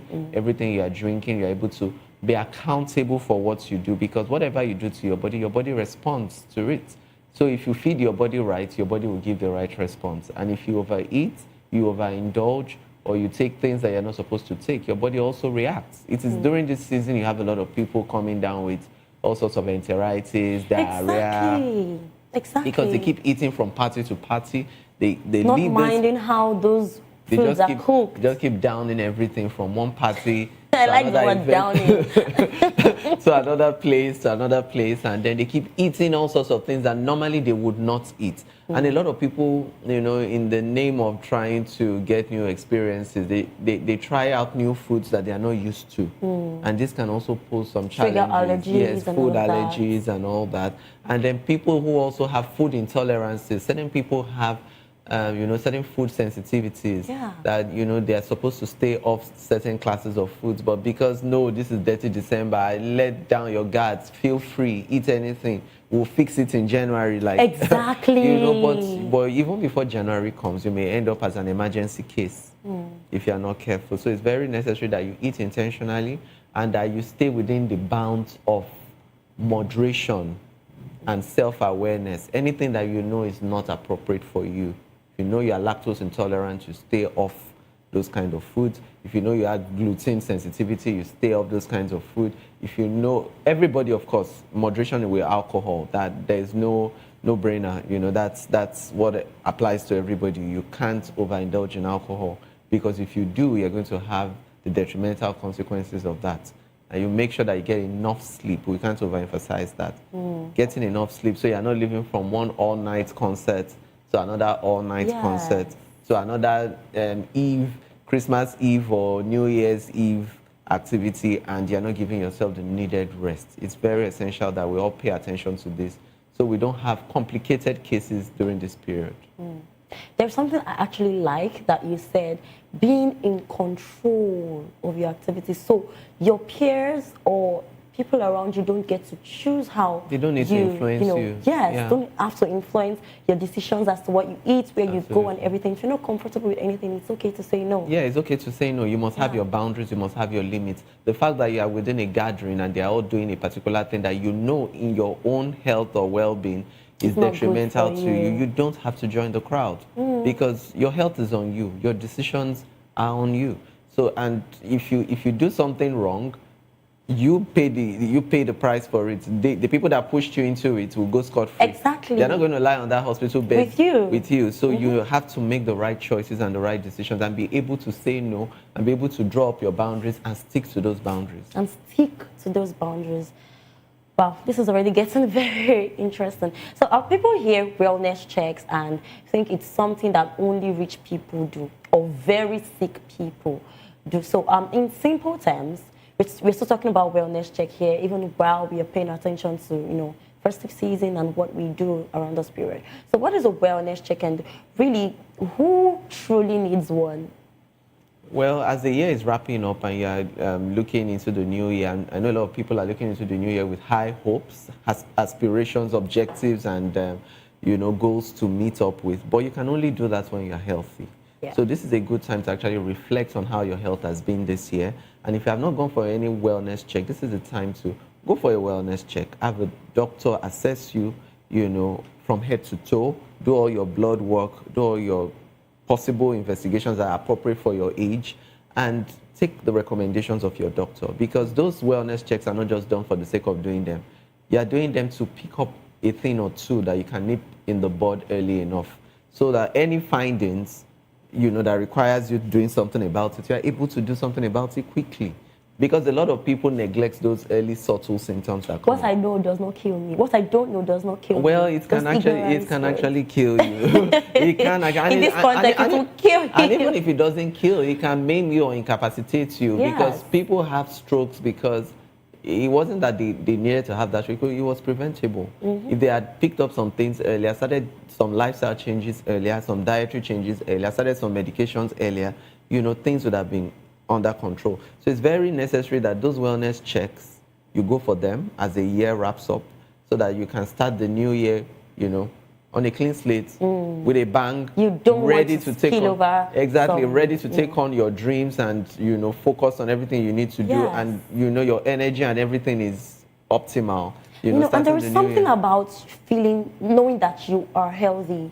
It gives you, this refreshing feeling to forge and ahead. confidence, Yes. because you have all it takes. You are fortified, and you have taken all the lifestyle changes that you need to push yourself forward and propel you towards your dream. But a lot of people think it's only for the wealthy, like you said. But the truth is, when it comes to health, you need to budget for health. So don't wait till you say, oh, until I have money. Because a health challenge or a health emergency will not write you a letter when it's going to come. It just happens. And when it comes, the money will come out one way or the other. Thank you. The money will come out one way or the other. So why do you want to wait till that time and put your life at risk? Because when it comes to health, we should realize that it has to do with our life. It's a life and death issue. You get it right, you live. You get it wrong, something goes wrong, and it may be potentially fatal. So it's very important that you budget for your health. You don't wait for an emergency. We need to inculcate that habit as a people, that we don't wait for an emergency to happen before. Budget for your health. Always a fraction of your income must be allotted to health, must be designated to health. You don't wait till an emergency happens. And I tell people, you don't become a candidate for a hospital only through sickness. A person crossing a road and an accident happens, becomes a patient immediately. A person at a construction site that falls from a height becomes a patient immediately. That's not being ill, because they woke up early, they were normal till that accident happened. So an accident can really, make you an emergency case, and God help you if you're not prepared. So it's very important that you have, some amount of money saved up somewhere, budgeted towards health. And if you're not sick or you're not on admission, then this is the time to use that money for a wellness check. And you do a test that is appropriate for your age bracket. There are some tests that are mandatory for people of a certain age group. So you run those tests, go for all your screening tests. And based on your family history, any prevalent illness in your family, you are screened for it early to know if you also are developing it or it's already on the way, so that you can tackle it while it's still simple and things are not complicated yet. So we encourage everybody in this season, while you are celebrating, also pay attention to your health, so that in the new year, you have fewer hospital visits, you have fewer complications, regarding your health. And then you would actually know the kind of things you need to change, the dietary and lifestyle changes you need to adjust to in the new year. This is the time to make those preparations, And during this celebration, you want to make sure that what you eat, you are intentional. Only what nourishes your body. Yes. Only what nourishes your body and does your body good. Not just because people are eating it, not just because it looks nice, not just because it tastes nice, but it is a factor of the nourishment you get from it and the quality it brings to your life. So that is what we mean by being intentional when it comes to your diet. So it's not just about following the crowd. It's about you doing what you need to do to nourish your body. Wow, that's a big one right there. You talked about starting the year on a clean slate. And most people don't actually pay attention to this. We just, focus on New Year resolution. So I'm starting this year. Oh my God. No. I won't fight people again. I won't fight people again. I'll be a good girl. My best behavior. I'll be of my best behavior. And all of that. And we do not pay attention to the fact that your health also needs to start the year on a clean slate. Yeah. So starting the year on a clean slate also involves going for wellness checks. And that's what you're emphasizing on, right? Correct. Yes. And you talk about intentionality. We should not just look at, oh, this food is sumptuous, it is scrumptious. We should make sure that what we are eating, we are very intentional about it. Very intentional That's about amazing. it. Well, let's talk about people that have gone a full year without visiting the clinic. And they're like, oh, the Lord has done it. This year, we are going again next year, and they do not, take out time to even go to the clinic and everything. Like everything just feels fine. So what would you say to this set of people? Should they just relax, like feel slightly concerned, or should they do something about it? Like, is it fine to just relax when you're not noticing anything? What would you say to such? Well, from experience, having a clean bill of health doesn't mean that it will always be that way. People who had a clean bill of health last year does not guarantee that this year it will be the same. Because the truth is, you're getting older every day and new things crop up every day. So for people who, anyway, let me give a practical example. I've seen people who, will come to the hospital and they're diagnosed of a very serious illness, but they will tell you that 3 years ago, they still did a comprehensive check and there was nothing. They were given a clean bill of health. There was no test they did not do. They even went for the scans. They did everything. Everything was intact. And since 3 years, have you visited the hospital for anything? No. But now, 3 years later, something serious is cropping up. And they are wondering, how can this be? The truth is, because you had a clean bill of health the last time, doesn't mean it will always be like that. This is a constant, periodic check, a constant monitoring. It's like a surveillance. You're always looking out for something, because that's the only way to be on top of your health. Because if you don't always check, you may not know. It is not every illness that presents early with symptoms that are easily recognizable. Unfortunately, even some of the very potentially fatal conditions only first show up when things are already advanced. So nobody prays for that. And the last thing anybody wants to hear is, if only we picked this thing up just like 3 months ago or 6 months ago, the outcome would have been different. But that's just living a life of regrets, because you cannot turn back the hands of time. So you don't want to be found in that situation. The best thing that you can do, though it sounds expensive now, but you would know that on the long run, it's actually the best decision. When you are asked to go and pay X amount of money for your wellness check, you ask yourself, well, I'm not sick now. Why am I going to pay that kind of money? For what now? And they'll end up not finding anything like they did the last time. You never can be sure. But mind you, if you use that money for something else, you buy Ashwebi, you go to party, you do anything you want to do, or you change your phone, and you're feeling happy in the new year to start with a new phone in the new year. The truth is, God forbid, if something comes up and it's already a complicated case, managing the complication of an illness that would have been nipped in the bud early is far more expensive than managing the condition itself. So if you have found out early, before things escalated and got more complicated, it would have been, easier for you to manage.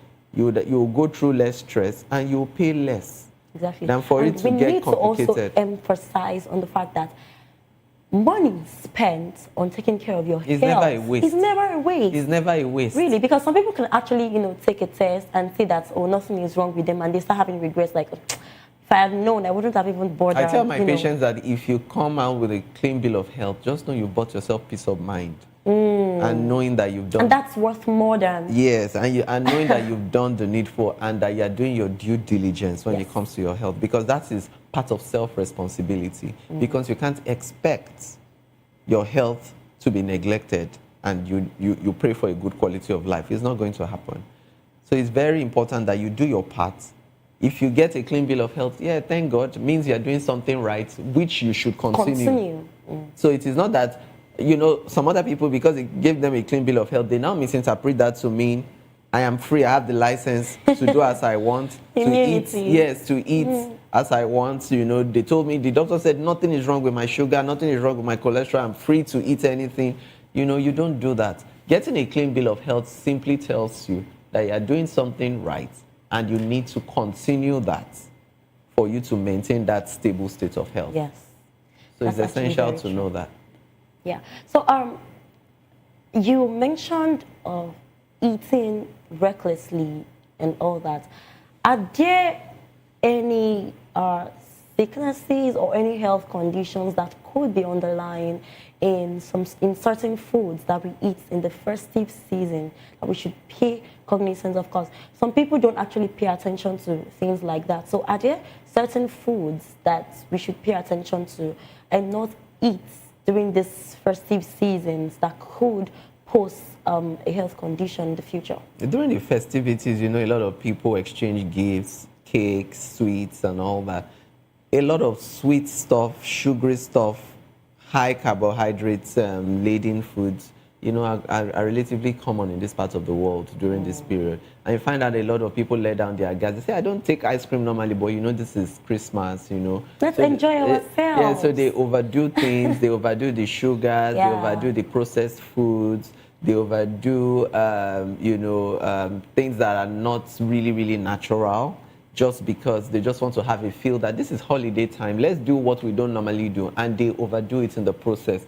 And especially for those who have not been on regular wellness checks, they may have been on the verge of being pre-diabetic, for instance, maybe during the year, or high cholesterol. Yes, it could actually just tip you in the wrong direction, because if you are actually eating, out of control, because now there's also the potential risk of overeating.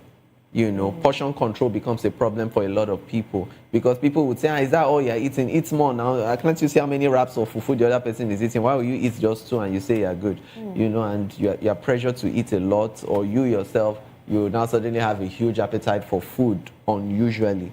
At the end of the day, this overeating sometimes you might not even have huge appetites. You are full, but you're seeing that food. You cannot waste.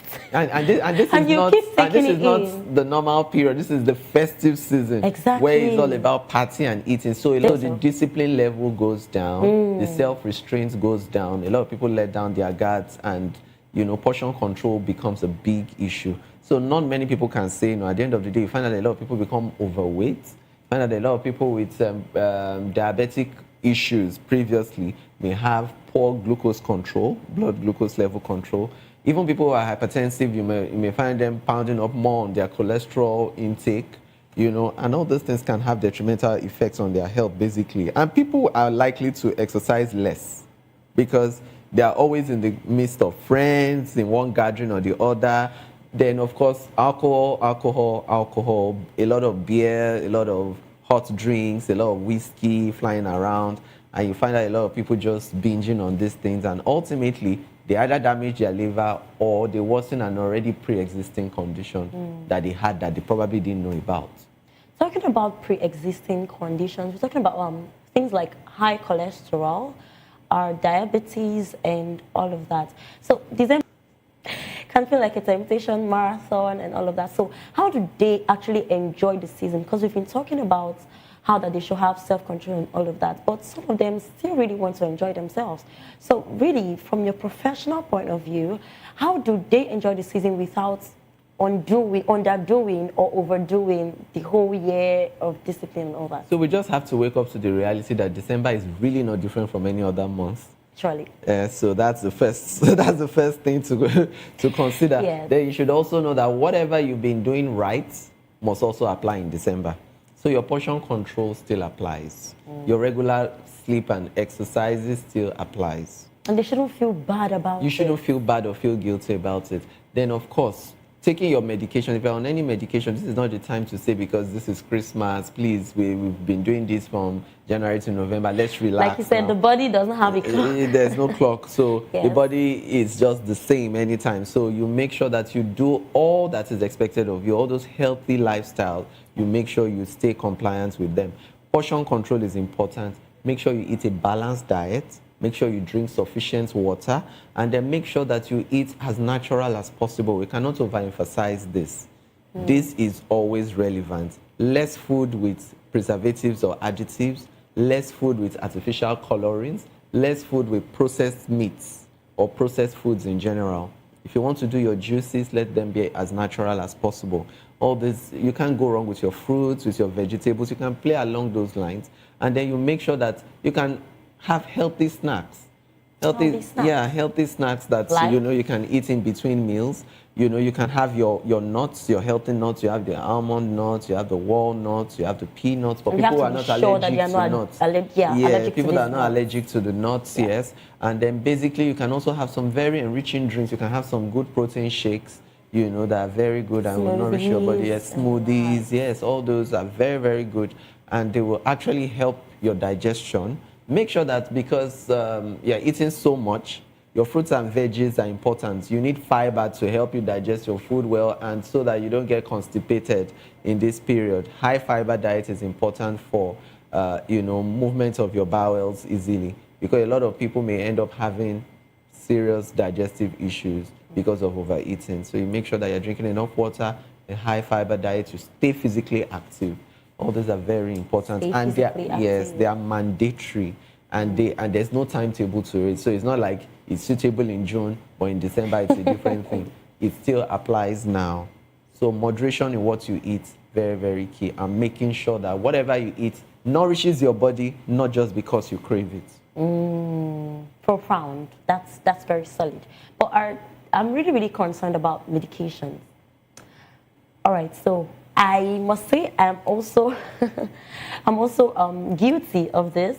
There is some kind of excitement and this hyper, feeling you just have during the festive season. You're like, the drugs can wait. Let me enjoy first. So I really want you to talk about how dangerous that is, the kind of threat it could pose to our health, and of course how we can stay consistent regardless. So treatment compliance is very important because there are certain conditions that the treatment is not negotiable. You just have to be on those medications, especially people who are managing chronic illnesses. These are illnesses that are long-term managed illnesses. So you have to be on your routine drugs because they are routine drugs, meaning that you have to take them daily because it becomes a part of you. That's why they're called routine drugs. That's why they're called routine drugs. So those routine drugs, they are mandatory. Like, there's nothing you can do about it if you want to stay healthy. If you don't want things to get complicated, if you don't want to have an emergency, you just need to make it a part of you. So whether it is the festive period or it is the non-festive period, it doesn't really matter. Routine is routine. So every day you are meant to be on these medications, then you should be on your medications, like the antihypertensives, like the oral hypoglycemics for diabetic control, And for other people who have other long-term illnesses that they require routine medications, they need to be on these medications and they need to be compliant. Because the truth is, being human, at some point, you may feel, I'm tired of these medications. I've been taking them for a long time. Do I have to keep taking this? Just take a break for now. Yeah, but the truth of the matter is when you remind yourself of the complications and the things that can potentially go wrong when you stay off those medications, just have to keep going. That will be a motivation for you to do the needful. Because it's always easier for you to manage the disease and manage it well than to try to manage the complications. In fact, most times complications can't even be managed because complications will deteriorate so quickly, can be potentially fatal, very expensive to manage, and nobody wants to find themselves there. When you can actually tackle it when it is not serious yet. So for those on medications for chronic illnesses, the best advice to you is stay compliant with your medication, adhere to your doctor's prescription, and make sure that you don't get tired of those meds. Even when you do, try to encourage yourself. And this also goes to make them, see the silver lining that, look, you can manage your condition well and still have a good quality of life. So we all need that support around us to keep us going. Really. Let's all help one another. So it's been a really interesting conversation. Right about now, we're going to take a short break. And when we return, we'll talk more about this topic of discussion. Please stay with us.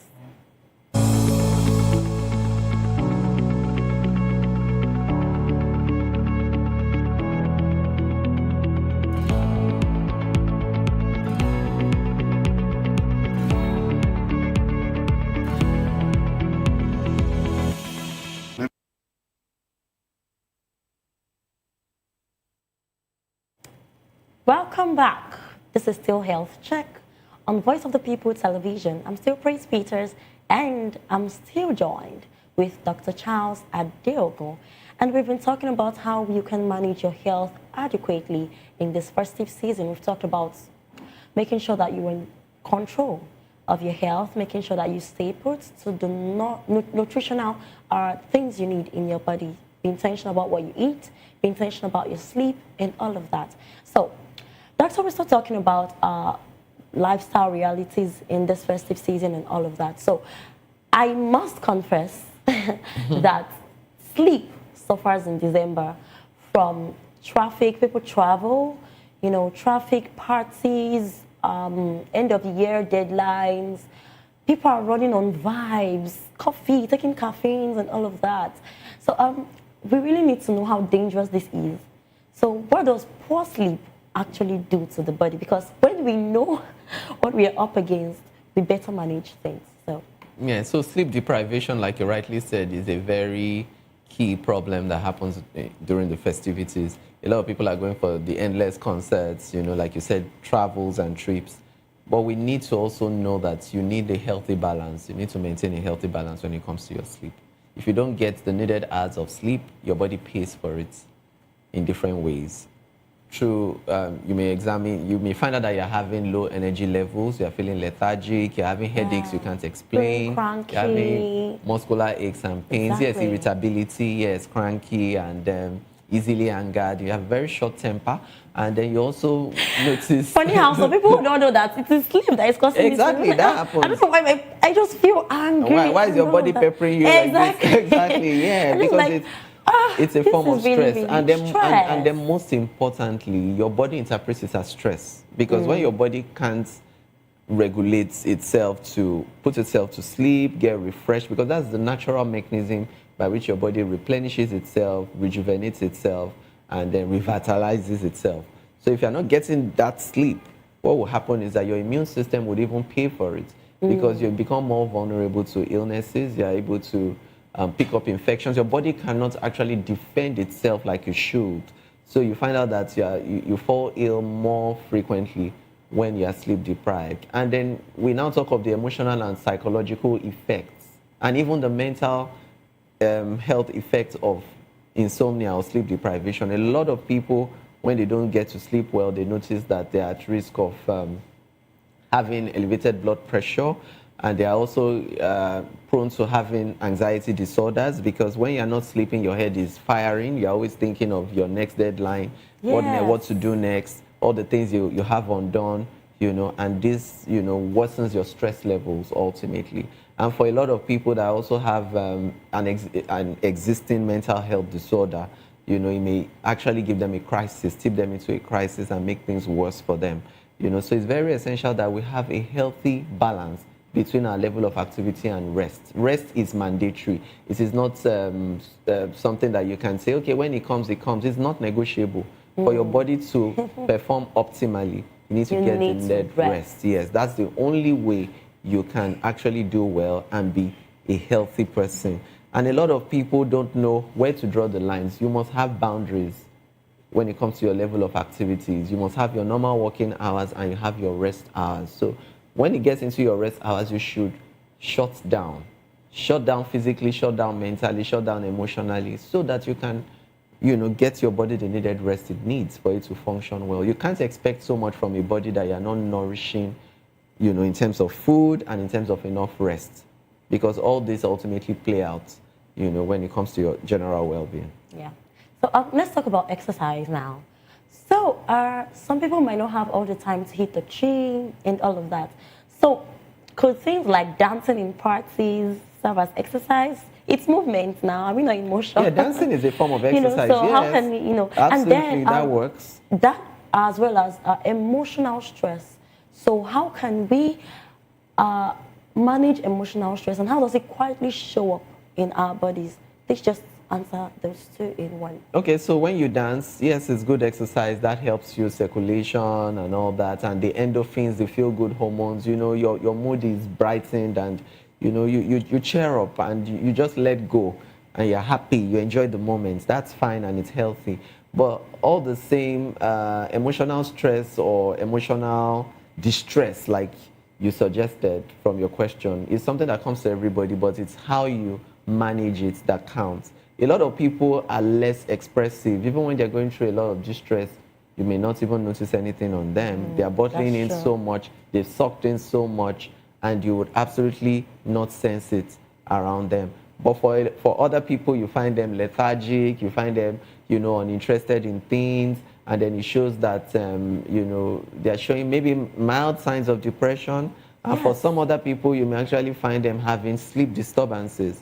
And ultimately, for somebody who is a worker or a professional, it may show up as brain fog, brain fatigue, and then, the clarity of the mind reduces, lower concentration at work, and ultimately the proficiency at the, on the work is affected. There's a decline in the proficiency because the person is not working with a clear mind and a clear head.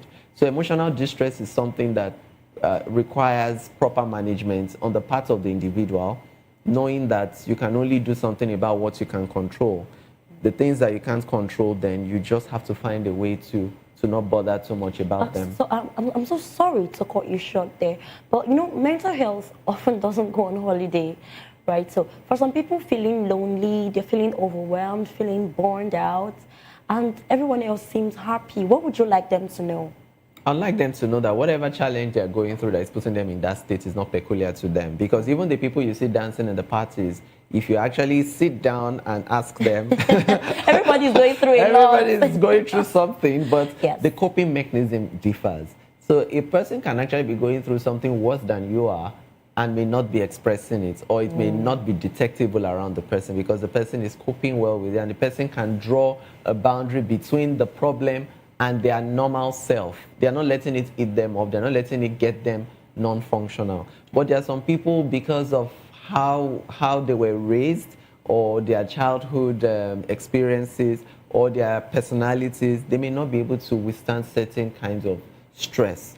And it shows all over them, even if a little thing goes wrong. But for those kind of people, we need to encourage them to, it would be wrong to say grow tough skin because it's not appropriate to say that. Yeah. But it is appropriate that you find a coping mechanism that works for you. If you know you are stressed out about something, then go to the things that relaxes you. If you know you enjoy music, when you're stressed out, take some time off, go for that relaxing music. Yeah. If you know you can do exercise, go for the exercise. You can do your meditation, you can do your prayers, you can do your reading, you can even go for a walk. All these things help. And then if you need to talk to someone, then you should. Because when it comes to mental health, communication is key. You may need to see a professional, you may need to go for therapy. It doesn't mean that you're a psychiatric patient. It just means that you're a human. Thankfully, you all don't go on break, so. So it's very essential that you get the needed expert help as at when things are not escalating yet. So it's very important that we know that emotional stress is real. Everybody goes through one thing or the other. There's nobody who is alive who is not dealing with one thing or the other, but the ability to cope with it and the ability to stay functional in spite of what you're experiencing is what makes the difference. Absolutely. So let's talk about the very interesting part that I am interested in. So let's talk about food, drinks, and all of that. So is the problem the jollof rice or the portion? And what do you think drinking responsibly is? And are there people that should not even drink responsibly at all? Like, are there people that should not even drink at all? You shouldn't think about drinking responsibly. And talking about the sugar intakes, how does all of these things now, how do they sum up to be a health challenge by January or when the festive season is over? Well, the problem is not only the jollof rice. The problem may be in the jollof rice. The problem may be in the portion. Because the truth is, when it comes to condiments and what people use as seasonings in food, you'll be shocked what people add to food just to make it taste nice. And there are some of these condiments that are added in terrible amounts just because people crave a certain taste sensation. And when that happens, they're putting their health at risk. You can't be putting MSGs, excess salt in your food just for it to taste nice. And people who are potentially hypertensive or hypertensive are eating that food. People are eating fries, eating all sorts of things that you are not even sure the kind of oil it was made from and all that, because you're eating from one party to the other. So you can't be inspecting how they cooked or what commodities they used in cooking. So basically, portion control, can be a problem. The components of the food, the seasonings and the additives to the food can also be a problem. Then for drinking responsibly, I think every adult, I don't expect a child to drink, but at least every adult that is drinking knows that alcohol is not water. They know that at the back of their minds. So whatever craving you have, whatever festivities, whatever partying is happening, you should know that this has an effect on your health. This is a substance that is potentially dangerous to your health, even for a young person. And you know that whatever you take, it is more of what volume of this, what quantity of it am I consuming? So you don't get carried away in the moment. You don't get carried away with the loud music, the excitement, the celebration, and you just keep opening bottles and bottles and not actually taking into consideration what you're taking into your body and the potential effect it's going to have on you. So drinking responsibly has to do with you having a self-awareness, prioritizing your health, knowing that even though you are taking alcohol, which research has shown has, little to no benefits to your body, even in small amounts, if you can do without it, the better for you. But you know, it is what it is. People would always drink alcohol, but drinking responsibly entails you being responsible for your health and being self-aware and having a consciousness that you're not going to destroy your body with your own hands. So it comes from that knowledge and from that mindset that whatever you take, you know, your body responds to it one way or the other. So you're going to just have boundaries, safe boundaries, and after which you are going to say no to whatever influence is coming after that boundary has been, or the limit has been reached. And for other people who should not even drink alcohol at all, a lot of people fall into that category. You cannot be a patient or an individual with an existing liver condition and you're thinking of drinking. Thinking or considering drinking alcohol, because you only fast forward your life. That's the truth. I love that phrase. That is just the truth. You only just press the fast forward. Yeah, so you just press the fast forward button and everything just goes very quickly, very fast. My goodness. And you just see yourself at the end. So you don't want to do that. Yes. And then there are a lot of people also that, you know, you have an existing gastritis, you have chronic peptic ulcer disease, you have some digestive issues, and you're bombarding yourself. Or you have a cardiovascular ailment that you're dealing with. You have hypertension that is difficult to control, or you are diabetic, or you are obese, and you are still binging on alcohol. It is not going to help you. Absolutely. So this is not about drinking responsibly. This is about alcohol cessation completely. So for such people, the advice is find alternatives. And the important thing is, for you to stay alive, you need to make the right choices. So if you are making a choice for something that will fast forward your life, you know where that ends eventually, and nobody prays for that. Yes, absolutely. So while we wrap this up, I'd just love to ask this one question. So if someone wants to start their new year, you know, healthy, without pressure, without guilt, what small habits should they focus on first? Because people tend to see wellness check and all that as a Herculean task. So what small habits should they focus on first to, you know, at least help them take one step closer and closer into living a healthy life? And as we wrap up the year, what is your one message to viewers who want to enjoy life yet stay healthy? Okay, so the little steps that you can take, first and foremost, you are what you eat. So nutrition, it can't be wrong, because whatever you take into your body has an effect on your health. So first and foremost, emphasis on balanced diet, emphasis on your fruits and vegetables, emphasis on adequate hydration, stress management, especially for people in urban settings like Lagos. You don't want to be held in traffic. If you have no business going out, stay in your house. Stay in your house, and there's nothing wrong with that. Yeah, and there's nothing wrong with you can have fun in your house as well than for you to stay long hours in traffic. And then also you want to be safe during the holidays. You don't want to go to potentially dangerous place, you know, like the beaches and all that. Make sure safety first. Everywhere you go, whether you're going swimming or whatever, always be safe, safety conscious. It's very essential that whatever you do in this festive period, you have a sense of awareness. And then also exercising. A lot of people may forget to exercise. Please exercise. It doesn't need to be going to the gym all the time. It could be your walks, it could be your brisk walking, it could be jogging, it could be using the staircase. All that, you know, they all add up. And then ultimately your own mental health too. Avoid stress. Things that have happened in the past that are negative or not desirable outcomes. Let them go. Just let them go with the outgoing year.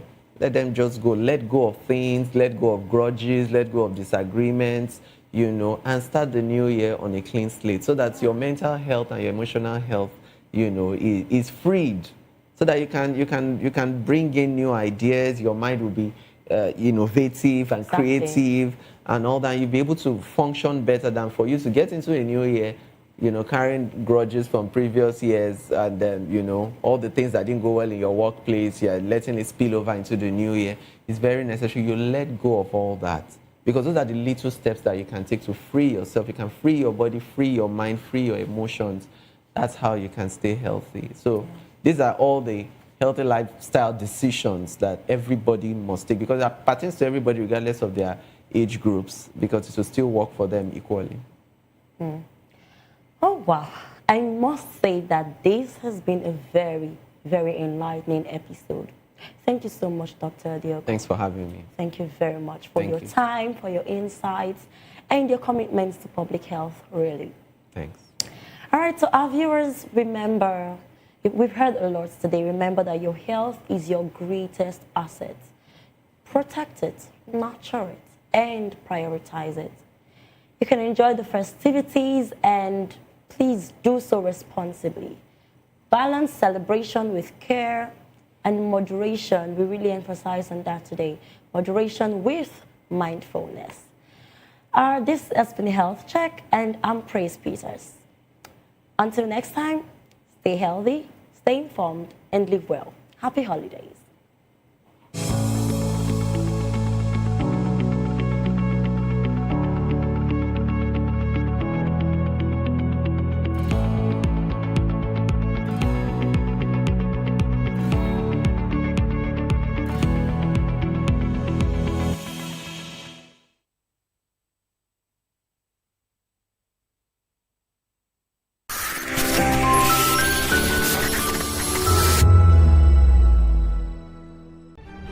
In a world where power shifts with every headlines, news breaks and events happens, we bring you unbiased and explicit information on politics, economy, and state of the nation.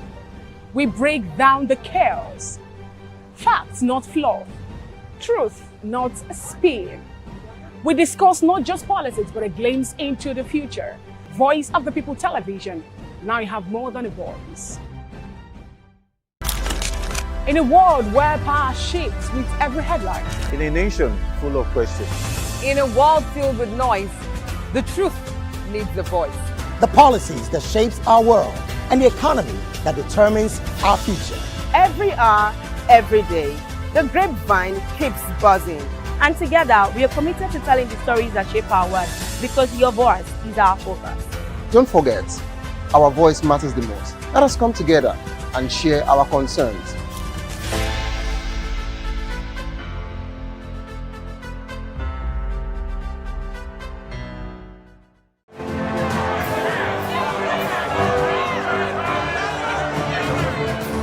Do you want your voice to be heard? Do you know that you matter in the scheme of things?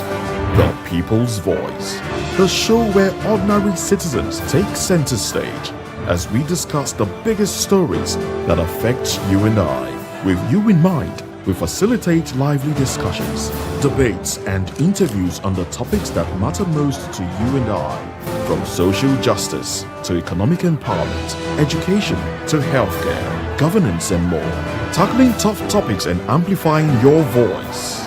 Join the conversation and make your voice count. The People's Voice.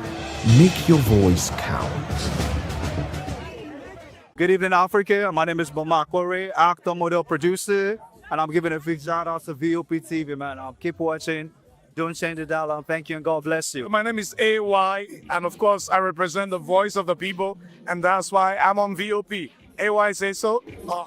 Hi everyone, it's your girl Miriam Tima from the Real Housewives of Lagos and the Real Housewives Ultimate Girls Trip Africa. Shout out to VOP, the voice of the people. You already know. Stay tuned, keep watching. And don't forget, VOP is the best. Alright, hello, it's a boy that's shagging a man fine back with Melanie Poppy Black Skin Boy. This is VOP TV. If you're not watching VOP, I don't know why you're watching. Maybe you're watching your weight. Hello, beautiful people. This is Wale Ojo, and you're watching VOP, Voice of the People. Hi, guys. You already know who it is. This is New Energy. Flyers, whatever, live it. Keep watching VOP TV. Thank you. Hi, people. Ginny Albano here. Guys, please keep watching Voice of the People. Welcome to Kitty's Corner. Every weekend is a new journey. Join Auntie Oni as she embarks on thrilling adventures. Each episode takes the young explorers to a different fantastical world filled with exciting challenges, making new friends and learning valuable life lessons. The show begins with lots of excitement in a cozy storytelling mood.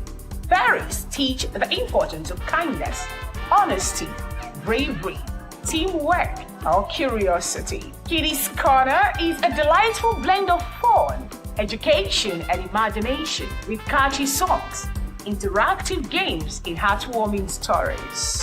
Join Auntie Oni every Saturday, 10 a.m. to 10:30 a.m. on Voice of the People Television.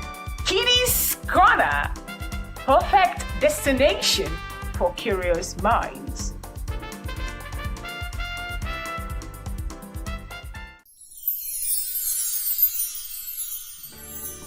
It's the most wonderful time of the year. But for us, the technical crew, it's weird for technical people to be in front of camera, but I just want to say, now this one they make me come outside every day. Anytime when they call me, I will rush come outside. We don't get holiday. Our holiday is part of our daily routine and we've embraced it. I must say the work is challenging, engaging and interesting. We are all families here at VOP and we the technical crew. For us, it's another day on the job. But it's tough being away from family. But the lighter part of it is that after the work, we stay connected with video calls and messages. Merry Christmas. On behalf of the technical crew, we wish you a Merry Christmas and a Happy New Year. Merry Christmas, and here we are, job continues.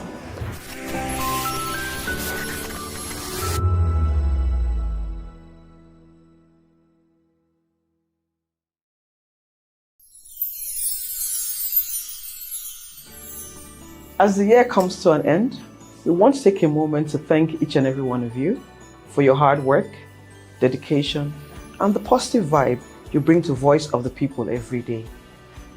From all of us on the HR, we would like to say Merry Christmas, a happy, prosperous, and healthy New Year. Thank you.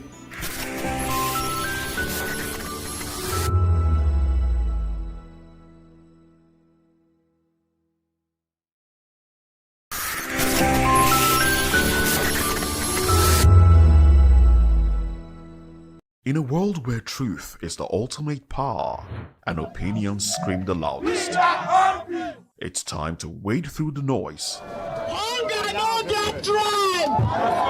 Hunger no get religion! And scan the human interest and trending topics that matter. Stay tuned to The Issues, your plug to the stories making the buzz, from politics to science and technology, social justice, and more. Let's tackle the tough questions and expose the truth. The Issues on Voice of the People Television, Mondays to Fridays, 8 to 9 p.m. The Issues. Don't just react, understand. Behind every broken desk lies a broken promise. Education shapes the nations. But who is asking the right questions?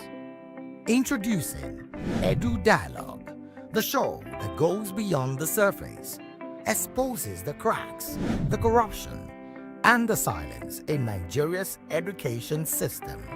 Edu Dialogue, Saturdays, 3 p.m., only on VOP TV. We break the biggest stories, from missing funds to policy failures.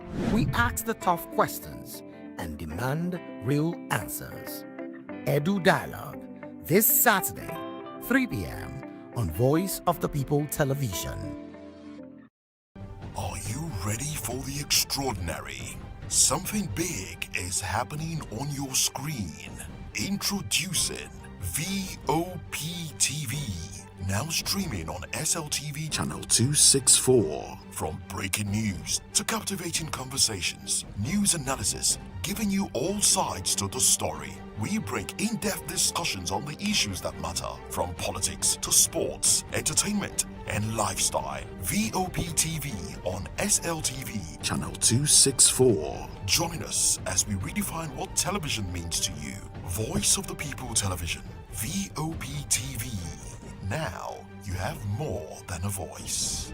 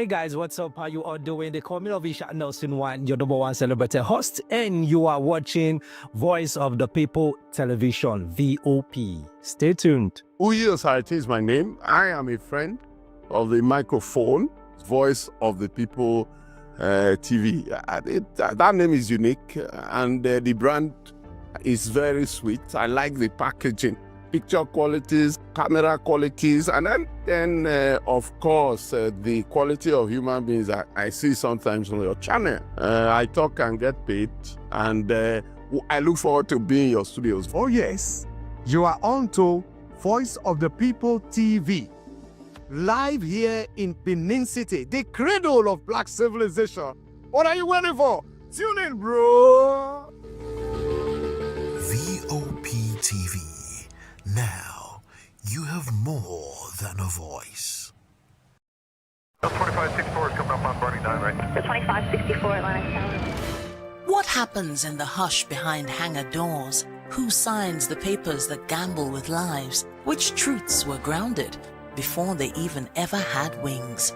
If you've ever buckled a seatbelt at 30,000 feet, if you've ever stared out of that tiny window and wondered who's really in control of the skies, it isn't just flight, it's power, it's politics, it's pressure sealed in steel. We're peeling back the clouds from runway risks to sky-high secrets. We're diving deep where most dare not to look. Aviation Scope, every Sunday at 7 p.m. only on Voice of the People TV. We don't just report, we reveal. We don't just ask, we uncover. Because when it comes to the skies, ignorance is turbulence. Aviation Scope, the sky isn't the limit, it's just the beginning. Good evening, Africa. My name is Bomakore, actor, model, producer, and I'm giving a big shout out to VOP TV, man. Keep watching. Don't change the dial. Thank you and God bless you. My name is AY, and of course, I represent the voice of the people, and that's why I'm on VOP. AY say so. Hi everyone, it's your girl Miriam Tima from the Real Housewives of Lagos and the Real Housewives Ultimate Girls Trip Africa. Shout out to VOP, the voice of the people. You already know. Stay tuned, keep watching. And don't forget, VOP is the best. All right, hello, it's about that shaking the man fine back with Melanie Poppy Black Skin Boy. This is VOP TV. If you're not watching VOP, I don't know what you're watching. Maybe you're watching your weight. Hello, beautiful people. This is Wale Ojo, and you're watching VOP, Voice of the People. Hi, guys. You already know who it is. This is New Energy. Flyers boy ever live. Keep watching VOP TV. Thank you. Hi, people. Ginny Albano here. Guys, please keep watching Voice of the People. In a world where power shifts with every headlines, news breaks and events happens, we bring you unbiased and explicit information on politics, economy, and state of the nation. We break down the chaos. Facts, not fluff. Truth, not spin. We discuss not just politics, but a glimpse into the future. Voice of the People Television. Now you have more than a voice.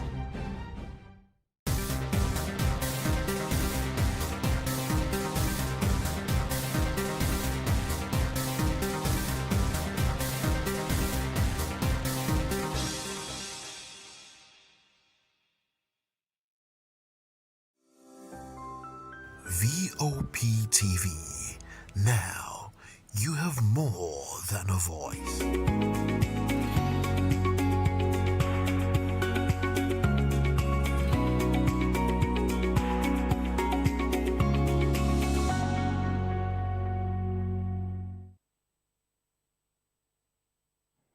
Welcome on board. Yes, we've actually gotten to the very tail end of the year with just 2 days remaining for us to wrap up, 2025 and usher in 2026. What else can we say than to say thank you, Jesus? And of course, you have to praise your God, okay, in whatsoever religion that you believe or you practice. It's been a roller coaster here for us. Ups and downs have actually happened. We've been through a lot in the country. We've been through a lot personally. We've actually, gone through some things that we actually felt would have consumed us, but yet we're still standing. We're still pushing ahead. We're still alive. So it is one of the reasons why we should be grateful to God that we're still here. You understand? And all I would just say is that just keep that faith alive. It is not, over yet. In as much as it is remaining just 2 days, who told you that that particular thing you're expecting cannot still happen? Yes, I'm talking to you. Who actually told you that that expectation cannot still drop? Of course, just keep believing. And for everything you've actually planned to achieve in this year, you've actually achieved at least 40%, 30%, 50, 60, 70, even 80. And you feel, oh, it's remaining, 20%, 30 or 10% that you're yet to achieve. You shouldn't feel bad about it. Some are not even here at all, but you and I are still here. And all you just have to do is re-strategize, go into the new year and keep hoping and believing. Then you start up a new work again. But of course, all I know is that you and I will be here. I will keep smiling, and whatsoever it is that we actually go through, we will come out strong and will come out hale and hearty. Welcome on board. It is People's Voice on VOP TV, where season stories shape the narrative. And today we'll be dissecting two major stories that are dominating the headline and sparking conversation across the nation. You'd agree with me that it's been loggerheads as regards to the River State political dynamics from the governor, Fubara, to his predecessor, Nyesom Wike. And of course, that actually bridged them into Sheyi Makinde, the PDP man, of course, the governor for your state. And of course, they mentioned the president, and they also mentioned the APC. So it's been loggerheads with all of these heavyweights for some time now. But today, the situation actually resurfaced again, over the week. Some things actually happened, but today, Wike granted a media parley, and he called it the last media parley of the year. You understand? So we'll be talking about River State power struggle, okay? River State power struggle, it's up. This particular one is something that we should not overlook, because so much will actually happen in the coming days. And of course, we'll be talking about Peter Obi's decision to join the ADC amid 2027 general elections. All right, so basically these are the two major stories that we'll be talking about today. Join the conversation with experts, insight, and seasoned perspective. Share your thoughts with us. I am Savior Udo. Let's look into other news stories with details. Kano governor's defection plans spark crisis in NNPP. Kano State Governor Abba Yusuf's alleged plan to defect from the new Nigeria People's Party to the All Progressive Congress has sparked a crisis within the party. The NNPP national leader, Senator Rabiu Kwankwaso, has strongly opposed the move, and the party's Kano State Chairman, Honorable Hashim Suleiman Dogunrawa, has also stated that the party does not support any defection to the APC. Governor Yusuf's potential defection is reportedly backed by lawmakers and local government chairmen, with at least 25 out of 27 NNPP members of the House of Assembly endorsing the move. The defection would mark a significant shift in Kano's political landscape and potentially weaken the NNPP. This is actually a very serious blow. And the reason why I'm smiling about this one is because the same party actually, suspended, and afterwards, they drove off, one of their person, just because he gave all of this prediction 3 months ago. And today, the sitting governor and the lawmakers are saying, here we come, APC. Okay? Let's wait to see what Kwankwaso will do, because the same Kwankwaso actually said his doors are open and is open to any talks with either President Bola Ahmed Tinubu or Atiku Abubakar. So he mentioned it, some months ago. So he talked about it. So if your governor, has actually deemed it fit to come out officially to say he's about to, move. So what is stopping you? You are the leader of the party. Maybe you should do the negotiation for him so as to, fit you in, just like you said that whatever you have to do has to fit in the Kwankwasians and of course your NNPP. So why should you be saying you are not in support of this particular move? Or is it because he's about to take the move without a consent? Just like the way Fubara actually did without Wike's consent. But we never can tell. This is politics in Nigeria. So much is about to happen. Away from that particular one, Atiku calls for fresh passage of tax reform laws.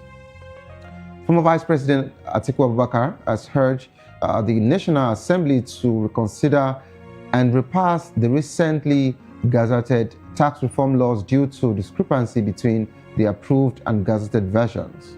Atiku described the discrepancy as a grave constitutional issue and emphasized that any published in a form different from what was approved by lawmakers is a nullity according to Atiku.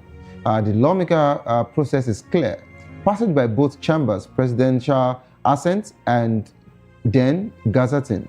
And of course, he stressed that gazetting is an administrative act that does not create, amend, or validate a law. Article 1 that post-passage assertion or post-passage insertion, deletion, or modification, whichever ways you want to call it, without legislative approval amounts to forgery, not a clerical error. Okay, we've been talking about this particular situation, for a while now. There is no smoke without fire. That's what the African proverb actually says. In a situation where we have so many lawmakers who have actually called our attention to that particular situation, then of course that means there is something really going on, and we have to look into it. Okay, what was passed should not be different from what is being packaged for Nigerians.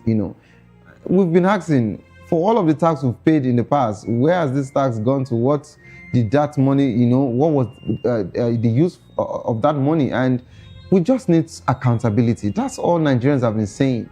If you actually say that there is no way or there's nothing you want to do about it, this tax has to stand, no problem. What taxing is? The previous ones, all of the ones you've been taking, what have you been doing with taxpayers' money? That's what we've been asking. Because if truly this tax, have been taken and you've been utilizing them and we've been seeing it, I don't think anybody would have issues in Nigeria to pay tax, okay? Or to pay more tax rather. Away from that particular one, Wike denies Makinde's claim on holding down PDP for Tinubu. The Federal Capital Territory Minister, Nyesom Wike, has denied allegation made by Oyo State Governor Seyi Makinde that he promised to hold down the People's Democratic Party for President Bola Ahmed Tinubu ahead of 2027 elections. Wike described the claim as unfair and a blatant lie, stating that the meeting Makinde referred to was actually a post-election courtesy call to discuss general issues, not a plot to undermine the PDP. Wike emphasized that Makinde's allegations are baseless and motivated by frustration, particularly over Makinde's failure to secure a ministerial slot for his nominee. So if you watch Seyi, you can see frustration. And this is a young man, we have advised several times that politics is not like dealing with contractors. It has different rules, Wike said. These particular ones, I just call them, this is the friendship, rancor. They will know how to settle this particular one. And of course, still the same Wike, he made more assertion as regards to PDP crisis. Wike warns that the party may not make it in 2027. Minister of the Federal Capital Territory, Nyesom Wike, has warned that People's Democratic Party may not make it in the 2027 general elections if the party's internal wranglings are not resolved. Wike made the call during a media chat, of course, at his office today, River State Capital to be precise, saying that the party's leadership is not focused and doesn't know what to do. The PDP has been struggling with internal crisis since 2023 election and has lost several members to the All Progressive Congress. Wike warning comes amid a growing rift between him and Oyo State Governor Seyi Makinde, who recently accused Wike of attempting to weaken the PDP in support of President Bola Ahmed Tinubu's ambition. All right, and still the same people, okay? We're moving down to what he also said. He said that joining APC won't guarantee you second term. Wike tells politicians generally, but of course, some people have actually streamlined it to just be a Fubara thing. Federal Capital Territory, Nyesom Wike has also warned that joining, APC, the All Progressive Congress, or openly professing loyalty to President Bola Ahmed Tinubu does not guarantee second term ticket. Wike emphasized that politics should be guided by clearly defined agreements and promises made, okay, and to be honored, okay, I beg your pardon, and he stressed that loyalty without structure or commitment carries no guarantees.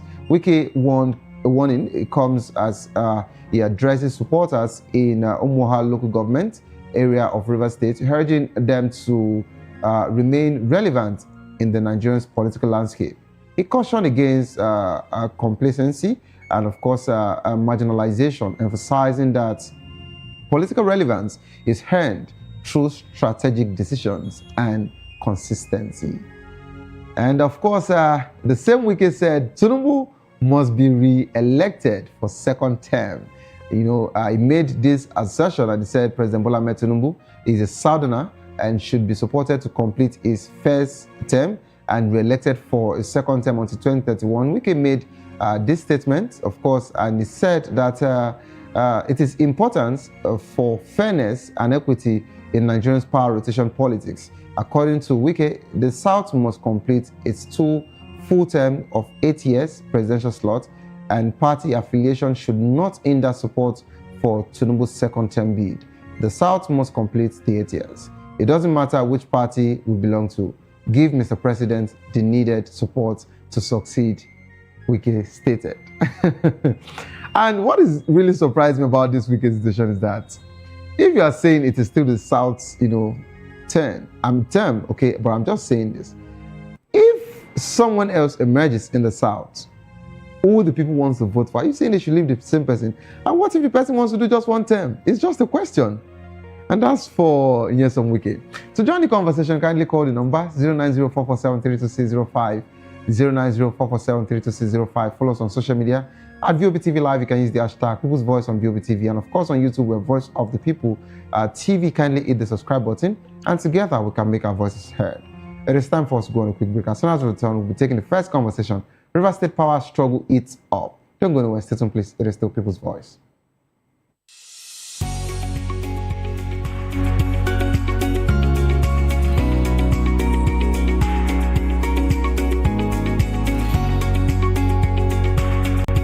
Key areas in the maritime sector, from aquaculture, maritime transportation, maritime labor regulation, oil and gas exploration, ferry and passenger insurance, marine pollution and prevention, port operations, and lots more. Maritime Frontiers, exploring Nigeria's blue economy. Behind every broken deck lies a broken promise. Education shapes the nations. But who is asking the right questions? Introducing Edu Dialogue, the show that goes beyond the surface, exposes the cracks, the corruption, and the silence in Nigeria's education system. Edu Dialogue, Saturdays, 3 p.m., only on VOP TV. We break the biggest stories, from missing funds to policy failures. We ask the tough questions and demand real answers. Edu Dialogue, this Saturday, 3 p.m. on Voice of the People Television.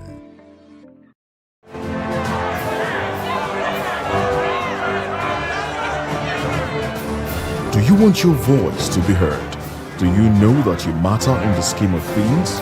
The People's Voice, the show where ordinary citizens take center stage as we discuss the biggest stories that affect you and I. With you in mind, we facilitate lively discussions, debates, and interviews on the topics that matter most to you and I, from social justice to economic empowerment, education to healthcare, governance, and more, tackling tough topics and amplifying your voice. Join the conversation and make your voice count. The People's Voice. Make your voice count.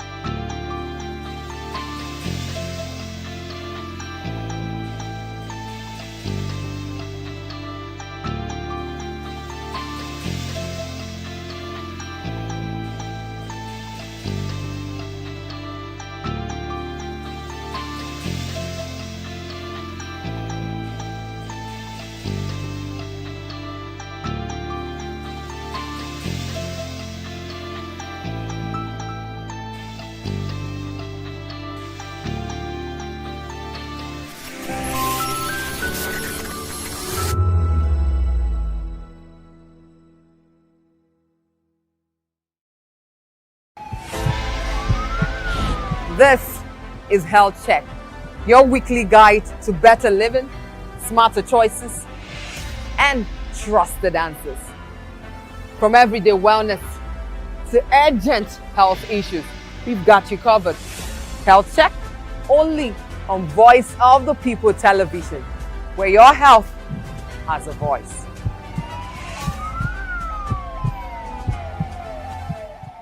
This year has been so amazing with you in it. And that's why we're saying from Voice of the People TV, Merry Christmas and Happy New Year. And we love you.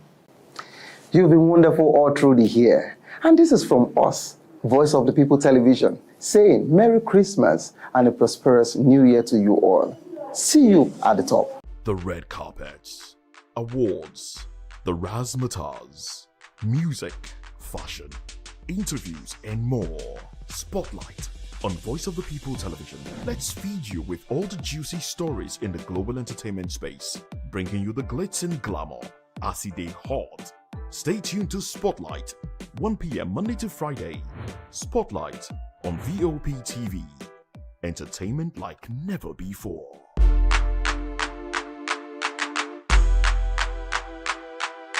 The 2564 is coming up on Barney 9 right. The 2564 Atlantic Tower. What happens in the hush behind hangar doors? Who signs the papers that gamble with lives? Which truths were grounded before they even ever had wings? If you've ever buckled a seatbelt at 30,000 feet, if you've ever stared out of that tiny window and wondered who's really in control of the skies, it isn't just flight, it's power, it's politics, it's pressure sealed in steel. We're peeling back the clouds from runway risks to sky-high secrets. We're diving deep where most dare not to look. Aviation Scope, every Sunday at 7 p.m. only on Voice of the People TV. We don't just report, we reveal. We don't just ask, we uncover. Because when it comes to the skies, ignorance is turbulence. Aviation Scope, the sky isn't the limit, it's just the beginning.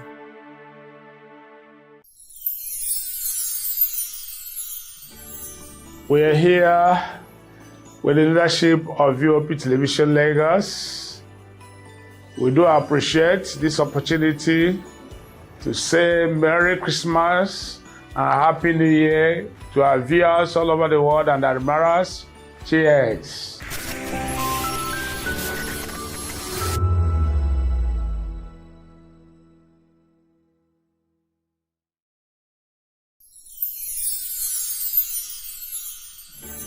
Whether you've been with us through the ups and downs or just joined us for this festive season, take a moment to cherish the moments you've made and look forward to making new ones on the horizon.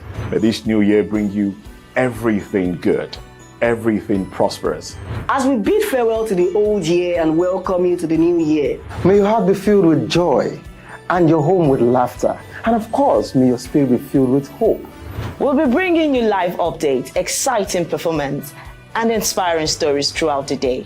stay tuned for our special New Year's coverage and let's make this year unforgettable. Thank you for making us a part of your celebration.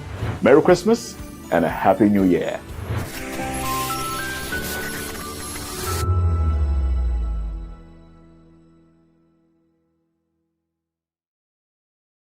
Welcome to the locker room, the home of football talk that matters.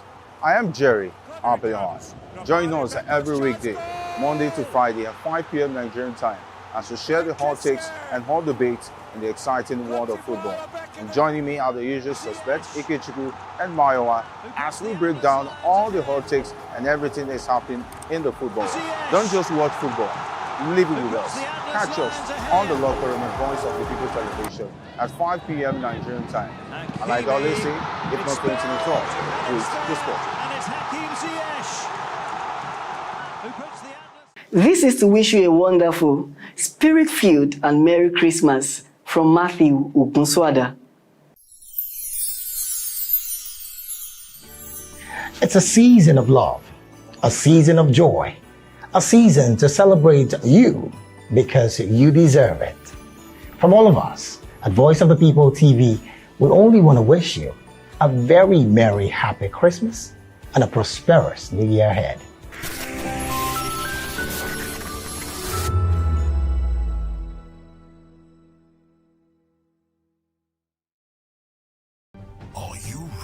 for the extraordinary.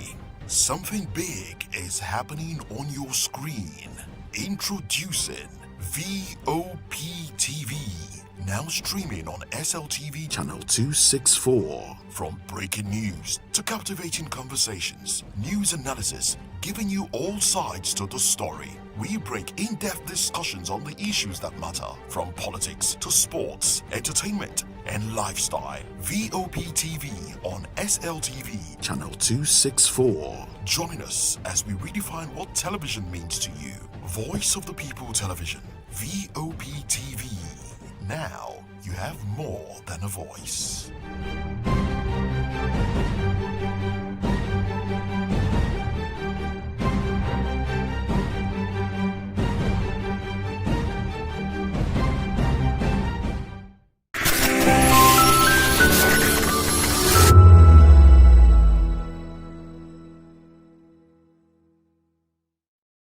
Good evening, Africa. My name is Bomakore, actor, model, producer, and I'm giving a big shout out to VOP TV, man. Keep watching. Don't change the dial. Thank you, and God bless you. My name is AY, and of course, I represent the voice of the people, and that's why I'm on VOP. AY say so. Hi everyone, it's your girl Miriam Tima from the Real Housewives of Lagos and the Real Housewives Ultimate Girls Trip Africa. Shout out to VOP, the voice of the people. You already know. Stay tuned, keep watching. And don't forget, VOP is the best. All right, hello, all right, it's about that shagging man fine back with Melanie Poppy Blast Skin Boy. This is VOP TV. If you're not watching VOP, I don't know why you're watching. Maybe you're watching your weight. Hello, beautiful people. This is Wale Ojo, and you're watching VOP, Voice of the People. Hi, guys. You already know who it is. This is New Energy. Flyers boy ever live. Keep watching VOP TV. Thank you. Hi, people. Ginny Albano here. Guys, please keep watching Voice of the People. VOP TV. Now you have more than a voice. We encourage you to click on the like button and subscribe to our YouTube channel. We are Voice of the People TV. Also follow us on all our social media platforms. We are at VOP TV Live. Visit our website www.vop.ng for fresh and trending news. Also watch us live on SLTV channel 264. VOP TV, Voice of the People Television. This is African News on Voice of the People Television, where we don't just bring you the news, we bring you Africa's heartbeat, the policies that shapes our world, and the economy that determines our future. African News on Voice of the People Television. Stay with us. To know the happenings in the maritime sector, join us on the program Maritime Frontiers on VOP TV as we discuss key areas in the maritime sector, from aquaculture, maritime transportation, maritime labor regulation, oil and gas exploration, ferry and passenger insurance, marine pollution and prevention, port operations, and lots more. Maritime Frontiers, exploring Nigeria's blue economy. Behind every broken desk lies a broken promise. Education shapes the nations.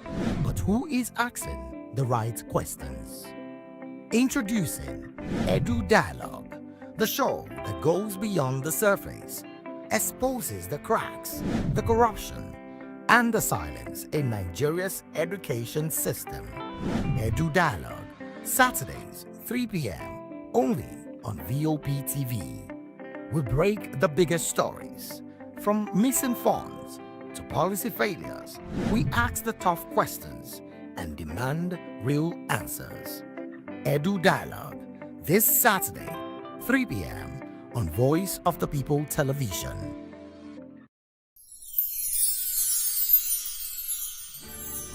As the year comes to an end, we want to take a moment to thank each and every one of you for your hard work, dedication.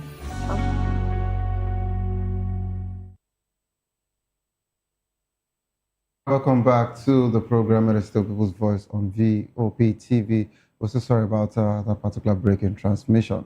River State power struggle eats up. The political landscape in River State has become increasingly complex, with Governor Siminalayi Fubara and FCT Minister Nyesom Wike engaged in a power struggle that could impact the 2027 presidential elections. Fubara recently defected to the All Progressive Congress, but the state legislature, which is also APC majority, seemed to be firmly pro-Wike. Wike has been critical of politicians who defected to APC and sang on your mandate, we shall stand, in support of President Bola Ahmed Tinubu, saying they were silent when it mattered most. He emphasized the importance of keeping agreement and, of course, warned against opportunistic politics. All right, we're now being joined by Mr. Ganiyu Lawan, a political and social analyst. You're welcome on board, sir. Thank you. It's really, really, funny that we have I call them the so-called father and son having another issue today again.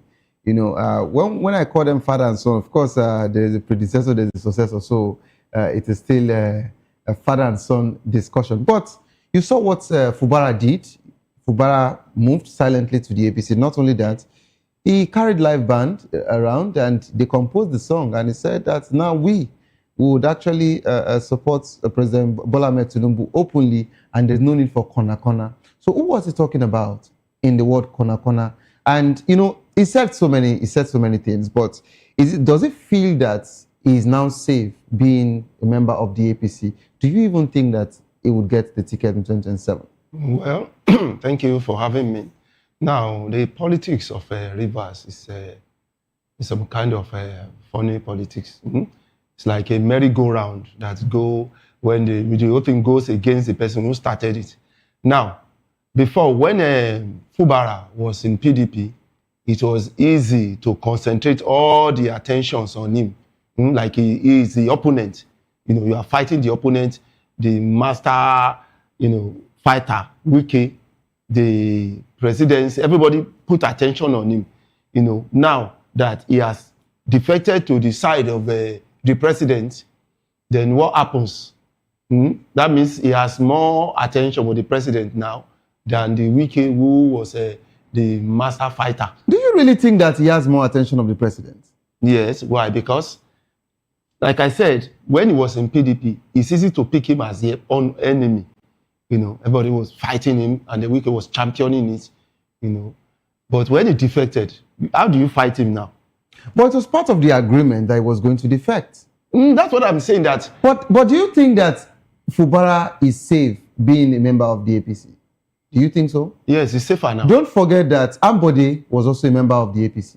Was he safe for a second term? See, the issue with Ambode is different from the issue with Fubara. Really? Yes. Please give me the difference. The issue with Ambode is that within the party, there were accusations within the party, and then he was bent on doing what he wanted to do for Lagos State as a whole.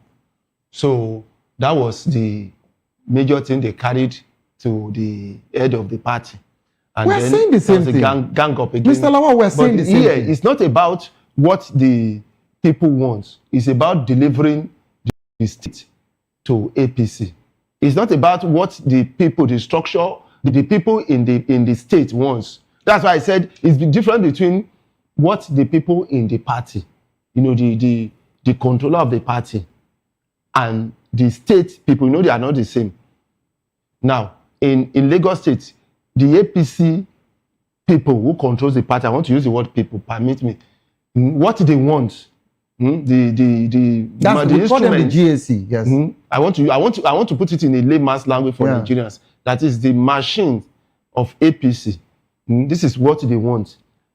Ambode wants this for the people, and he went against what the machines of APC wants. And the machines of APC went to the leadership of APC, and they tabled it that they don't want this man because it doesn't. But Fubara, in his own, whether the people in Rivers want it or not, that is not the issue. What the issue is that deliver this state to me, let me win this state, and I'll give you everything you want.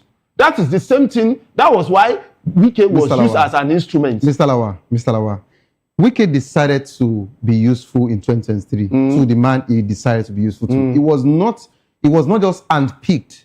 You would agree with me that Wike actually hold a very serious ground in River State, even as at this hour. Now, you gave me a very, nice explanation here as regards to somebody. Who are the machinery of the Lagos State people? We're talking about the legislators. Yeah. I'm coming. They went against him. The local government, they went against him because it also affected the private sector probability as regards to waste. Who are the machinery? The people, the so-called people they call Baba Party, Mama Party. They all went against Ambody as at the time. Now, we are bringing the same script. And of course, they now went to talk to the real people that owns the party, right? Which is like the GAC, the president now, who was like a godfather of the party, a leader in Lagos. So, this same thing has happened in River State. So many people are loyal to Wike. And don't forget that the same Fubara said it, that he has been, of course, he said he has been APC by heart, but all of that, that's just him just talking. But he said he was never a PDP member, meaning that somebody just carried you and said, come and sit here. Now, who are the machineries, just like he painted out of Lagos? The local government chairman are the machineries in Rivers. They are all pro-Wike. You remember now that they conducted a new election. After that, his own was nullified. And all of them are Wike boys. Now, that's notwithstanding, we have the legislators. And we have so many people who are pro-Wike, Wike's loyalists. And now, Fubara has done what they do not like, rather. Or he has done what they felt he wouldn't have done, meaning that he was meant to meet up with several agreements because he was, I wouldn't want to use the word puppet that they put there to actually work for his master. He decided at some point that he was not going to do it the same way somebody said he was not going to do it. And that's the reason why you're seeing this loggerheads. And don't forget, they told Ambody as at the time to also defect. But he chose not to. Obviously now it looks like his sins. It looks like his sins have been forgiven partially. Yeah. But are you now telling me that Fubara is off the hook? Do you know the problem with Ambody? Do you know the issue? The issue was the trust he had in Tinubu. That was the issue. That trust was what really fell in. It wasn't even the machinery of the state. It wasn't even the machinery of APC. It was the trust he had. Same thing. But trust about Wike and Fubara is also shaking. Fubara's trust, the trust between Fubara and Wike has been broken long time ago. Of course. When the issue started. So now, the what is playing out now is not the issue of trust. It's the issue of battle. The state structure. Not even the trust. See, it's a battle between two mighty men. But you know why? Because now, how mighty is Fubara? How mighty you don't know. See, you don't know anything. Let me tell you something. When in politics, when you are given enough time, when you have enough time to plan, that was one of the thing they used against Ambody. They didn't give Ambody enough time to plan. The whole thing changed against him when he realized that the person he trusted was working against him. It was very close to election. It was very close to the primary. Right. Now, but this one, Fubara now, one, Wike has already created a problem for himself in Rivers. You know why? Because some people who prefer Fubara saw what happened. So there will be some kind of sympathy. So that sympathy, Mr. Lawan, this same thing played out in Lagos. No, it didn't. We all know it. No, at some point we have that division that the people wanted. Do you know if Ambody had a year plus, and do you so think many people went to the party? See, let me tell you something. If Ambody had a year to plan, do you think he will not plan well? So you are saying are you saying that Fubara's concession is the proper plan now for all of this is doing? Yes, they have already given him the power now. Let me quickly get what Comrade Eragbe Anslem has to say. We're now being joined by Comrade Eragbe Anslem, member of Labour Party Interim National Working Committee. Good afternoon, Comrade. Are you there? Comrade Eragbe Anslem here, fellow Nigerians. Yeah, we're so sorry about the break in transmission. You've been, online before now, and of course we had a glitch and you went off and you're back now. So, Comrade, in just a few minutes, we'll be running off. But I'd like us to have a stretch of this same conversation tomorrow on air. So, comrade, this River State power struggle, okay, what can you say as regards to all of this situation? Is Wike winning? Is Fubara winning already? Do you think Fubara would actually get the ticket for 2027? I just want to do this in just 1 minute and we'll wrap up. Yes, Iragbe Ansler, National Youth Leader, Labour Party. You remember when this matter happened, we gave a lot of analysis. Yeah. I was one of those who said at the onset that the end of the matter would be that we'll see Fubara leaving for APC. And that has come to pass. And again, part of the reasons we alluded to there were such that Mr. President, Excellency Asiwaju Bola Ahmed Tinubu, will do everything as an astute politician that he is to woo everybody, if possible, to the APC for the same purpose of securing not just the ticket for the APC, but to also win 2027.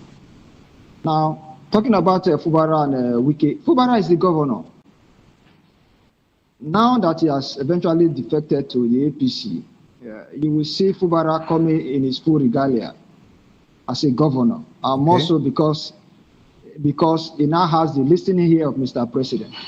So Mr. President needs River State as much as possible because of the volume of votes that will come from. So are you saying that Wike cannot give him that River State? Well, as it stands today, Fubara is the governor. The governor is in charge of the state. And you will see Fubara doing the work of a governor going forward. So I can tell you this for free. So this was going to play out. So Wike himself, he actually needs to be a little bit careful now for the reason that though they both have the listening ears of Mr. President, but remember, like I said, Fubara is the governor and is in charge of the state. So this will be my submission on this matter. To say okay, should play and I want to say something. All right. Let me say something to you. In just few seconds. Yes. Do you know that if Fubara wants APC to have issue in that state, he can do it as a governor, even though he is in APC now. Do you know you need logistics? Do you know there are so many other things that it will be on his table to decide? What about security-wise? What about logistics to move materials and some other things? Is it Wike or the president that will do that? It is still the Fubara that will do that.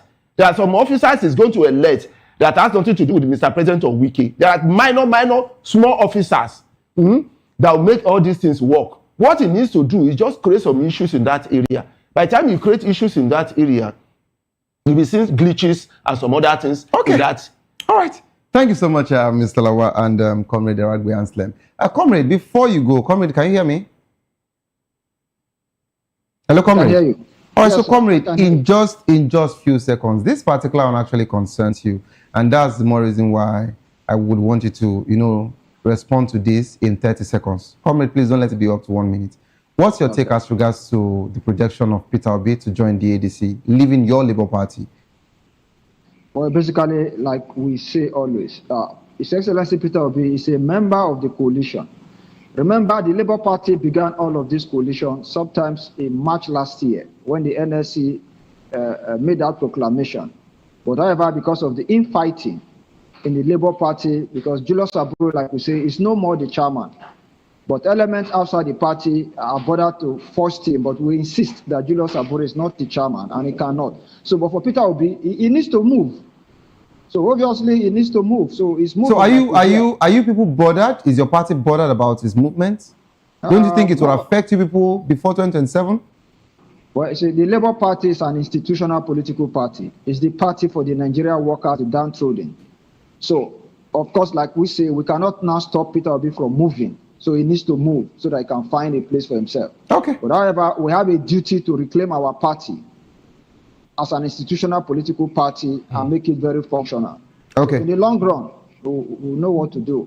All right. Have settled all this matter. Thank you so much, Comrade Iragbe, and thank you so much, Mr. Lawa, for being part of the show. We're really pressed for time, and so unfortunate that we can actually, take more comments as regards to this particular one. Please don't forget that the views and opinion expressed by our analysts are solely there and do not reflect that of VOP media. If you love the world of sport, I'd like you to stay put to enjoy my people who come here to dissect more conversation as regards to sports. Stay tuned for Locker Room.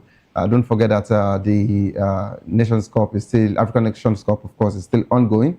And we hope that our boys will actually get to the finals. Don't give up because it is not over. Tough time doesn't last, but tough will last. Whatsoever you're facing will soon be over, and you will definitely smile again. My name remains Savior Udo. Have a good evening. Rest.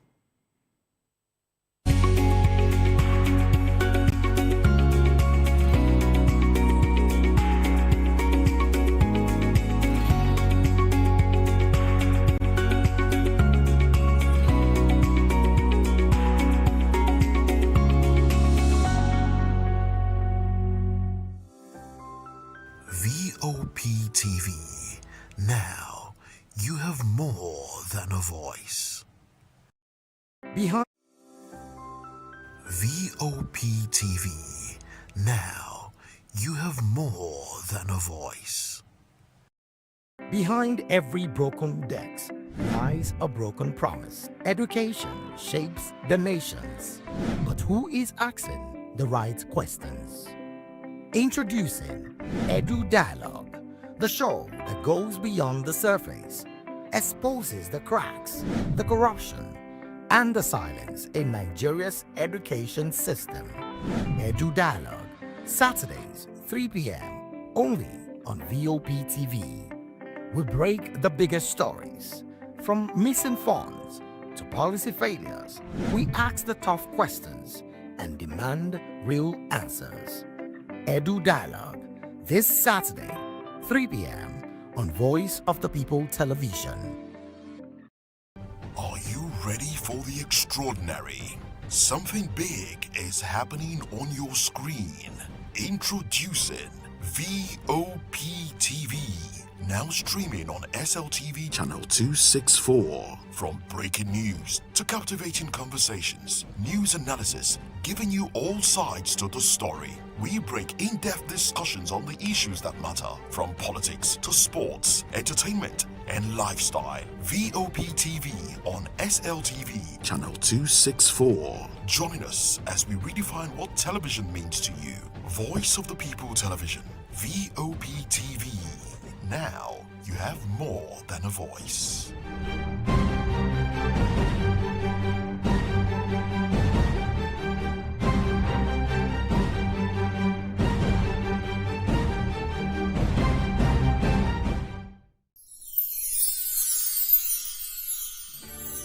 We are here with the leadership of VOP Television Lagos. We do appreciate this opportunity to say Merry Christmas and Happy New Year to our viewers all over the world and admirers. Cheers.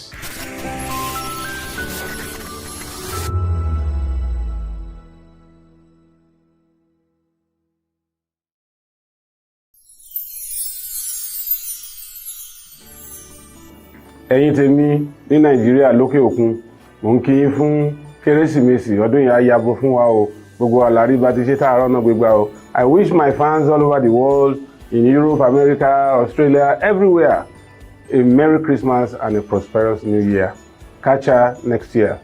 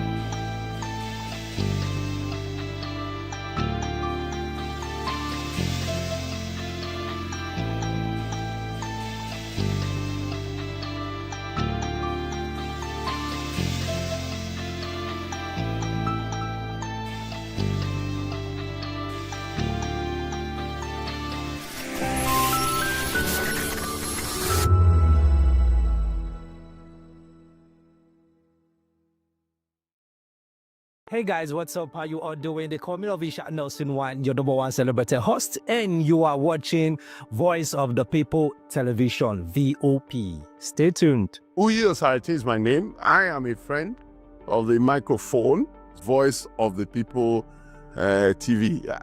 That name is unique, and the brand is very sweet. I like the packaging, picture qualities, camera qualities, and then of course, the quality of human beings that I see sometimes on your channel. I talk and get paid, and I look forward to being in your studios. Oh yes, you are on to Voice of the People TV, live here in Benin City, the cradle of black civilization. What are you waiting for? Tune in, bro. VOP TV. Now, you have more than a voice. 2564 is coming up on Barney 9, right? The 2564 Atlantic Tower. What happens in the hush behind hangar doors? Who signs the papers that gamble with lives? Which truths were grounded before they even ever had wings? If you've ever buckled a seatbelt at 30,000 feet, if you've ever stared out of that tiny window and wondered who's really in control of the skies, it isn't just flight, it's power, it's politics, it's pressure sealed in steel. We're peeling back the clouds from runway risks to sky-high secrets. We're diving deep where most dare not to look.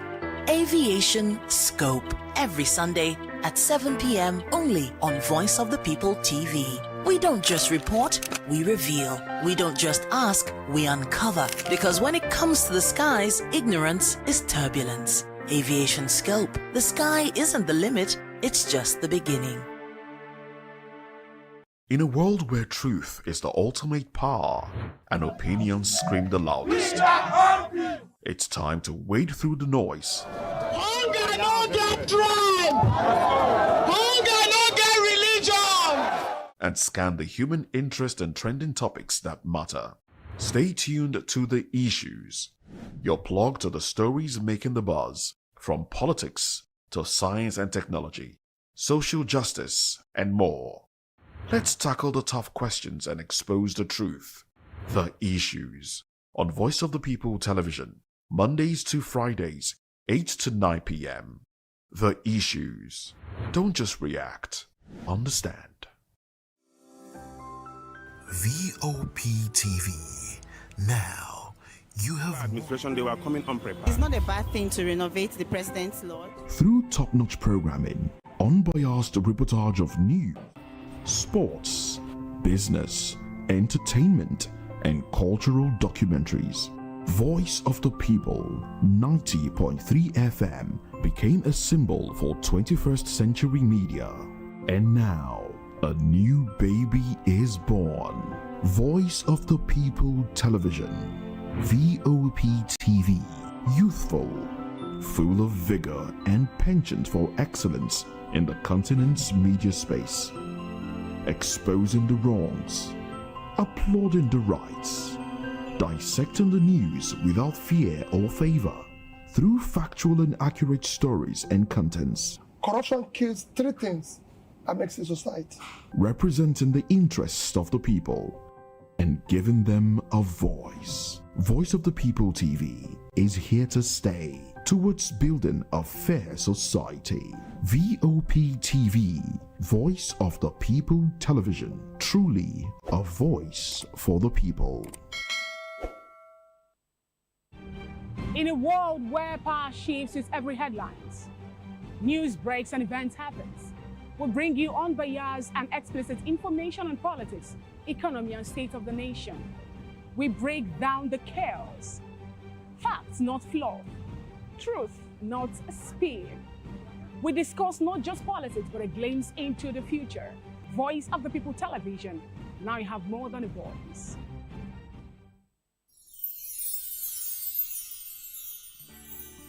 It's the most wonderful time of the year. But for us, the technical...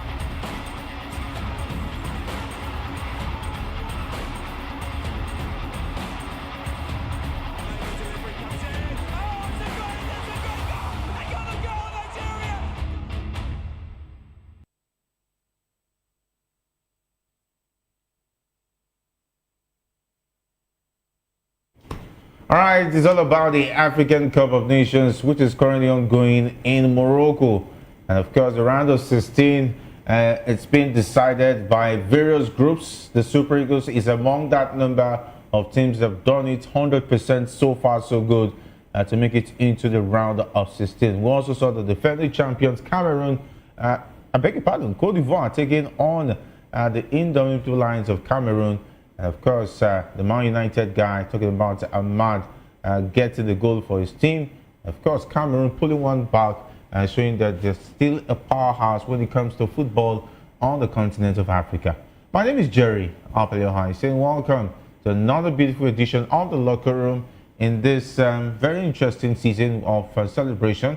And of course, it's a full house. The guys are with me, talking about Ikechukwu and Mayowa. We're here to peruse all what we have as far as our football is concerned. And they say charity begins at home. Ikechukwu, so far so good. The Yellow Tide season has been interesting with football action. Before, it used to be only the Premier League. I think this is the first time in my entire life that I've seen the Nations Cup played during Christmas period. This is the first time it's happening before. And so far so good. Has it been worth it, talking about having the African Cup of Nations during the Christmas season?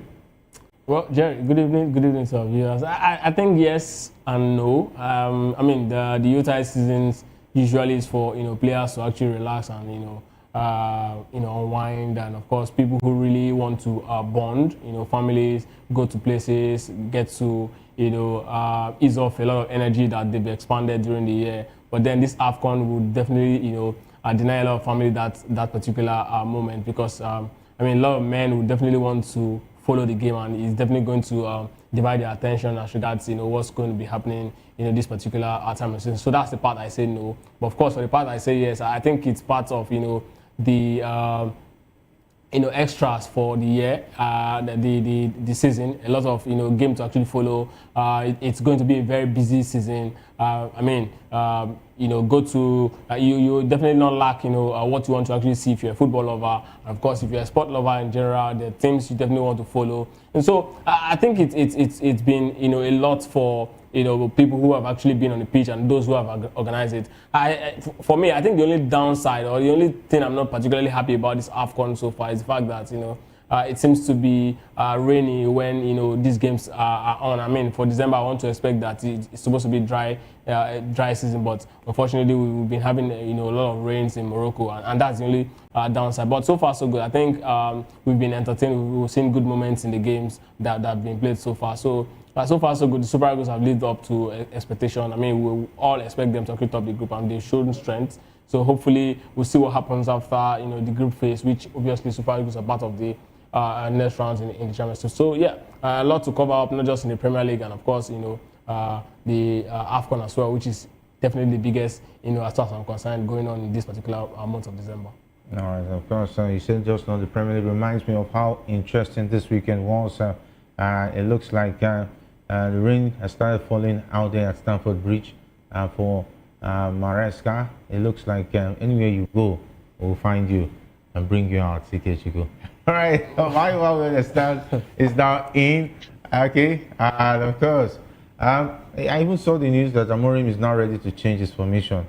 It looks like the man is actually confused, if you ask me, but it is what it is. The AFCON during the Christmas season, the first of its kind. Marwa, so far so good. Have you seen the best of the African Cup of Nations? Better than the ones that have been hosted just starting January, ending February? Well, it's always amazing to be here. We saw the World Cup in 2022. It was held during the December period because of, because of the weather, and we all enjoyed it. It was an exciting World Cup, and I think for this Nations Cup, it gives a lot of people a lot of options to a lot of things to watch out for. I would confess, on Christmas Day when there was no football, apart from the fact that you had some other family engagements, I was a bit bored because literally there's nothing literally to watch on on cable or on TV. So I mean, for football lovers and those who are really interested in football, definitely they've already filled their calendar. And also remember, the APL has changed their format. There's no football this particular period. So this AFCON, to be honest with you, filled a whole lot of slots, and a whole lot of people are enjoying it. And the AFCON itself has been very, very interesting. The game played so far, it's only one game that we've not recorded any goal in this particular tournament. That shows how dogged the team are. That shows, how good the teams that have come to this particular tournament have been. They've been scoring goals with reckless abandon, and that is what we want to see. So for me, I think AFCON in December, I don't mind. Even if the AFCON is not going on, majority of the players that we have at the moment, they'll probably be in their clubs training and just of that, except some few leagues that give off during this particular period, La Liga, the Bundesliga. I think every other league, they are in session, and players will probably be stuck in their clubs and be playing football. But in any case, we've been seeing good football so far, and to be honest, I'm enjoying it. Nigeria getting to the second round, and other teams struggling to qualify. Manchester United players representing very well, while Liverpool without Mo Salah is flourishing. So all around, a lot of football to talk about. All right, and of course, I must say that that Florian Wirtz goal was actually world class. I saw that game. It was a pure class of a top player. What a way to score your official first goal, because for me, I think this is his second Premier League goal. He was denied the other goal due to deflection, but it is what it is. Let's talk about... Darwin Núñez also scored a lot of, top quality. Darwin Núñez is not in the past. He's not playing in the Saudi. No. I'm just saying we've seen this script before. Chelsea needs a striker right now. We've seen this script before. Chelsea is looking for a striker right now. Darwin Núñez is available. Jerry, we've seen this script before. He wants to return to Europe. Yeah. Chelsea don't have a striker. Imagine struggling against Aston Villa. No, come on. Aston Villa is a very top team. Your team, they were leading by as much as 60-65 minutes. Jerry, Aston Villa this season is a top team. They were leading for more than 60 minutes. Jerry, at Stamford for more than 65 minutes, Jerry, and they lost. They capitulated and lost. No, Jerry. By 2-1. Somebody came from the bench and scored 2 goals. From that. Jerry, the truth is, it was a smiling weekend for me. We'll be disingenuous to say Aston Villa is not the top team this season. They've shown strength. Some Chelsea fans have said that. Some, but the truth is, the table is a reflection. Aston Villa, yes, if Liverpool can beat Aston Villa, why can't Chelsea? Aston Villa defeats Manchester City and Arsenal. Yes, these are teams that are head and shoulder above Liverpool this season. But even with the PGMO law, that's what any team can lose to any team can lose to any team. But Liverpool beat them. That's what I'm saying. Any team can lose to any team. It doesn't change. I mean, you lost to Crystal Palace. Yeah, Crystal Palace has always been our voodoo. That one is registered. Even no, don't tell me it has always been. A lot of teams that Liverpool. There's a team that's always your boogie team. Chelsea has Brighton. That's true. As your boogie team. That's true. Man United has theirs. No, Jerry. Even Man City has their boogie team. Jerry, so whether you call it boogie team or not, the truth is there are teams below you that defeat that team easily. Oh, really? That's the truth. Oh, really? Anyway, I like this lyrics and analysis, but the fact that you lost Aston Villa, that is the big story. All this one I'll see after that. But let's talk about the Super Eagles. They won by 3-2.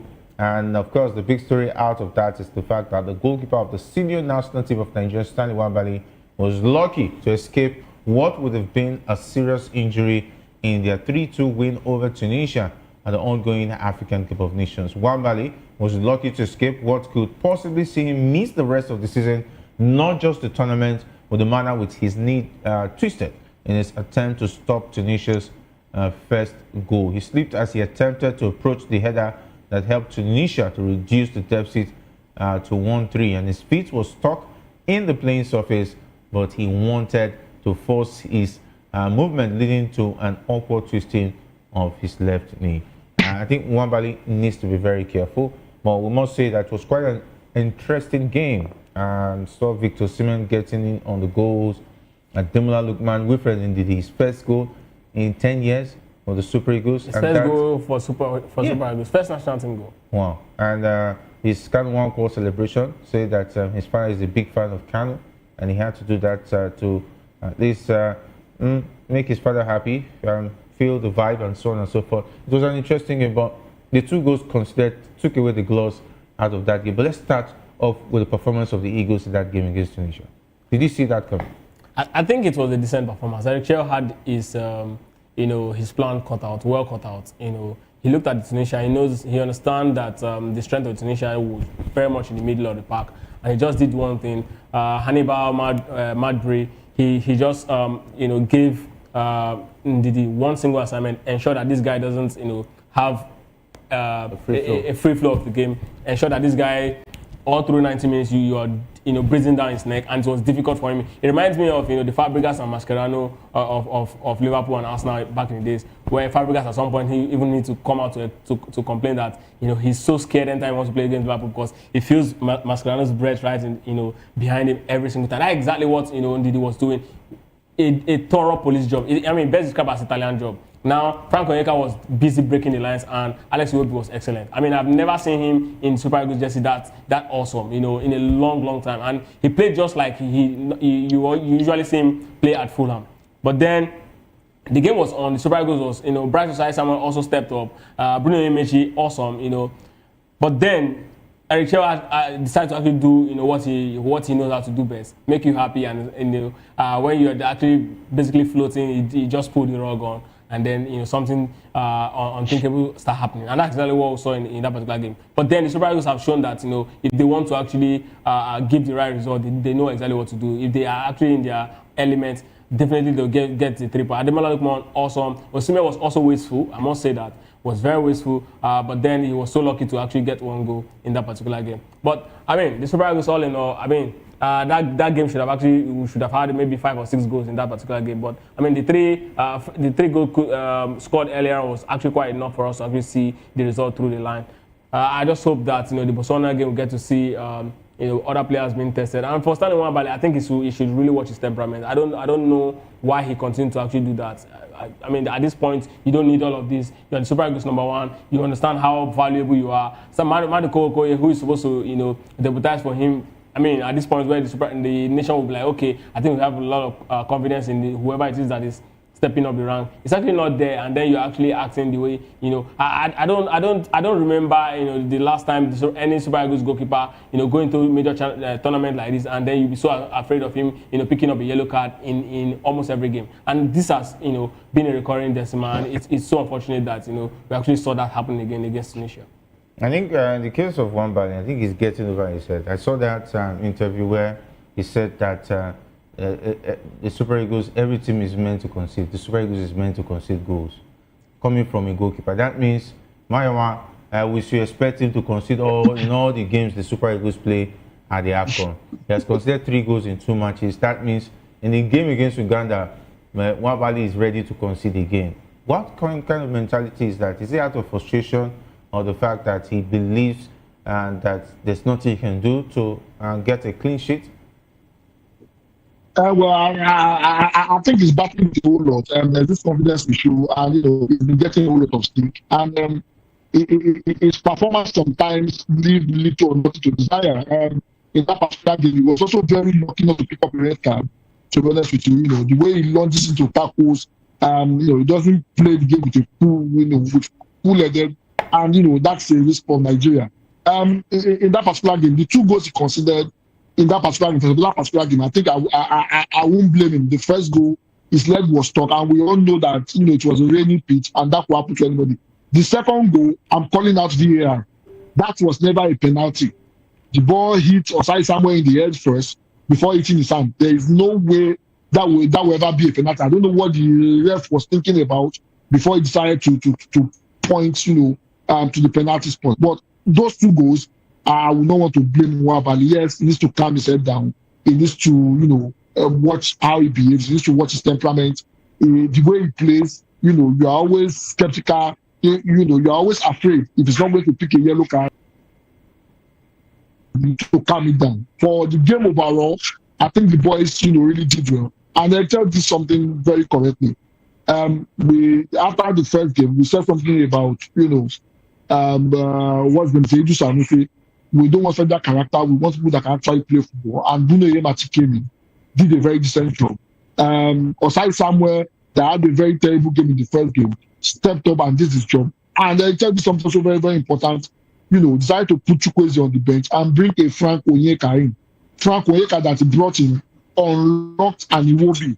We saw the best of Iwobi in that particular game. And the reason for that is Iwobi was not restricted the game against Tanzania, he was restricted. You know, he was playing from the deep line of the midfield, and that hindered his creativity. But against Tunisia, there is a Frank Onyeka who is solidly behind him, and that unlocked Iwobi. That gave him the opportunity to be able to roam around and break free.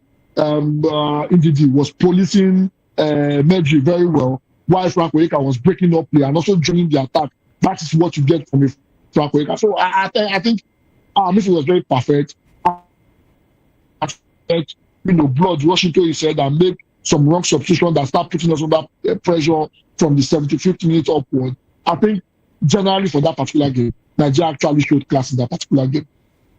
All right, show class in that particular game, and of course it means that Frank Onyeka, we hear, is having an injury as well. If anything happens to players like Frank Onyeka, what is now going to be the situation on the Super Eagles going into the round of 16? So I was expecting Rafael Onyeka to step into that particular game when he was actually taking out Frank Onyeka. That was my expectation.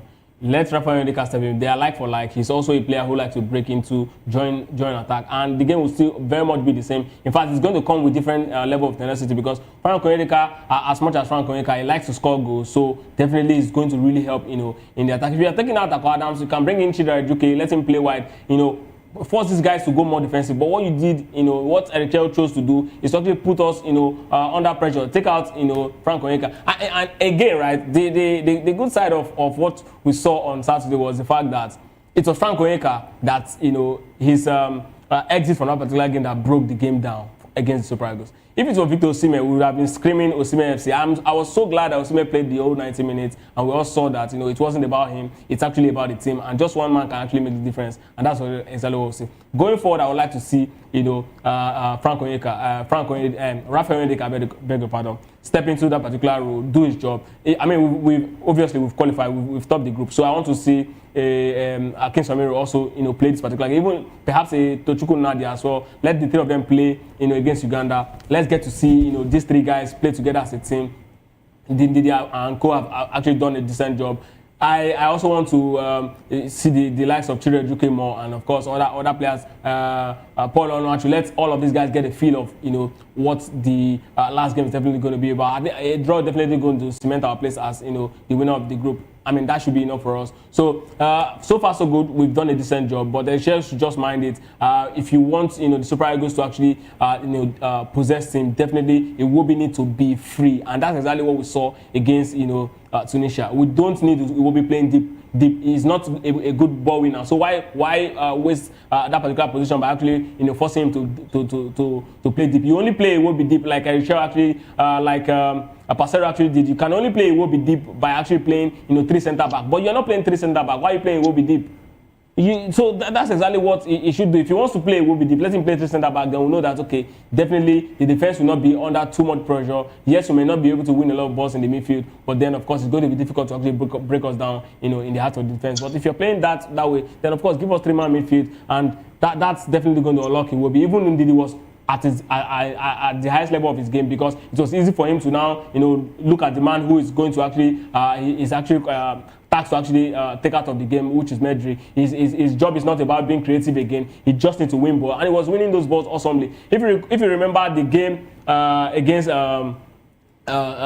what's it called? Republic of Benin in the World Cup qualifiers. One of the things that Ndidi did in that game was he was winning ball. He was also tasked with the job of creating, because what's his name? Alex Iwobi was forced to actually play deep, and now Ndidi was very, very, very free. He was comfortable. He knows that he just needs to win the ball. There's a man who is always waiting to actually get the ball. If the midfield seems to be difficult for the Super Eagles to actually find their way through, Frank Onyeka will definitely break through the line. So it was a very beautiful midfield trial to watch. So I expect the Richard to actually look at this particular game and then understand that the biggest mistake he made was taking out Frank Onyeka without bringing someone who is like him to actually help shore up the midfield.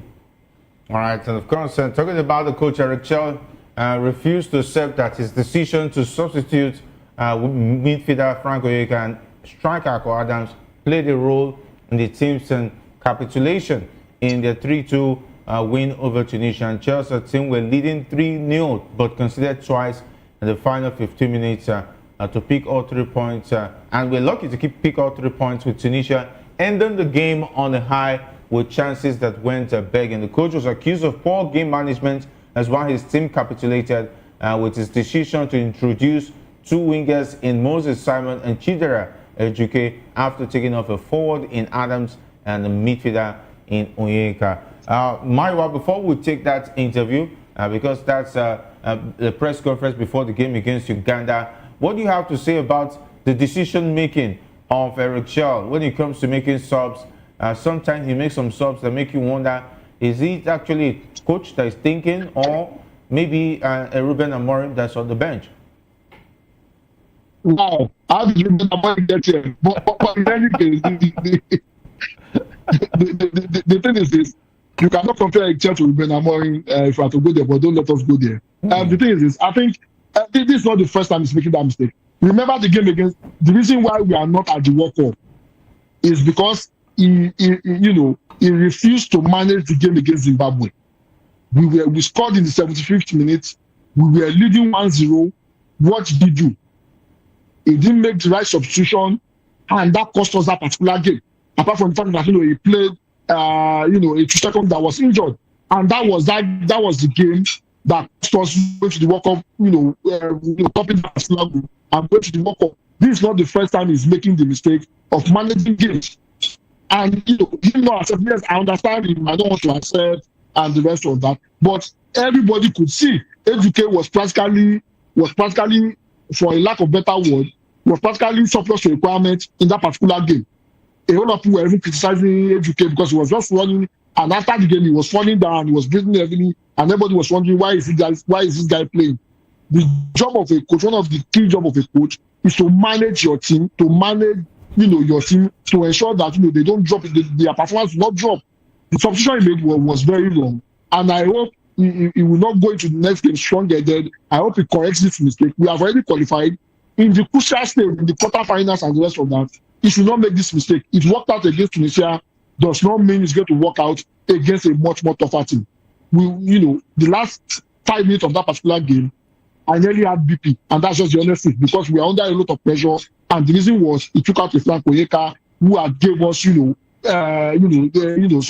kind of strong goal in the midfield, and there was no strong goal again. There was no balance in the midfield, and the pressure was too much. So I think going forward, obviously we don't want to admit it. I think it's very clear for everybody to see we don't make that kind of mistake again.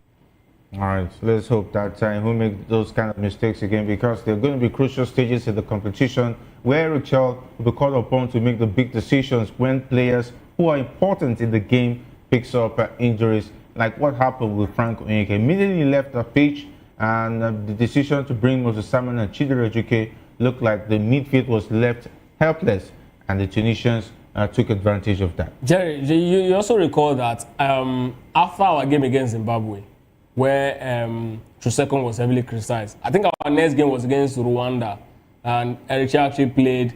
I think it was South Africa. We played 1-1. I remember. He messed up the formation, changed everything. No, our next game after Zimbabwe was Rwanda. Okay, yes, Rwanda. He played the young Benjamin Fred. No, was it Rwanda? Yeah, it was Rwanda. No, it was Rwanda. Okay. He played Benjamin Frederick, and we were like, okay, this is the backline we want to see. And then we went straight against South Africa. We saw something else. Yeah, he changed everything, brought in Trusecon, who scored the own goal, and so on. You also recall, after that, we played against Gabon. It was the young Benjamin Frederick against Kevin Bassey.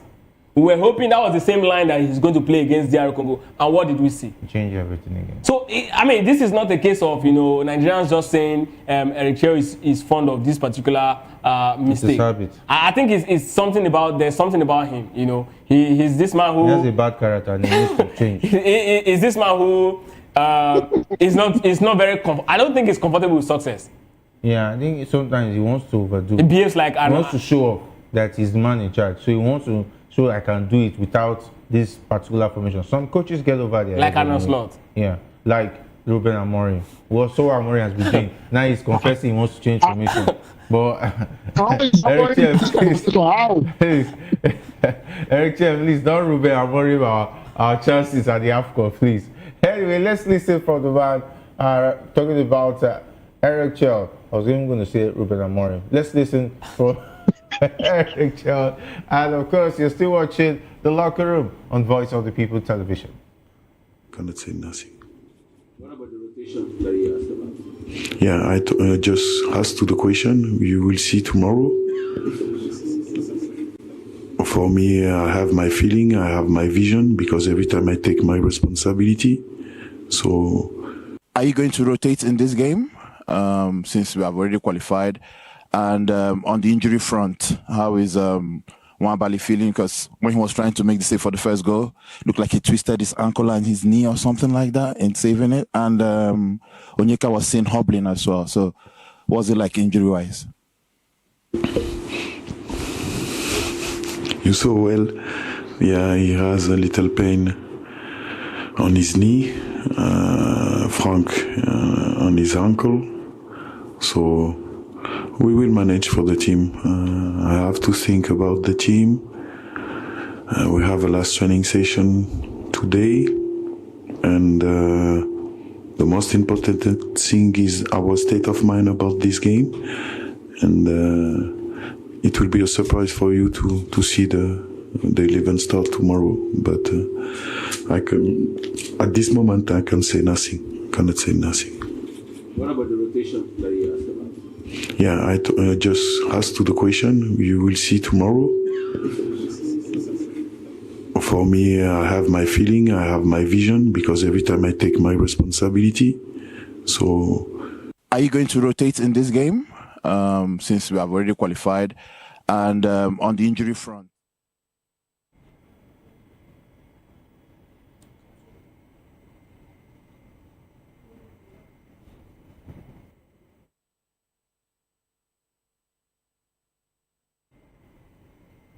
All right, talking about responsibility, he has to make big decisions, because that's his biggest responsibility, of making sure that the team wins games. And coincidentally, when I looked at that group correctly, Uganda and Tanzania will be co-hosting the next AFCON, and they are currently in the same group with the Super Eagles of Nigeria. What an interesting coincidence. And Tanzania, Uganda is not looking bright for them in terms of making it to the round of 16. And of course, it's also the birthday of the original Victor, VO9, Victor Osimhen. Okay, and of course, he got a birthday goal on Saturday. Quite a beautiful goal, if you ask me. The way that guy jumps, it reminds me of Cristiano Ronaldo on the pitch when he jumps to head the ball. And of course, the Super Eagles have more headed goals than any other team, and they have got. Yeah, and that's because we have wingers who can actually play the ball in for someone who can really make good use of his head. I think last time we had a striker that we can really rely on when the ball flows is Victor Agali. He's quite awesome with his head, and there seems to be something with Super Eagles and Victor as their striker. But then, Victor Osimhen, his quality cannot be overemphasized. Bruno Yemechi was also busy whipping in those crosses. Ademola Lookman was also there doing his thing. So, it was an amazing night for the Super Eagles. the 3 points was well deserved. You talk about Uganda and Tanzania. We all know that when it comes to football in Africa, the East African nations are actually not, right up there when it comes to football. Yeah, they are very well good when it comes to tourists and other stuff like that. But when it comes to football, they are way behind. So it's just one of those things we have to deal with in Africa. Yes, they are developing. Back in the days, if you're playing against the Tanzania or Uganda side, you'll be expecting 4-0, 5-0. But now it seems like they're also stepping into the ranks, and you want to also respect them when you step onto the field. You have to do your work if you want to get the entire 3 points off them. All right. So I was just talking about the original Victor, and of course the fact the team is scoring goals from set pieces, from headers. That was what we were missing in the Super Eagles. Set pieces, not being able to take advantage on the air. And we're seeing most of that this time around, dominating a team like Tunisia. At a point, Tunisia was just catching up. You could notice... No, they don't have the quality we have. And Tunisia League at this point, Jerry, and to be honest with you, Tunisia League at this point is not, I don't think it's top 3 when it comes to even the North Africa. Of course, we know the North Africans have a very good league. But in terms of quality, they're not even there top 3. So it says a lot about, the quality of player they have. Looking at the Tunisian side, you see that, a Manchester United rejects Medri is actually their biggest export. So it says a lot about the quality. Man United rejects is not the biggest export. Back in the days, we saw the Tunisian side in 2004, the like of Trabelsi, Dos Santos. Trabelsi is currently their coach. not this particular one, but yeah, the dark one, the one that is that's actually I think it's a fullback, right fullback. Yeah. Actually very awesome player. Talent, yes, and of course, what's his name? Dos Santos, the Brazilian who actually naturalized to play for Tunisia. So they have a lot of players you look back and say, okay, these guys are actually very good. But today they don't have that, quality. And that was the era of Esperance of Tunisia when they were top, team in African CAF Champions League. They don't have that quality. They have Esperance playing Champions League regularly. They have Eto'o Desire for Confederations Cup. So, and that was a club of our own Austin Nigeria at the time. But they don't have those clubs are playing at the highest level when it comes to CAF competition. So their football, when it comes to talent wise, they've really dropped, and that's why we are seeing them the way they are playing. We know that the likes of Algeria will always be Algeria. I mean, Egypt, and of course, not forgetting the host Morocco. They've always shown that they have top quality players, even in recent times. So I'm not surprised that we will easily will defeat the Tunisians, because I look at the quality, I know that they are not right up there. But of course, they are not Africans. You want to expect they'll come in with certain trick in their bag. But I think like I said, had his work cut out until he took that decision to almost give Maiwa and other Nigerian BP. All right, of course, Maiwa, you heard from the coach. He talked about rotation. That don't be surprised if you see those players. Do you think it will be better safe to leave the injured players out, because you have options? Francis Uzo is there, and Masu Basoje, who I'm not really confident in, is also there. There's a lot of players in the midfield, the likes of Akin Samiro should be given a look in. Chukun Nadi should be given a look in, unless he brought them for tourist attraction.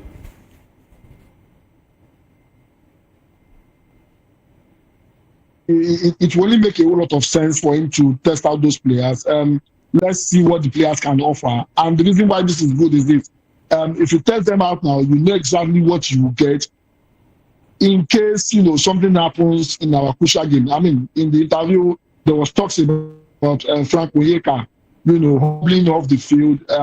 There's talks about Nwabali. We don't know if he will be fully fit in the next game because of the way he twists his ankle. So definitely, you want not in those crucial games that you test them out. So, I mean, obviously doesn't to admit, but a sensible thing to do is to rest your and you play the ones on the bench. Let's test them and let's see exactly what they can do. Even a Paul Onachu, maybe he's going to be able to get a goal, because since Osime has been able to score a goal now, I don't think Paul Onachu will have any opportunity to be able to play, since Osime delivered in the last game. So this is an opportunity for Paul Onachu to be able to, show Nigerians what he can do, and also show the coach what he can do. So it's only sensible for the coach to rotate the team and allow the next 11 play, and let's see what they can offer Nigerians. All right, and of course, Sir Desas too is also available. A lot of options as far as the attack is concerned. Igor Ogu, Chidozie Awaziem, Francis Uzo, and of course, Rian Alebiosu. Those are players who can actually do something. Bashiru is also on the bench as well. Okay, let's talk about last 9 games where reigning African champions Ivory Coast and fellow heavyweights Cameroon played out a 1-1 draw in the Group F class at the Marrakech Stadium on Sunday night. Respective goals from Ahmad Diallo and Junior Chamedio. Early in the second half saw the Elephants and Indomitable Lions share the spoils, and they sit level on 4 points each atop Group F. These are 2 big guys when it comes to African football, most especially Cameroon. It seems like things are falling apart for Cameroon, but picking up the pieces, they're still a very dangerous side. They can cause a lot of problems for any team. When it comes to major championship everywhere in the world, there are traditional teams. There are teams that the tournament would definitely always revolve around, except on 1 or 2 occasions where you get the dark horse come from nowhere to actually pick the title. But always, that's always been so. You get the traditional team, and Cameroon will always be there when it comes to teams that will be picking up the. In fact, I think they have the first right of refusal. I think I can actually use the word. They have the first right of refusal when it comes to picking up the African Cup of Nations outside the North African team. In particularly, I'm talking about the Egyptians. So definitely they've shown that. We want to talk, a lot of people want to have an argument or a contradictory opinion because of how they actually won almost all of their titles. They did win under the great Issa Hayatou, who actually was at the time when they actually won their first 3. But again, Cameroon is a team you always want to actually show respect. And Cote d'Ivoire have also shown that, I think, they've been that team that, I think they're the most unlucky when it comes to picking up the African Cup of Nations. They've had a couple of generations with superstars that didn't actually get to pick it up. The Drogba generation didn't pick it up. The Fofana generation in '92 didn't also pick it up. So they've had awesome generation that have lost out on the major championship. But again, they don't have that top of talent at this moment. But they are a side that can always hold their own. Defending champion. Let's see how far they can actually go. These are heavyweights in African football, so it's expected that the game is going to be tight, as we also saw in the scoreline. I know both of them will definitely find their way through the knockout phase, and they will get to see where they go from there. But of course, these are teams you always want to put your money on when it comes to African Cup of Nations. All right, and of course, on the stands, we also saw the likes of Kylian Mbappe, Tchouaméni, and Youssou Koundé. Imagine these guys on that pitch, in that game between Ivory Coast and Cameroon. These guys are big stars, and of course, Africa missing out on very, very incredible talents in such players. They were on pitch side watching that game as the Elephants took on the Indomitable Lions. Maiwa.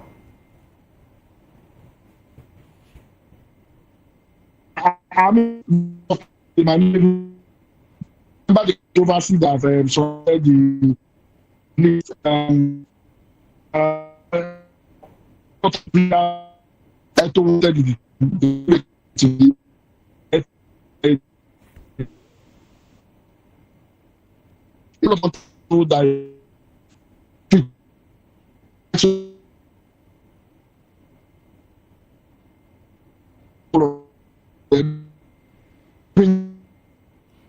Right.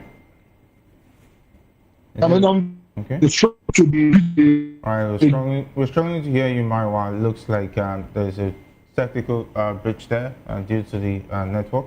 Okay, and talking about because they claimed the lead in the 51st minute as Diallo drove forward from a counter-attack and provided a superb finish from just outside the penalty area, which gave goalkeeper Davis a passing no chance. And yet Cameroon restored parity just 5 minutes later.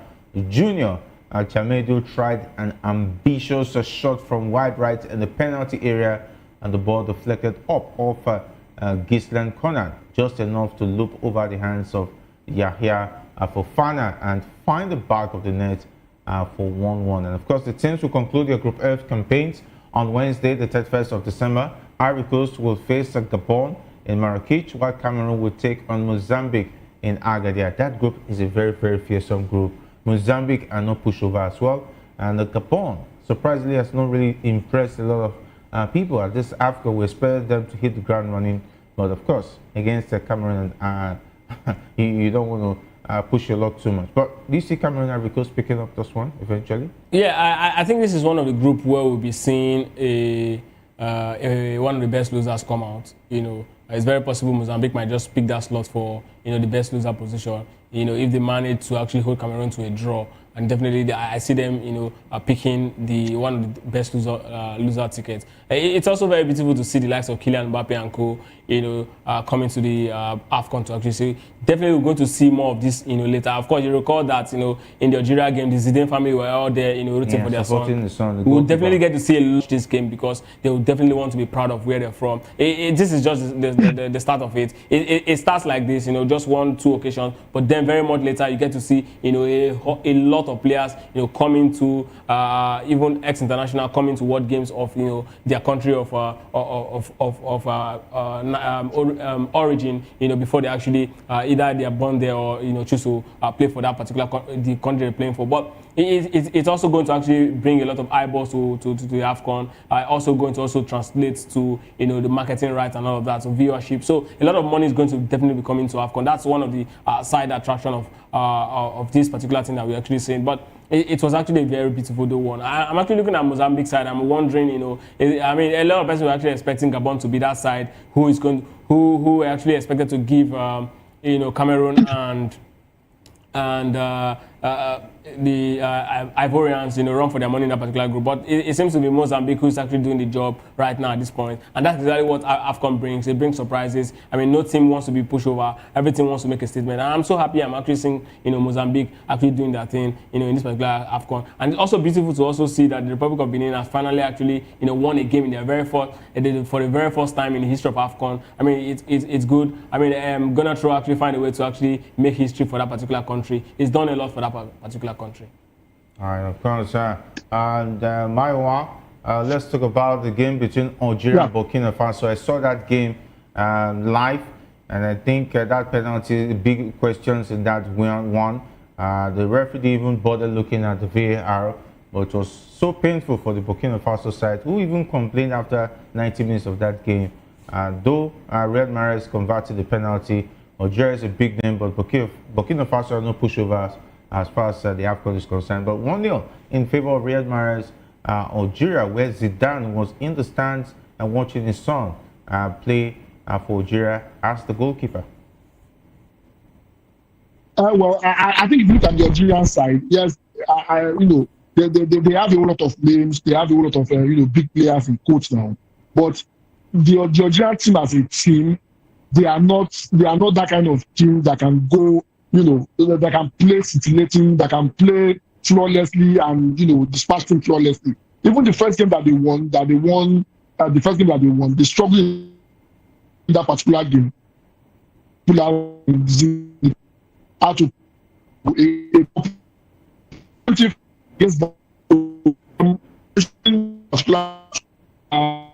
been a bit below par. The penalty against Nigeria, I don't understand.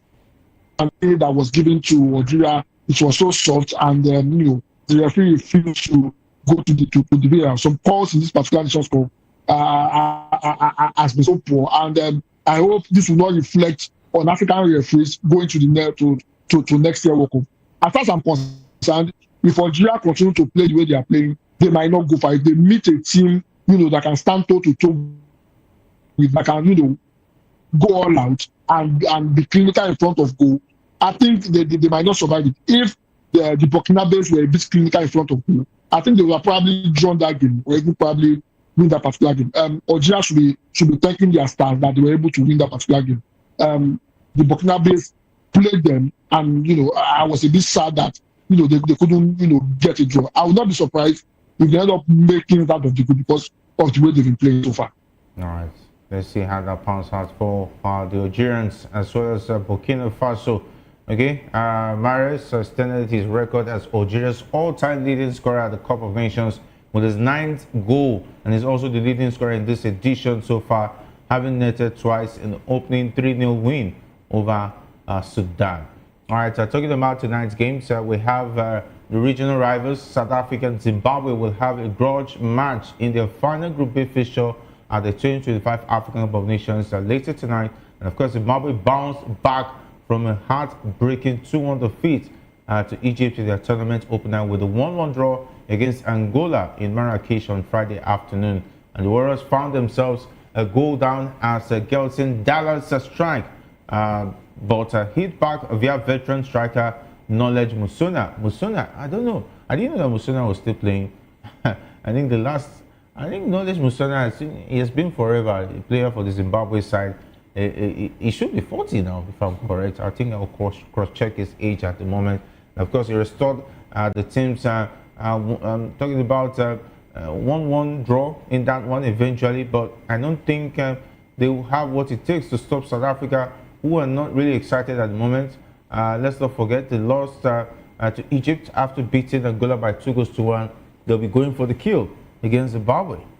Well, Jerry, it is football. You might actually be looking at South Africa actually coming all out to actually give the killer blow, and then you just find out that Knowledge Musuma will strike again, and Zimbabwe might just pick it all 3 points. But yes, bookmaker will always put South Africa ahead to actually pick up all 3 points. That's exactly what football is all about. But the truth is, this is not going to be played, anywhere around Moses Mabhida Stadium. This is not the World Cup qualifier where home and away is South Africa soil. It is going to be a very different ground. And if you look at South Africa, the way they've been playing in this AFCON, and look at the way they play in World Cup qualifiers, particularly in the games against Lesotho, Zimbabwe, and of course against Nigeria, right there at home, you know it's a different South Africa from what we've been seeing so far in this particular championship. So this is going to be a neutral ground. It's not going to be, they are not going to have any special treats in this particular one. So trust me, it's going to be an interesting game. Yes, we will definitely be looking at South Africa's quality to actually edge Zimbabwe, but I'm not going to call it. Zimbabwe's side under Maikanese has always shown that they are a side that it should be respected.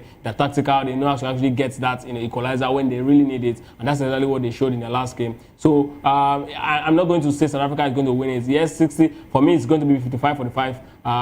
That's exactly how I'm going to pit it in favor of South Africa, but it's going to be a very close score. And if South Africa is not careful, trust me, these guys might just pick up all 3 points.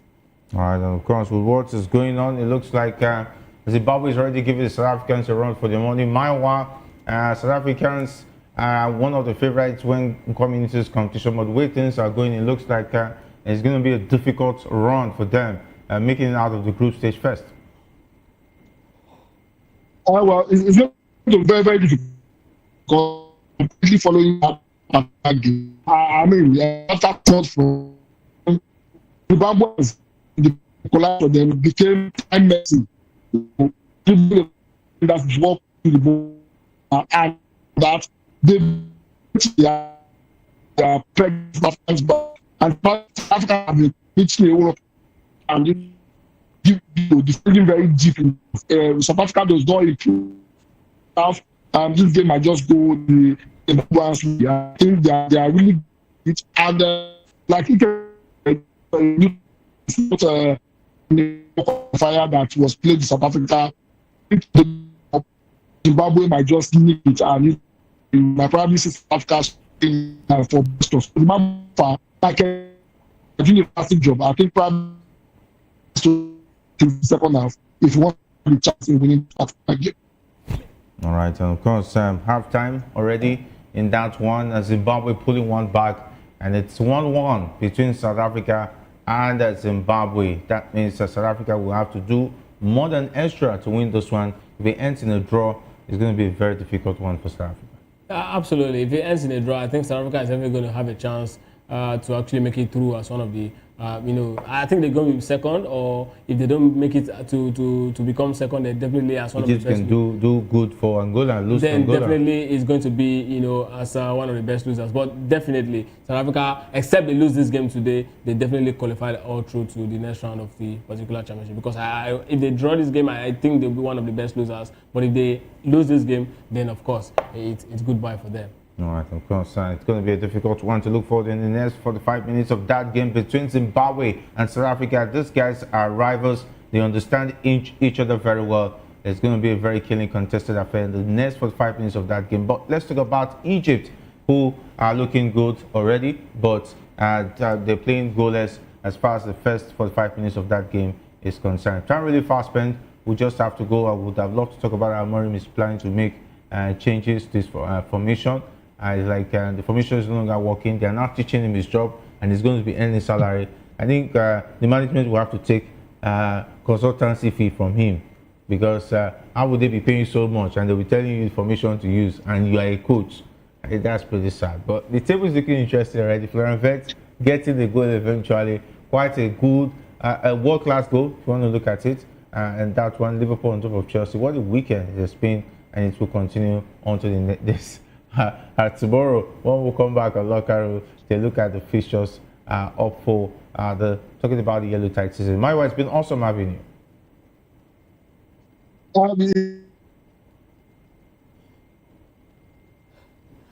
All right. It seems that my wife will need a new formation. I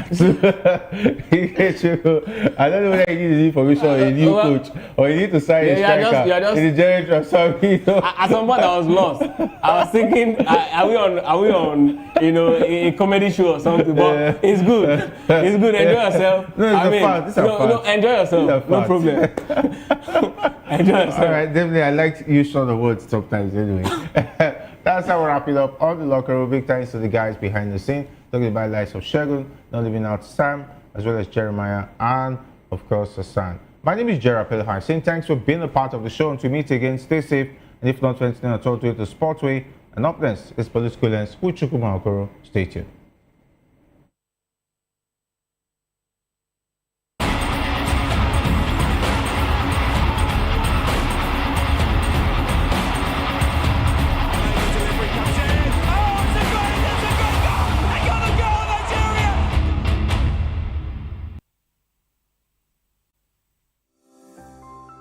VOP TV.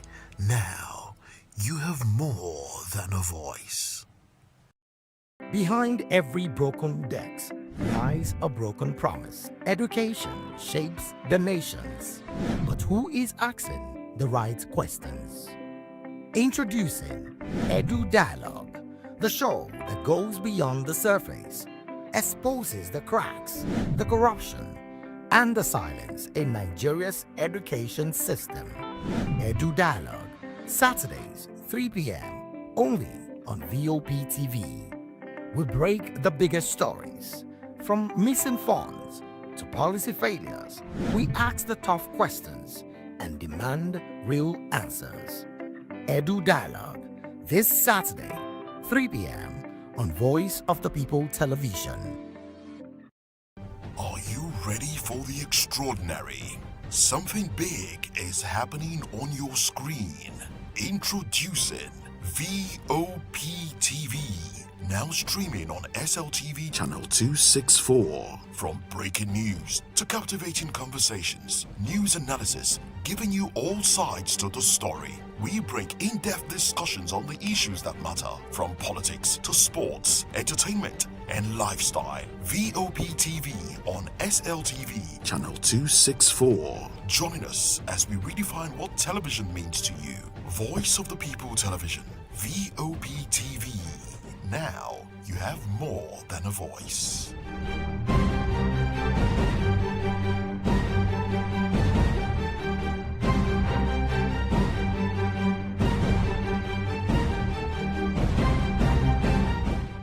Hello there, my name is Damilola Ogun, also known as the Goldfish. Hi, my name is Chiki Bright Emmanuel. I'm an actor and a filmmaker. Hello peeps, my name is Yomi E. Adejumo. Hi everyone, I'm Paul Utomi. Hi everyone, my name is Stacey Benjamin and this is Voice of the People TV. I need you to keep it locked to VOP TV. See, are you looking for good entertainment? You want to get good movies, good music, politics, talk shows, sports and entertainment. You really want a channel that gives you everything you need without you having to run around. VOP is where you are. That's Voice of the People. If you're not listening to this, you're not one of us. And you deserve to be killed. Scrap charge. Don't be killed, but watch it. Or I'll find you. And I want you.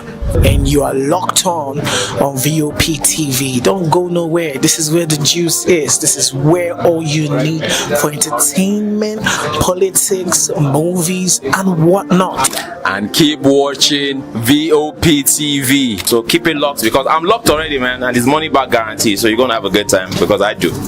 And please keep watching VOP TV. I want you to actually, I beg you, subscribe, watch it. If not, whatever you see.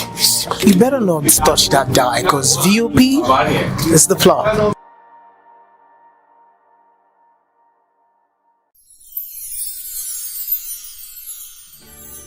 We are here with the leadership of VOP Television Lagos.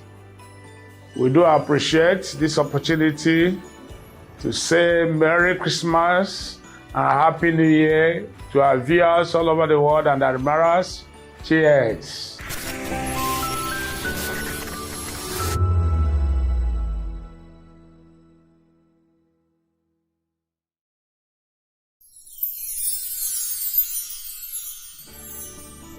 ẹ̀yin tèmi ní nàìjíríà lókè òkun mò ń kí yín fún kérésìmesì ọdún yìí á yabo fún wa o gbogbo àlàrí bá ti ṣe tààrọ náà gbégbá o. I wish my fans all over the world in Europe, America, Australia, everywhere a Merry Christmas and a prosperous New Year. Catch ya next year.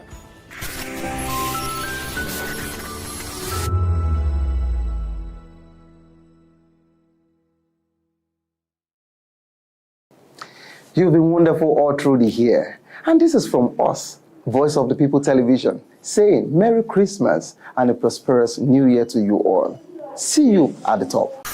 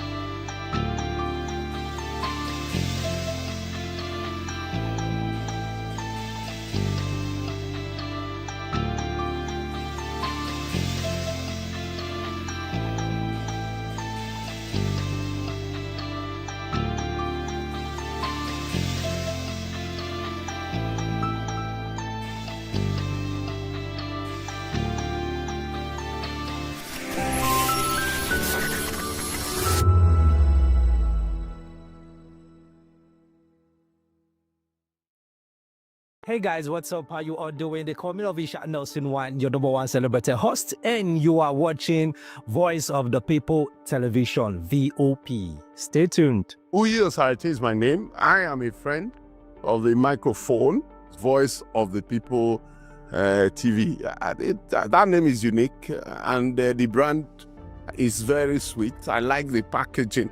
Picture qualities, camera qualities, and then of course, the quality of human beings that I see sometimes on your channel. I talk and get paid, and I look forward to being in your studios. Oh yes, you are on to Voice of the People TV, live here in Benin City, the cradle of black civilization. What are you waiting for? Tune in, bro. VOP TV. Now, you have more than a voice. 2564 is coming up on Barney 9, right? 2564 Atlantic Tower. What happens in the hush behind hangar doors? Who signs the papers that gamble with lives? Which truths were grounded before they even ever had wings? If you've ever buckled a seatbelt at 30,000 feet, if you've ever stared out of that tiny window and wondered who's really in control of the skies, it isn't just flight, it's power, it's politics, it's pressure sealed in steel. We're peeling back the clouds from runway risks to sky-high secrets. We're diving deep where most dare not to look. Aviation Scope, every Sunday at 7 p.m. only on Voice of the People TV. We don't just report, we reveal. We don't just ask, we uncover. Because when it comes to the skies, ignorance is turbulence. Aviation Scope, the sky isn't the limit, it's just the beginning. In a world where truth is the ultimate power and opinions scream the loudest, it's time to wade through the noise. Hunger no get tribe! Hunger no get religion! VOP TV. Now, you have more than a voice.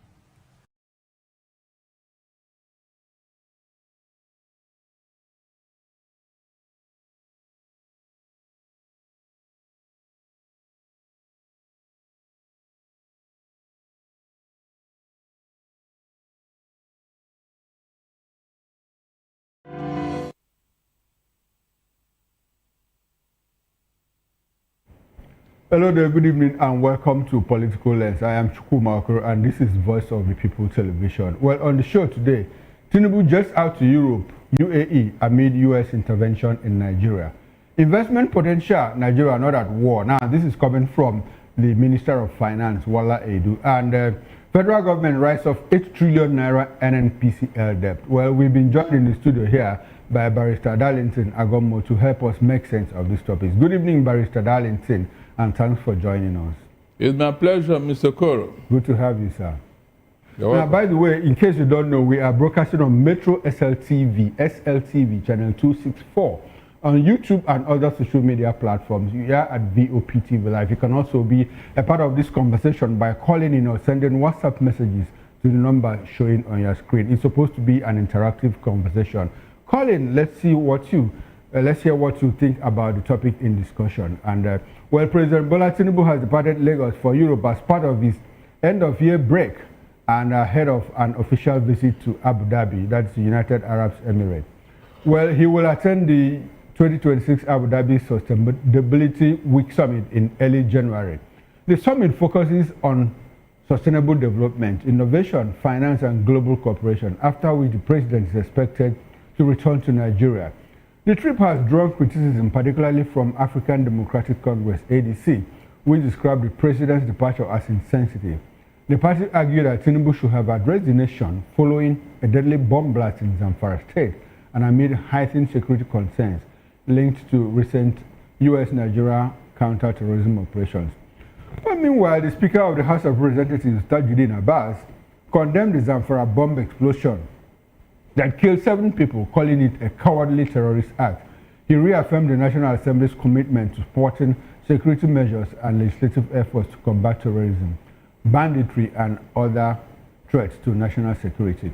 Well, the Christmas gift to terrorists took place on December 25th, and on December 28th, the president jumped into an airplane and jetted off to Europe without telling Nigerians what hit the country 3 days earlier. Barrister Darlington, what's your reaction? My reaction is that it showed that Tinubu is a visiting president to Nigeria, because most time when we are in crisis, this man just out of the country. I'm telling you, he is a visiting president. In fact, Tinubu have outsourced his responsibility to Donald Trump. That is the implication of what we are seeing now. How do you rationalize this type of behavior? A foreign power is sending bomb into your country. Are you not supposed to be on ground to monitor situation? As the commander-in-chief, it is that period that you remember to go on holidays. Can you just imagine? How can you explain this, for God's sake? How? And you know Donald Trump said that he's coming back. That means the bombing have not stopped. So what if there is another bomb now from Donald Trump in the absence of Tinubu? Please, how do you explain this, for God's sake? A president is out of the country while a foreign power is bombing his country. Is there any explanation to this? Anybody who thinks that he has extra wisdom, come and tell me the meaning of this. If not that Tinubu, it is either an act of cowardice or the man is tired of ruling this country. There is no other explanation. Tinubu is tired of ruling this country. Because for something like this to happen and this man is absent from the country, it's a very big shame, an embarrassment of, in fact, to say the least, it is disappointing. There is no other explanation. Remember when Osama bin Laden was taken down somewhere in Pakistan? Barack Obama was in the situation room watching the whole scenario. He was in the situation room throughout to see to the end of that matter. Now, somebody you claim to be collaborating with, is coming to your country with a bomb, and you now decided to leave the country completely. But Barrister, we were told that this is his end of year vacation, which is not entirely. There is no explanation, please. There is no. What are you? If it didn't happen immediately, what will happen? No, hold on. End of year what? End of year what? Vacation, yes. There is no. This is just an excuse. An excuse. Tinubu cleverly avoided being mentioned in this matter. I have told you that the federal government of Nigeria is complicit in this terrorism. He doesn't want the terrorists to accuse him of attacking them. That's why he cleverly avoided. But the Nigerian government has put up a statement saying that, look, they acted in collaboration with the United States of America. Leave Nigerian government. So who represents the Nigerian government? Listen, is it not the president himself? Is it not Donald Trump that is sending the bomb? Donald Trump is the commander-in-chief in his own country. He was one that ordered it. He was president. He ordered it. The precise time he ordered it, he was there. That's why he told those rascals that he wished them happy. Barrister, Donald Trump is he acting at the personal level as Donald Trump or as the president of the United States of America? Yes, he's the commander-in-chief of his country. Exactly my point. Now, the federal government has issued a release, a statement saying, look, we even provided intelligence for all of this. It's a lie. How will the president try to shield himself or absolve himself from responsibility? Listen very well. I cannot be deceived again. I've been issued. The federal government of Nigeria have been shading and pampering the terrorists, true or false. If they had acted, will Donald Trump come in? Answer me. If this federal government have done what they needed to do, what they swore to do to protect life and property, please, will a Donald Trump come in into the matter? That is not in dispute. What is in dispute is the fact, the statement that you made that, look, the president could simply be avoiding, running away, and so that the terrorists will not blame him. Exactly. And I'm telling you that the federal government has issued a statement saying, look, we are collaborating with the United States. We even provided intelligence before the strike. Now, I should ask you, who is the federal government? Is it not Tinubu that represents Nigeria? Listen very well. Anybody can issue a statement on behalf of anybody. But Barrister, don't tell me that. Anybody cannot issue. I said, now, the person Bayo issues for who? Who does Bayo work for? Hold on. Let me tell you, Mr. Oguru. Okay. In a matter like this, you don't understand what is going on.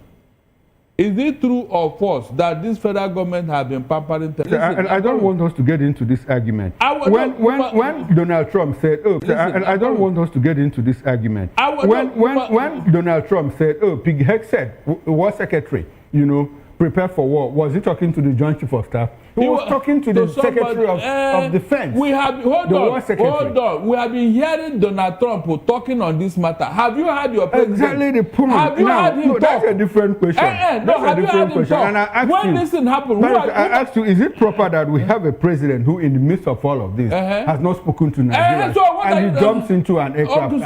So what you know this? Why are you trying to? You act as if that the president or that Bayo Nonoga, that Yusuf Tuga, they are acting on behalf of themselves. No, they are acting on behalf of the federal government. Why have you not heard it from your president? That's the question I'm asking you. I'm telling you now that he's trying to avoid being accused by the terrorists. Okay, but he orders people to speak for him. Who ordered who? The president orders people to speak for him. He should be speaking for himself. He's the president. He should be speaking for him. Just like for Donald us Trump. To know that it is from the president. Just like Donald Trump is speaking.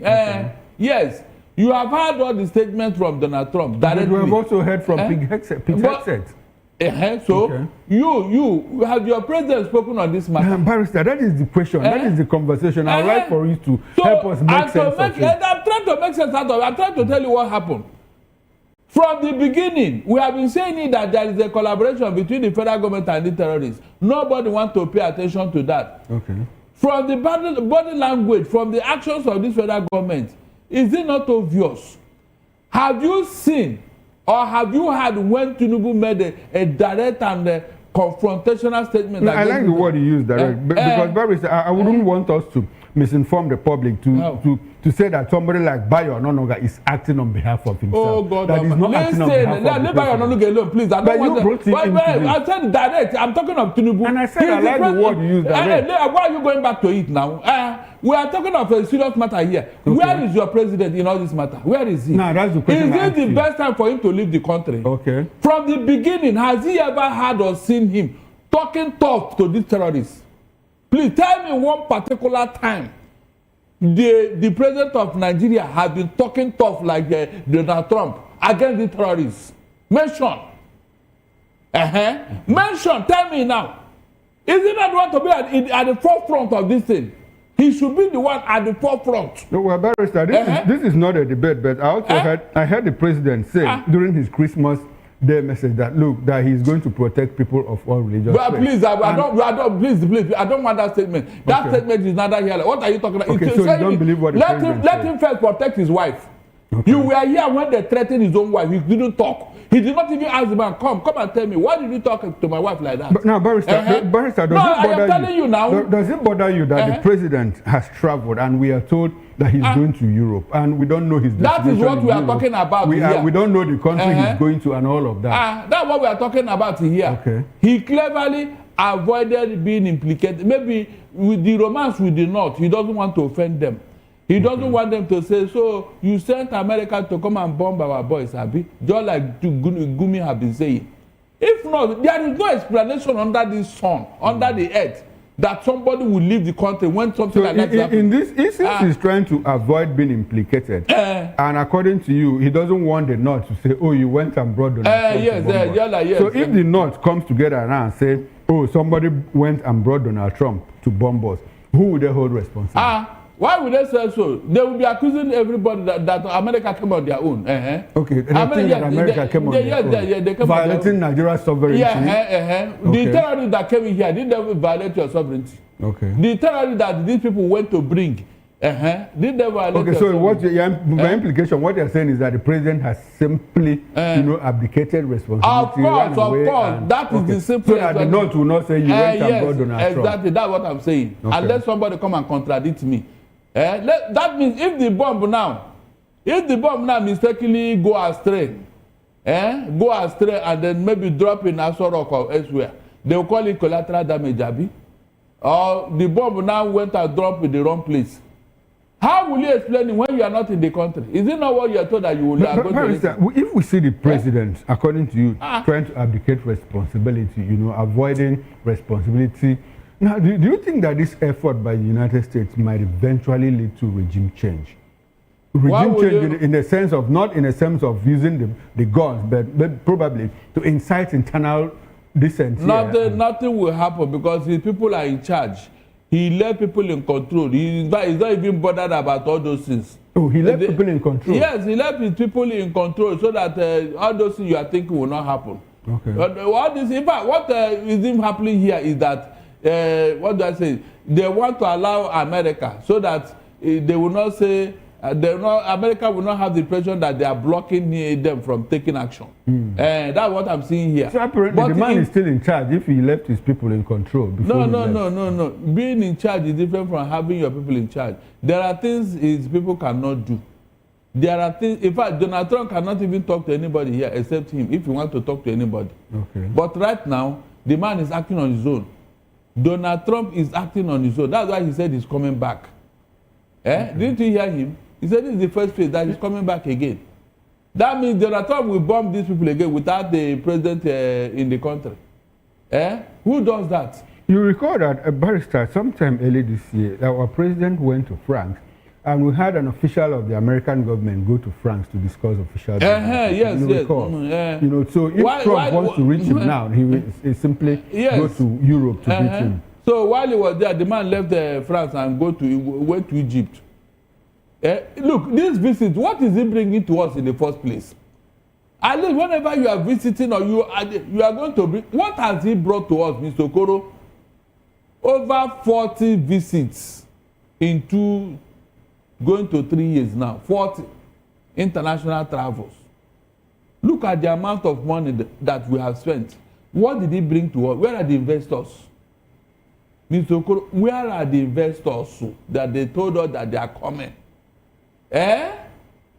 It's just a jamboree. Okay, but Barrister, I would like for us to hold on that because that's our second topic of discussion. We'll talk about the environment climate in the midst of this insecurity. Now, some people have also argued, that it is immaterial whether the president is at home or not because he has an avalanche of aides. The vice president is there, the chief of defense staff is there, personal assistants are there, the Senate president that they don't have to, that the president, doesn't have to. Now, Barrister, does it look like in the absence of the president that the country can run? By the way, we've always had an absent president, and Nigeria has been, like Atiku Abubakar said, on autopilot because your president is not always available. So do you agree or disagree with those people? I disagree with them. When people are talking like this, they want to excuse the bad behavior. You are a presidential government. Is that not true? Okay. Good. All the powers are residing in you. You don't give it out to anybody except those that the Constitution allow. Right now, you are the commander-in-chief. In a matter like this, you should be on ground. Forget about all these things they are saying, this and that. When he sues them, they will find a way to excuse it. When things now go sour, they will look for somebody to blame. Either the opposition. This particular thing that happened now is uncalled for. Tinubu should have waited and see to the end of this matter. That's what, if he's not trying to avoid anything, no. If he's not trying to avoid anything, because that is what he looks like. First, he left Abuja for Eyo. In the midst of 30 December that Sowolu organized for the people of Lagos. Then the Eyo Festival suppressed the event. From there, he now left for Europe. Without making a statement concerning what happened. Can you just imagine? How do you explain it? When a serious matter like this, it is the president that's supposed to speak on it. To tell you that, yes, he's on the know, he knows what happened, he's aware. You don't know what happens here. But right now, everybody is talking right, left, and center. At the end of the day, whom are you going to believe? Because when the chiefs are down now, they will tell you that the man that spoke was not authorized. He spoke on his own. He spoke on your. They will not ask you, did you hear from the president? Okay, so this silence is more like a decoy. It is a decoy, complete decoy, deliberate. For him to leave this country at this hour is I like the fact that you talked about the 30 December organized by Governor of Lagos State, Babajide Sanwo-Olu, and it brings me, it brought to me what I saw. Anytime the president is traveling, you always see Sanwo-Olu, you always see a governor, Hope Uzodinma, either whether he's in Abuja or in Lagos, he's always around the president, waving goodbye and all of that. And a couple of other governors. What has governors reduced to in this country, where we have a sitting governor at the snap of a finger, he's at the airport to wave goodbye to the president and all of that. Meanwhile, these are the people that are supposed to tell the president, look, Mr. President, we are in dire situation here. You need to stay back and take care of Nigeria. But you see these people smile at him, wave at him, and when he's coming back, they will converge at the airport, they will congregate at the airport to still welcome him. What's the value of governance as far as they're concerned in all of this? It is sacrificing. Errand boy situation, master-servant relationship. These are constituent states being headed by governors right now.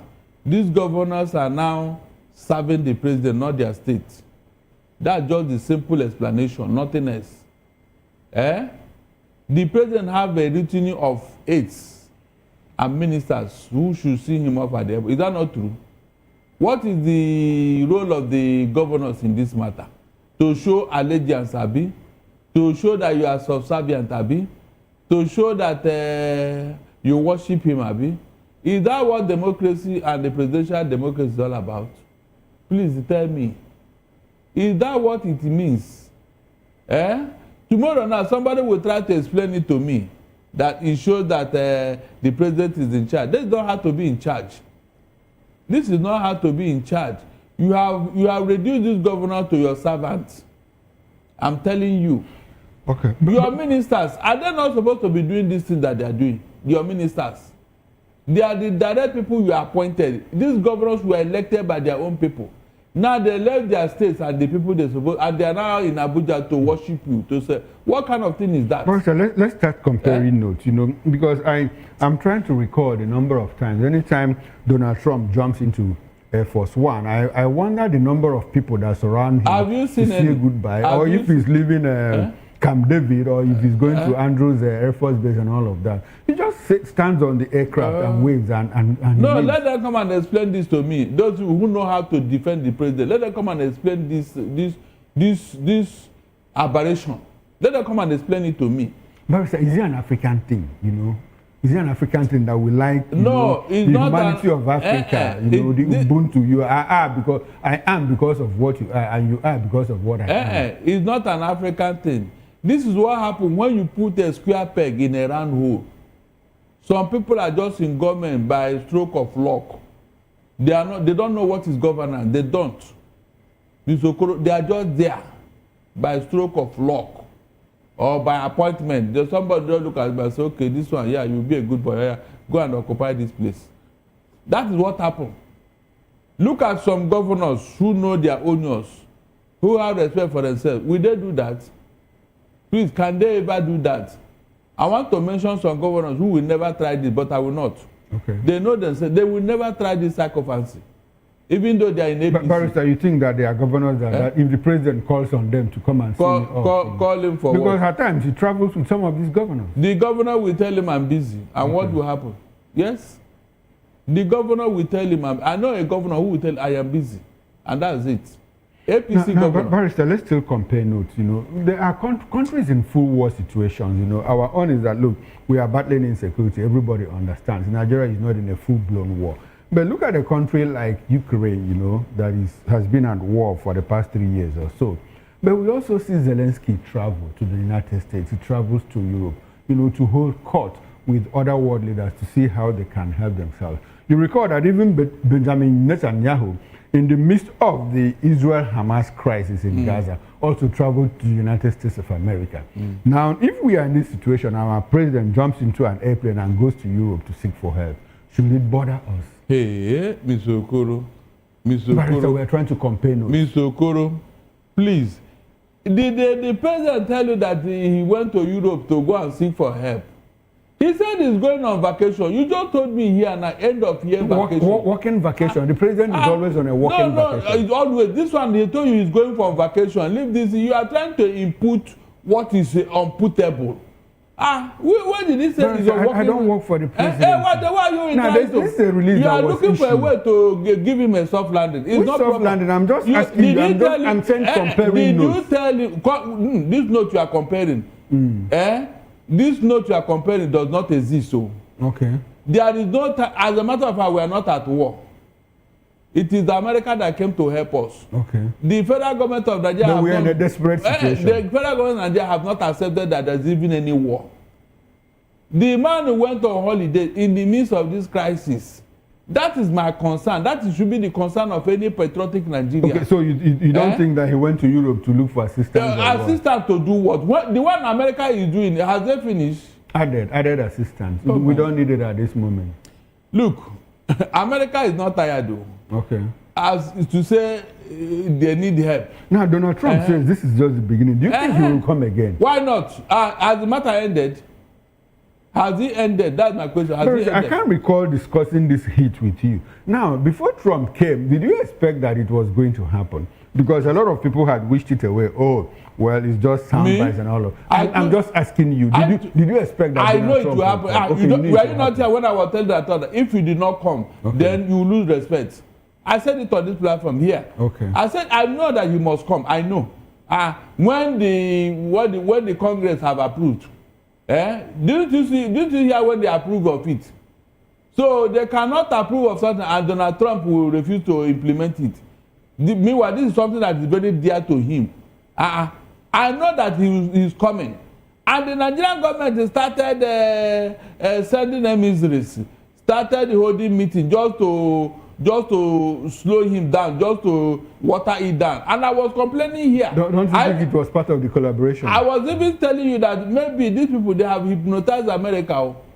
That's why this thing is becoming very cold and very slow. I said it here. Meanwhile, Donald Trump got angry. They moved his ambassador here for no justifiable reason. He didn't tell us.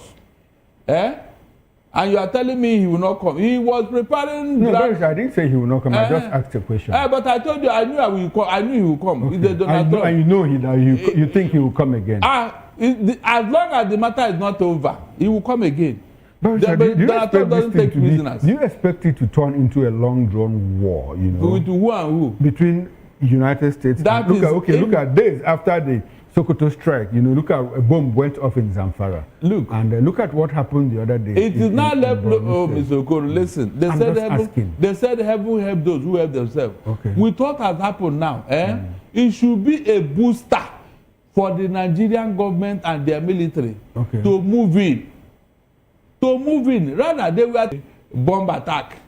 Are you not supposed to be on ground to mop up all these guys as they are coming out of their holes? No, but we understand that Nigerian soldiers have cordoned that place. Cordon waiting. You know, to check after these guys have escaped and entered into different villages and all that. Or you didn't hear that story, Abi?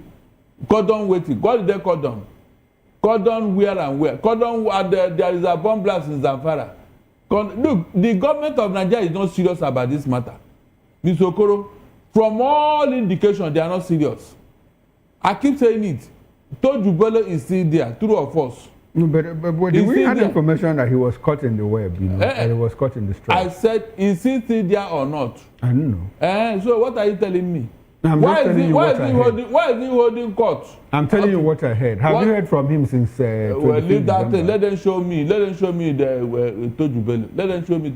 Then these guys that are in Plateau and Benue villages, what about them? Okay. Those ones with their sacred cow. Now, is it the responsibility of America to take them out, or that of the federal government? Because if they get into that fight, the federal government, there might be, because I understand too, we have residents of Sokoto State of that area say, look, scores of terrorists were killed, but no innocent life was lost.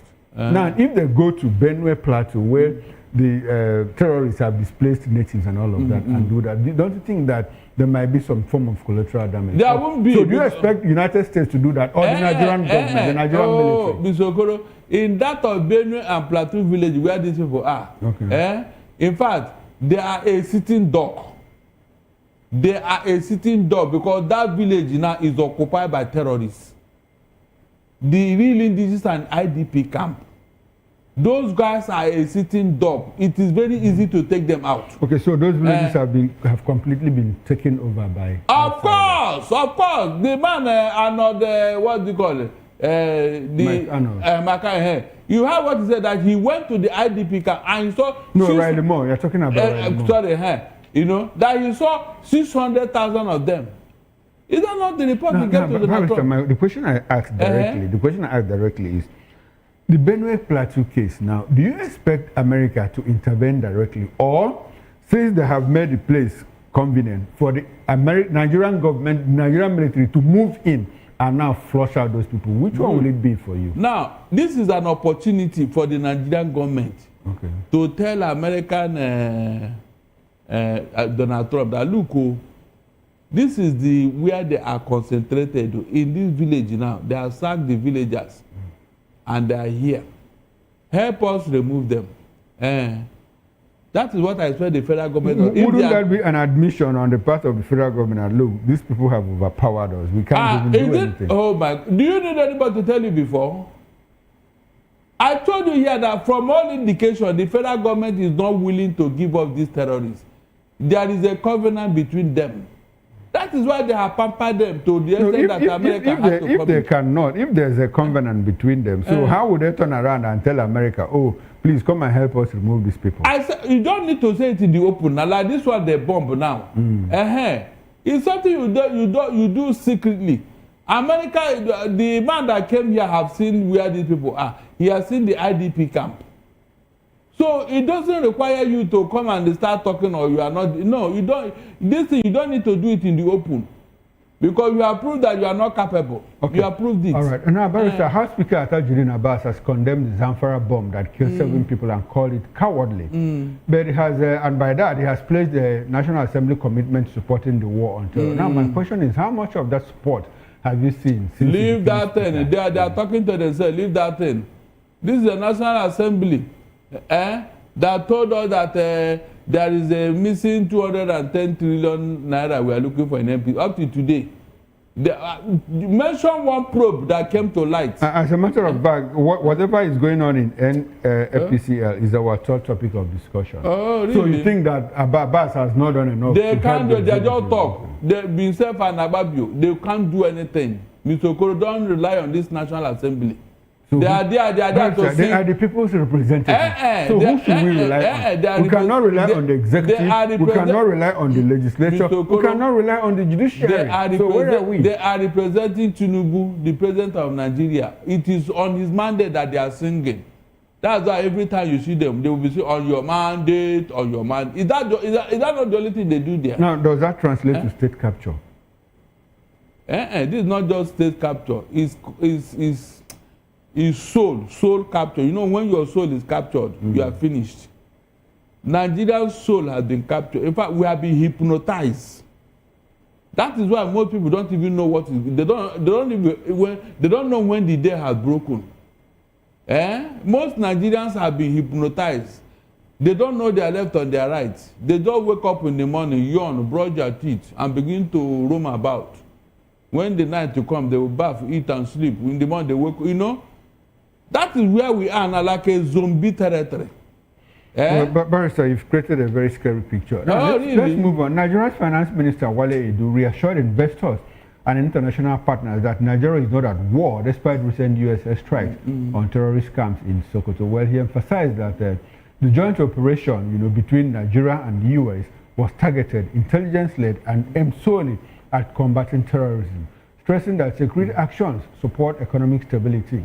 He highlighted strong macroeconomic indicators, including steady GDP growth, declining inflation, stable markets, and recent credit rating upgrades.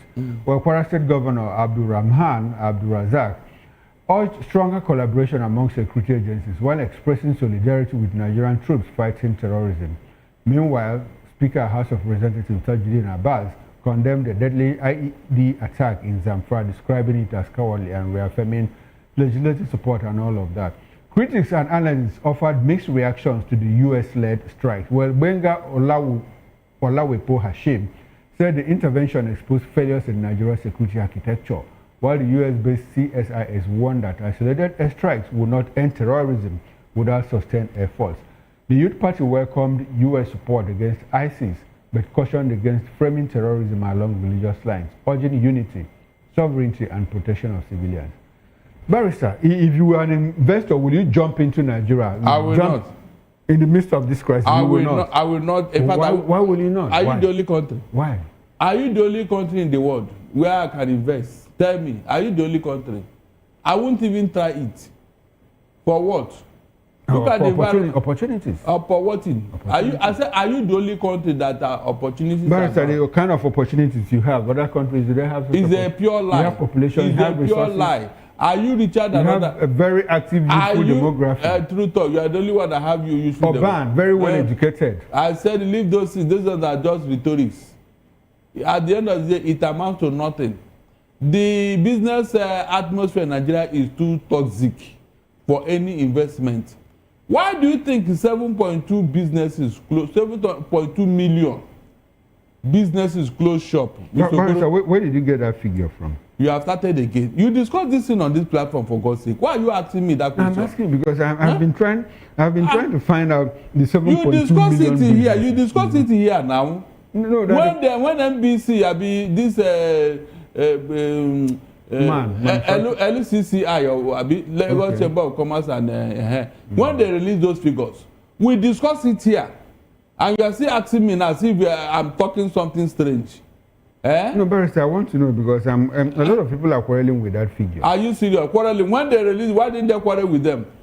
When they release, I was the one that released the figure. Did they talk about 7,200 businesses? 7.2 million. 7.2 million. That was located where? That was what. In Lagos or that was what in the paper. It is all over the country. They collected data on all these things. It includes small businesses, all those small scale businesses that by the roadside. State, local government, and federal, all of them, they added all of them together. That is why they how they came about these figures. They have closed shop, Ms. Okoro. That is why unemployment rate have risen. Okay. So that one too, is it in doubt? Your so-called youthful population, what are they doing? Did they have a purchasing power? Some of them are already due for marriage, both the male and the female among them, but they can't. Is it not because there is no funds, no money? When you see all these data and statistics, you are still asking questions. Who will come here to do what? Where is the light? Even the enabling laws is now shrouded in controversy. With this tax law that is now fraudulent, you will come here to do business, Abi?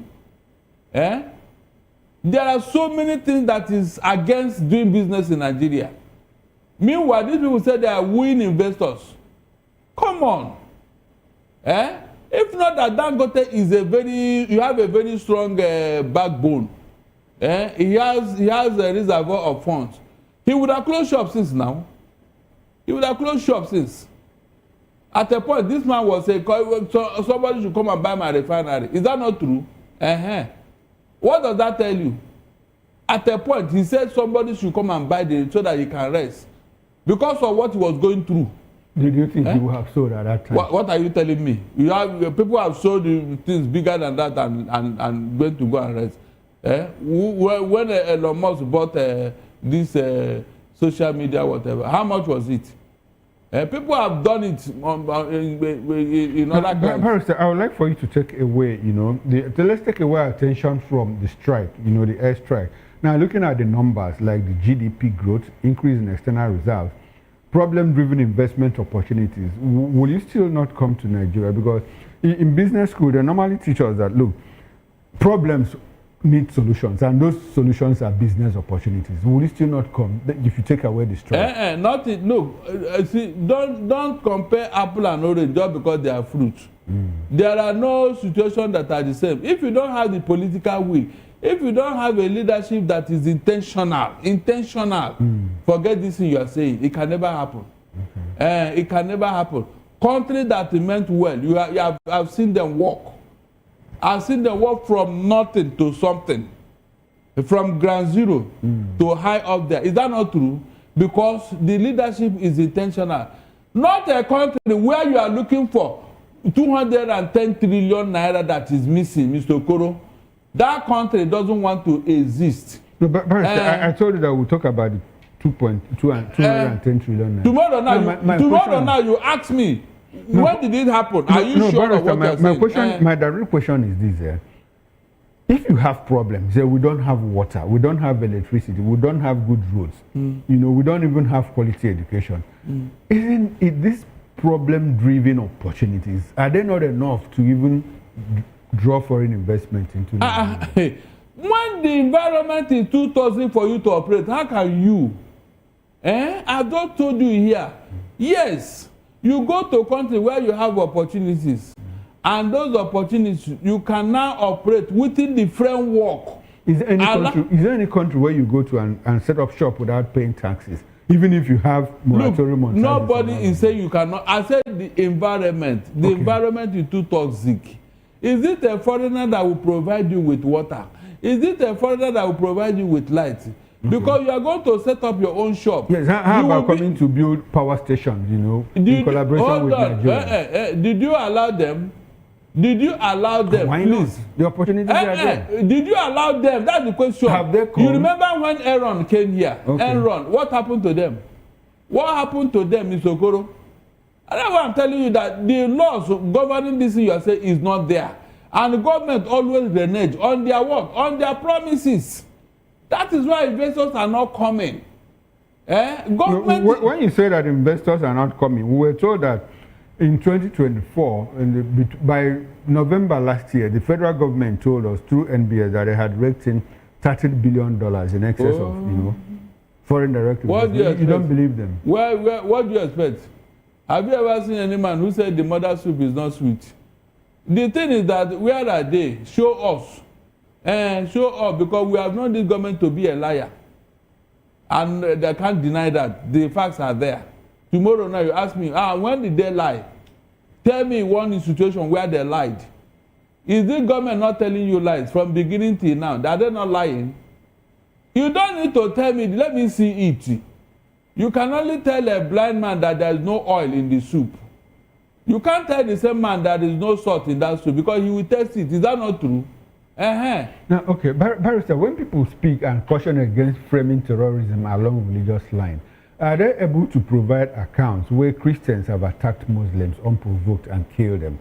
So why do people keep living in denial, trying to say that, look, there is no religious angle to the issues of insecurity and all of that? And who are the people saying it? People, I just read in my intro now. That's what I'm saying. Who are the people saying it? The people that are saying, where are they from? Which religion do they profess? It's youth party. They say youth party. It's a youth party. It's a new political party. From where now? What religion do they profess? But they are Nigerians. No, it's not enough to say that. It's not enough. Please tell me. Where is the state chairman of the youth party in Taraba State is one of our guests here, Honorable Pascal Felix Pulevo. He's a Christian. That what? You're asking me people that are members of the youth party, which religion? I'm saying they are mixed, both Christians, Muslims, and they are saying that there is no genocide. No, that we should stop framing insecurity along religious lines, you know, that everybody is killed, both Muslims and This youth, who sponsored them, who brought them up? So when they now go and sponsor some people to come and be talking to you, listen to them, Abi. Okay. What I want you to ask you and those people, those youth, whatever, can they show me one particular Christian group that have gone to a Muslim school, a mosque, and kidnapped all the people there and took them into the bush?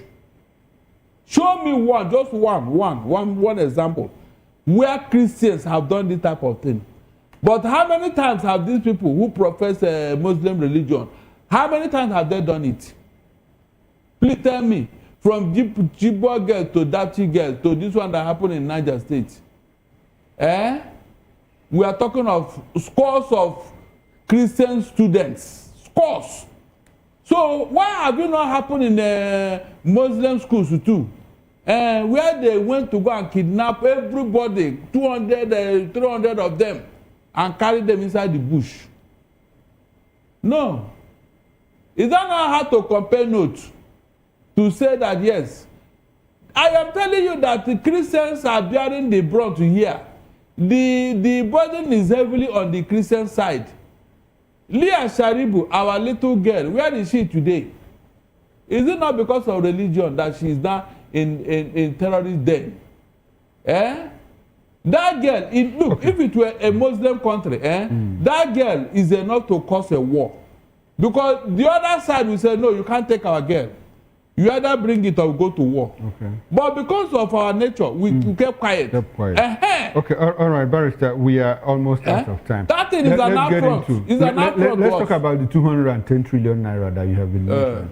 Now, President Bola Tinubu has approved the cancellation of most legacy debts owed by the Nigerian National Petroleum Company Limited, NNPCL, to the Federation account, amounting to about $1.42 billion and 5.57 trillion naira. The decision followed a reconciliation by the Stakeholders Alignment Committee and was implemented by the Nigerian Upstream Petroleum Regulatory Commission, NUPCR, wiping out roughly 96% of dollar-denominated and 88% of naira-denominated obligations recorded up to December 31, 2024.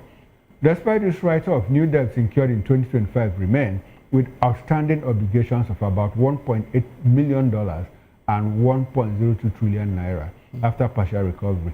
Meanwhile, NUPRC is facing serious revenue shortfalls as collections for November 2025 fell far below targets, contributing to a cumulative revenue gap of about 5.56 trillion naira for the year. The development comes amid renewed disputes over alleged $42.37 billion under remittance by NNPC between 2011 and 2017, which NNPC denies, but audit firm Periscope Consulting insists remains unresolved.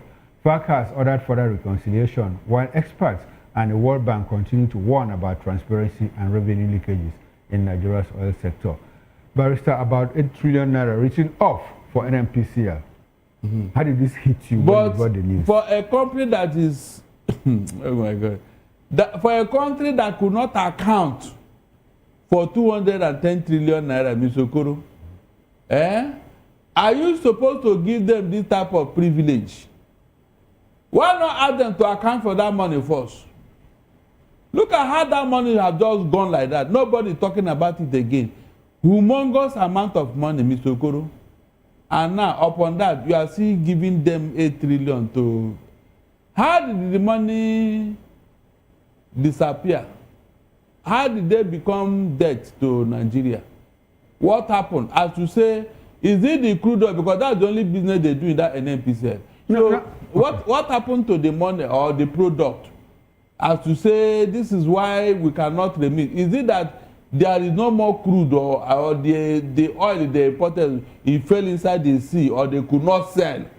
These are things, explanation that I need to hear. How did that debt come about? How did it come about?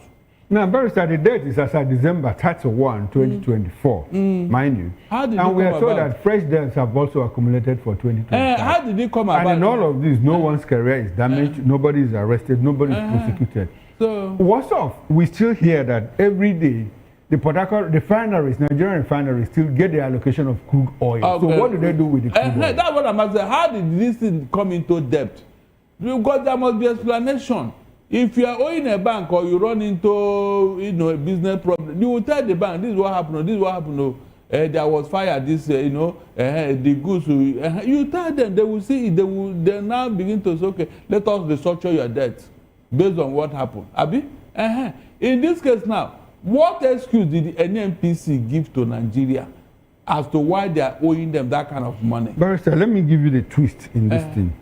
A committee was set up by the federal government. And the committee, at the instance of NUPRC, and they made this recommendation for the monies to be written off, the debt to be written off. Now, this NUPRC, you recall that about 2 weeks ago, the former CEO, Benga Komolafe, was pushed aside by the president. And we understand that at a point he operated 23 bank accounts. Now, this same committee, under the watch of NUPRC, is the one making a recommendation for 8 trillion naira to be written off. And our president goes ahead to order, to approve for debt cancellation. What does that tell you? It tells you that something is on to us here. That is the reason why this man had to resign without anybody asking him. He knew that the probe is coming close home. That was why he resigned. And then his brother, who is the Minister of Petroleum, now approved it because of affinity. Is that not what happened here? The brother knew what happened. That was why they said, okay, instead of probing this, let us write it off. And that's the end of it. True or false? Barrister, we are out of time. You're concluding the man that resigned or they asked to go, is there no reason why it happened? He just left like that, Abi? There is a reason. When Farouk left, nobody told the Benga. He just on his own. Is that not true? So why did he resign? Mr. Okoro, why did he resign? People that are fighting corruption. Look at corruption staring at you and me in the face. Yet nobody is arresting it. Then they want to go and collect tax again. The one we paid, we have not seen the end. We have not seen where he went to. You want to collect another one from Nigerians. And you are telling me that you have not been hypnotized, Abi? Barrister, we are out of time. Our Mumu never do. Barrister, your concluding thoughts. My concluding thought is that Tinubu must come back. He must come back and face the problem in Nigeria. Because it is APC that created it. You cannot run away from the problem you created. You cannot. Come and face it. Because when we are telling them, yeah, they didn't listen to us. Do the right thing. Give us governor. They say no. They will do whatever they like. Now it has boomerang and they are running away from it. No, he must come back. He must come back and face the problem they created. Because if they have routed these terrorists the same way they pursued that pop of Nnamdi Kanu and ESN, it wouldn't have gotten to this level. But they were pampering them. The facts are there. They were giving Gumi Tinubu, Sheikh Gumi, all the privileges to be talking with these people, going to meet them. You know, when they captured them, Mr. Okoro, they rehabilitated them into the military. They rehabilitated them into our military. And then they will not do more damage, sabotaging the effort of the Nigerian military. Giving their people in the bush information about the military. Come on. Okay. All right then. Now, this is where we have to draw the curtain. We must say a very big thank you to you, Barrister Darlington Agomo, lawyer and political affairs analyst. Now, on behalf of the backroom staff, I am Chukwu Maokoro. Up next is issues with Nnenna Ndemduto. On top of the hour of 7 o'clock, do join us again. Bye for now and enjoy the rest of your evening.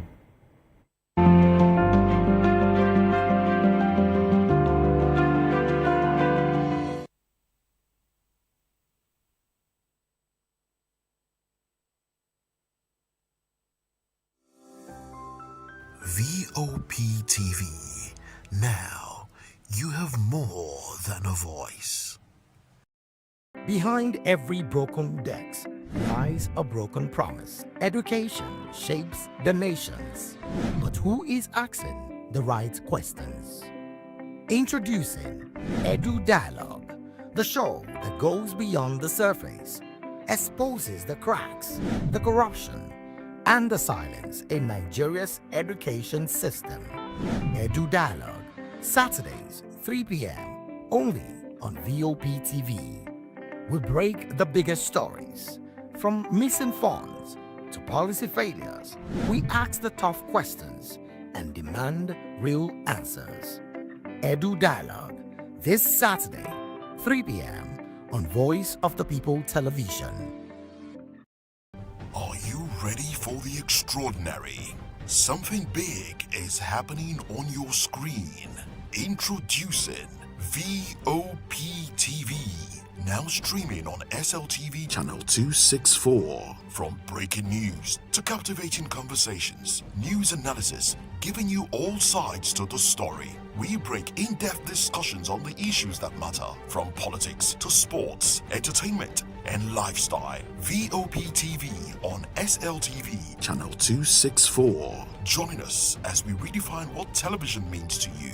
Voice of the People Television, VOP TV. Now you have more than a voice.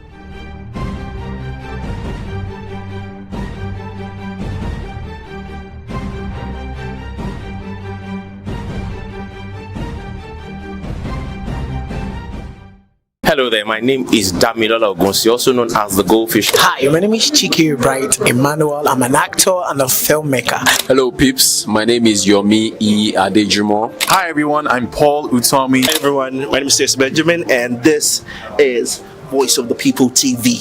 I need you to keep it locked to VOP TV. See, are you looking for good entertainment? You want to get good movies, good music, politics, talk shows, sports and entertainment. You really want a channel that gives you everything you need without you having to run around. VOP is where you are. That's Voice of the People. If you're not listening to this, you're not one of us, and you deserve to be killed.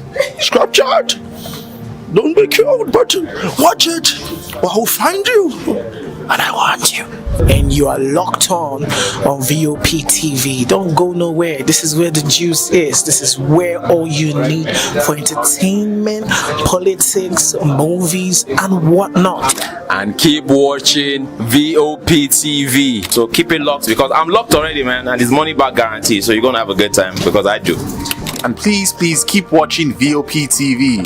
I won't want you actually. I beg you, subscribe, watch it. If not, whatever you see. You better not touch that die, because VOP is the plot.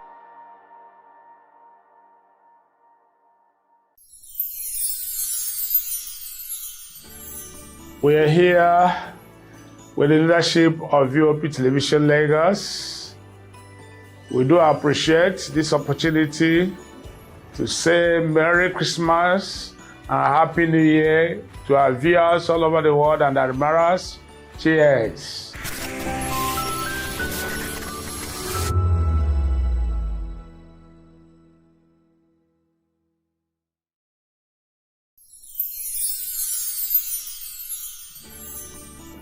ẹ̀yin tèmi ní nàìjíríà lókè òkun mò ń kí yín fún kérésìmesì ọdún yìí á yabo fún wa o gbogbo àlàrí bá ti ṣe tààrọ̀ náà gbégbá o. I wish my fans all over the world, in Europe, America, Australia, everywhere, a Merry Christmas and a prosperous New Year.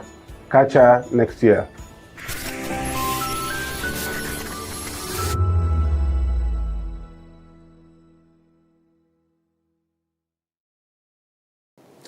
You've been wonderful all through the year. And this is from us, Voice of the People Television, saying Merry Christmas and a prosperous New Year to you all. See you at the top.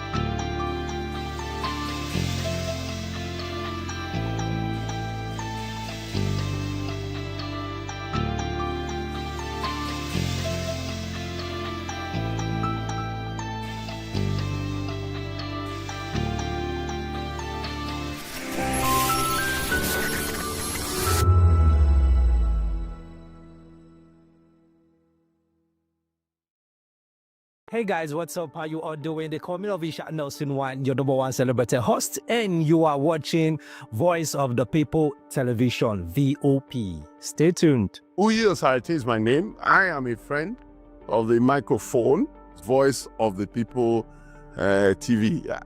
That name is unique, and the brand is very sweet. I like the packaging, picture qualities, camera qualities, and then of course, the quality of human beings that I see sometimes on your channel. I talk and get paid, and I look forward to being in your studios. Oh yes, you are on to Voice of the People TV. Live here in Benin City, the cradle of black civilization. What are you waiting for? Tune in, bro. VOP TV. Now, you have more than a voice. 2564 is coming up on Barney 9, right? The 2564 Atlantic Tower. What happens in the hush behind hangar doors? Who signs the papers that gamble with lives? Which truths were grounded before they even ever had wings? If you've ever buckled a seatbelt at 30,000 feet, if you've ever stared out of that tiny window and wondered who's really in control of the skies, it isn't just flight, it's power, it's politics, it's pressure sealed in steel. We're peeling back the clouds from runway risks to sky-high secrets. We're diving deep where most dare not to look. Aviation Scope, every Sunday at 7 p.m. only on Voice of the People TV. We don't just report, we reveal. We don't just ask, we uncover. Because when it comes to the skies, ignorance is turbulence. Aviation Scope, the sky isn't the limit, it's just the beginning. Good evening, Africa. My name is Mama Kore, actor, model, producer, and I'm giving a big shout out to VOP TV, man. Keep watching. Don't change the dial. Thank you and God bless you. My name is AY, and of course, I represent the voice of the people, and that's why I'm on VOP. AY say so. Hi everyone, it's your girl Miriam Tima from the Real Housewives of Lagos and the Real Housewives Ultimate Girls Trip Africa. Shout out to VOP, the voice of the people. You already know. Stay tuned, keep watching. And don't forget, VOP is the best. All right, hello, all right, everybody that's shaking the man fine back with Melanie Poppy Blast Skin Boy. This is VOP TV. If you're not watching VOP, I don't know what you're watching. Maybe you're watching your weight. Hello, beautiful people. This is Wale Ojo, and you're watching VOP, Voice of the People. Hi, guys. You already know who it is. This is New Energy. Flyers, whatever, live it. Keep watching VOP TV. Thank you. Hi, people. Jenny Albano here. Guys, please keep watching Voice of the People. In a world where truth is the ultimate power and opinions scream the loudest, it's time to wade through the noise. Hunger no get tribe. Hunger no get religion. And scan the human interest and trending topics that matter. Stay tuned to The Issues, your plug to the stories making the buzz, from politics to science and technology, social justice, and more. Let's tackle the tough questions and expose the truth. The Issues on Voice of the People Television, Mondays to Fridays, 8 to 9 p.m. The Issues. Don't just react, understand. In a world where power shifts its every headlines, news breaks and events happens, we bring you unbiased and explicit information on politics, economy, and state of the nation. We bring...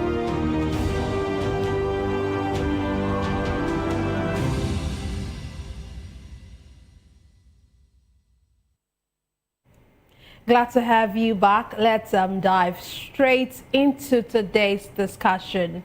The controversy surrounding Nigeria's new tax reform laws continues to widen, with former Vice President Atiku Abubakar and opposition lawmakers calling for fresh legislative action and a suspension of implementation. Former Vice President Atiku Abubakar has called for a fresh passage of the tax reform laws, insisting that public confidence in the legislation has been badly eroded by allegations of alterations. Atiku says the only way to restore credibility is for the National Assembly to re-debate and repass the laws transparently. ensuring that what is implemented reflects the will of lawmakers and the interest of Nigerians. Similarly, the minority caucus in the House of Representatives has asked the federal government to immediately suspend implementation of the new tax laws pending the outcome of legislative reviews. The rep members assured that they will ensure that the alleged illegalities in the gazetted tax laws are addressed in the interest of Nigerians. Meanwhile, the chairman of the Presidential Committee on Fiscal Policy and Tax Reforms, Taiwo Oyedele, disclosed that the date for the implementation of the Nigerian Tax Act and the Nigerian Tax Administration Act was sacrosanct. Today, I'm delighted to be joined by a guest in the studio, Dr. Peter Anosike. Dr. Anosike is a philosopher, development economist, and best-selling author. He's also an erudite commentator on economy, finance, politics, and power. He's also the author of the most talked about book titled Abuse of Power: How Democracy Turned into Tyranny of the Few. Thank you very much for joining us tonight, sir. As always. Yes. So not just tonight. Yes, as always, it's always a pleasure to have you. Always a pleasure to have you. Let's start with, of course, like I read, Atiku Abubakar, he's calling for a fresh passage of the tax reform laws. What do you make of this? For me, one problem that I have is that Nigerians are not critical thinkers. Nigerians don't reason deeply. The question that these members of National Assembly should be asking, the question that Nigerians should be asking is who forged that tax reform? Because that person needs to be exposed. Understand? He needs to be exposed. He needs to be brought to book. But I've not heard anybody asking such a question. Somebody forged a law that National Assembly has passed, and nobody wants to know who did that. The issue, and again, the Taiwo Oyedele, that of a guy, I'm wondering where he thinks that his power is from. Understand? Talking as if he is the commander-in-chief. On the other day, he said that Tinubu doesn't even have power to reverse it. Understand? So the issue is this. Atiku is right. The minority caucus is also right. They need to reintroduce that tax reform bill back to the National Assembly, and the debate has to start afresh. Debate has to start afresh because they cannot just impose force the tax reform on the people and tell us to start paying. We are not in Iran. We are not in Russia or in China. So they need to reintroduce that tax again back to the National Assembly and for debates that to start on over again. That is the only way it can be accepted by the Nigerian people. That is the only way it will be accepted by the Nigerian people. So first, it's just about 3 days away. So let me now see whoever will come and say that Nigerians should start paying that tax. Understand? Let us know where his power came from.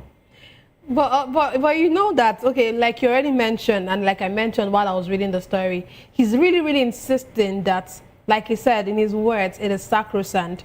But I want to ask... Wait, who is he? Who is he? The president has vested powers on him, probably. Of course. Even if the president has confirmed that assistant commander-in-chief. Nigeria did not elect him. Understand me? Nigeria did not, he was never on the ballot box for one day. Understand? And the power belongs to the people. So he cannot come and say that he is imposing tax on the Nigerian people. It will not happen. But it might seem that he is talking with the backing of the president, because with all of this, our president hasn't, there's nothing has been said about these alterations by the president. And so it might look like Taiwo Oyedele is working with the backing of the president. He might just, in this regard, he might just be the spokesperson of the president. It might be that the president is saying from behind, go ahead with this tax. And from what we see, despite the fact that they are so, especially for this tax reform, there's so much surrounding this. Our president is not even in the country at the moment. So it just looks like your president's head is hot. He needs to go somewhere to cool his head. So our Nigerians' head are not hot. You are not going through what he is going through. You are not facing what he is facing. So he needs to go. This is the first time I agree that Tinubu needs a break. Oh, so you actually agree that he needs a break? He needs a break now, understand? You are not going through what he is going through. With all of what is happening in Nigeria, with this tax reform law that is supposed to come up by January 1st, which is just like you mentioned, when this 3 is days happening, away. Donald Trump was not in the country, but now he is in the country. And when you go through the mandates that the United States gave to him, you should know that he needs to go somewhere and cool his head. Okay, let's go back to tax reforms. Okay, do allegations of alteration automatically invalidate a law? I know you've mentioned a bit about it while we were talking. Or should implementation proceed while these disputes are resolved? Nothing is going to, it is a forged reform bill. Understand? It is a forged reform bill. Two things here. The people that forged that thing should be exposed, and they should be brought to book. And since it is forged, they have to go back and start all over again to bring another one that Nigerians will have confidence in. So you cannot tell me, now I'm having a problem with you that's over another property. You said let you start building. Why we settle in court? Understand? So nothing is going to go on until confidence is reposed on that tax bill. And the only way confidence is reposed is when it goes back to the National Assembly and a fresh debate starts. At the end of the day, there's a harmonious bill is passed and gazetted as it was passed. And gazetted as it was passed. Even I thank this Dasuki of a guy for being able to go through what was gazetted and what was passed. Because these people might have been doing this thing over and over, and we don't know what is happening. So this thing has become a wake-up call. It has become an eye-opener that before anything is gazetted again, we have that to check if it was what was passed that was gazetted. Okay, but you know that it doesn't look like the National Assembly is going to do so much about what you mentioned. Let me read one of the things that Atiku said. He said the attempts, of course, we know that as the National Assembly said, they want to re-gazette. But he's saying that attempts to rush a re-gazetting while delaying legislative investigations undermine parliamentary oversight and set a dangerous precedent. No. First thing should come first. Understand me? You cannot rush to re-gazette what we don't even know, because most Nigerians have not seen what was passed and what was gazetted. So investigation should first of all start. Let us know who did what in that tax reform bill. Understand? Let us know who did what, and then let the law take its course, because it is a criminal offense Understand? That to go and manipulate what the National Assembly that has that constitutional role of making laws. Then for an individual somewhere that to go and manipulate what they have done. That person, as I said before, needs to be exposed and brought to book. Understand? So that it will serve as a deterrent to other people who want to do that in the future, or those who had been doing it in the past. Because I know that this must not be for the first time. So if Dasuki did not spend time that to go through, Nigerians would not have known what is happening. So investigation should be done to unravel who did this. And the bill should be reintroduced back to the House. And the fresh legislation should start. Okay, but are there immediate risk of suspending the tax laws, especially for revenue, probably debt servicing or investor confidence? Are there immediate risk? Is the reform a do or die? Eh? Is it so? If it didn't start in January 1st, Nigeria would die. So for me, there's no emergency about it.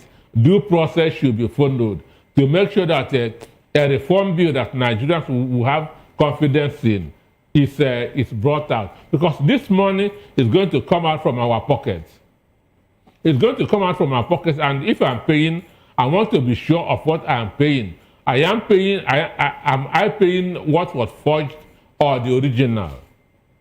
So I know as I'm thinking, that's how other Nigerians will also be thinking.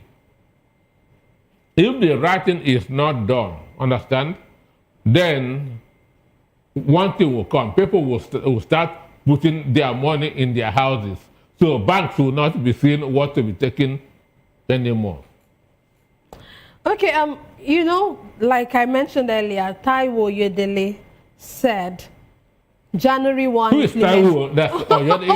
It shouldn't be. Who is he? He's the chairman of the tax of the committee. What I'm saying. And that makes him a service chief or the minister of finance. Dr. Peter, at the moment, this is like his forte, and he's saying that this would, as in the tax laws or the tax reform laws, will be implemented January 1. But what happens if he actually makes good this promise and this is implemented when all of this surrounding this has not been put into? How is he going to be implemented? He will instruct banks to be taking all the money in people's account. Is that? It cannot work that way. And you see banks will fall under one moon because people will rush there and begin to take their money. So writing should be done. Due process should be followed. There's no emergency in this. There's no urgency in this. There's no emergency in this. There's no urgency in this. Understand? But Dr. Anosike, would you actually fault the implementation because of these alleged alterations? Or even if the alleged alterations had not come up, would you have still faulted the January 1 implementation? Yes, because they have taxed us enough. Because they have taxed us and we have not benefited anything from this government since 2023. We were told that the money that they will be saving from subsidy will be used for other things. Understand? They have removed subsidy and still continue to tax us. Understand? So for me, even without this forgery manipulation, I would not have supported any taxing of Nigerians because we have been overtaxed in the last 2 years. We have been overtaxed by this government in the last 2 years. Okay, let's move on to our next conversation for tonight. As political permutations ahead of 2027 gather momentum, former Labour Party presidential candidate Peter Obi says he's better prepared to lead Nigeria. Peter Obi declared that his experience in starting managing a small business and growing it into a big corporation like he did gives him an edge over all of those currently seeking to contest 2027 presidential election. He argued that Nigeria needs disciplined governance, economic prudence, and competence-driven leadership. Speaking on the Emerging African Democratic Congress, ADC, Obi said the party must offer Nigerians something fundamentally different from what he described as recycled political promises. In a related development, the national leadership of the African Democratic Congress, ADC, says it is working assiduously not to disappoint Nigerians by repeating the failure of change which was ushered in 2015. Let's start with this with Obi's declaration that he's better prepared to lead Nigeria. I'm not saying that because I'm an Igbo man and B2B is an Igbo man. I'm saying this because I'm a Nigerian who loves Nigeria. B2B is more credible than all the other politicians that we have seen on the ballot box from 1999 to date. All the other politicians that we have seen on the ballot box from 1999 to date. One, Bill Gates said that the success that somebody achieved, understand, in his private capacity shows what he would do when he goes into public office. Understand me? So P2B, as he said, started from the scratch, even right from the university. Understand? To build his business. Understand? What's his name? Atiku Abubakar was in the customs. He made his money while in the customs. So he never started from the scratch. So what he did was just that to transfer all the money that he made as a very senior customs officer into personal business. Understand me? So you cannot compare somebody who built and somebody who is managing. So these are two different things. So P2B has done well in the private sector, and in the public sector, he has also done well when he was the governor of Anambra State. Then in education, when you come to these external examinations, WAEC, NECO, Anambra was running 32, 33. If you Google it, you see it. But P2B brought it to number one. P2B brought Anambra to number one in education, brought Anambra to number one in health. Understand me? And again, become number one in prudence. How many governors can boast of the money that they left in the office? How many governors can boast of the money that they left after their 4 or 8 years? So it's only a P2B. So what we need now is a prudent management of the nation's resources. And P2B is better qualified to do that more than any other person. P2B is qualified to do that more than any other person. Understand? And he is living it. He has shown it. Understand me? He is living it. He has shown it. Okay, one of the things they said, he actually said that fixing the economy would go a long way in fixing Nigeria's security challenges because, according to him, the two are intertwined. What do you make of the statement? When you have over 80 million unemployed youth, and you are talking of managing security, it is impossible. Because that 80 million youth is just a warehouse for criminality and insecurity. They say that an idle mind is a devil's workshop. There's no way a guy who has finished university, maybe his parents borrowed money to sponsor his education. Now he come out and stay in the house for 4 years, 5 years without a job because government cannot provide enabling environment. What will be going on in his mind is that he must survive at all costs. So, and if you fix the economy, once the youths are busy, crime reduces. Understand me? Once the youths are busy, crime will reduce in the country.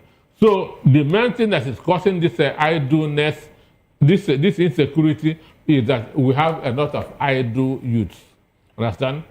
Keep youth busy, crime, insecurity will reduce very, very well. So economy and security work hand in hand. Understand? When the economy is bad, crime increases, and vice versa. Okay, during this forum, or during this, would I call it a talk, the talk he had with on X, he actually declared that he will be on the ballot in 2027. That is a declaration of certainty. But is it likely? Do you think that Obi is going to be on the ballot in 2027 with the likes of Atiku? You know, I was talking with someone recently, and the person said, that it's better for Nigerians to allow Atiku to go. And I looked at the person, I was like, well, it's not the time for the North to be the president of the country. And he said, no, it's not about the North, it's about who will be able to stand and actually stand and contest, for a lack of a better word, with the president. But do you think that Peter Obi has what it takes to stand? According to him, according to the person I was talking with, he said if Peter Obi comes out, it will look like the South and the West, their votes will be divided. But if Atiku goes, the North will stand for Atiku. So don't you think Atiku is a better candidate to be able to take powers from who we have today, or from our president today? One, Nigeria is changing drastically. Understand? Nigeria is changing. Nigeria of 2025 is not the Nigeria of 2023. Understand? An instance, the bomb in Sokoto killed Muslim ticket in the country. Understand me? That bomb in Sokoto killed Muslim ticket in the country. Nothing will make Tinubu to dream of a Muslim ticket in 2027. Why do you say so? What's the correlation? Okay, now, everybody believes that the population of Christians and Muslims in Nigeria is 50-50. Understand? The international community also believe that. Understand? And if Tinubu should come with a Muslim ticket, it will be seen as continuation of persecution of Christians. The message is clear to everybody. Understand me? The message is clear to everybody. So Shetima knows that he is out of the game in 2027. Understand? So the issue is this. And if Obi wants to run, America is not going home very soon. They are not going home very soon. They will be interested to see who is going to emerge as the president in 2027. Will he have anything to do with this terrorist and so on and so forth? Understand? They will want to see what will happen that in 2027. Understand?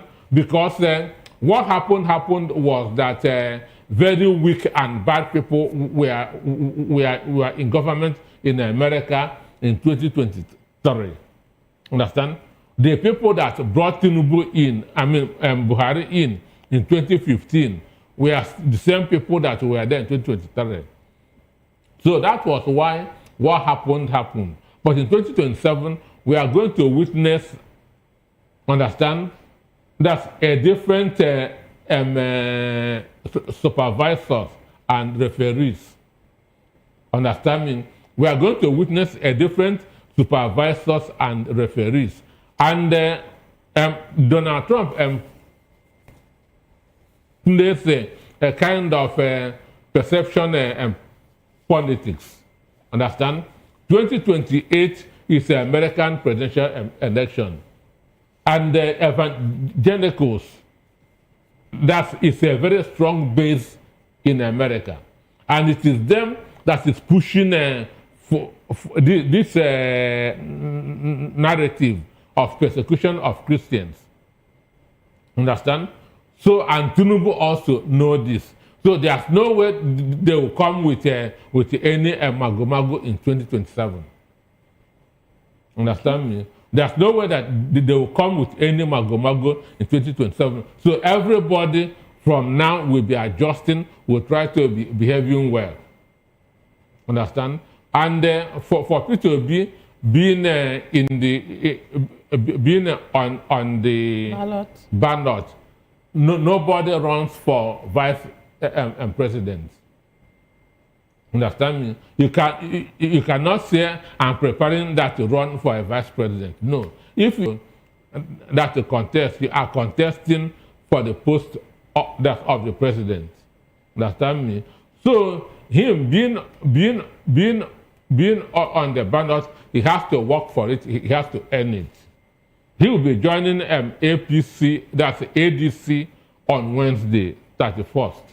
Understand? And he is going there to contest for that position alongside other interested people, like maybe Rotimi Amechi, Atiku, if Atiku will be interested, and so forth. Did you just say if Atiku will be interested? If Atiku will be interested. But there's no if in this. I don't think there's any if in this instance. Nigeria is changing. Nigeria of a month ago is not the Nigeria of And do you think that Atiku will want to put down his ambition for being a president as a result of what the change you're talking about? I said Nigeria of 2 months ago is not Nigeria of today. Understand me? So the issue is this: David Mark has said that they have not reserved their presidential ticket for anybody. That whoever is interested should vie for the primary. Understand me? And so P2B will go and vie. And again, talking of is the turn of the South. It is not in the Constitution. Understand? And what Nigeria wants is better life. So where the person that is bringing that better life comes from shouldn't be the issue. Okay. Understand me? Where the person that is bringing the better life comes from, it must not be the issue. P2B is not going to run as an Igbo man. He's going to run as a Nigerian. Understand me? If P2B wins, he's going to be a Nigerian president of Igbo extraction, not an Igbo president. So we shouldn't be strong on this north and south, and people are dying on a daily basis. Understand? The other day, Yoruba and people were agitating for a republic of their own. So what Nigerians want is a leader who will solve their problems, and not a leader who will be giving excuses. And where he comes from, even if he comes from Cameroon, from anywhere, that shouldn't be our problem.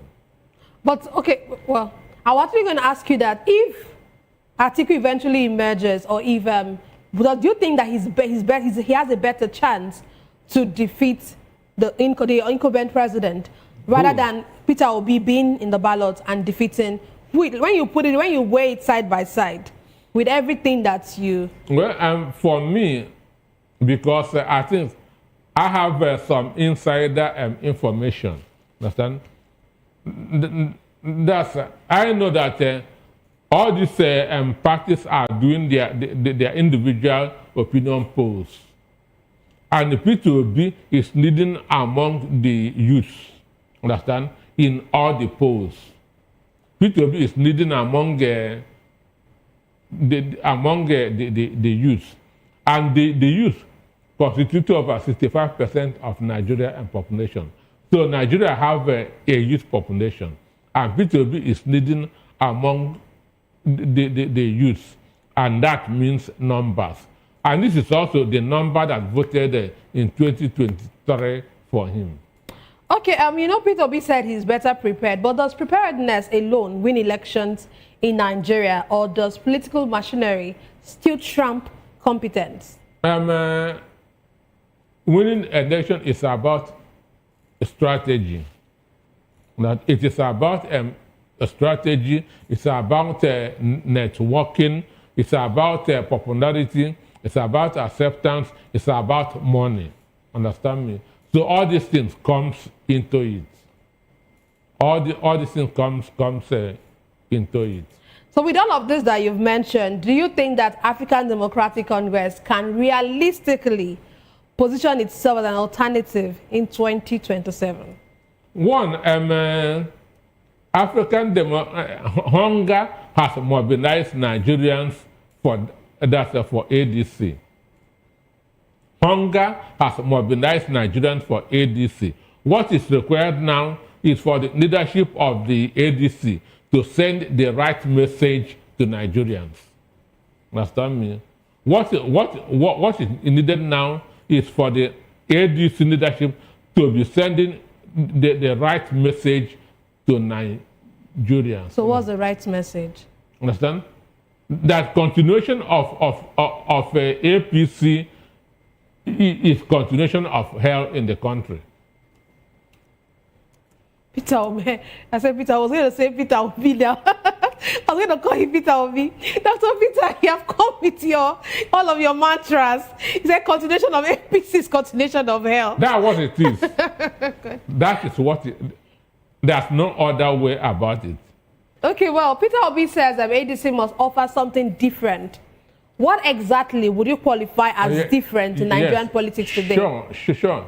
If you want to run for an office, the first thing that you would do, one, ask yourself, are the people really ready for a change? Because when the people say they are not ready for a change, there's nothing you can do. That's the first question. Second question, what are the problems of that office that I'm going to run? Then third, what difference am I going to make? Because if you are going to do what the incumbent is doing, better stay and let the incumbent continue. So you are going into political office to make a difference. You are going into the political office to bring a change. Understand? So you have to tell other people, this is what I'm going to do differently from what the incumbent is doing. Understand? This is what I'm going to do differently from what the incumbent is doing. That is the only way the masses will follow you, because you are coming to make a difference. If you are speaking in the same language with the incumbent, so there's no need. Understand me? So when you are running for an office, first off, that you have to make sure that you are going in there to make a difference and not the continuation of the same thing. Okay, you know, while you were talking, you mentioned if the people want change. So I'm going to ask you two questions. One, do you think the Nigerians want change? Desperately. Hunger. That's why I said that hunger has mobilized Nigerians. You know, it's easy to say that Nigerians want change, but would they really act like they want change? But sir, you would answer that question. Hold on. My second question is, you're saying that ADC should offer, if you are not offering, should offer something different from what the incumbent is offering. But we've had situations like APC, for example. When they were coming in 2015, they came in with change. They came in with this mantra of change and saying that they're going to make things better. So we've had people come join campaign, say beautiful things. Then when they're now being elected, they now begin to tow a different path. So what do you think about those two questions? Also, what do you think about that? And then, of course, the change. Do Nigerians really want change? Nigerians want change like yesterday. because they are going through hell. Nigerians are going through hell. When you enter a public bus and see how 3 people will carry themselves because they don't have money that to pay. Understand? So nobody will want to continue in that way. So Nigerians want change. And the change is already coming from the United States. Understand? So America will force everybody to behave. Whether you are a policeman, whether you are an army officer, whether you are INEC. Understand me? Everybody is going to behave. So it's a positive, it's something positive for those in the opposition. And it's not going to be business as usual. Understand me? So Nigerians want change because and hunger has mobilized them for change.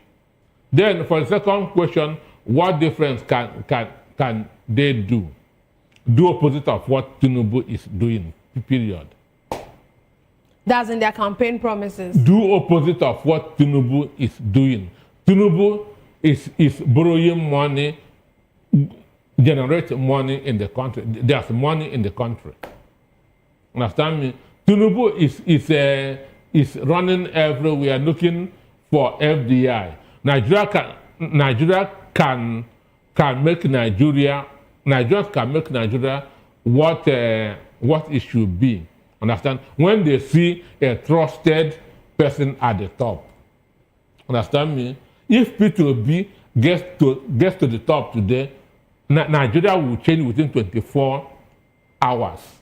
If Peter Obi gets to the top. There, Nigeria will change. One, the attitude, the behavior of somebody at the top, whether you like it or not, corrects those under him. Understand? I cannot be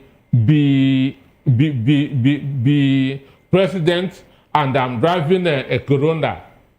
You are my vice. You are driving a Land Cruiser. It cannot happen.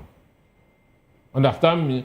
So people look up to the person at the top and understand and begin to mirror themselves. That's as he is doing. So it's a simple thing. But how easy would this be? Because Anambra State is just one state. Nigeria is a country with many states. How easy would this be? I'm not from Anambra State. I know you're not from Anambra State. Yes, and my mother is not from Anambra State. I know that. Mm-hmm. But I'm saying that how, because you seem to have a very huge vote of confidence, as in a very huge... No, because you say Anambra State, and me that has this confidence is not from Anambra State. But I'm saying that it might be... What I'm trying to bring up is, he implementing some of these things you mentioned, some of the things that we've heard Peter Obi say, would have been easier or should have been easier in a state. How easy would it be to implement things like this in a country as huge as Nigeria? I say if Peter Obi becomes president, those stealing money will stop stealing money. Just like that. Because the president is not stealing. Understand me? Because the president is not stealing. The president is not encouraging stealing. Do you know, before Peter Obi became governor of Anambra State, they were killing cows at the government house every Saturday. Ngige was killing cows, party every night at Oka. When Peter Obi come on board, it was stopped. Peter Obi said that this is a waste of resources, and they stopped. Understand me? If Peter Obi goes to Aso Rock, the same thing will happen. Once the person at the top is prudent, those under him will force themselves to be prudent. Okay, let's move on. The Minister of the Federal Capital Territory, Nyesom Wike, has dismissed claims that he ever promised to hold the PDP for President Bola Tinubu, describing such expectations as misplaced. This is following an allegation by the governor of Oyo State, Seyi Makinde, that the FCT minister was behind the current crisis, bedeviling the People's Democratic Party and the wave of defections by PDP governors, lawmakers and others to the All Progressive Congress. However, reacting to growing discontent within the party, Wike said deep-seated grievances, including disagreement over ministerial nominations, have worsened internal mistrust. He warned that unless the party's leadership confronts its structural and leadership failures, the People's Democratic Party could struggle to remain electorally relevant in 2027. He warned that if the party does not resolve its lingering crisis, the PDP's chances of bouncing back to power in the next election will be jeopardized. Meanwhile, an All-Progressive Congress chieftain and a former House of Reps member, Farouk Aliyu, recently challenged the People's Democratic Party to put its act together or consider merging with the African Democratic Congress, ADC, to stay relevant. Let's start with Nyesom Wike. Is it not just like, there's this Yoruba saying that I can't say, but I want to say it in English. I want to explain it in English. It says that the ant or the insect that is biting the wood is inside the wood. So is it not like somebody who is the one doing, as in like making this crisis, is not the one coming out to say that you're not going to be electorally relevant in 2027? You know, does that make sense? When that character talks, ask for yourself, who is talking?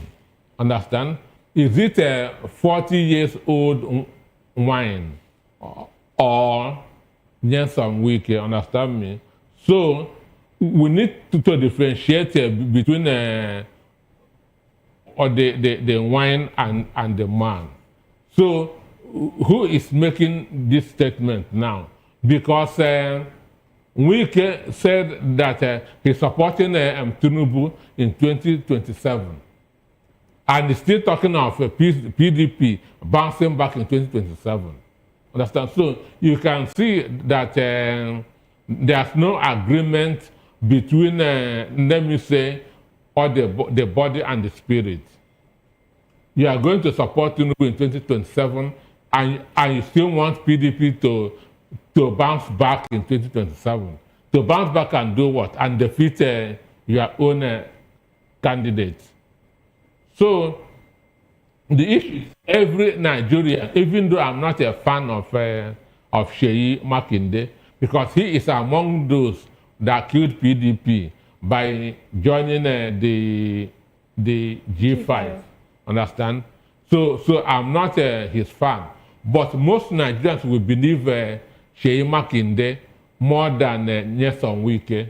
Understand? Because with due respect, Wike has made himself a nuisance.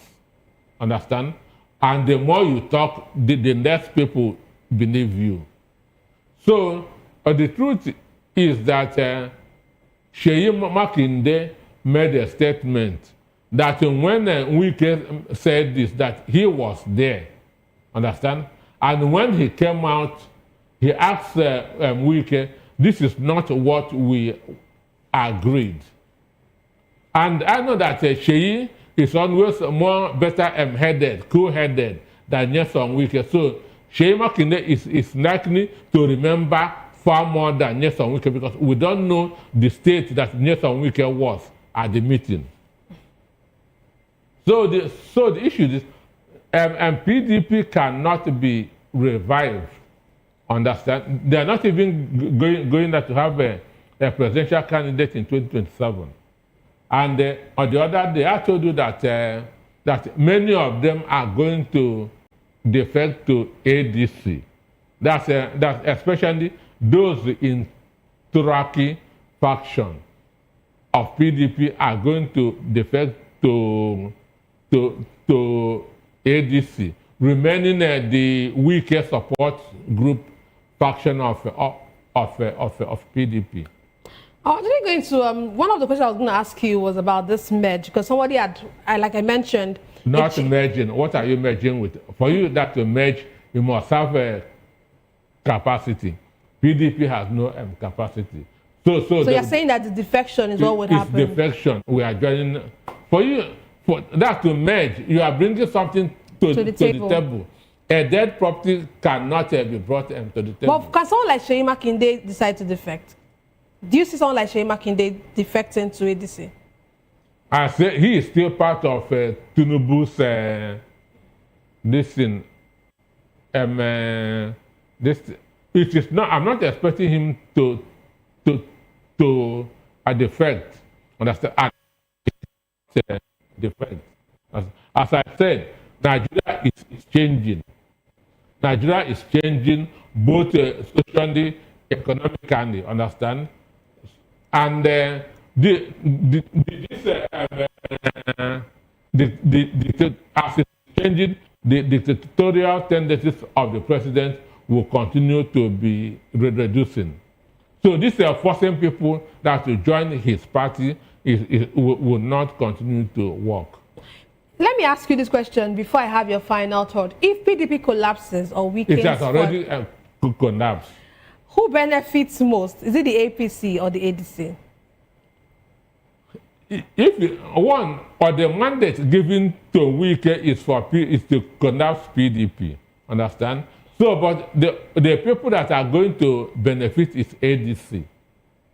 The people, because they will be frustrated, and they know that their frustration came from APC. So the alternative is ADC. So it is ADC that is going to benefit. Even other political parties are going to collapse into ADC. That's as time goes on. Okay, quickly, can we have your final thoughts before we leave tonight? My final thought. In ADC, they have told us that there's no automatic ticket for anybody. So whoever is going there to contest, will make sure that he do his homework very well. Understand? We cannot say that ADC is Atiku and coalition. No. That is an exaggeration. Understand me? And so everybody going there is going to fight for shirt, as we say in football. Okay, thank you very much, Dr. Anosike, for being with us on the issues tonight. Thank you for having me. Yes, sir. That's all we have for today's episode of The Issues. We explored the challenges facing Nigeria's politics and governance. Thank you for being a part of the show. Don't forget to tune in next time for more in-depth analysis and discussion. Follow us on social media to stay up to date on the latest news and insight. Until next time, stay informed. I am Nenna Ndomdioto. This has been The Issues on Voice of the People Television, where the future faces forward. Please don't forget to stay tuned for hashtag with Vivian and Ikechukwu by 8 p.m. Don't go away.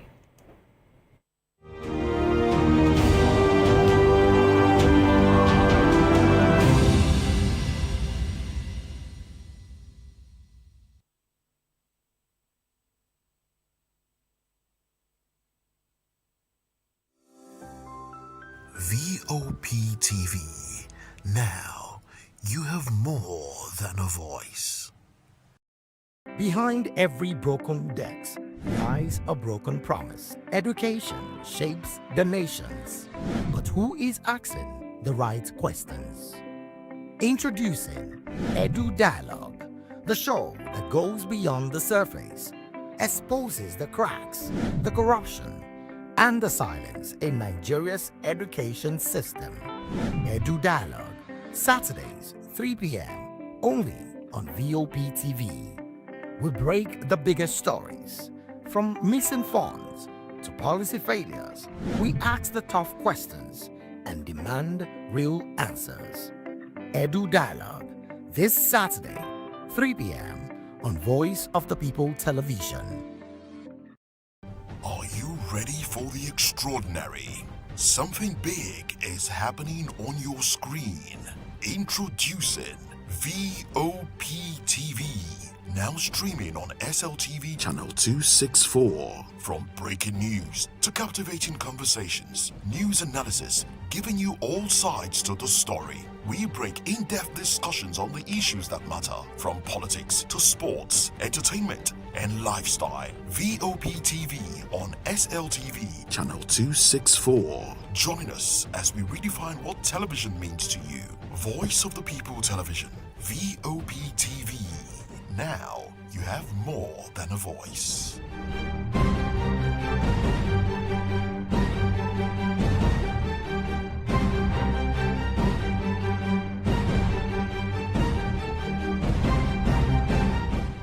Hello there, my name is Damilola Ogun, also known as the Goldfish. Hi, my name is Chiki Bright Emmanuel. I'm an actor and a filmmaker. Hello peeps, my name is Yomi E. Adejimo. Hi everyone, I'm Paul Utomi. Hi everyone, my name is Stacey Benjamin and this is Voice of the People TV.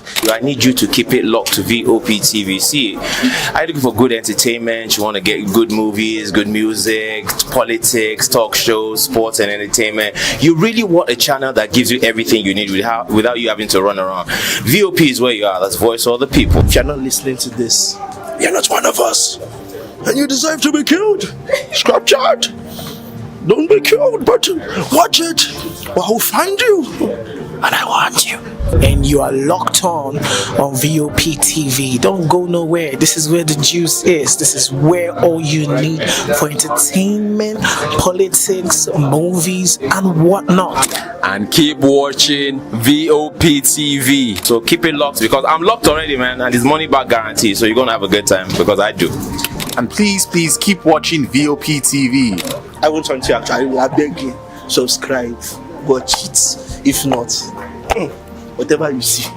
You better not touch that die because VOP is the plot.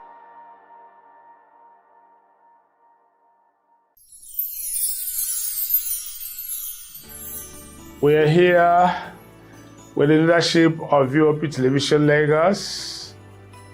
We do appreciate this opportunity to say Merry Christmas and Happy New Year to our viewers all over the world and admirers.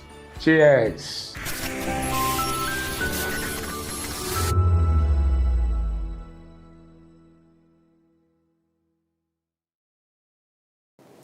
You've been wonderful all through the year. And this is from us, Voice of the People Television, saying Merry Christmas and a prosperous New Year to you all.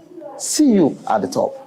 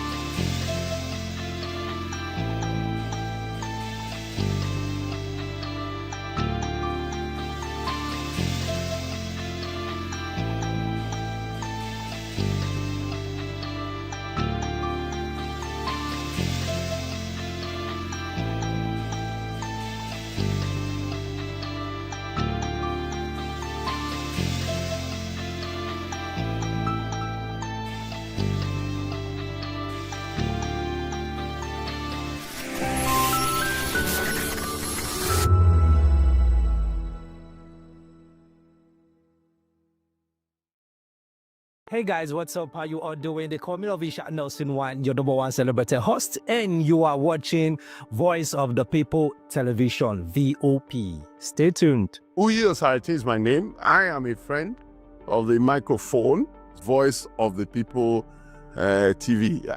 That name is unique, and the brand is very sweet. I like the packaging. Picture qualities, camera qualities, and then of course, the quality of human beings I see sometimes on your channel. I talk and get paid, and I look forward to being in your studios. Oh yes, you are on to Voice of the People TV. Live here in Benin City, the cradle of black civilization. What are you waiting for? Tune in, bro. VOP TV. Now, you have more than a voice. 2564 is coming up on Barney 9, right? 2564 Atlantic Tower. What happens in the hush behind hangar doors? Who signs the papers that gamble with lives? Which truths were grounded before they even ever had wings. If you've ever buckled a seatbelt at 30,000 feet, if you've ever stared out of that tiny window and wondered who's really in control of the skies, it isn't just flight, it's power, it's politics, it's pressure sealed in steel.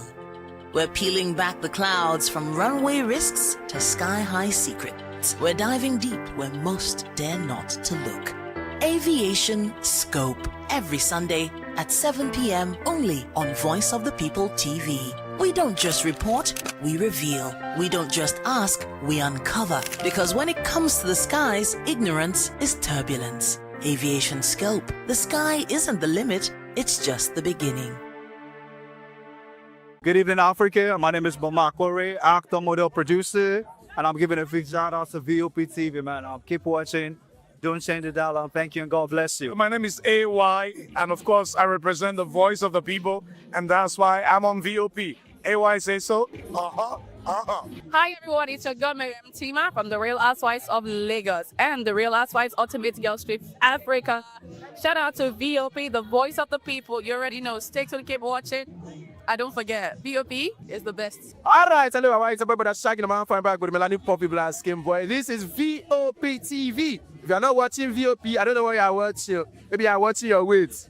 Bye. Hello, beautiful people. This is Wale Ojo, and you're watching VOP, Voice of the People. Hi, guys. You already know who it is. This is New Energy. Flyers wherever live. Keep watching VOP TV. Thank you. Hi, people. Jenny Albano here. Guys, please keep watching Voice of the People. In a world where truth is the ultimate power and opinions scream the loudest, it's time to wade through the noise. Hunger no get tribe. Hunger no get religion. And scan the human interest and trending topics that matter. Stay tuned to The Issues, your plug to the stories making the buzz, from politics to science and technology, social justice, and more. Let's tackle the tough questions and expose the truth. The Issues, on Voice of the People Television, Mondays to Fridays, 8 to 9 p.m. The Issues. Don't just react, understand. In a world where power shifts its every headlines, news breaks and events happens, we bring you unbiased and explicit information on politics, economy and state of the nation. We break down the chaos. Facts, not fluff. Truth, not spin. We discuss not just politics, but a glimpse into the future. Voice of the People Television. Now you have more than a voice. VOP TV. Now you have more than a voice.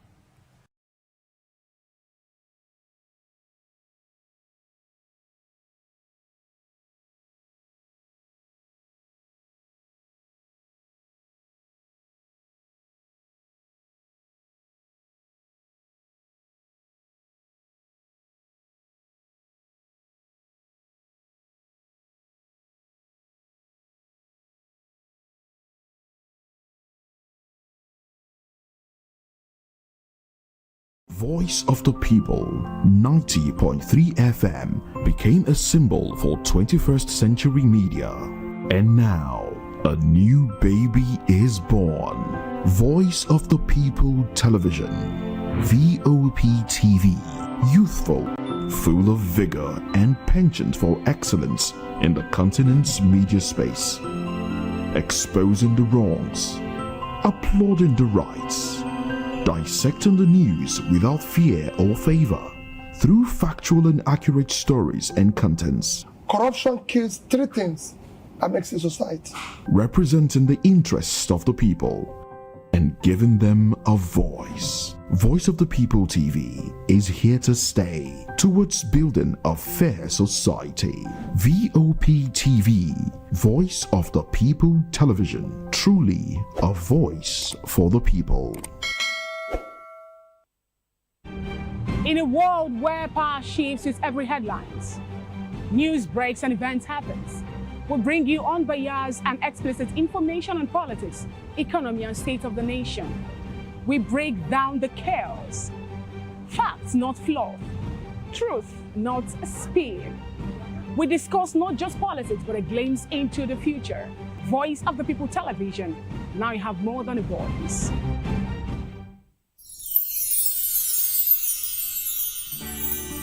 It's the most wonderful time of the year. But for us, the technical crew, it's weird for technical people to be in front of camera, but I just want to say, now this is why they make me come outside every day. Anytime.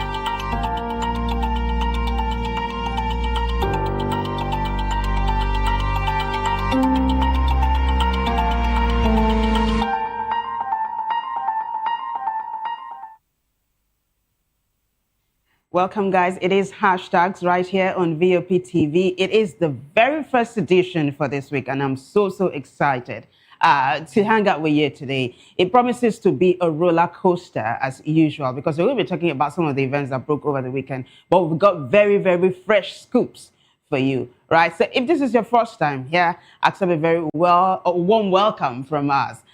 This is where we're going to tell you all things trending, all things topical. Of course, I'm not flying this plane solo. I got my co-anchor here, but first, I am Vivian Oguche. And I'm Ikechukwu Agu. Yes, today, like Vivian said, it is the very first edition of this week's hashtag. And if this is the very first time of being part of us and you're not yet part of the family, all you need to do is to actually like, share, and of course, subscribe on our YouTube platform. Do not also forget to hit the notification bell so you don't get to miss another episode of the show. As we continue to count down to the end of the year 2025. I cannot, but once again say welcome to you for joining us today if this is your very first time. But if you've always been part of this, fasten your seatbelt because it's going to be an interesting episode. All right, that said, let's get the show on the road without further ado. The first hashtag is Wike versus Fubara, yeah? Hashtag Wike versus Fubara. For context, Wike being former governor of Rivers State, current FCT minister, and his erstwhile godson. I'm saying erstwhile because it looks like they've not really mended the fence yet, because Wike is saying things are never going to be all right between the two of them. So Fubara